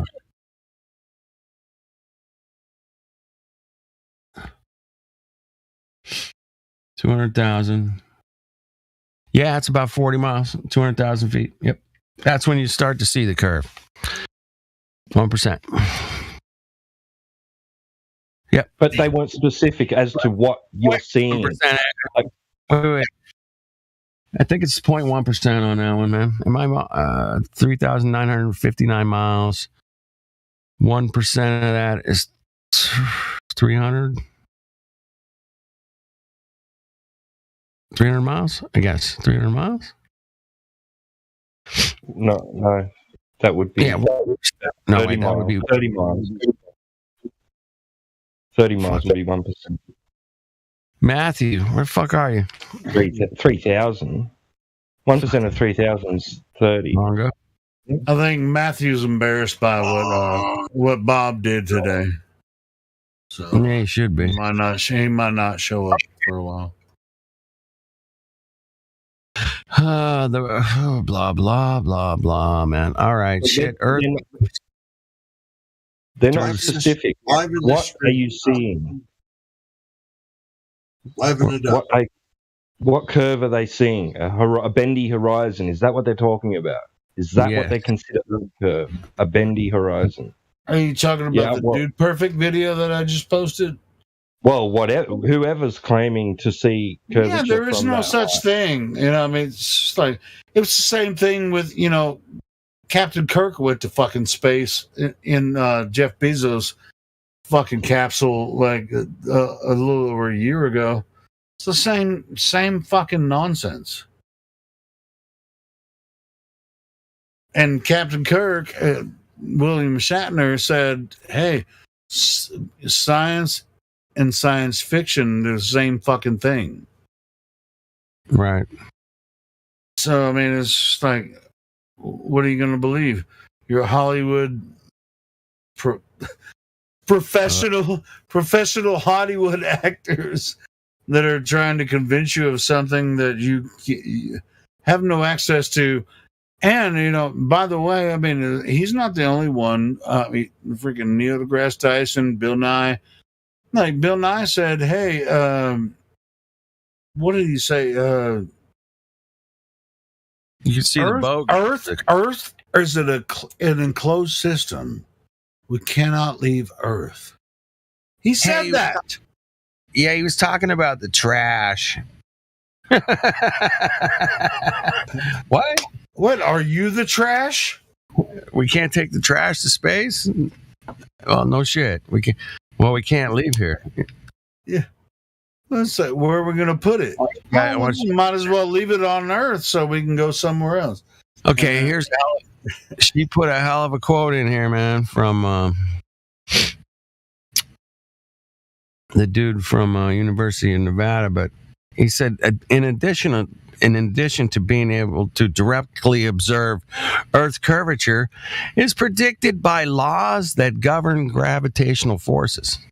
Yeah, I want to let it shit. Oh, dude, bring him in here, man. Yeah. What about the claim right above it? He's too scared. Bring the claim right above that. Oh, the shadow. The only object that casts a circular shadow, no matter how you shine a light across it.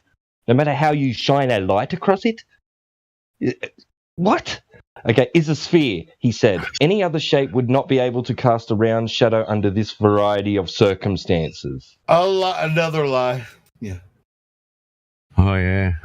Or it's a misinterpretation more than a lie. It's a presupposition. Exactly. Yeah. It's presupposing Earth to be an object in space. I'd love to take him to the woodshed on both of those, man. That would be fun. Come on in here. Yeah. My dreams. Well, Flutter, dude, you heard when what's his name? The guy from Australia went and interviewed the astrophysicist in Germany. Oh yes. Wakey. Yeah, Wakey. Yeah. He didn't tell her, that he was going to be asking that. He just started asking direct questions. Exactly. She started answering them. Then once it got deeper, and she was like, "If I knew you were a flat earther, I wouldn't even freaking talk to you." Right. At the end of it, it's like, but she answered for an hour. She answered all his questions until she figured out he was a flat earther. Well, she was quite happy to accept pictures of the moon, pictures supposedly taken from the moon as evidence. And he asked her questions. Yeah, and he asked her questions. She was like, "Well, I guess the model must be changed." Yeah, exactly. She said that. Exactly. But then when he tried to show her photography, long distance photography, she wouldn't. It was like garlic to a vampire. She didn't want to know about it. Yeah. He was like, "Oh no, you're a flat earther. I'm going to discount everything we just talked about. I'm just going to go back to my pseudoscience." We should play that in here once a week, man, just to keep everybody. Yeah, we do often. So, and Wakey. Every time he tries to post shit on YouTube, they take him down. So we do the best we can to kind of promote that. I think he's promote on his content or something. Yeah. Wakey. Yeah, I mean, dude, I have his video saved. And Oh, my God. I love Wakey stuff, man. He's the bomb. So she's claiming. Well, he's claiming, the fucking doctor's claiming, one way we can detect Earth's motion, the sun, is through parallax, she said. Bullshit. Whoa, man, that's a big claim, man. I've been down there. If she said that, that's bullshit. As our position changes, the apparent position of nearby stars relative to move distance once changes as well. No, they don't. No. We can also observe the apparent motion of different stars to work out how we're orbiting around the center of the galaxy. Oh, yeah. No. We took on a Oh Harvard my God! It's just professor one bullshit. night. Is that Harvard. what she said? We took on a Harvard astronomer one night with that one, and he left after taking. It was a live stream in Harvard Square in Boston. The astrophysicist came up and he left with a flat Earth T-shirt. By the time we were done with him, because he had nothing for parallax, man. He's like, well, over millions. Yeah, you haven't. You can't. Yeah, don't even start talking about stellar parallax with anybody here because we know it's nonsense. That's And then she goes into if the Earth did not rotate and remain station. Wait. If the Earth did not rotate and remain stationary, the atmosphere would circulate between the poles, high pressure areas, and the equator at low pressure area in a simple back and forth pattern, reads the NOAA website. But because the Earth rotates, circulating air is detected instead of circulating in a straight pattern. The air deflects towards the right in the northern hemisphere and to the left in the southern. Who the fuck's making shit up? Us or them? Them. They making shit up. Timbo, does your weather patterns work backwards from mine? Do they? Same direction. I don't know. I live in Southern California, man. The winds mostly come from the north, and they push down towards the south a little bit. Or they haven't heard of anti-cyclones. They come east where I live, man. They blow east. Now, every once in a while, we get some mountains behind. We don't. Hey, check this out. We don't have cyclones in the northern hemisphere. You have cyclones in the south, right? But they all travel in the same direction. No. You said anticyclones. Is that due? Yeah, there is anticyclone. There's anticyclones. I'm pretty sure. Sure, yeah, I've seen it. But is it in the Atlantic? Is it in the Atlantic or in the Pacific?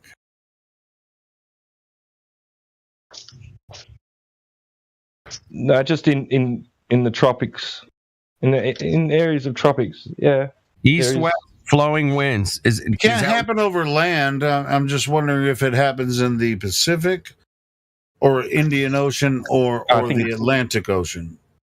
I don't know about the Atlantic. Yeah, but it's in the Indian or Pacific, depending on the trade winds and yeah. Anyway. Here's your fucking gravity holding the gas pressure in again. Yeah, did you click on that article? Solar experiment does not disprove existence of gas planets. I haven't read it yet. Where's this? Most of the anticyclones will actually affect, I think, Eastern Africa, maybe some parts of India, but for the most part. Wow. This one is a doozy. It's a fucking doozy. This article here is a doozy. The USA Today they're going at it, man. They're taking on this shit. Yeah, they're okay. Solar experiment does not disprove existence of gas planets, and you should read some of the shit they've said. Oh boy. Nice. Which article was that one? It was in that same article, and I just clicked on the link, and it took me to that. Orientated. We got. Sounds like there's. I'm going to share that in a live stream. Is that the same article you've been looking at? Yeah. I've posted 4 now, but yeah. Yeah, he posted it.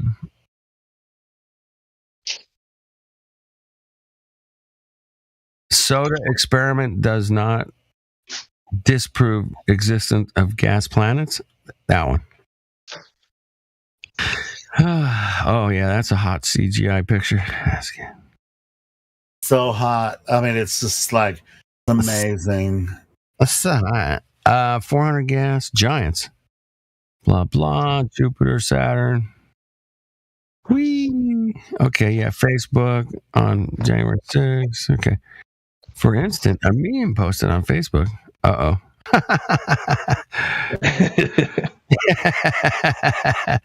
With 900 likes, whatever.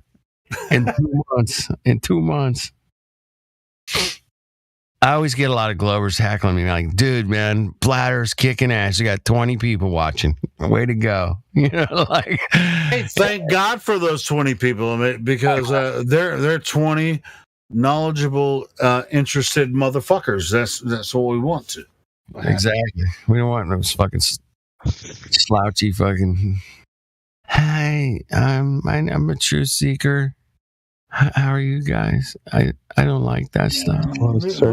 We want people to behave in a manner where they're interested.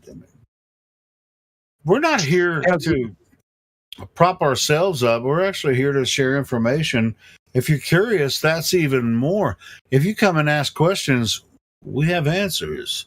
It's not like we're just here wasting our own time. Even though we have fun talking to each other, it's not like we can't do that on a private platform. We do this for everyone that's here to ask questions. That's why we're here. Not even. All right, guys. Okay, that meme. What's that? Sorry. Is that we're the like street preachers, you know? It's our mission. Who's got the meme? Well, the meme about the gas pressure, right? The soda cans, the meme that they're talking about. You click on that, and it takes you to the Facebook page, and you can see the meme in their whatever we call it. And then you click on it, and it takes you to a separate page, which and it written all over it is false information checked by independent fact checkers. See why. Independent fact checkers. Independent fact checkers. Are you? Hey, T-Watt, are you a independent fact checker? Can I change my independent? You might consider yourself so, and I might consider myself so as well. Well, boy, they cover everything in here. I'm just. Moon landings are fake. Yeah, I think I got it. I downloaded it. Hopefully it just works. Hey, I just shared it on the live stream, so in the chat. So hopefully it's a good article. I haven't read it yet. Moon landings were fake. Yeah, they're going into that. Boy, this is like this. Hey, check this out, though. I mean, like articles from USA Today, most people trust. So if they look at this, and while we're analyzing it, and they're listening while we share the information, they can go through it as we analyze it, and they might get a different point of view rather than what they might think about what they're reading in the article. And see, like if just like self-gravity. A lot of people think USA Today is a trusted source, which it could be. Go ahead. Gas planets maintain their form due to self-gravity. Self-gravity. I didn't make that up, man. I'm just reading it. I mean, that's what I'm saying. If you read something from USA Today article, and you're like, you're just making this shit up. No, gas has self-gravity. That's going to be a new thing in 2023. I want you guys to write that down because it's coming. Self-gravity. Yeah, it's a big one. It's big new. Self-gravity. Self-gravity. It's coming. What the fuck is self-gravity? It's the existence of gas planets that have been verified by multiple lines of evidence. Come on. Does that line up with the Einsteinian idea? Multiple lines of evidence. Oh, it's a variant of the Einsteinian gravity. Clip a little piece here. Just put it in the chat. Is there any Globers that will admit that the moon landings did not happen? Yes. Really? I've met a couple. Yeah, here and there. Not too many. But they're out there. They're like, yeah, that stuff is pretty fake, man. But they had to fake it. The first couple or one, and then the rest of them were real after that. It's not the focus here, though, necessarily. I mean, do you think it should be? It's like, hey, let's find out who. If you're a flat earther and you think, hey, check this out. If you're a flat earther and you think people landed on the moon, how many? Raise your hand. Nobody. Right. Yeah, you're not going to be able to land on a greater light. Well, I'm just wondering. I mean, that was the question, right? If you're a flat earther and you think people landed on the moon, raise your hand. Nobody's here. Nobody here is going to say that. So I doubted they landed on the moon before. Waste of time to argue about it. All right, back to the meme real quick. This simple experiment in which a soda can exposed to a vacuum environment explodes. Yeah, no shit. Demonstrates the impossible. Here's the thing is, we all know that their default position is that there's pictures from space. That's every single person. That's all. And even though we'll say it's fake, it doesn't matter. They've already seen the pictures. It's good to go. That's where we're at, man. Welcome to moon landing is like number one, and then you got Sputnik, that fake stuff too. Fuck. It's crazy. And then the movies, the movies just solidify the idea. I gotta say that is a great meme, and it does make you think. But I don't know, man. Most people you show them even that, just it's like, yeah, whatever. Space is Star Wars is real. Okay. Thanks. All right, here we go. Ellis Nittel from the University of California, Santa Cruz, right? Aluminium cans are pressurized to hold in the fizz from the carbon dioxide. The strength of the can itself and the opposing force from atmospheric pressure are enough to keep the soda inside the can. However, when the pressure outside the can drops in a vacuum chamber, the difference in pressure may become too great. This may cause the can to rupture, followed by the rapid release of the soda, because regions of higher pressure will move or diffuse across the gradient into regions of lower pressure. The gradient drives this diffusion process. The meme is wrong to compare a soda can in a vacuum chamber to a gas planet in space. For the soda, the explosion is due to the increase in the pressure gradient between the can and the atmosphere. But for gas planets, the gravity is so great from the planet that it counteracts the pressure gradient between outer space and the planet. Just like it's so great here that you can't even detect it. All I heard was pressure gradient. What? It's double speaking nonsense. It's double speaking nonsense, man. Hey, like, whoa. Come on in here. We gotta break this down. You got a couple days? Yeah, please. Would love to get these. Elise Nittel from a professor at the University of California. Get your ass in here.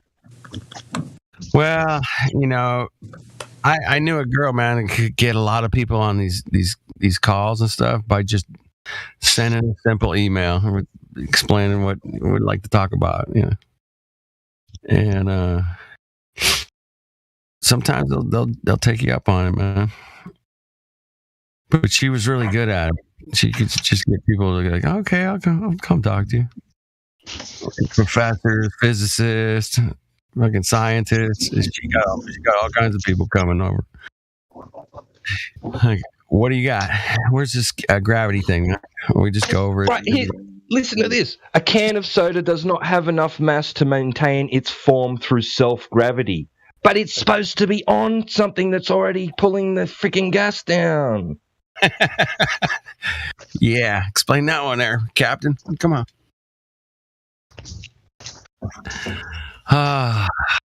Professor, Captain. Anyway, funny stuff, man. They're still coming after us. This is most recent articles. They are paying attention because we're onto their shit. So they got to come back with this because they know there's no way around gas pressure without a container. So they got to make up some really fancy words, and they make it seem like, okay, well, these guys know what they're talking about. Yeah, there's no way you can't. It's the outside pressure and the inside aluminum can pressures hold the fizz from carbon dioxide, according to the Earth Planetary Sciences professor, University of Santa Cruz. The strength of the can itself and opposing forces from the atmospheric pressure are not enough to keep the soda in the can. Come on, everybody knows that. Yeah. It just begged the question. It sounds so fucking eloquent, right? I mean, I almost sounded smart for a second, right? But no, it makes the average person skip the point that they're begging the question to begin with. Mm-hmm. I just totally skip over that. Like, you guys don't skip over that. That's what I love about this place, man. It's like I really learned to not skip over that. They're fallacious bullshit pre-assumptions, you know. Like, whoa, how'd you get that? We always like to back it up on them, you know. It says gas planets are not the only example of celestial bodies that resist diffusion due to gravity. Not resist diffusion, defy entropy, you dumbass. Entropy, there you go. That'd be another. Yeah, come on in here. You wouldn't last fucking an hour. You're done. You got shit. Citation, please. It can make you ill, man. It can make you ill hearing about galaxies and all this fake shit all day. Citation, please. Thank you. Be good. Yeah, I cite the USA Today News. Read the article. Yeah. Gravitational forces scales with mass. An object has a certain mass for its own gravity to hold it together, even when acted on by diffusion and other forces. What the fuck does that mean? What? Gravitational forces scale with mass. They scale up with mass. You know, gravity goes big when it goes big. You know, it's big. All right. An object has to be a certain mass for its own gravity to hold together. At what point? At what point of the collection of particles does gravity kick in? Because quantum physics says that it's negligible at micro scale. How dare them? How dare you violate entropy? How dare you? Anyway, it's funny, man, to see what I always like to see. I haven't seen a lot of fucking flat earth kind of debunking on the mainstream for, a few years, really. There was a couple of years ago, there was a big article in a magazine here in America with millions of subscribers, and there was like a 8-page article about flat earth in it. I have it here somewhere. I might have it right here on my desk, but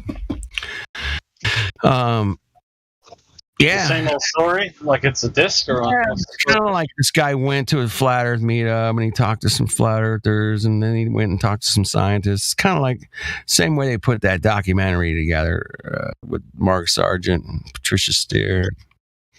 It's kind of like the same kind of thing, but he just went out and hung out with a bunch of flat earthers and then came back and talked to some scientists, and then it was the same shit. Same thing that's going on here, man. A lot of assumptions and different The water is just so muddy. You can't see through anything. So muddy, man. I mean, that's the same thing with the cocoa and everything else. And it's like, it's so muddy. Like, most people are trying to just fucking put some food on the table and turn the heat on.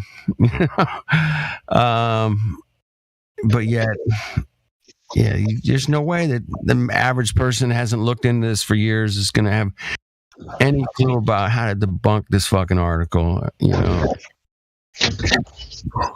We've actually spent years how they reword everything.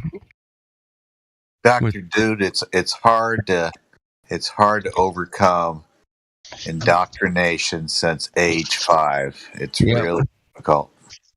And when you do, you get pissed off. I get it, Jimbo.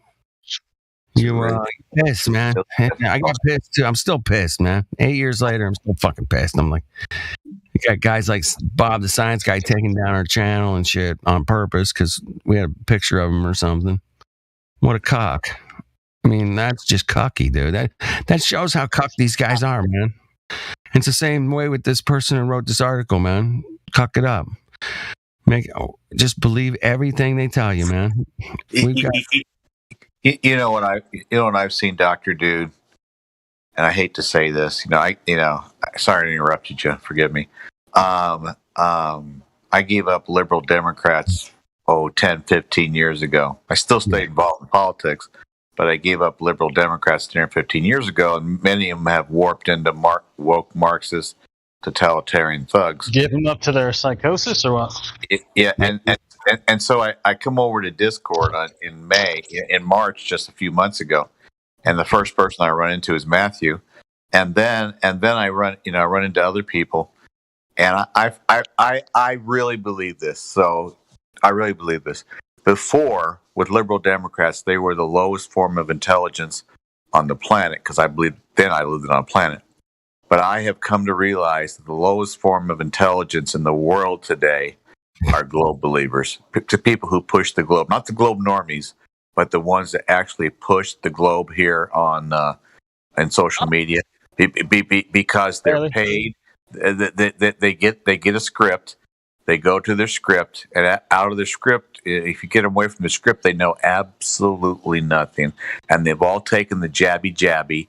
All of them have, and they're actually the lowest form of intelligence in the world today.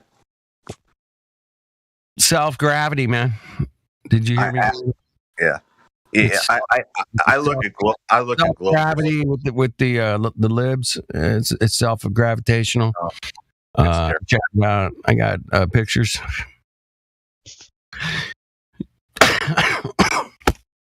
Come on, that was funny. I thought it was fun.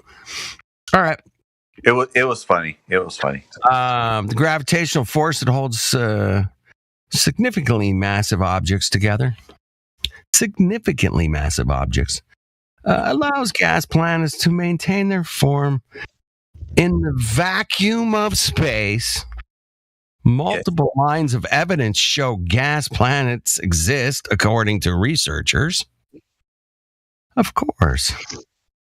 Hey, real quick, Jim, I got a question for you. Yes, Did you ever sir. look into the Royal Society? I have a little bit. I've seen Niles. I've seen 4 power pyramids. You know, those things that start out, lowest, power people in the world up to the top. I've seen 4 of them, and they all have different people at the top. If I can figure it out, I don't know who's the most powerful people in the world. I have no idea. Did you read that the slogan though? That's what's important. What their mission is, what they're focused on. Oh, go ahead and say. Well, I don't know it word for word. It's if you just Wikipedia Royal Society, it's like the very first thing that's said in there. Okay, I'll do that. Thanks. Yeah, I forget. It's something like show the world how it works or something. Right? Something to that effect. Is that right? The only thing I can remember is natural knowledge. That was it. Natural knowledge. That was it. Yeah. Interesting. I mean, you can trace a lot of the world's power back to its origin in Britain. Yeah, the Royal Society of Science, right? That's what their job is. The Royal Society of Science. Sounds like Flat Earth Society to me, but for the globe, of course. I'll make up a bunch of shit and they'll buy it. Hey, we should make up a bunch of shit and call it the Flat Earth Society too. Okay, let's do that. That sounds good. Yeah, it's probably closer to the Propaganda Society. Right. My best guess. Propaganda Society. Yes. Yeah, they're out there, man. Anyway, this is a piece of propaganda right here. USA Today, whatever, like a week ago or less. And by the way, Temple, this is not a conspiracy theory. So you said, what other conspiracy theories? What are you talking about, Temple? We live on Earth. We can check out Earth. It's not a theory, by the way, because we live here. And Yeah, you're not going to get any shape to the dirt. The dirt's not going to have any shape. we live on Earth. We can check out, measure Earth, smell it, taste it, eat it, whatever. We can do a lot. And every time you reach the end of the dirt, guess what you're going to find? Dirt. Water. Oh, water does what? Seeks its level? That's crazy. Who Every thought of time. that? That's a weird one. Prove that, man. Prove the water seeks its level, man. Okay. Well, physicists who study hydrostatics have a conspiracy theory that the pressures in any part of a surface of liquid at rest at equal altitude or equal depth, right, is the same, horizontal. You draw a line between them, it's horizontal and parallel with the surface. And it's often used to define a level surface. Right. Pretty easy. Yeah, not complicated, man. They just overcomplicate everything. They just want to constantly overcomplicate it. All right. Is there some newbies in here? We got VC verified. God strikes again. Is there someone new? God strikes against VC verified, and then that's all I see. Everybody else, familiar faces. Yeah, what's holding Orion's belt together, new people? Well, if you're new to this conversation, you're gonna have a hard time in here. I'll tell you straight away. 7 over 6R. Depends who you talk to, too, man. You might run into Miggy in the morning or something. You'll be fine. Oh, tidal. I thought of my own globe answer. Tidal locking. It's like the moon. Tidal lock. Yeah, that's a magical. Yeah, easy fix. That's weird, man. We all see the same face of the moon. That's weird. So 7 over 6R woke up from his slumber in Utah, huh? Yes, What's up, sir. 7 over 6R? Yes, sir. Yes. Niles? You got your trumpet yet, amigo? No, not yet. It's going to be good for your lungs.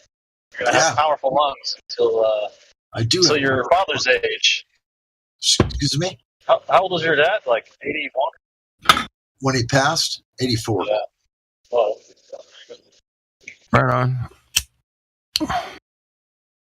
How you doing, rockin'? Good. Yourself? Did you get a nap? Did you get a fucking nap? Yeah. Fucking boomer. Fucking nap. That's right. Dude, I've been napping since I was like 12, so I love napping. I'm a proud boomer. I do it, man. I'll be like, siesta, man. I grew up in Southern California. A lot of my Mexican friends, I'd be like, hey, man, let's take a nap. I'm going to lay under the tree, okay? I'm like, yeah, okay. That sounds cool. I can lay here. Just lay under the tree. You ain't going to find a boomer like 20 minutes, man. 20 minutes. I'm a one-of-a-kind boomer. I think I agree with that. What's you gotta that? do 20. You can't do a 2-hour nap. You can do 2 hours or 20 minutes. That's it. That's two choices. What's I that? agree that there's not going to be a boomer like you. Just It's just impossible. Yeah. Right. Well, God Rockin's some of the coolest boomers I know, man, for sure. He's got some of the biggest biceps, anybody. Yeah. Huge biceps. I call them old man muscles. Old man muscles. Instead of going up, they hang down. It's a new thing. You ever see an old man kick a 15-year-old's ass? Or Yeah. 18-year-old? I was just about to say that. A lot of times, man, you go on BitChute, you just have like 100 videos on there where the old man, bam, the kid. He'll go from tossing some skinny dudes in prison around to working on the schematics, the blueprints of the new heaven and the new earth. That's right. Niles knows me. Yeah. Well, he does. So yeah, that USA Today article is pretty funny, man. It's one of they've been paying attention to what we've been doing. That's what the article kind of reveals, and it links to another article that's in there. Who's been paying? USA News, man. They got a big flat Earth fucking. I've been reading it for the last hour, man. What are they saying? They're saying that there was a meme on Facebook about gas pressure without a container, which is in the live stream voice text. You can read it yourself. And it was, trying to debunk, gas pressure without a container. And all it has, man, is just a bunch of absolute, It has a baseless claim that gravity holds them together. That's all, and doesn't go into detail about how gravity does it. It just, because it comes from an astrophysicist, it must be true. Right. It has to be true because this is an astrophysicist at some university here, or whatever, and he's going on about how it all works, and he's talking to this girl who wrote the article, and I'm sure she wrote this one, but Kate Peterson from USA Today wrote it. And did they ask him any key questions like? We went in curvature. What about the independent variable? No, there was no mention of the scientific method in here, not whatsoever. Oh, so in other words, he's a pseudoscientist. Yes. The university professor states that the meme is correct up until the point that it claims. Tries to compare a can of soda with a gas planet because a can of soda doesn't have enough self-gravity to contain the gas. Like I said, I've been reading it for an hour, man. We've been kind of going back and forth with it. Oh, my God. Hey, we got some new numbers on the curvature, man, from the professor as well. Oh, well, geez. What did he have to say? Give it to you, man. Here it is. All right. You have to be about 1% of the radius above the Earth to see the curvature. 1%. 1% of the radius? Of the radius. It's 40 miles up. You got to be 40 miles up. Correct me on the math. I mean, I wish Matthew was here and get this straightened out for sure. But that was... Well... The weather balloons already go to way past that. Right? 40 miles? Yeah. No. 5,000, roughly 5,000 feet per mile, 5,200. Yeah. And you're talking 120,000 feet. Yeah, 210,000 feet. 22 miles. Yeah, so 40 miles would be 210,000 feet. Yeah. 20 something miles, 22. So anyway, we were working out the math here earlier too. I was trying to figure it out. I was broke out the calculator. Yeah, you know that astronomer that Wakey interviewed was her name Olga Kalashnikova? Something like that, yeah.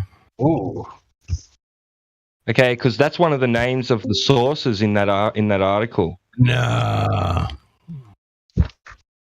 Really? Interesting. Nadia Fomenikosh, whatever. I don't know. Oh, okay, maybe it wasn't. Maybe not the same person. I just remembered it. Her name was something like very Eastern European. Is Russian? Russian? Yeah. Russian? Yeah. Well, all right, here's another little fact check. Okay, social media users also falsely claimed that NASA Mars was that rover landing and the flight of NASA Mars helicopter were impossible due to atmospheric conditions on the planet. In this case, both technologies were constructed to function in the Mars conditions. Dumbasses. They were constructed to work in those conditions, which... This sick mind magic that they play, man. Wow. You guys gone so How far. could we be so stupid? We were wrong, guys. Based on our research, we rate false the claim that gas planets can't exist because it's a space vacuum. Gas planets maintain their form due to self-gravity. The existence of gas planets have been I read that one. Okay. All right. Well, that was a fun evening you know why the helicopter works on Mars? It was designed to work on Mars. Come on. You guys know this. Yeah. That's my evidence. Come on. Believe, hear me now and believe me later.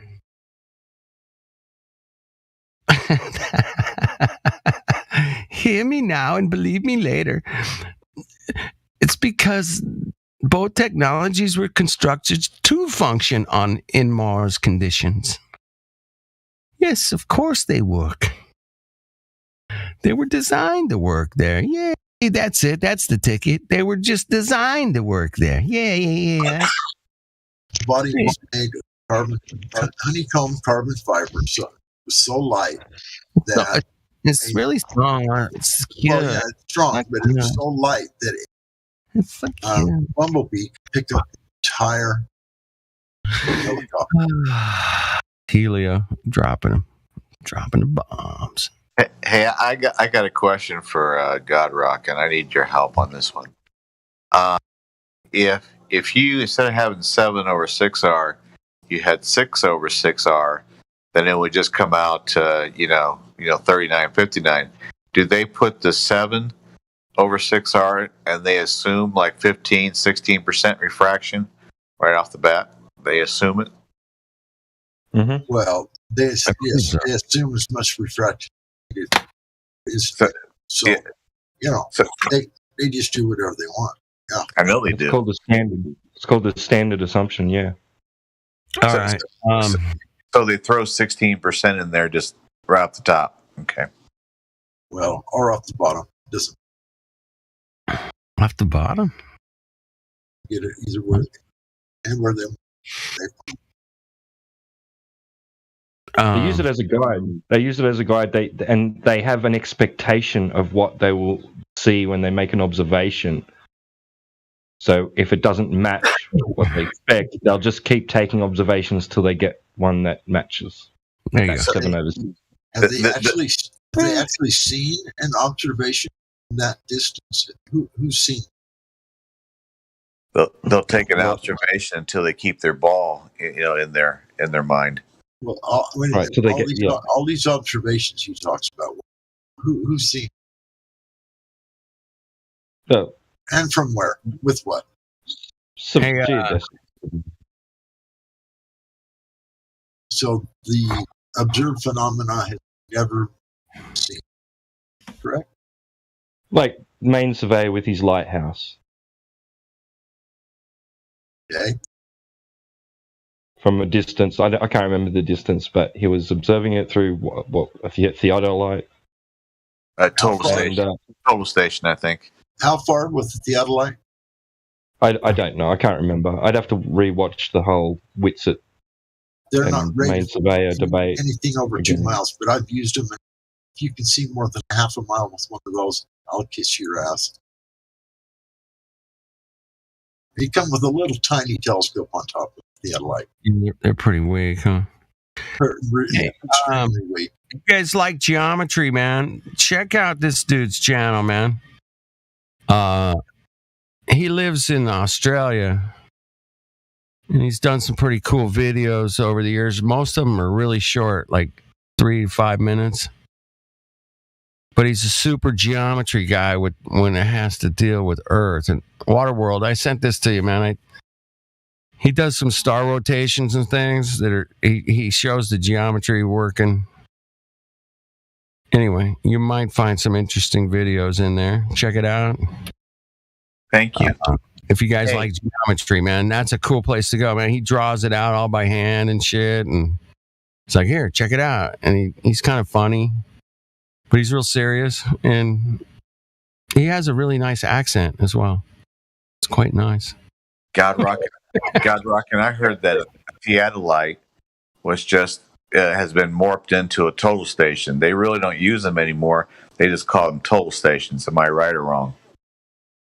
Well, of course, You're right. they don't. I mean, they do it for very short distances. Is all. A theodolite they use for very short distances. Yes. Because I understand the total station, they take the shot, they store the shot digitally, and then they put them all together because they're not supposed to do much more than 200-300 yards at a time, and then they'll the computer or the digital part of the total station will do the 8 inches per mile squared for them. Is that your understanding? Well, the 8 inches per mile squared doesn't exist. Anytime you're using theodolite or building, it's hard to find a building that is over, let's say, 200 feet wide. Yeah. So why would you need anything other than, I mean, 200 feet is all they use. That makes sense. They recommend that you can do calculations for Earth curvature or refraction, right? If you're doing it like trying to level over a long distance, or they recommend just do it over a shorter distance so that you get less error. Well, just do it in short segments. Are we talking about real refraction, or are we talking about their fairy tale refraction? It's light. Real refraction does not bend light, unless you're talking about terrestrial. Well, they will still claim it does, even in general land surveying for construction. They will claim that does exist, but they just recommend that you don't try and you do it in small segments, so that because if you start trying to do it in large segments, you're going to get error. And there's a lot of other things that they do tell you have to take into account: sun shimmer and wind moving your equipment, everything. Like you want to try and minimize error, as much as possible. And one of those ways is to just limit the distance you're trying to establish a level over. I couldn't agree more. Yeah. But why would you do that long of distance leveling? There's no real reason to do that. Like, even if you're building a bridge that is 50 miles long, you're building it in small segments. Shoot grade across the entire distance. Figure out the slope rate or anything. Start point A to B, which would be the beginning to the end. No one does that. You shoot your grade where you're at to that next stopping, which would be between pilasters, maybe 50 feet or 100 feet. So that's all they're shooting. They're not shooting beyond that.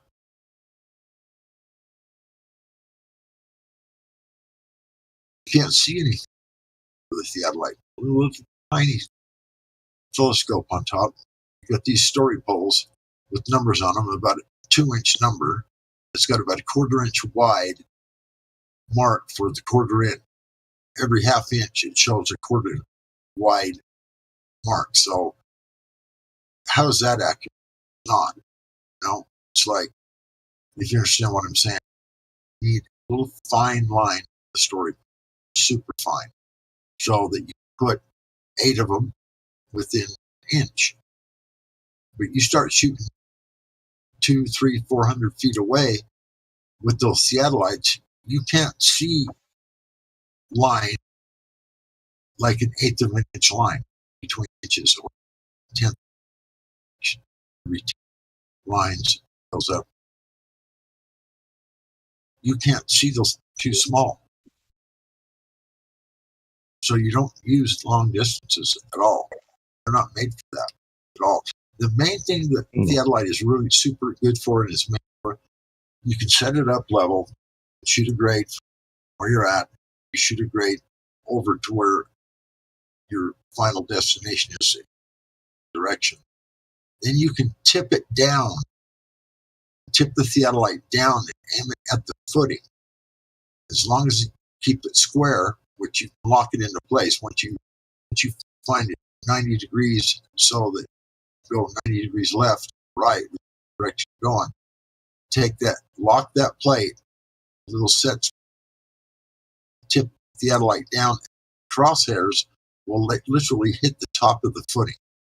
And somebody with a pencil can sit right there, make a mark, right? Where's the cross? Sit there and tell him left, right, whatever, make a mark.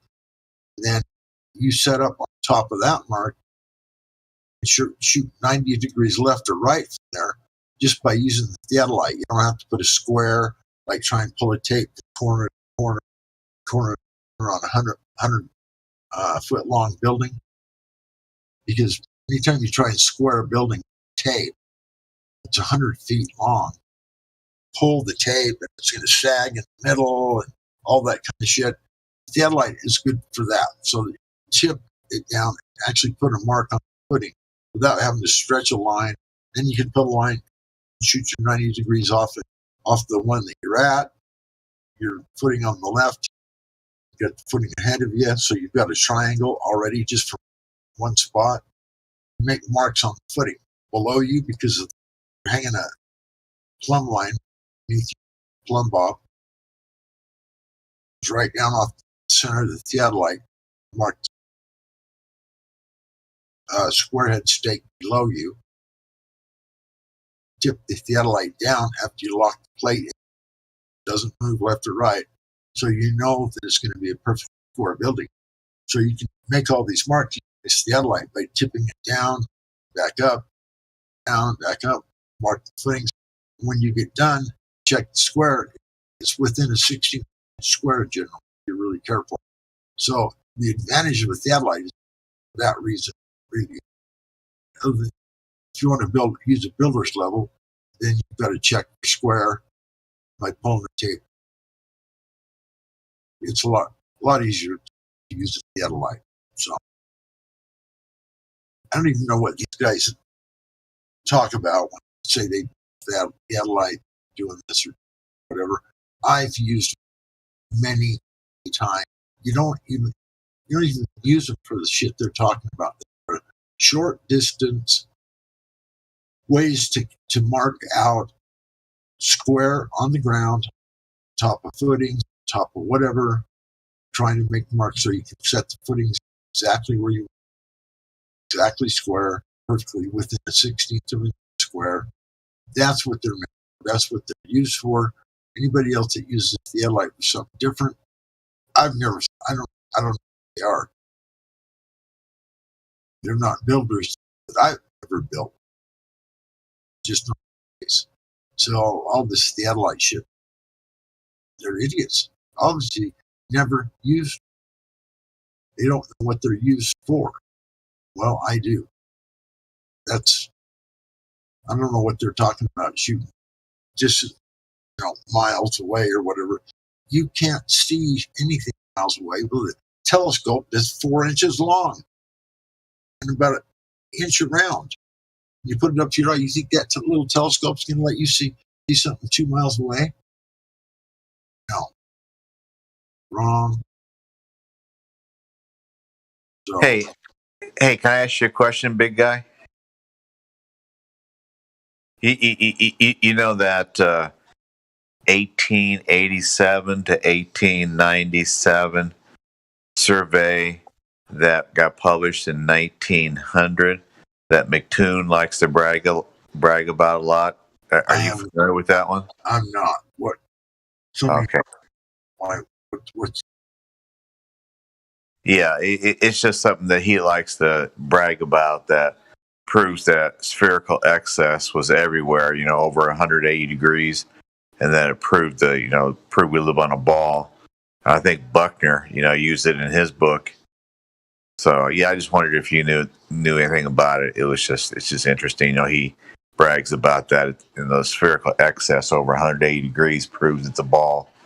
Anyway, I don't believe he's ever done it himself. I don't believe that he's just listening to somebody's mouth saying this and that and the other. I don't believe that he's ever actually put hands on theodolite or hands on squaring up a building. Yeah. I don't believe he's ever done it. So sorry. Yeah, it's just interesting that they have to go back to 1887 to 1897 survey that was published in a book in 1900 to prove we live on a ball through land surveying. Yeah, that doesn't follow with me at all. Sorry, I don't buy it. Especially someone trying to use something from that long ago in today's world, saying, "Yeah, this was done 1,000 years ago by Joe Blow." Yes, it proved that we live on a ball. And did what? Guessed? And he assumed? And he now say what again? No, it doesn't work like that. Yeah. I'm telling you, not the Globies, but the Globers, the Globe Zealots, they are weirder every day. They just get weird. They're weird people. Yep. I mean, what they do is the weirdest part is how they will sit and defend an argument. I mean, like with fight tooth and nail, defend it. They don't even really understand the argument.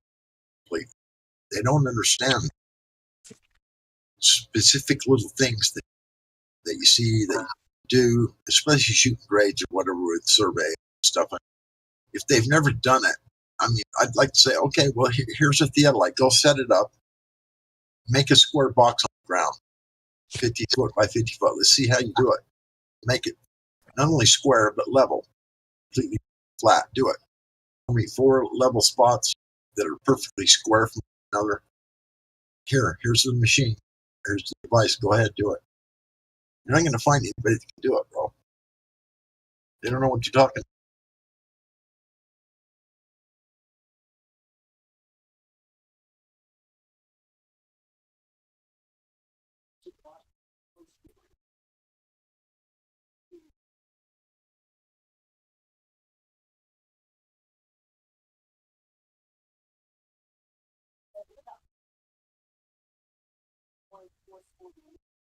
It's like when you're going to build a building, town, city, or whatever they says on the blueprints, exactly how many feet, inches above sea level, where top of the footing is supposed to be. That's generally where they start, is the top of the footing, the lowest footing for the building. Give you the elevation for it, tell you what it is.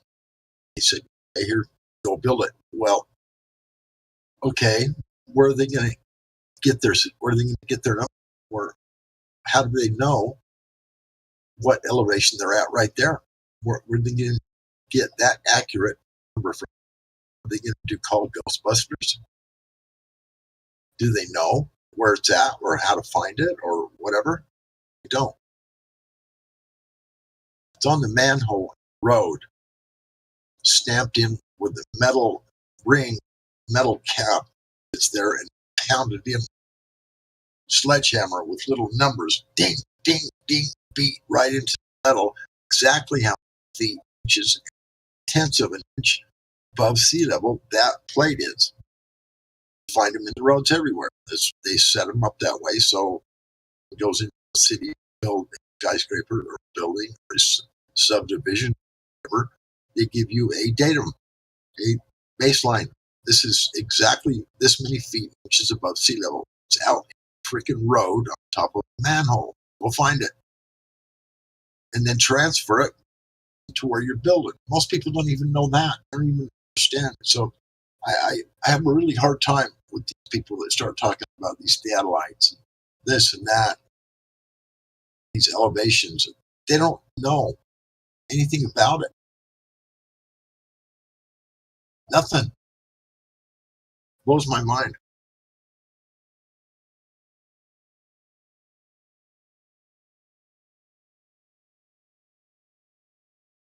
It's not rocket science. It's not like I'm saying smarter than us. No. The numbers are there waiting for you. They're stamped in the road. manhole cover. Every so often, you'll have to go out and find one. Transfer that elevation using the alloy or a builder's over to where you're building at, so you be the exact height that they're asking you to build this building.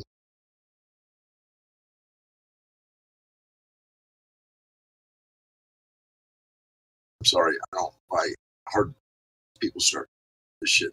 They don't about it.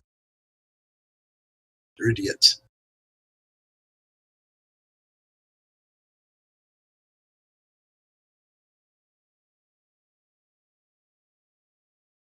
Well, they've been molded. They've been molded to only accept the authority.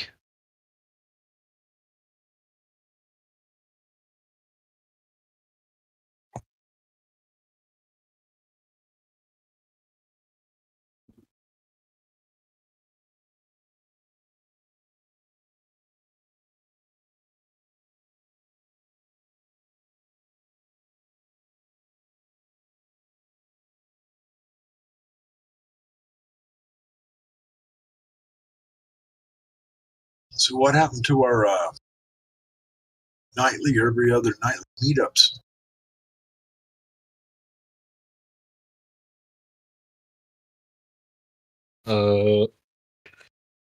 Well, it's a good question. Yeah. Kind of miss. I'm I'm working every day, but I can certainly hang out. So, but no one hits me up. So Well, I just yeah, kind of I've listen to the debates all day. Huh? I've kind of been doing the same. Just kind Who had debates all day? well, the Tartaria Lounge has been going off for the last few days. yeah, they do that. There's some.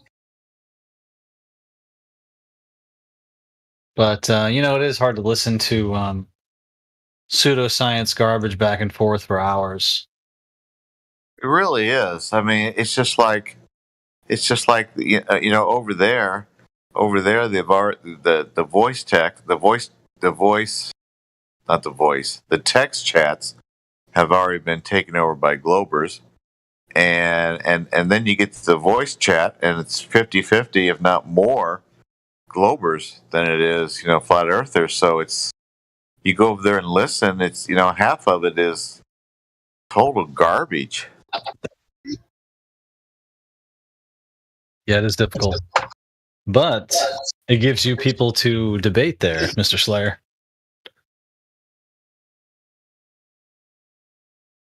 No, I like.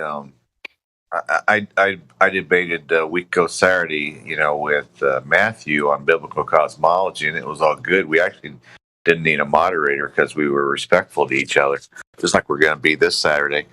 I like that. You did a good job, Jim. I told you that before, but yeah, that was nice. Yeah, thank you, God Rockin'. Thank you, 7/6R. I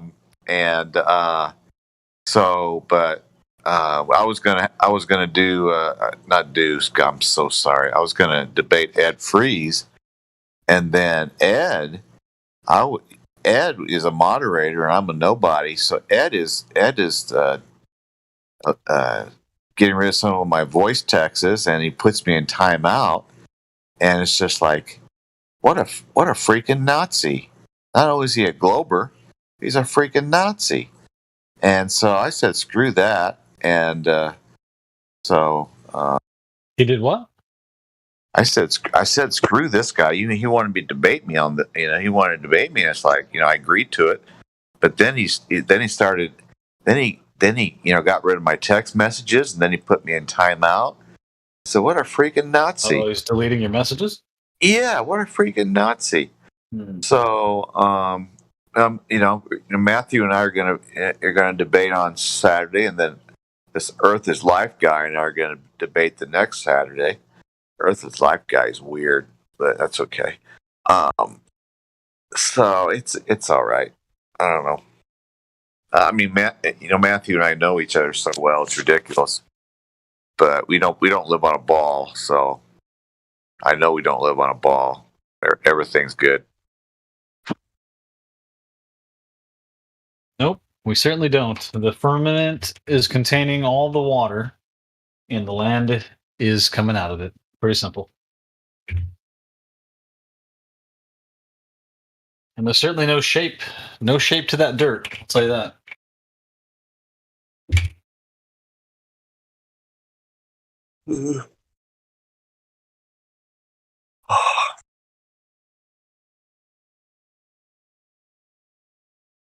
Let me ask you something, Jim. What's up, sir?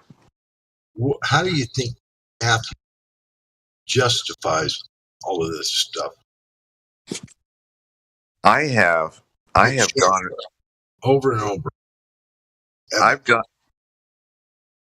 How does he justify what he does? I met him on this server last March, 8 months ago. And I couldn't, I was a newbie and I couldn't believe all the crap he was saying. I actually got kind of upset. And then I thought he was a closet glober, so I treated him nice. And then June 20th, it was 2 days after you guys got together with him at the beach, June 18th outing you had. I think Sonny was there and stuff like that.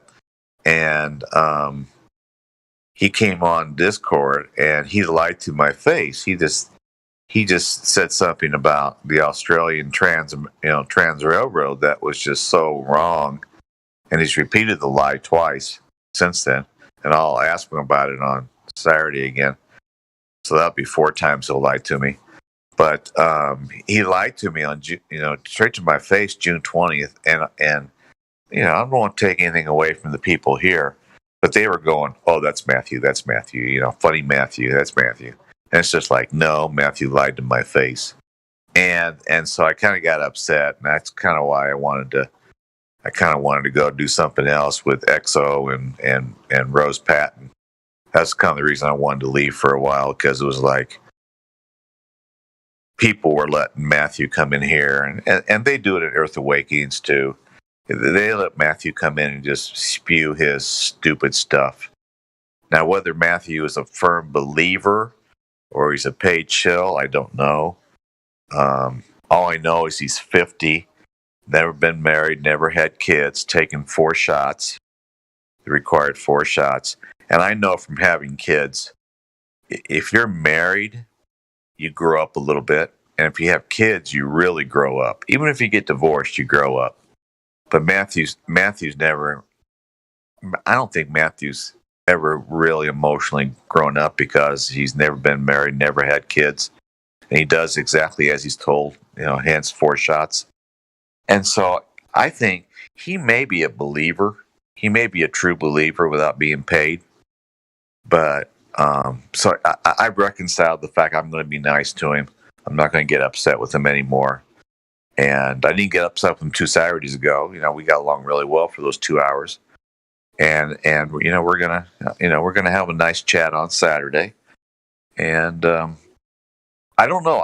To answer your question, God Rockin', I really don't know what to make of him. He's not a mean person. He's very, very nice and polite. So he's not a mean glober. He's just really hard to read. I don't know. What was the lie?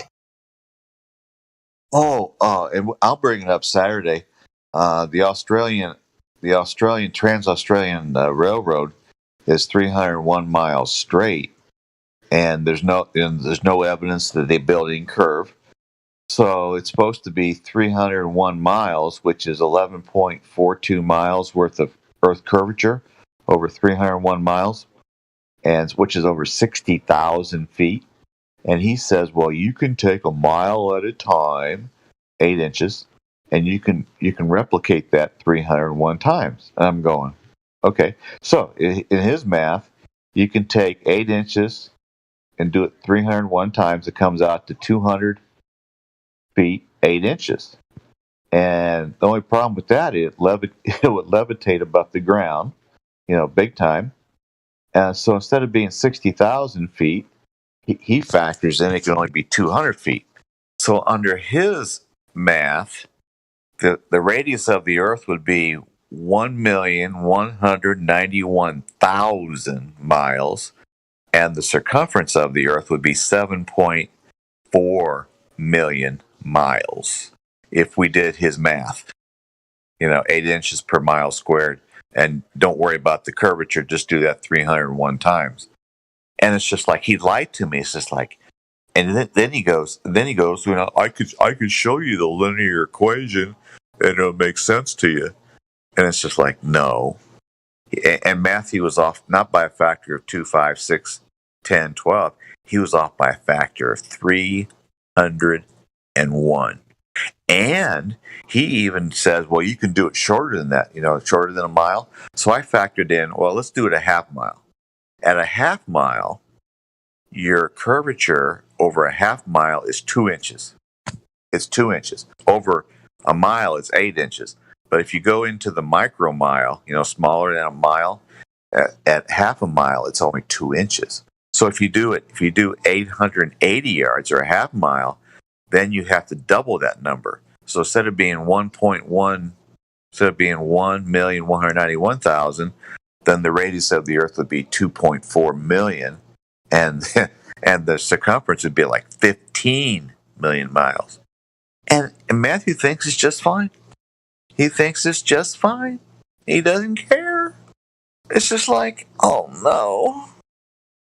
I mean, he's a computer science, master's guy, BA in mathematics, and he's just lying through his teeth. He's lying through his teeth. I'm dying. Well, if you do the math properly, yeah, it's a lot more than what you said. There's no curvature at all there. Witness, you can't see anything. It's flat. It is. Where's this? How many miles did you say? 300. It stretches out 301 miles. It goes. How many miles of drop? Oh, 301 miles is supposed to be 11.42. 11 miles. Yes. That's 2 times the height of Mount Everest, isn't it? Something like that, or close to it. Yeah, because you're exactly right. It's a little over 60,000 feet.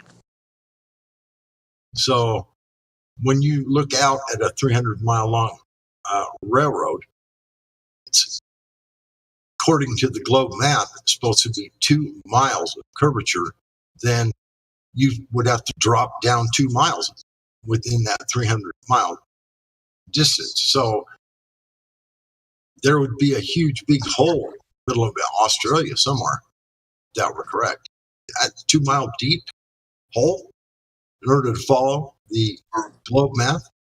Well, to follow the globe math, it'd have to drop 11.42 miles. Oh. Almost 12 miles. So where's that big hole in that railroad? Where's that? Yeah. Yes. So when he said that to me in June 20th, I don't know why I remember this date for it. June 18th was a Saturday. Then June 20th was a Monday. And I asked him, it's just like, he just lied in my face.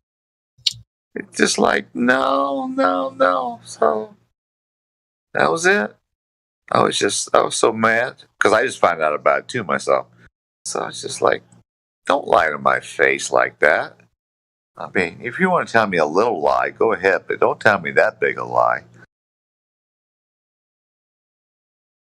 I'll ask him about it on Saturday again. It'll be like the 4th time I'll ask him about it. But he says there's some linear equation he could show me. Well, he's going to show me on Saturday. I'm going to ask him. Well, I'd like to see that one. Yeah, I want to see him get out of his 200 feet, 8 inches.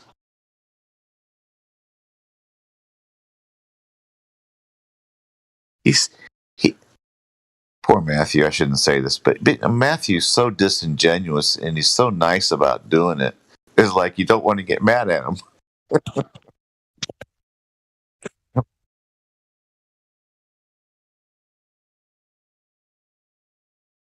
Yeah, I'm just wondering how someone does that. How do you misrepresent something that severe? Just act like they're happening. It was funny. Somebody on Earth Awakening, I won't name the person, did the exact same thing. I asked him about it, and he was going to do well, I can do it a lot shorter and just do it 301 times or whatever. And it's like no. And then I saw somebody on Instagram I was talking to. He told me the exact same thing. You can just take smaller portions and just repeat it over and over again and get it done. It's like that's how it works. Jeez. This is like, I mean, you still got the Earth curve you got to deal with at 8 inches per mile squared. It's the squared part they're leaving out. They're not. Yeah. They're completely forgetting about that part. Yeah. 8 inches at a time is all. Yeah. 8 inches at a time, repeated 301 times. Like, give me a break. I'm a flurf, but I'm not that stupid. Well, I don't know if it helps, right? But my father-in-law has built probably hundreds of miles, and I'm not exaggerating, of fence lines, right? Sure. Yeah. He would declare that each post is exactly at the same height level with the one before it, and parallel, absolutely parallel. Like he's a perfectionist and a workaholic, right? Retired now, doesn't know what the heck to do anything himself half the time.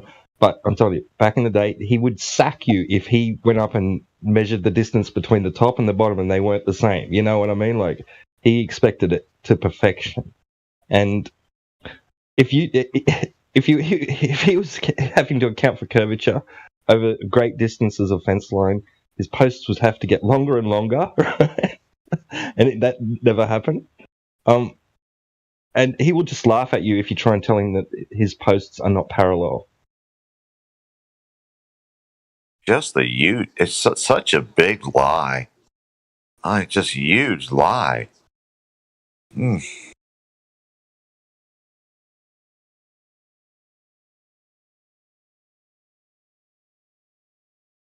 I can't figure out which is the bigger. Some people have different opinions, and I'll say this gently. I can't tell if the tiny invisible microbe or the Earth lie is bigger. I don't know which is bigger. I have no idea. I guess the Earth lie is bigger, but the other lie is really big.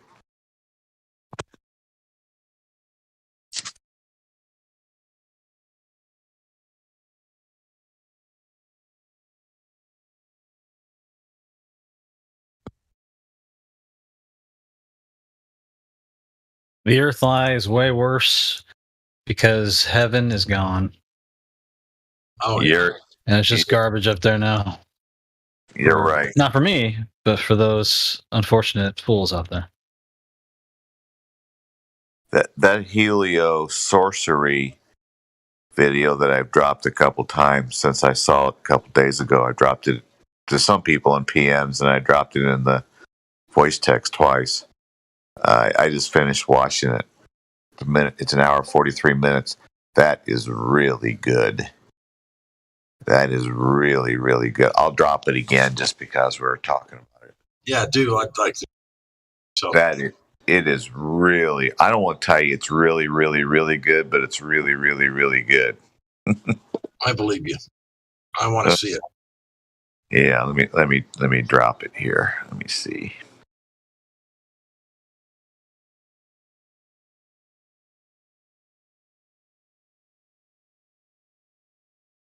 It's biblical, so if you're not into the Bible, maybe you won't like this much. But I just dropped it in live stream, voice text, called Helio Sorcery.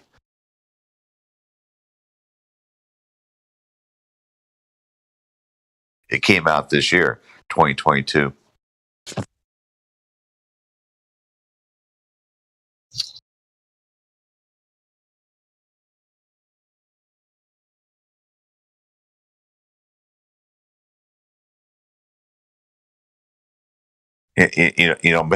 Matthew, a couple Saturdays ago, goes, Newton was a Christian. He was religious. And it's like, it's just like, after you watch this Helio Sorcery, you're kind of going, yeah, right.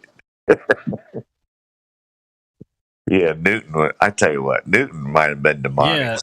Yeah, they're religious, but they worship Satan, unfortunately.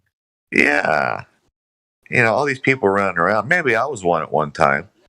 All these people running around thinking deism is a good thing. Deism. Our founding fathers were deists. Oh, they were okay. They weren't theists, but they were deists, and that's fine. But then you find out that the deism is actually paganism. It's a form of paganism. And so here's Jefferson and Washington and Franklin running around as deists, and you're kind of going, okay. But then you find out, and this documentary talks about Freemasonry and the Jesuits, and it's just like, okay, it all makes sense.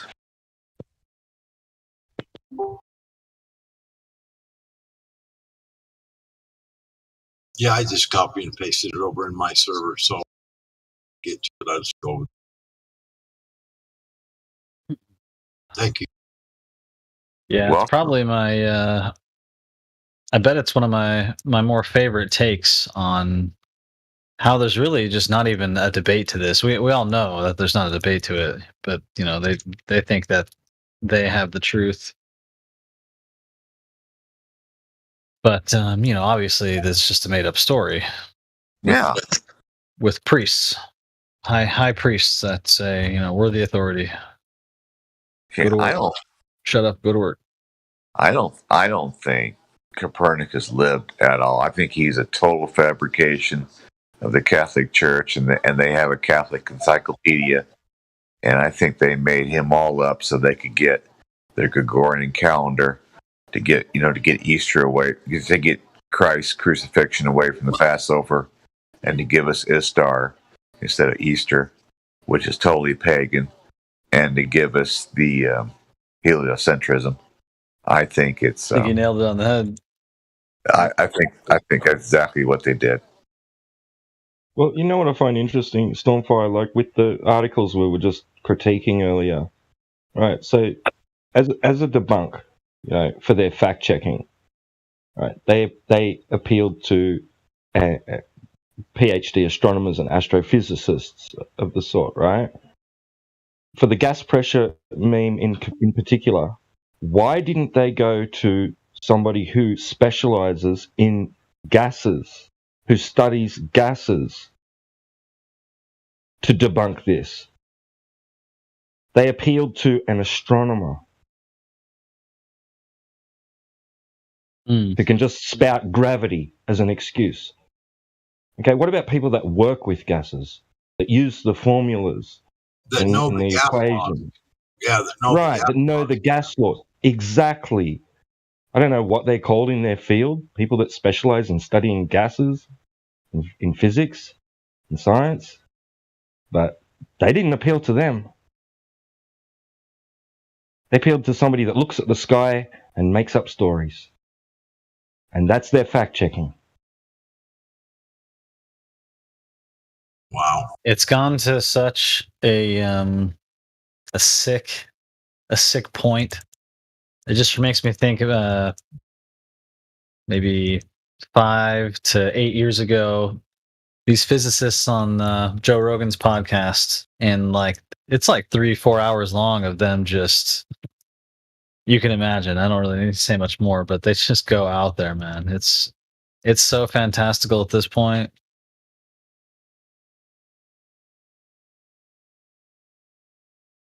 And it's all true, right? Every single word is just taken as fact. Well, it's those fancy letters and numbers after their, on their name tag or whatever. Physicist, PhD, blah blah blah. People just automatically think that part of the ruse. Yeah, automatic. The absolute, the arbiter of truth. Yeah. Any man that asks me what they should do, if they ask me, should I go to college or should I be a plumber? Oh wow, I'll answer it. I only have to think twice. Not saying the plumber's the only option. I'm just mean That'd be way better. No Well, doubt about at least it's a practical skill that's actually It's a really good one. You can use, be accurate with it. Astrophysics. Yep, just a small example. Yeah, astrophysics. There's Homo sinless. Yeah, fly by the seat of their pants. That's what Michio Kaku says. Oh yeah. That's good stuff. We just fly by the seat of our pants. Hell, we don't. We fly by the seat of our pseudoscience pants.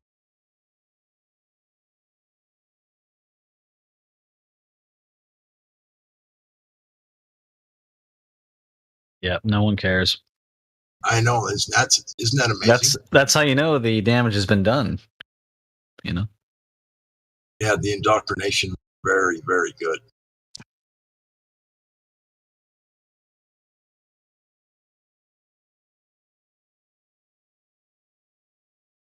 It's hard for me to believe that someone like Michio Kaku doesn't completely understand the truth. He knows. I would think, unless he's just done no fact checking, no observations, no real, formulated any real hypotheses or real scientific hypotheses himself. These types of guys, they just know math. Either he's never done that. Who cares? Or he just is a liar. If he's done it, he knows how badly that those things don't work and use the scientific method to follow it correctly. He's just getting paid to use his imagination. Yeah, that's what you use is your imagination. That's just lazy.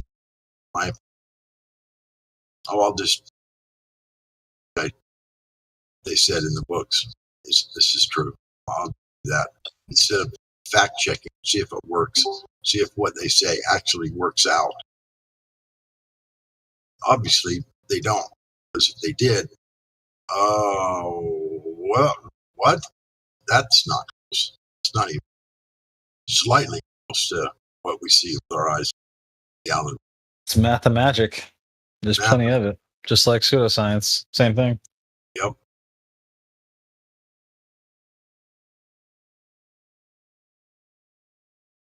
When you're in school, I mean, thinking back, most of it is formulas. You just gotta remember all these stupid formulas. It's like, well, why? Why don't I just have them next to me written down? Do I really need to memorize these? This is just useless garbage. There's this Omar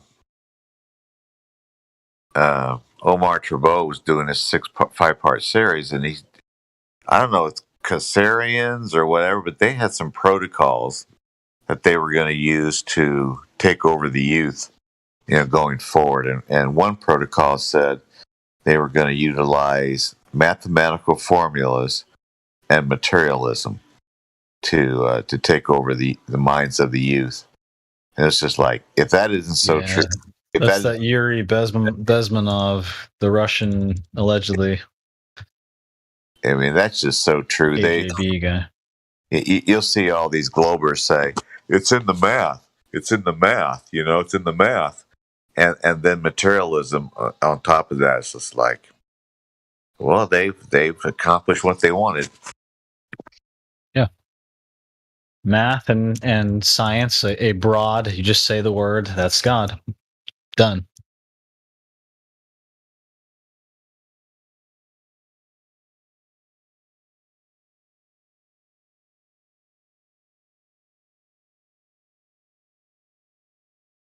I don't think they like that word, God or creator. I don't think they want to use that. They're scared of it because it's the truth. At least if you're looking for truth, where you'll find it. Equation.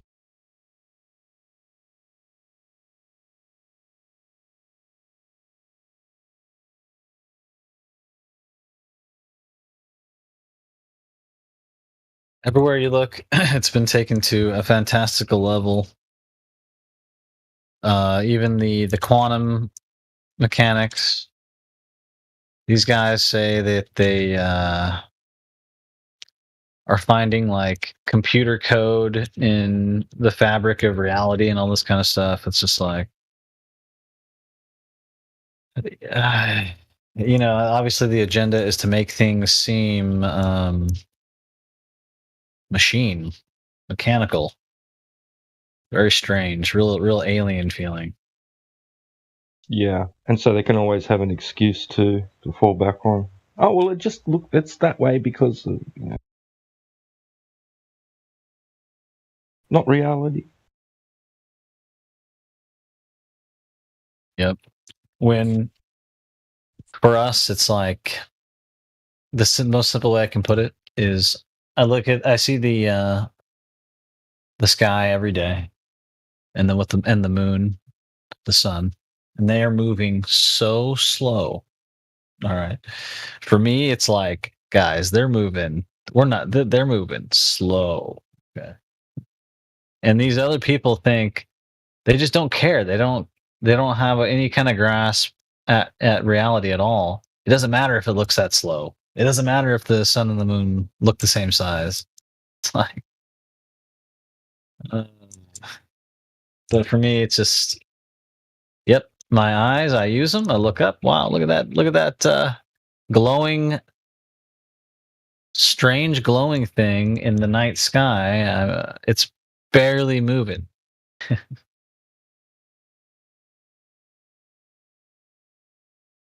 I got a confession to make, Stormfire. Yeah. From the moment I heard you speak, I pictured in my mind your words coming out of the mouth of Bob Lazar. Oh wow! It's like, yeah, I even went and listened to an interview of him again, and it was like, okay, there's a slight difference in the accent there, but wow, yeah, that's pretty. I was funny. like, is he a plant? No, yeah. That would be really cool. Man, that would be cool. That guy, I bet he certainly knows some things, that guy. I don't know if it's true with the stuff he talks about, but the theoretical engines and things like that I've heard him talk about. And just being allowed to, obviously there's something going on there. Yeah, I think that he wouldn't have been allowed to speak if they didn't want him to speak about that shit. Are we live right now, by the way? I think so. Yeah. Okay. Yeah, Helio's got something going. Yep. I know it was like a day or something. It wasn't it. I was thinking people are getting used to not having to censor themselves. Hey, don't talk about me like that.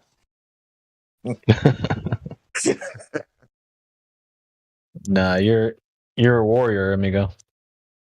Yeah, you give me. Sadly, you give me a platform to talk about the other stuff. I have a hard time keeping my mouth shut. Oh, that's a good one. I like it. I like to think about it this way: you got a butter knife, and you use your somewhat clean. You're wearing a decently clean shirt, and you just use your shirt to wipe off the butter knife. Guess what's on it? Yeah. There's no butter, and there's no monsters. Small, but monsters. Can you imagine if they actually let us talk? You imagine if they actually let us talk about that stuff online? That we might save some lives, but they won't let us talk about it, so we can't.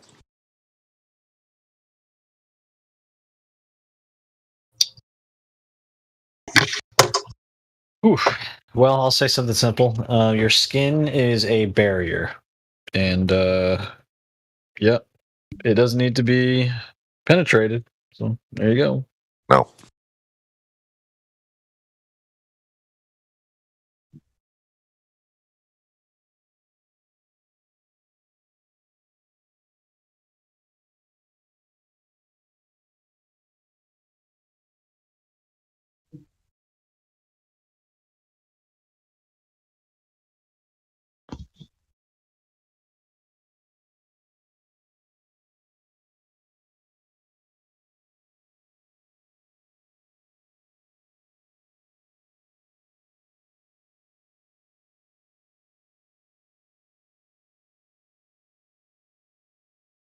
All right, guys, I got to take off, so take care. God bless. I'll talk to you later. I'm going to silent Next mode. time, amigo.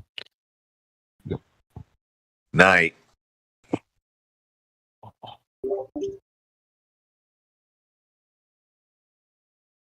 What else is going on? You guys believe those videos of China? It's hard to say it's fake.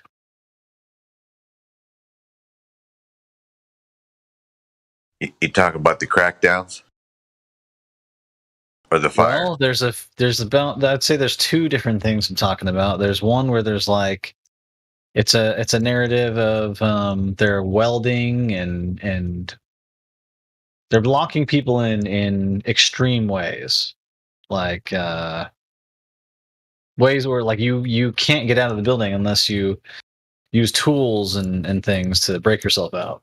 And then the other narrative is that the people have had it and that they're just destroying or protesting in a wild way. I mean, you're talking a lot of people. I've seen some videos where it's a lot of people, and they're causing some crazy havoc. But you never know. I mean, you never know what like the timelines of these videos, where they come from. But it's hard to say that they're fake for sure. It's hard to say. It's really hard to say about communist China because I personally don't. This is just me. This is just me. I don't think they let anything out of China to the world that they don't want to be let out. That's just me, though. Another small example related to these videos of China. One was an apartment complex is on fire, and the narrative is that these people can't get out, and a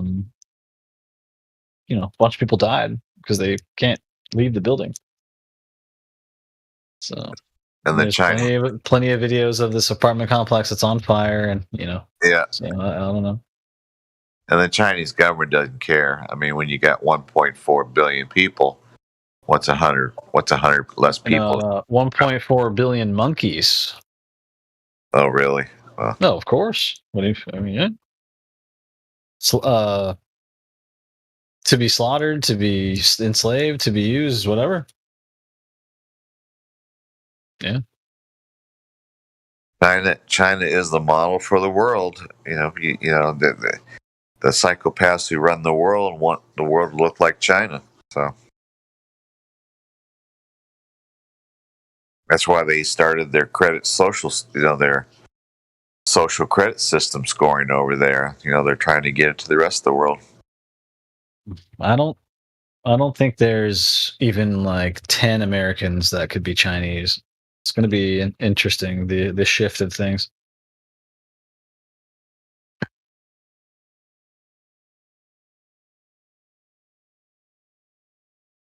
But then again, we saw how easily people changed in the last few years. So what do I know? Some of us got mad, and some of us got mad, and some of us got ticked off, and the other 75% just kind of went, okay, that's gonna go along. I want my bread and I want my circus, so don't bother me. Well, there's also a certain amount that are like, Ebola's about to happen in my, I don't want my eyes to bleed. Yeah. There's that population too. Oh my goodness.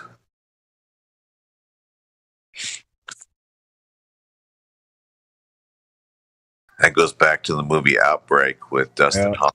I was just thinking about that. There's so much propaganda on the.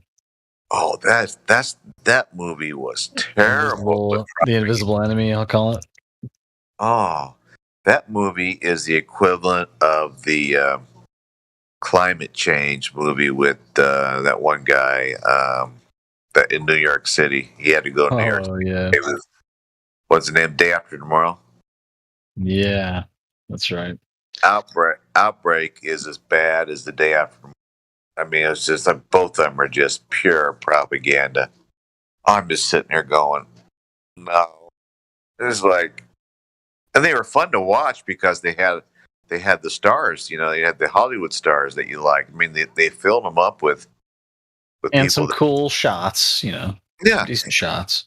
It's just like Apollo 13 back in 1995. They filled it up with Gary Sinise and Kevin Bacon and Tom Hanks. I mean, the list goes on. It was like 15 people. You know. Yeah, and I forget the guy's name that was the head of the who was the head of getting them back, but he was really famous. Oh, Hurd, I forget his name is. He played the head coach in Cuba in Cuba Gooding's movie, football movie. What was the name of that football movie? Cuba Gooding was the autistic Radio. Yes, that was a really good movie. And the coach is the guy that was the head of NASA in Apollo 13. Can't remember his name. You don't see him anymore, do you? Oh, Cuba. Cuba Gooding. Yeah. Yeah, the one guy, the coach, he was in the latest Top Gun movie that came out a few months ago. He was Tom Cruise. He was Tom Cruise's boss. Oh, the boss, yeah. He was the boss. He was the one that sent him back to Top Gun to be an instructor, or be the guy that went and found the nuclear thing. I haven't seen it. Yeah, I went right away. I gotta admit, I had nostalgia. I saw it in '86, and I kept waiting for the remix, the new one to come out. So when they announced it, I had to go, Niles, because I had to see the propaganda. Because when he was going Mach 10 at the beginning of the movie, because there's flat Earth propaganda in there. Yeah, there was or anti. Yeah, curvature. And so I'm going to give the movie away to people who haven't seen it. But at the beginning, curvature. at the beginning, he wants to go Mach 10, and they ordered him to come back before he gets to Mach 10. And Tom Cruise starts saying, "Well, I can't talk to you." You know, he's going really fast. I can't talk to you. I can't hear what you're saying. And the guy at the control center looks up at the boss and goes, "Well, we can't hear him very well because of curvature of the Earth." It's like, oh no. He's up there going Mach 10, and you're really high, but you don't see any curvature up there. But because he's going like, I can't hear you. I can't hear you. You know, like you can't hear him. You know, it's curvature of the Earth. And then they called the crowd watching. Oh yeah. Yeah, exactly. If you're a mind numb 8-10-year-old kid who's with mom and dad, you're going, oh, curvature of the Earth. And so and then they didn't call. I knew it's a globe. That's what mom and dad are doing, Jim. They're all doing it. Niles and God Rocket, they didn't call it law of gravity. They called it the rule of gravity. I died. It's like I've never heard rule of gravity, and they call it rule of gravity. Yeah, rule. Okay. Rule of gravity. It was good. And they only said planet one time. Yeah, everything does fall down. Oh yeah. Oh, but they said one other thing. But I wanted to go because somebody told me that the propaganda for the globe was really, really big, and I went, okay, I got to go see this. and so right at the beginning, they said, we can't communicate because of the curvature of the Earth. It's like, okay. Well, I'm sure they got the military. How many propaganda pieces did they hit? They got military. They got join the military. They got globe. They probably got nuclear weapons. Invisible enemies. Was there invisible enemies in there? They had nuclear weapons. Yep. Okay, there was those. Those are an invisible enemy. I'll count that. Okay. Yeah. What about like mask garbage? Was there any mask garbage in there? I didn't see no mask. No mask. Okay, interesting. No, none of that. What was the other one I was thinking? Yeah, I mean, the whole proposition was to go bomb a nuclear facility before they got the bomb ready to use on somebody. Is it pro USA? Oh, it's military. Like America's badass. Yeah, it came across as pro USA. Did you see the original? Oh, you might not be old enough. I've definitely seen the original. Oh yeah. Oh, you know the difference between the original and the one that just came out on the beach when they were playing volleyball in the regional. Oh yeah, when they're all jacked and tan. Yeah. Yeah, in '86 they had no body fat, but they were slender. In this one, they had no body fat, but they were all juiced up. I mean, they're all muscular.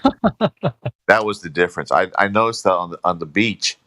On the beach, these guys were just much more muscular than they were back in '86, and it was just amazing. It was just like, wow, somebody hit the weight room. Tom's juiced up. I don't know if they were juiced up, but they were. They were. Oh, Tom Cruise. Of course, he's 35 years older or whatever it is, but yeah, he was in good shape. He was in good shape. I know what I was going to say. You remember Kelly McGinnis, from the one in '86? Yeah.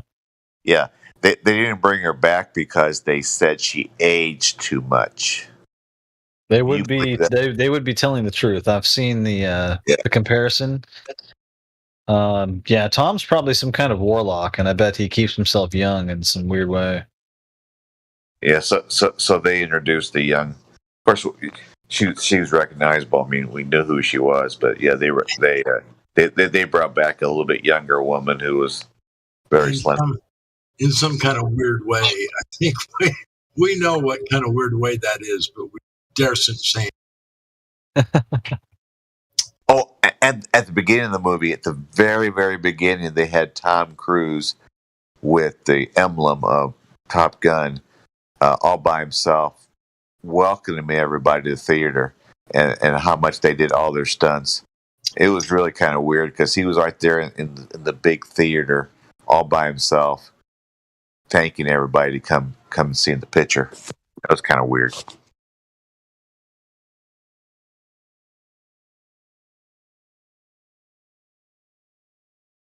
Yeah, in the course of a month, I went to see. Don't hate me. In the course of a month, with my brother-in-law, I went to see Top Gun Maverick.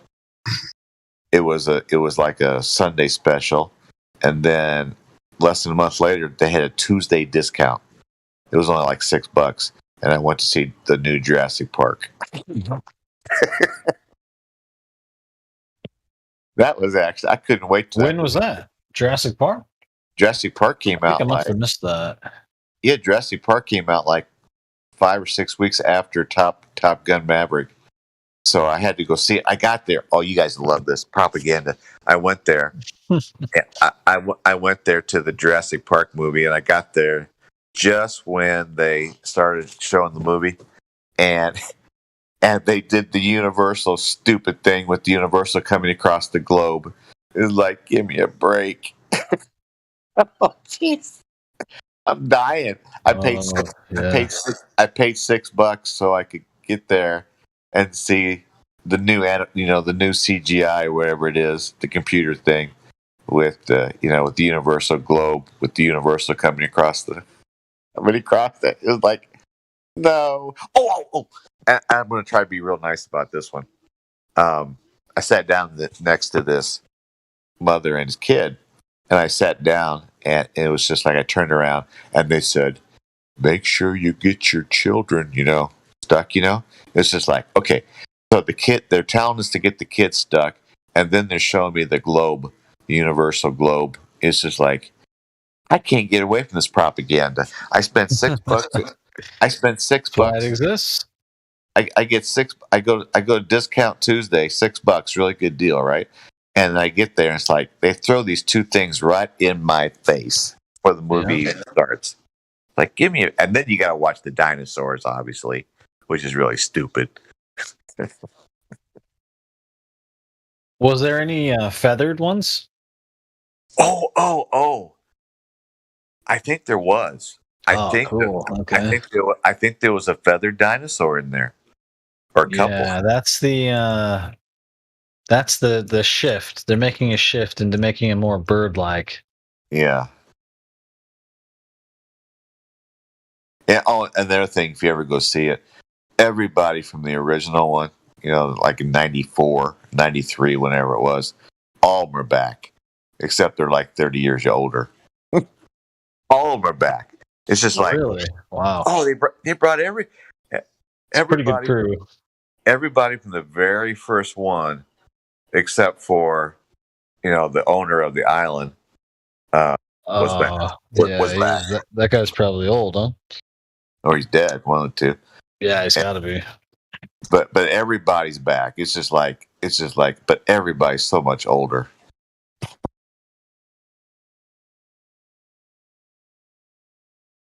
See, at least in the Top Gun movie, they brought in a whole new crew. The one guy who won Top Gun in '86, he was a commander, and he actually died during the movie from old age or from disease or whatever it was.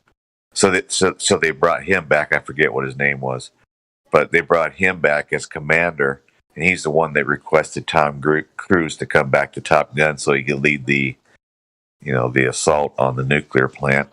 Who was the enemy? It wasn't the Russians. I don't know who it was. It wasn't the Russians. Well, they had to be portrayed in some kind of way, like pointing the finger at some direction. What do you think the direction was?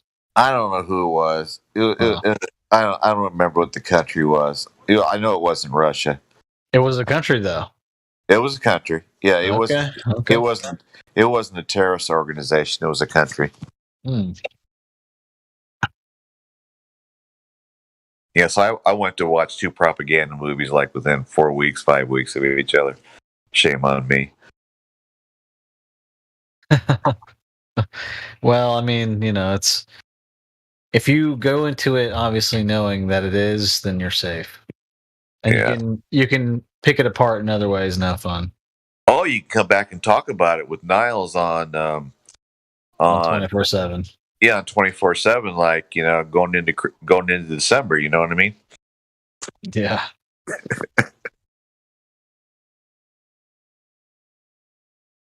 That's a good point. We've got to have something to talk about. Hey, if we can't talk about propaganda Hollywood movies, what can we talk about? It's a good topic. It's a good topic because in my opinion, most people believe what they believe because of movies. They Simple do. as that. They do. Hey, especially when it comes to history. Don't tell anybody. Don't tell anybody. But I really wanted the Jurassic Park movie to end because I was really bored. After you see 5 dinosaurs, you don't want to see 50. And so, but when we got home, like 2 months later, Top Gun Maverick was on for rent on TV. So I spent another $6 and I watched it like twice because you had a 48-hour rental. So I bought it. I got it for $6 and I watched it twice.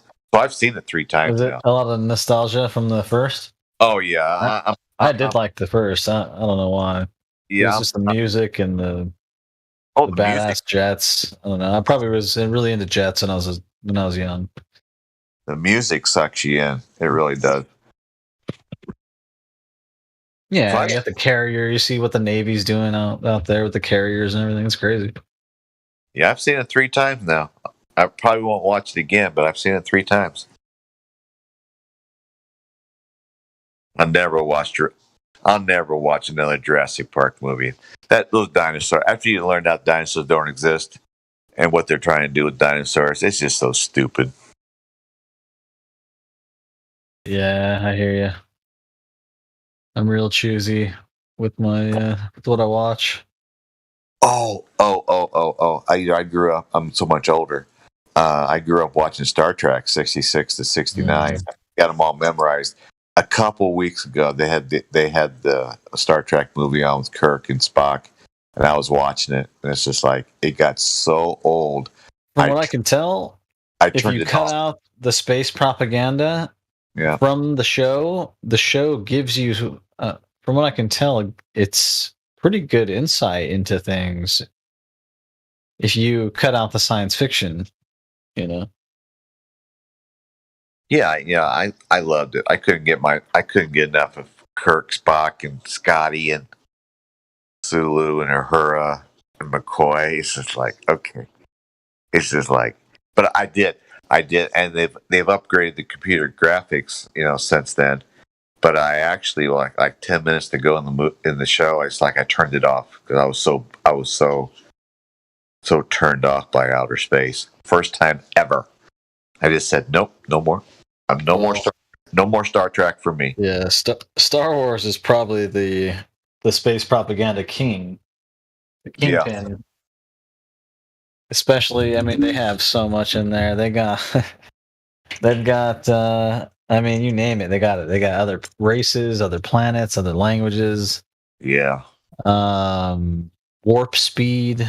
You know what I mean? Because obviously, people know that everything's too far. What these numbers people talk about, it's too far. You'd have to warp everywhere you go. Yeah. Yeah. I mean, what else is in there? Everything. Oh, there's even like planetary destruction in there, with one beam blast from a weapon or whatever, and you destroy the whole place. Yep. A real insignificant type feeling, you're just dead. Just dead. You don't know you're gonna die. You just dead because they blow crazy empire somewhere. They just do what they do. Similar to the reality, huh? Blow up the whole planet. You don't even know that you're getting blown up.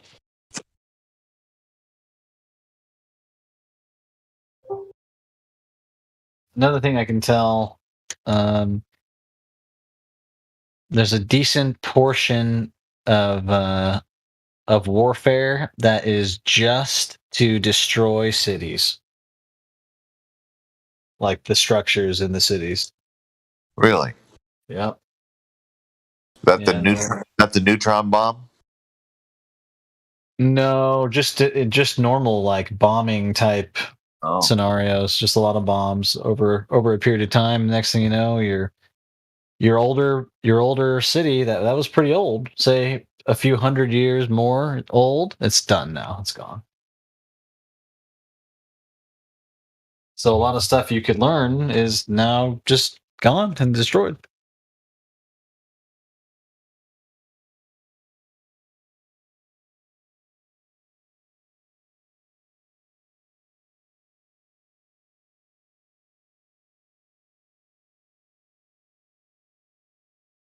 Yeah, there's some good before and after pictures of the war on terror. Okay. And the cities are leveled. Oh. Yeah. Leveled. Pretty crazy. What time is it? You're out there in California time, so Not even one. You got 2 hours on me. Yeah, it's late where you are. It is. But it's not very late where I'm at. Yeah, you're a youngster. So well, I work really late, so I've only been off of work for like an hour and a half. I see. What are you gonna do? You're gonna go on the Discord and talk about dinosaurs and old military movies. Well, I'm certainly not going to talk about things that don't exist, like curvature. Curvature. Curvature of the Earth. I'm going to be one of the only few that points out that there is not even a debate. It is just a story. I'm going to just stick to that. There are priests that you can go research, and if you use your critical thinking skills, you'll figure out that they cannot be trusted, these priests. And it's pretty much that simple. I mean, Catholic Church. I'm sorry, exactly. It's you're nailing it with the Catholic Church, man. The Catholic Church it's Lucifer's church. It's been proven. Yeah. I mean, the Protestants, with Luther and Calvin, tried to push back a little bit, and there was some really good Protestants out there trying to push back. But the Catholic Church, the Catholic Church just waited for the Protestant Reformation to die out, and then they started back up. And then when George Lamette got his thing going, and since Lamette brought the Big Bang, it's been downhill. I mean, it's been downhill for a long time, but it's been like, oh my goodness. Plus, they have the direct connection to Rome, don't they? Yeah. How do you get around that? Yeah, all paths do lead to Rome. Yep. Yep. So I mean, it's just that the Catholic Church is it's a big part in this, and it's really easy to see once you have the eyes. You'll take you 10 minutes, and you'll be like, "Whoa, the Vatican is." It's something I didn't know. That's all I'll say. Go ahead and research the Vatican. It's worth it. It's something real. It's a real structure. People use it, and many, many people use it. All of this can be verified. Yep. Yeah, I mean? Good stuff. I had a pastor that my mom and dad got me to go drive and hear, and Bruce Dunn was his name, in Peoria, Illinois. He was known for his anti-Catholic stance. And it's like, oh well, yeah, I maybe got that a little bit, but it's like, I hate to say this, but he was right. Yep. I hate to, because there's a lot of really great Catholic people out there, but it's just like the leadership. Yeah, totally. The leadership is just, oh my goodness.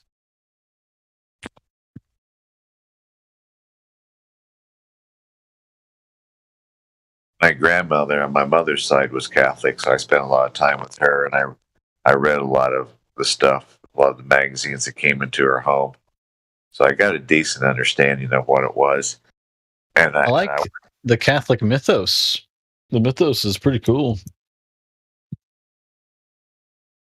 Yeah, you got your 7 deadly sins and all that kind of stuff, right? Isn't that Catholic? Yeah, I think Protestants.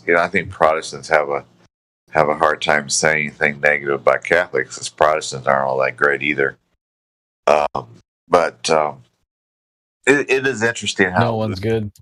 It's interesting how Luther came out and he did his 95 Theses, which I guess is 95 things that he didn't like about the Catholic Church, and then he didn't like the fact the Catholic Church was trying to sell salvation, repentance, because the Catholic Church didn't have much money. So when people went in to repent to their local priest, they had to pay money to do it. And so Luther, man, it's just crazy.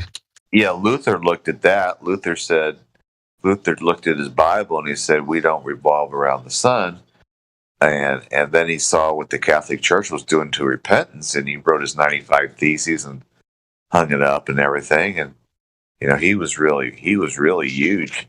And then here comes Calvin, John Calvin, and he says, you will see people who are so deranged that they see the sun, the earth moving around the sun. You will see that. You broke up a little bit there at the end. Oh, we lost him. The FBI got him.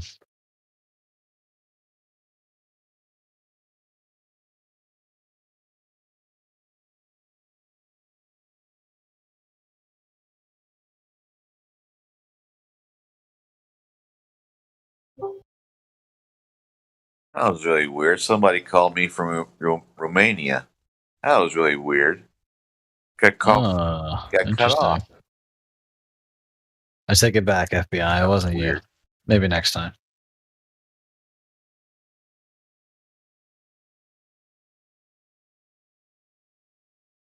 Romania is pretty Catholic, so somebody's probably calling me all ticked off. You said you answered it? Or you tried to?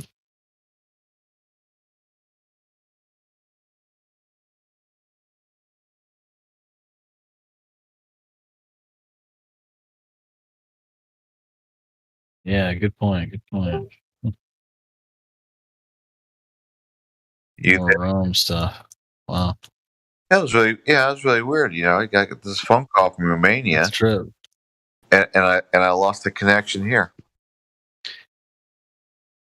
Yeah, there's always someone listening. No doubt.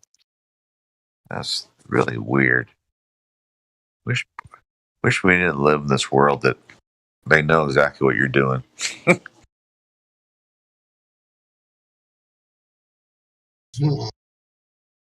Well, let them see the good. We gotta do the good stuff. The good. What's the saying? Fight the good fight. Yeah, fight the good fight, no matter what they say about you. And then if you don't want to fight the good fight and the evil's too much, just walk away and go do something else. I've been on TikTok since October 7th. And so less than 2 months. There's some really weird people over there. Oh man. I already know the origin. That's enough for me. I never even bothered. Yeah, I mean, there's some really, I mean, the paid globe shills are all over there. They're 25 to 40 years old, and they just lie through their teeth. They don't care. I may leave. I just may get out of there, and I don't know. It's hard to say.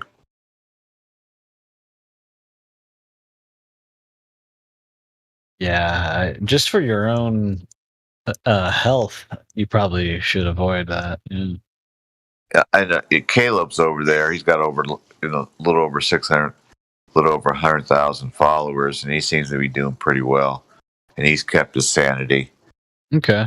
But he doesn't debate. He said he appreciates me getting out there and debating against people. And I guess if you're using it for your own information and that kind of thing, it's good. But if you're using it to see other people's content, I would avoid. Oh, it's terrible. Caleb. There'd be some decent people out there. Caleb said he liked to learn how to debate, but because he watched the debate that I did last Sunday, and he said he wished he could do it. And I'm kind of going. I'm about ready to say, forget it. Don't even try. Because the people that are watching are weirdos. They're global. They're globe people because there are the globe shills over there that have 200,000, 300,000, 500,000 followers, and so all the debates are you're a flat earther, but they're being watched by the majority of globers, and so you get some really, really bad comments. And obviously, you always lose because everybody's a glober. So it's just the weirdest thing. It just creeps me out. So I don't know. I think that does sound crazy, though. I do want to debate people like Matthew. I like to debate Matthew, but you can only debate Matthew so much. But it's just like once you get past Matthew on Discord, they start getting weird again. I mean, it's just like they get weird. I mean, Matthew's a big glober, but he's not weird.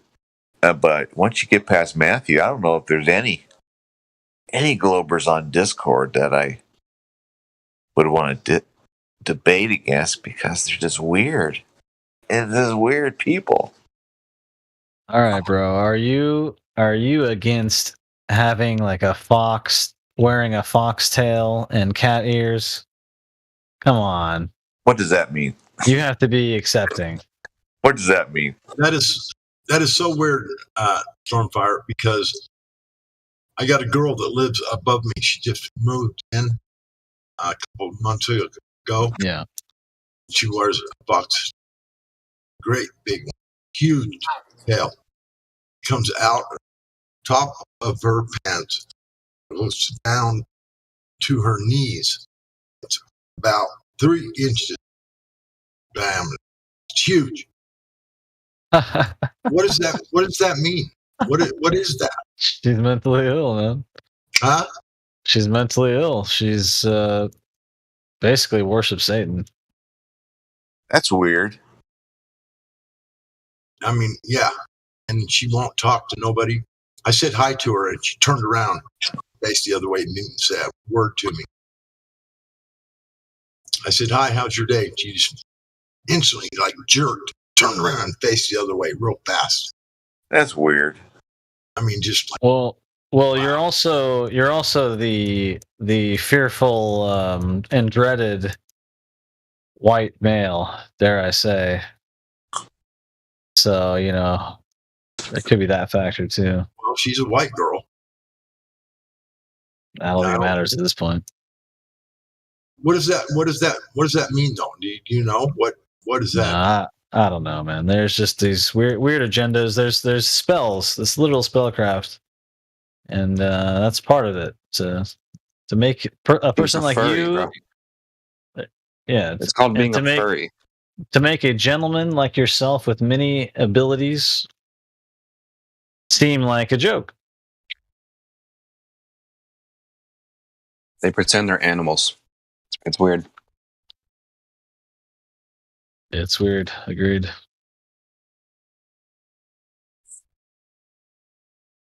It's fantasy. It's fully connected to the globe model. To be honest, the globe turns you into a furry. She lives right above me, and she has no idea what living apartment. Like she stomps everywhere she goes. She's so heavy-footed. It's just like boom, boom, boom, boom across the Is she ceiling. fat? No, she's kind of a big girl, but she's not fat. Okay. But anyway, and she slams her toilet lid down every time she uses a toilet. She takes the lid and just slams it. Just bang, bang, bang, bang, bang.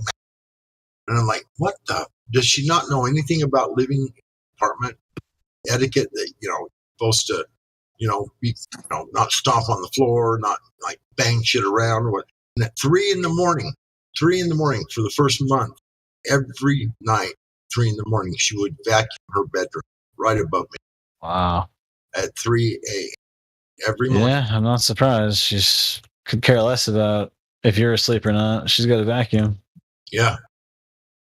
3 in the morning? It's rough. I mean, I'm just like, wow.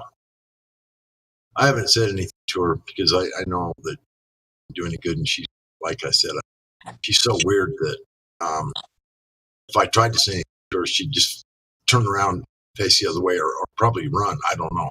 Weird. Weirdest thing I've ever seen. There's a certain amount of the people, man, that it has to do with like this anxiety, medication, fantasy combination where all their life is just content of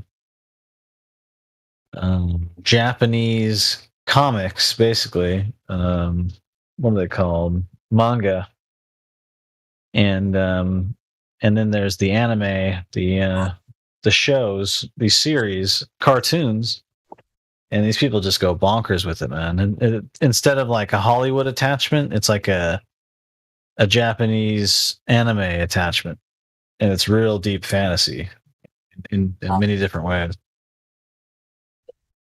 Wow. Well, I never seen nothing like it. Weirdest thing I've ever seen. Not the worst thing I've ever seen. One of them. Very, very strange. Very strange.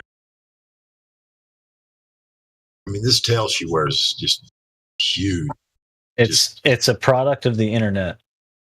That's what it is. You're going to see products of the internet.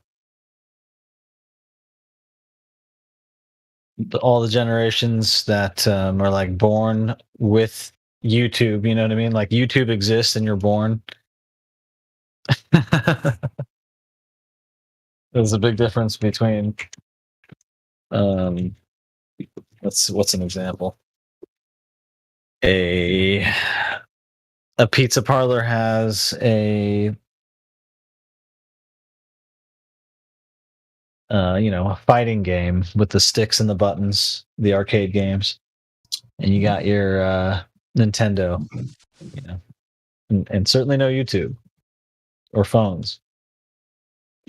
But the content is it just doesn't end. It's actually propaganda. Ultimately, it's propaganda.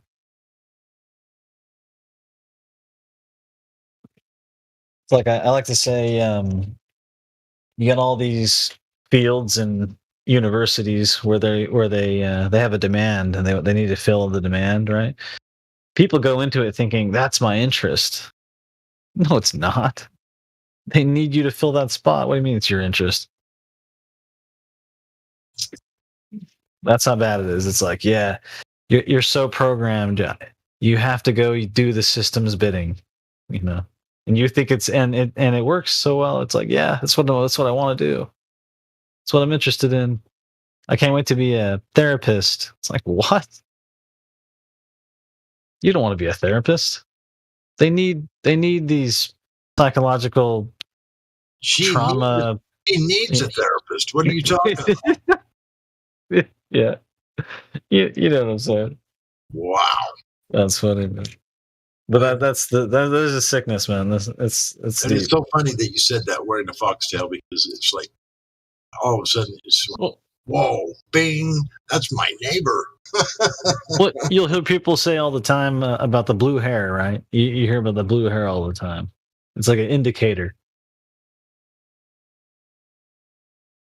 Well, I get that part, but what is it indicating? This is like a more common than a foxtail. Foxtail, that's out there. That's deep. Boy, I'll say. It's big. That's what her foxtail is. It ain't no little tiny. It is humongous. I'll bet it's at least 2 feet long. Maybe longer. Probably a little longer. Goes up, curls, and goes down all the way to the back of the face. It's huge. Fucking huge tail.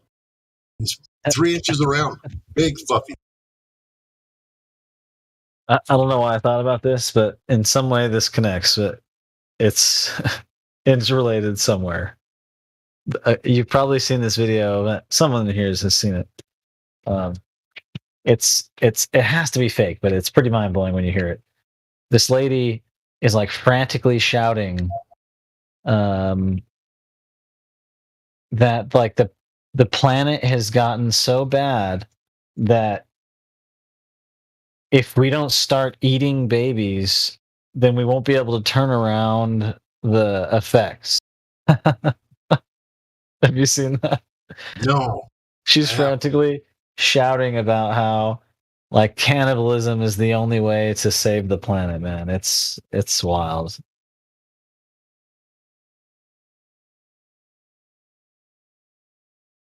But it just goes to show, like, if there's people that could get to that level, I hope it's not real, but it's like a real video, but I hope it's like like she was put on to do this act, Oh, I think it's real. I think it's going on now. I'm sure of it. But I mean, what kind of illness is that to admit that, like, well, at this point, if you're born and you're born right into a meal, you know what I mean? That's what she's admitting. There's no way that her faculties could be that gone. That's just, oh man. What fuck? Big old foxtail out of her ass.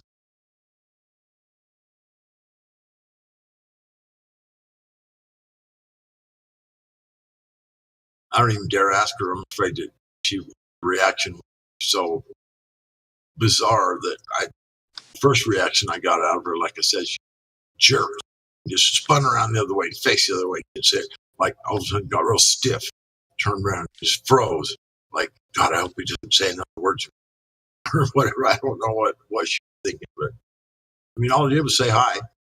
Hey, how are you? She spun around, like face the other way, just froze, and I'm just thinking to myself,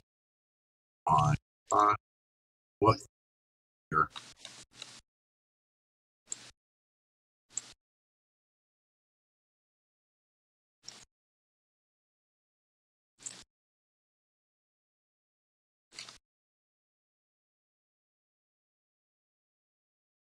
It's so weird you said that. I mean, because it's just like, what?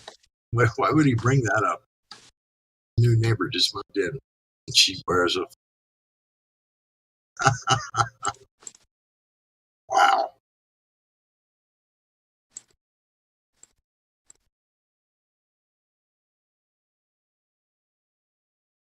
And I'm not trying to be rude, but she's anything but foxy.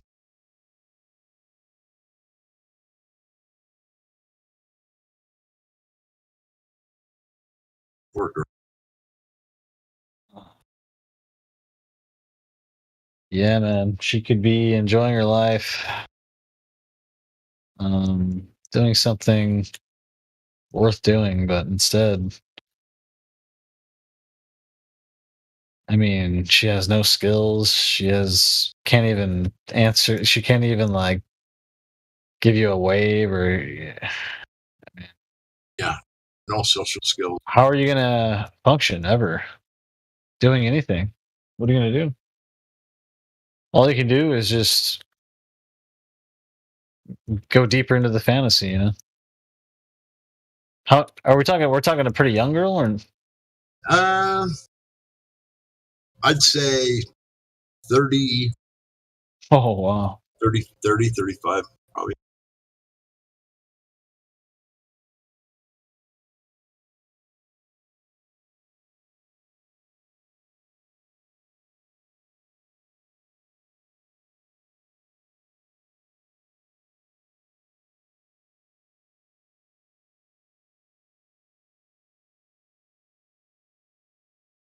Very strange. That's all I know. I really don't want to know more. That was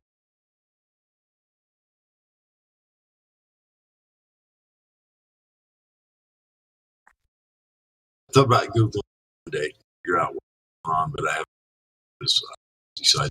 I don't need to know about it. I think you might be a little bit too far from your mic. You're cutting in and out. Oh, it's not. Sorry, it's not. Yeah, I'm using my webcam mic. It's a little tiny hole in the bottom of it. Right, I hear you. Yeah, if I don't speak right at it, it's out, or probably doesn't come in too good. Probably better now, right? Yeah, it is.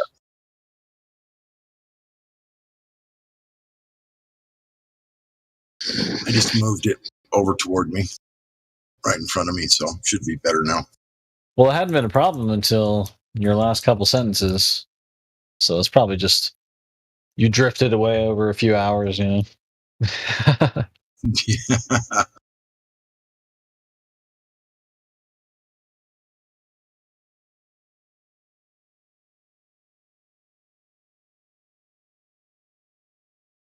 Well, it's 2 a.m. here.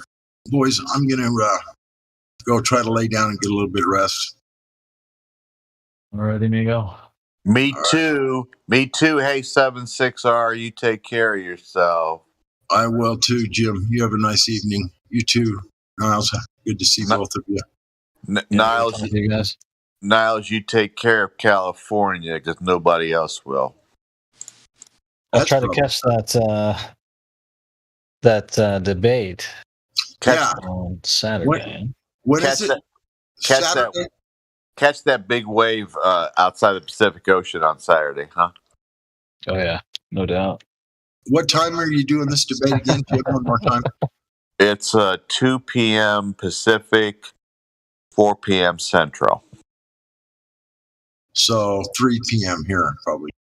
Yeah, you're right in between. Yeah, Mountain Time.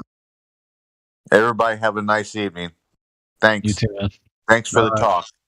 All right. You too, Jim. Have a good night. You See too. you later, Niles. Peace, amigo. Yep.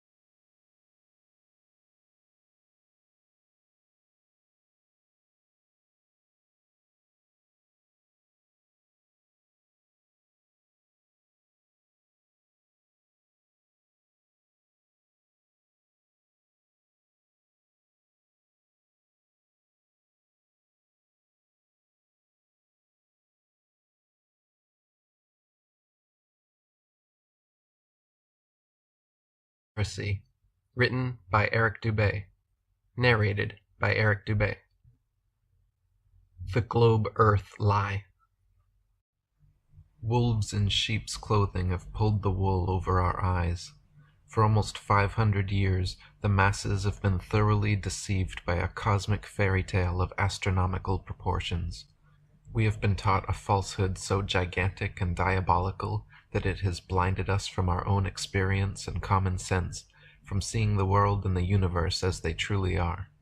Through pseudoscience books and programs, mass media and public education, universities and government propaganda, the world has been systematically brainwashed, slowly indoctrinated over centuries into the unquestioning belief of the greatest lie of all time.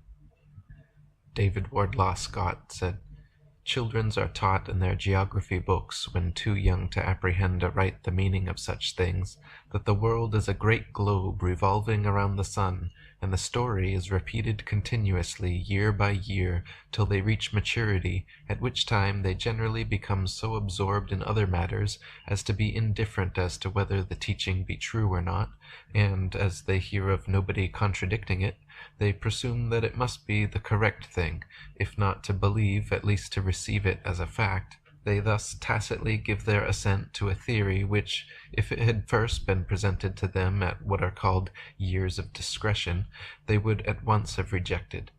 The consequences of evil teaching, whether in religion or in science, are far more disastrous than is generally supposed, especially in a luxurious, laissez-faire age like our own. The intellect becomes weakened, and the conscience seared. For 500 years, an elite cabal of sun worshippers has propagated this nihilistic, atheistic cosmology and cosmogony, unquestioningly believed by the vast majority of the world. We have been taught, contrary to all common sense and experience, that the seemingly motionless, flat earth beneath our feet is actually a massive, moving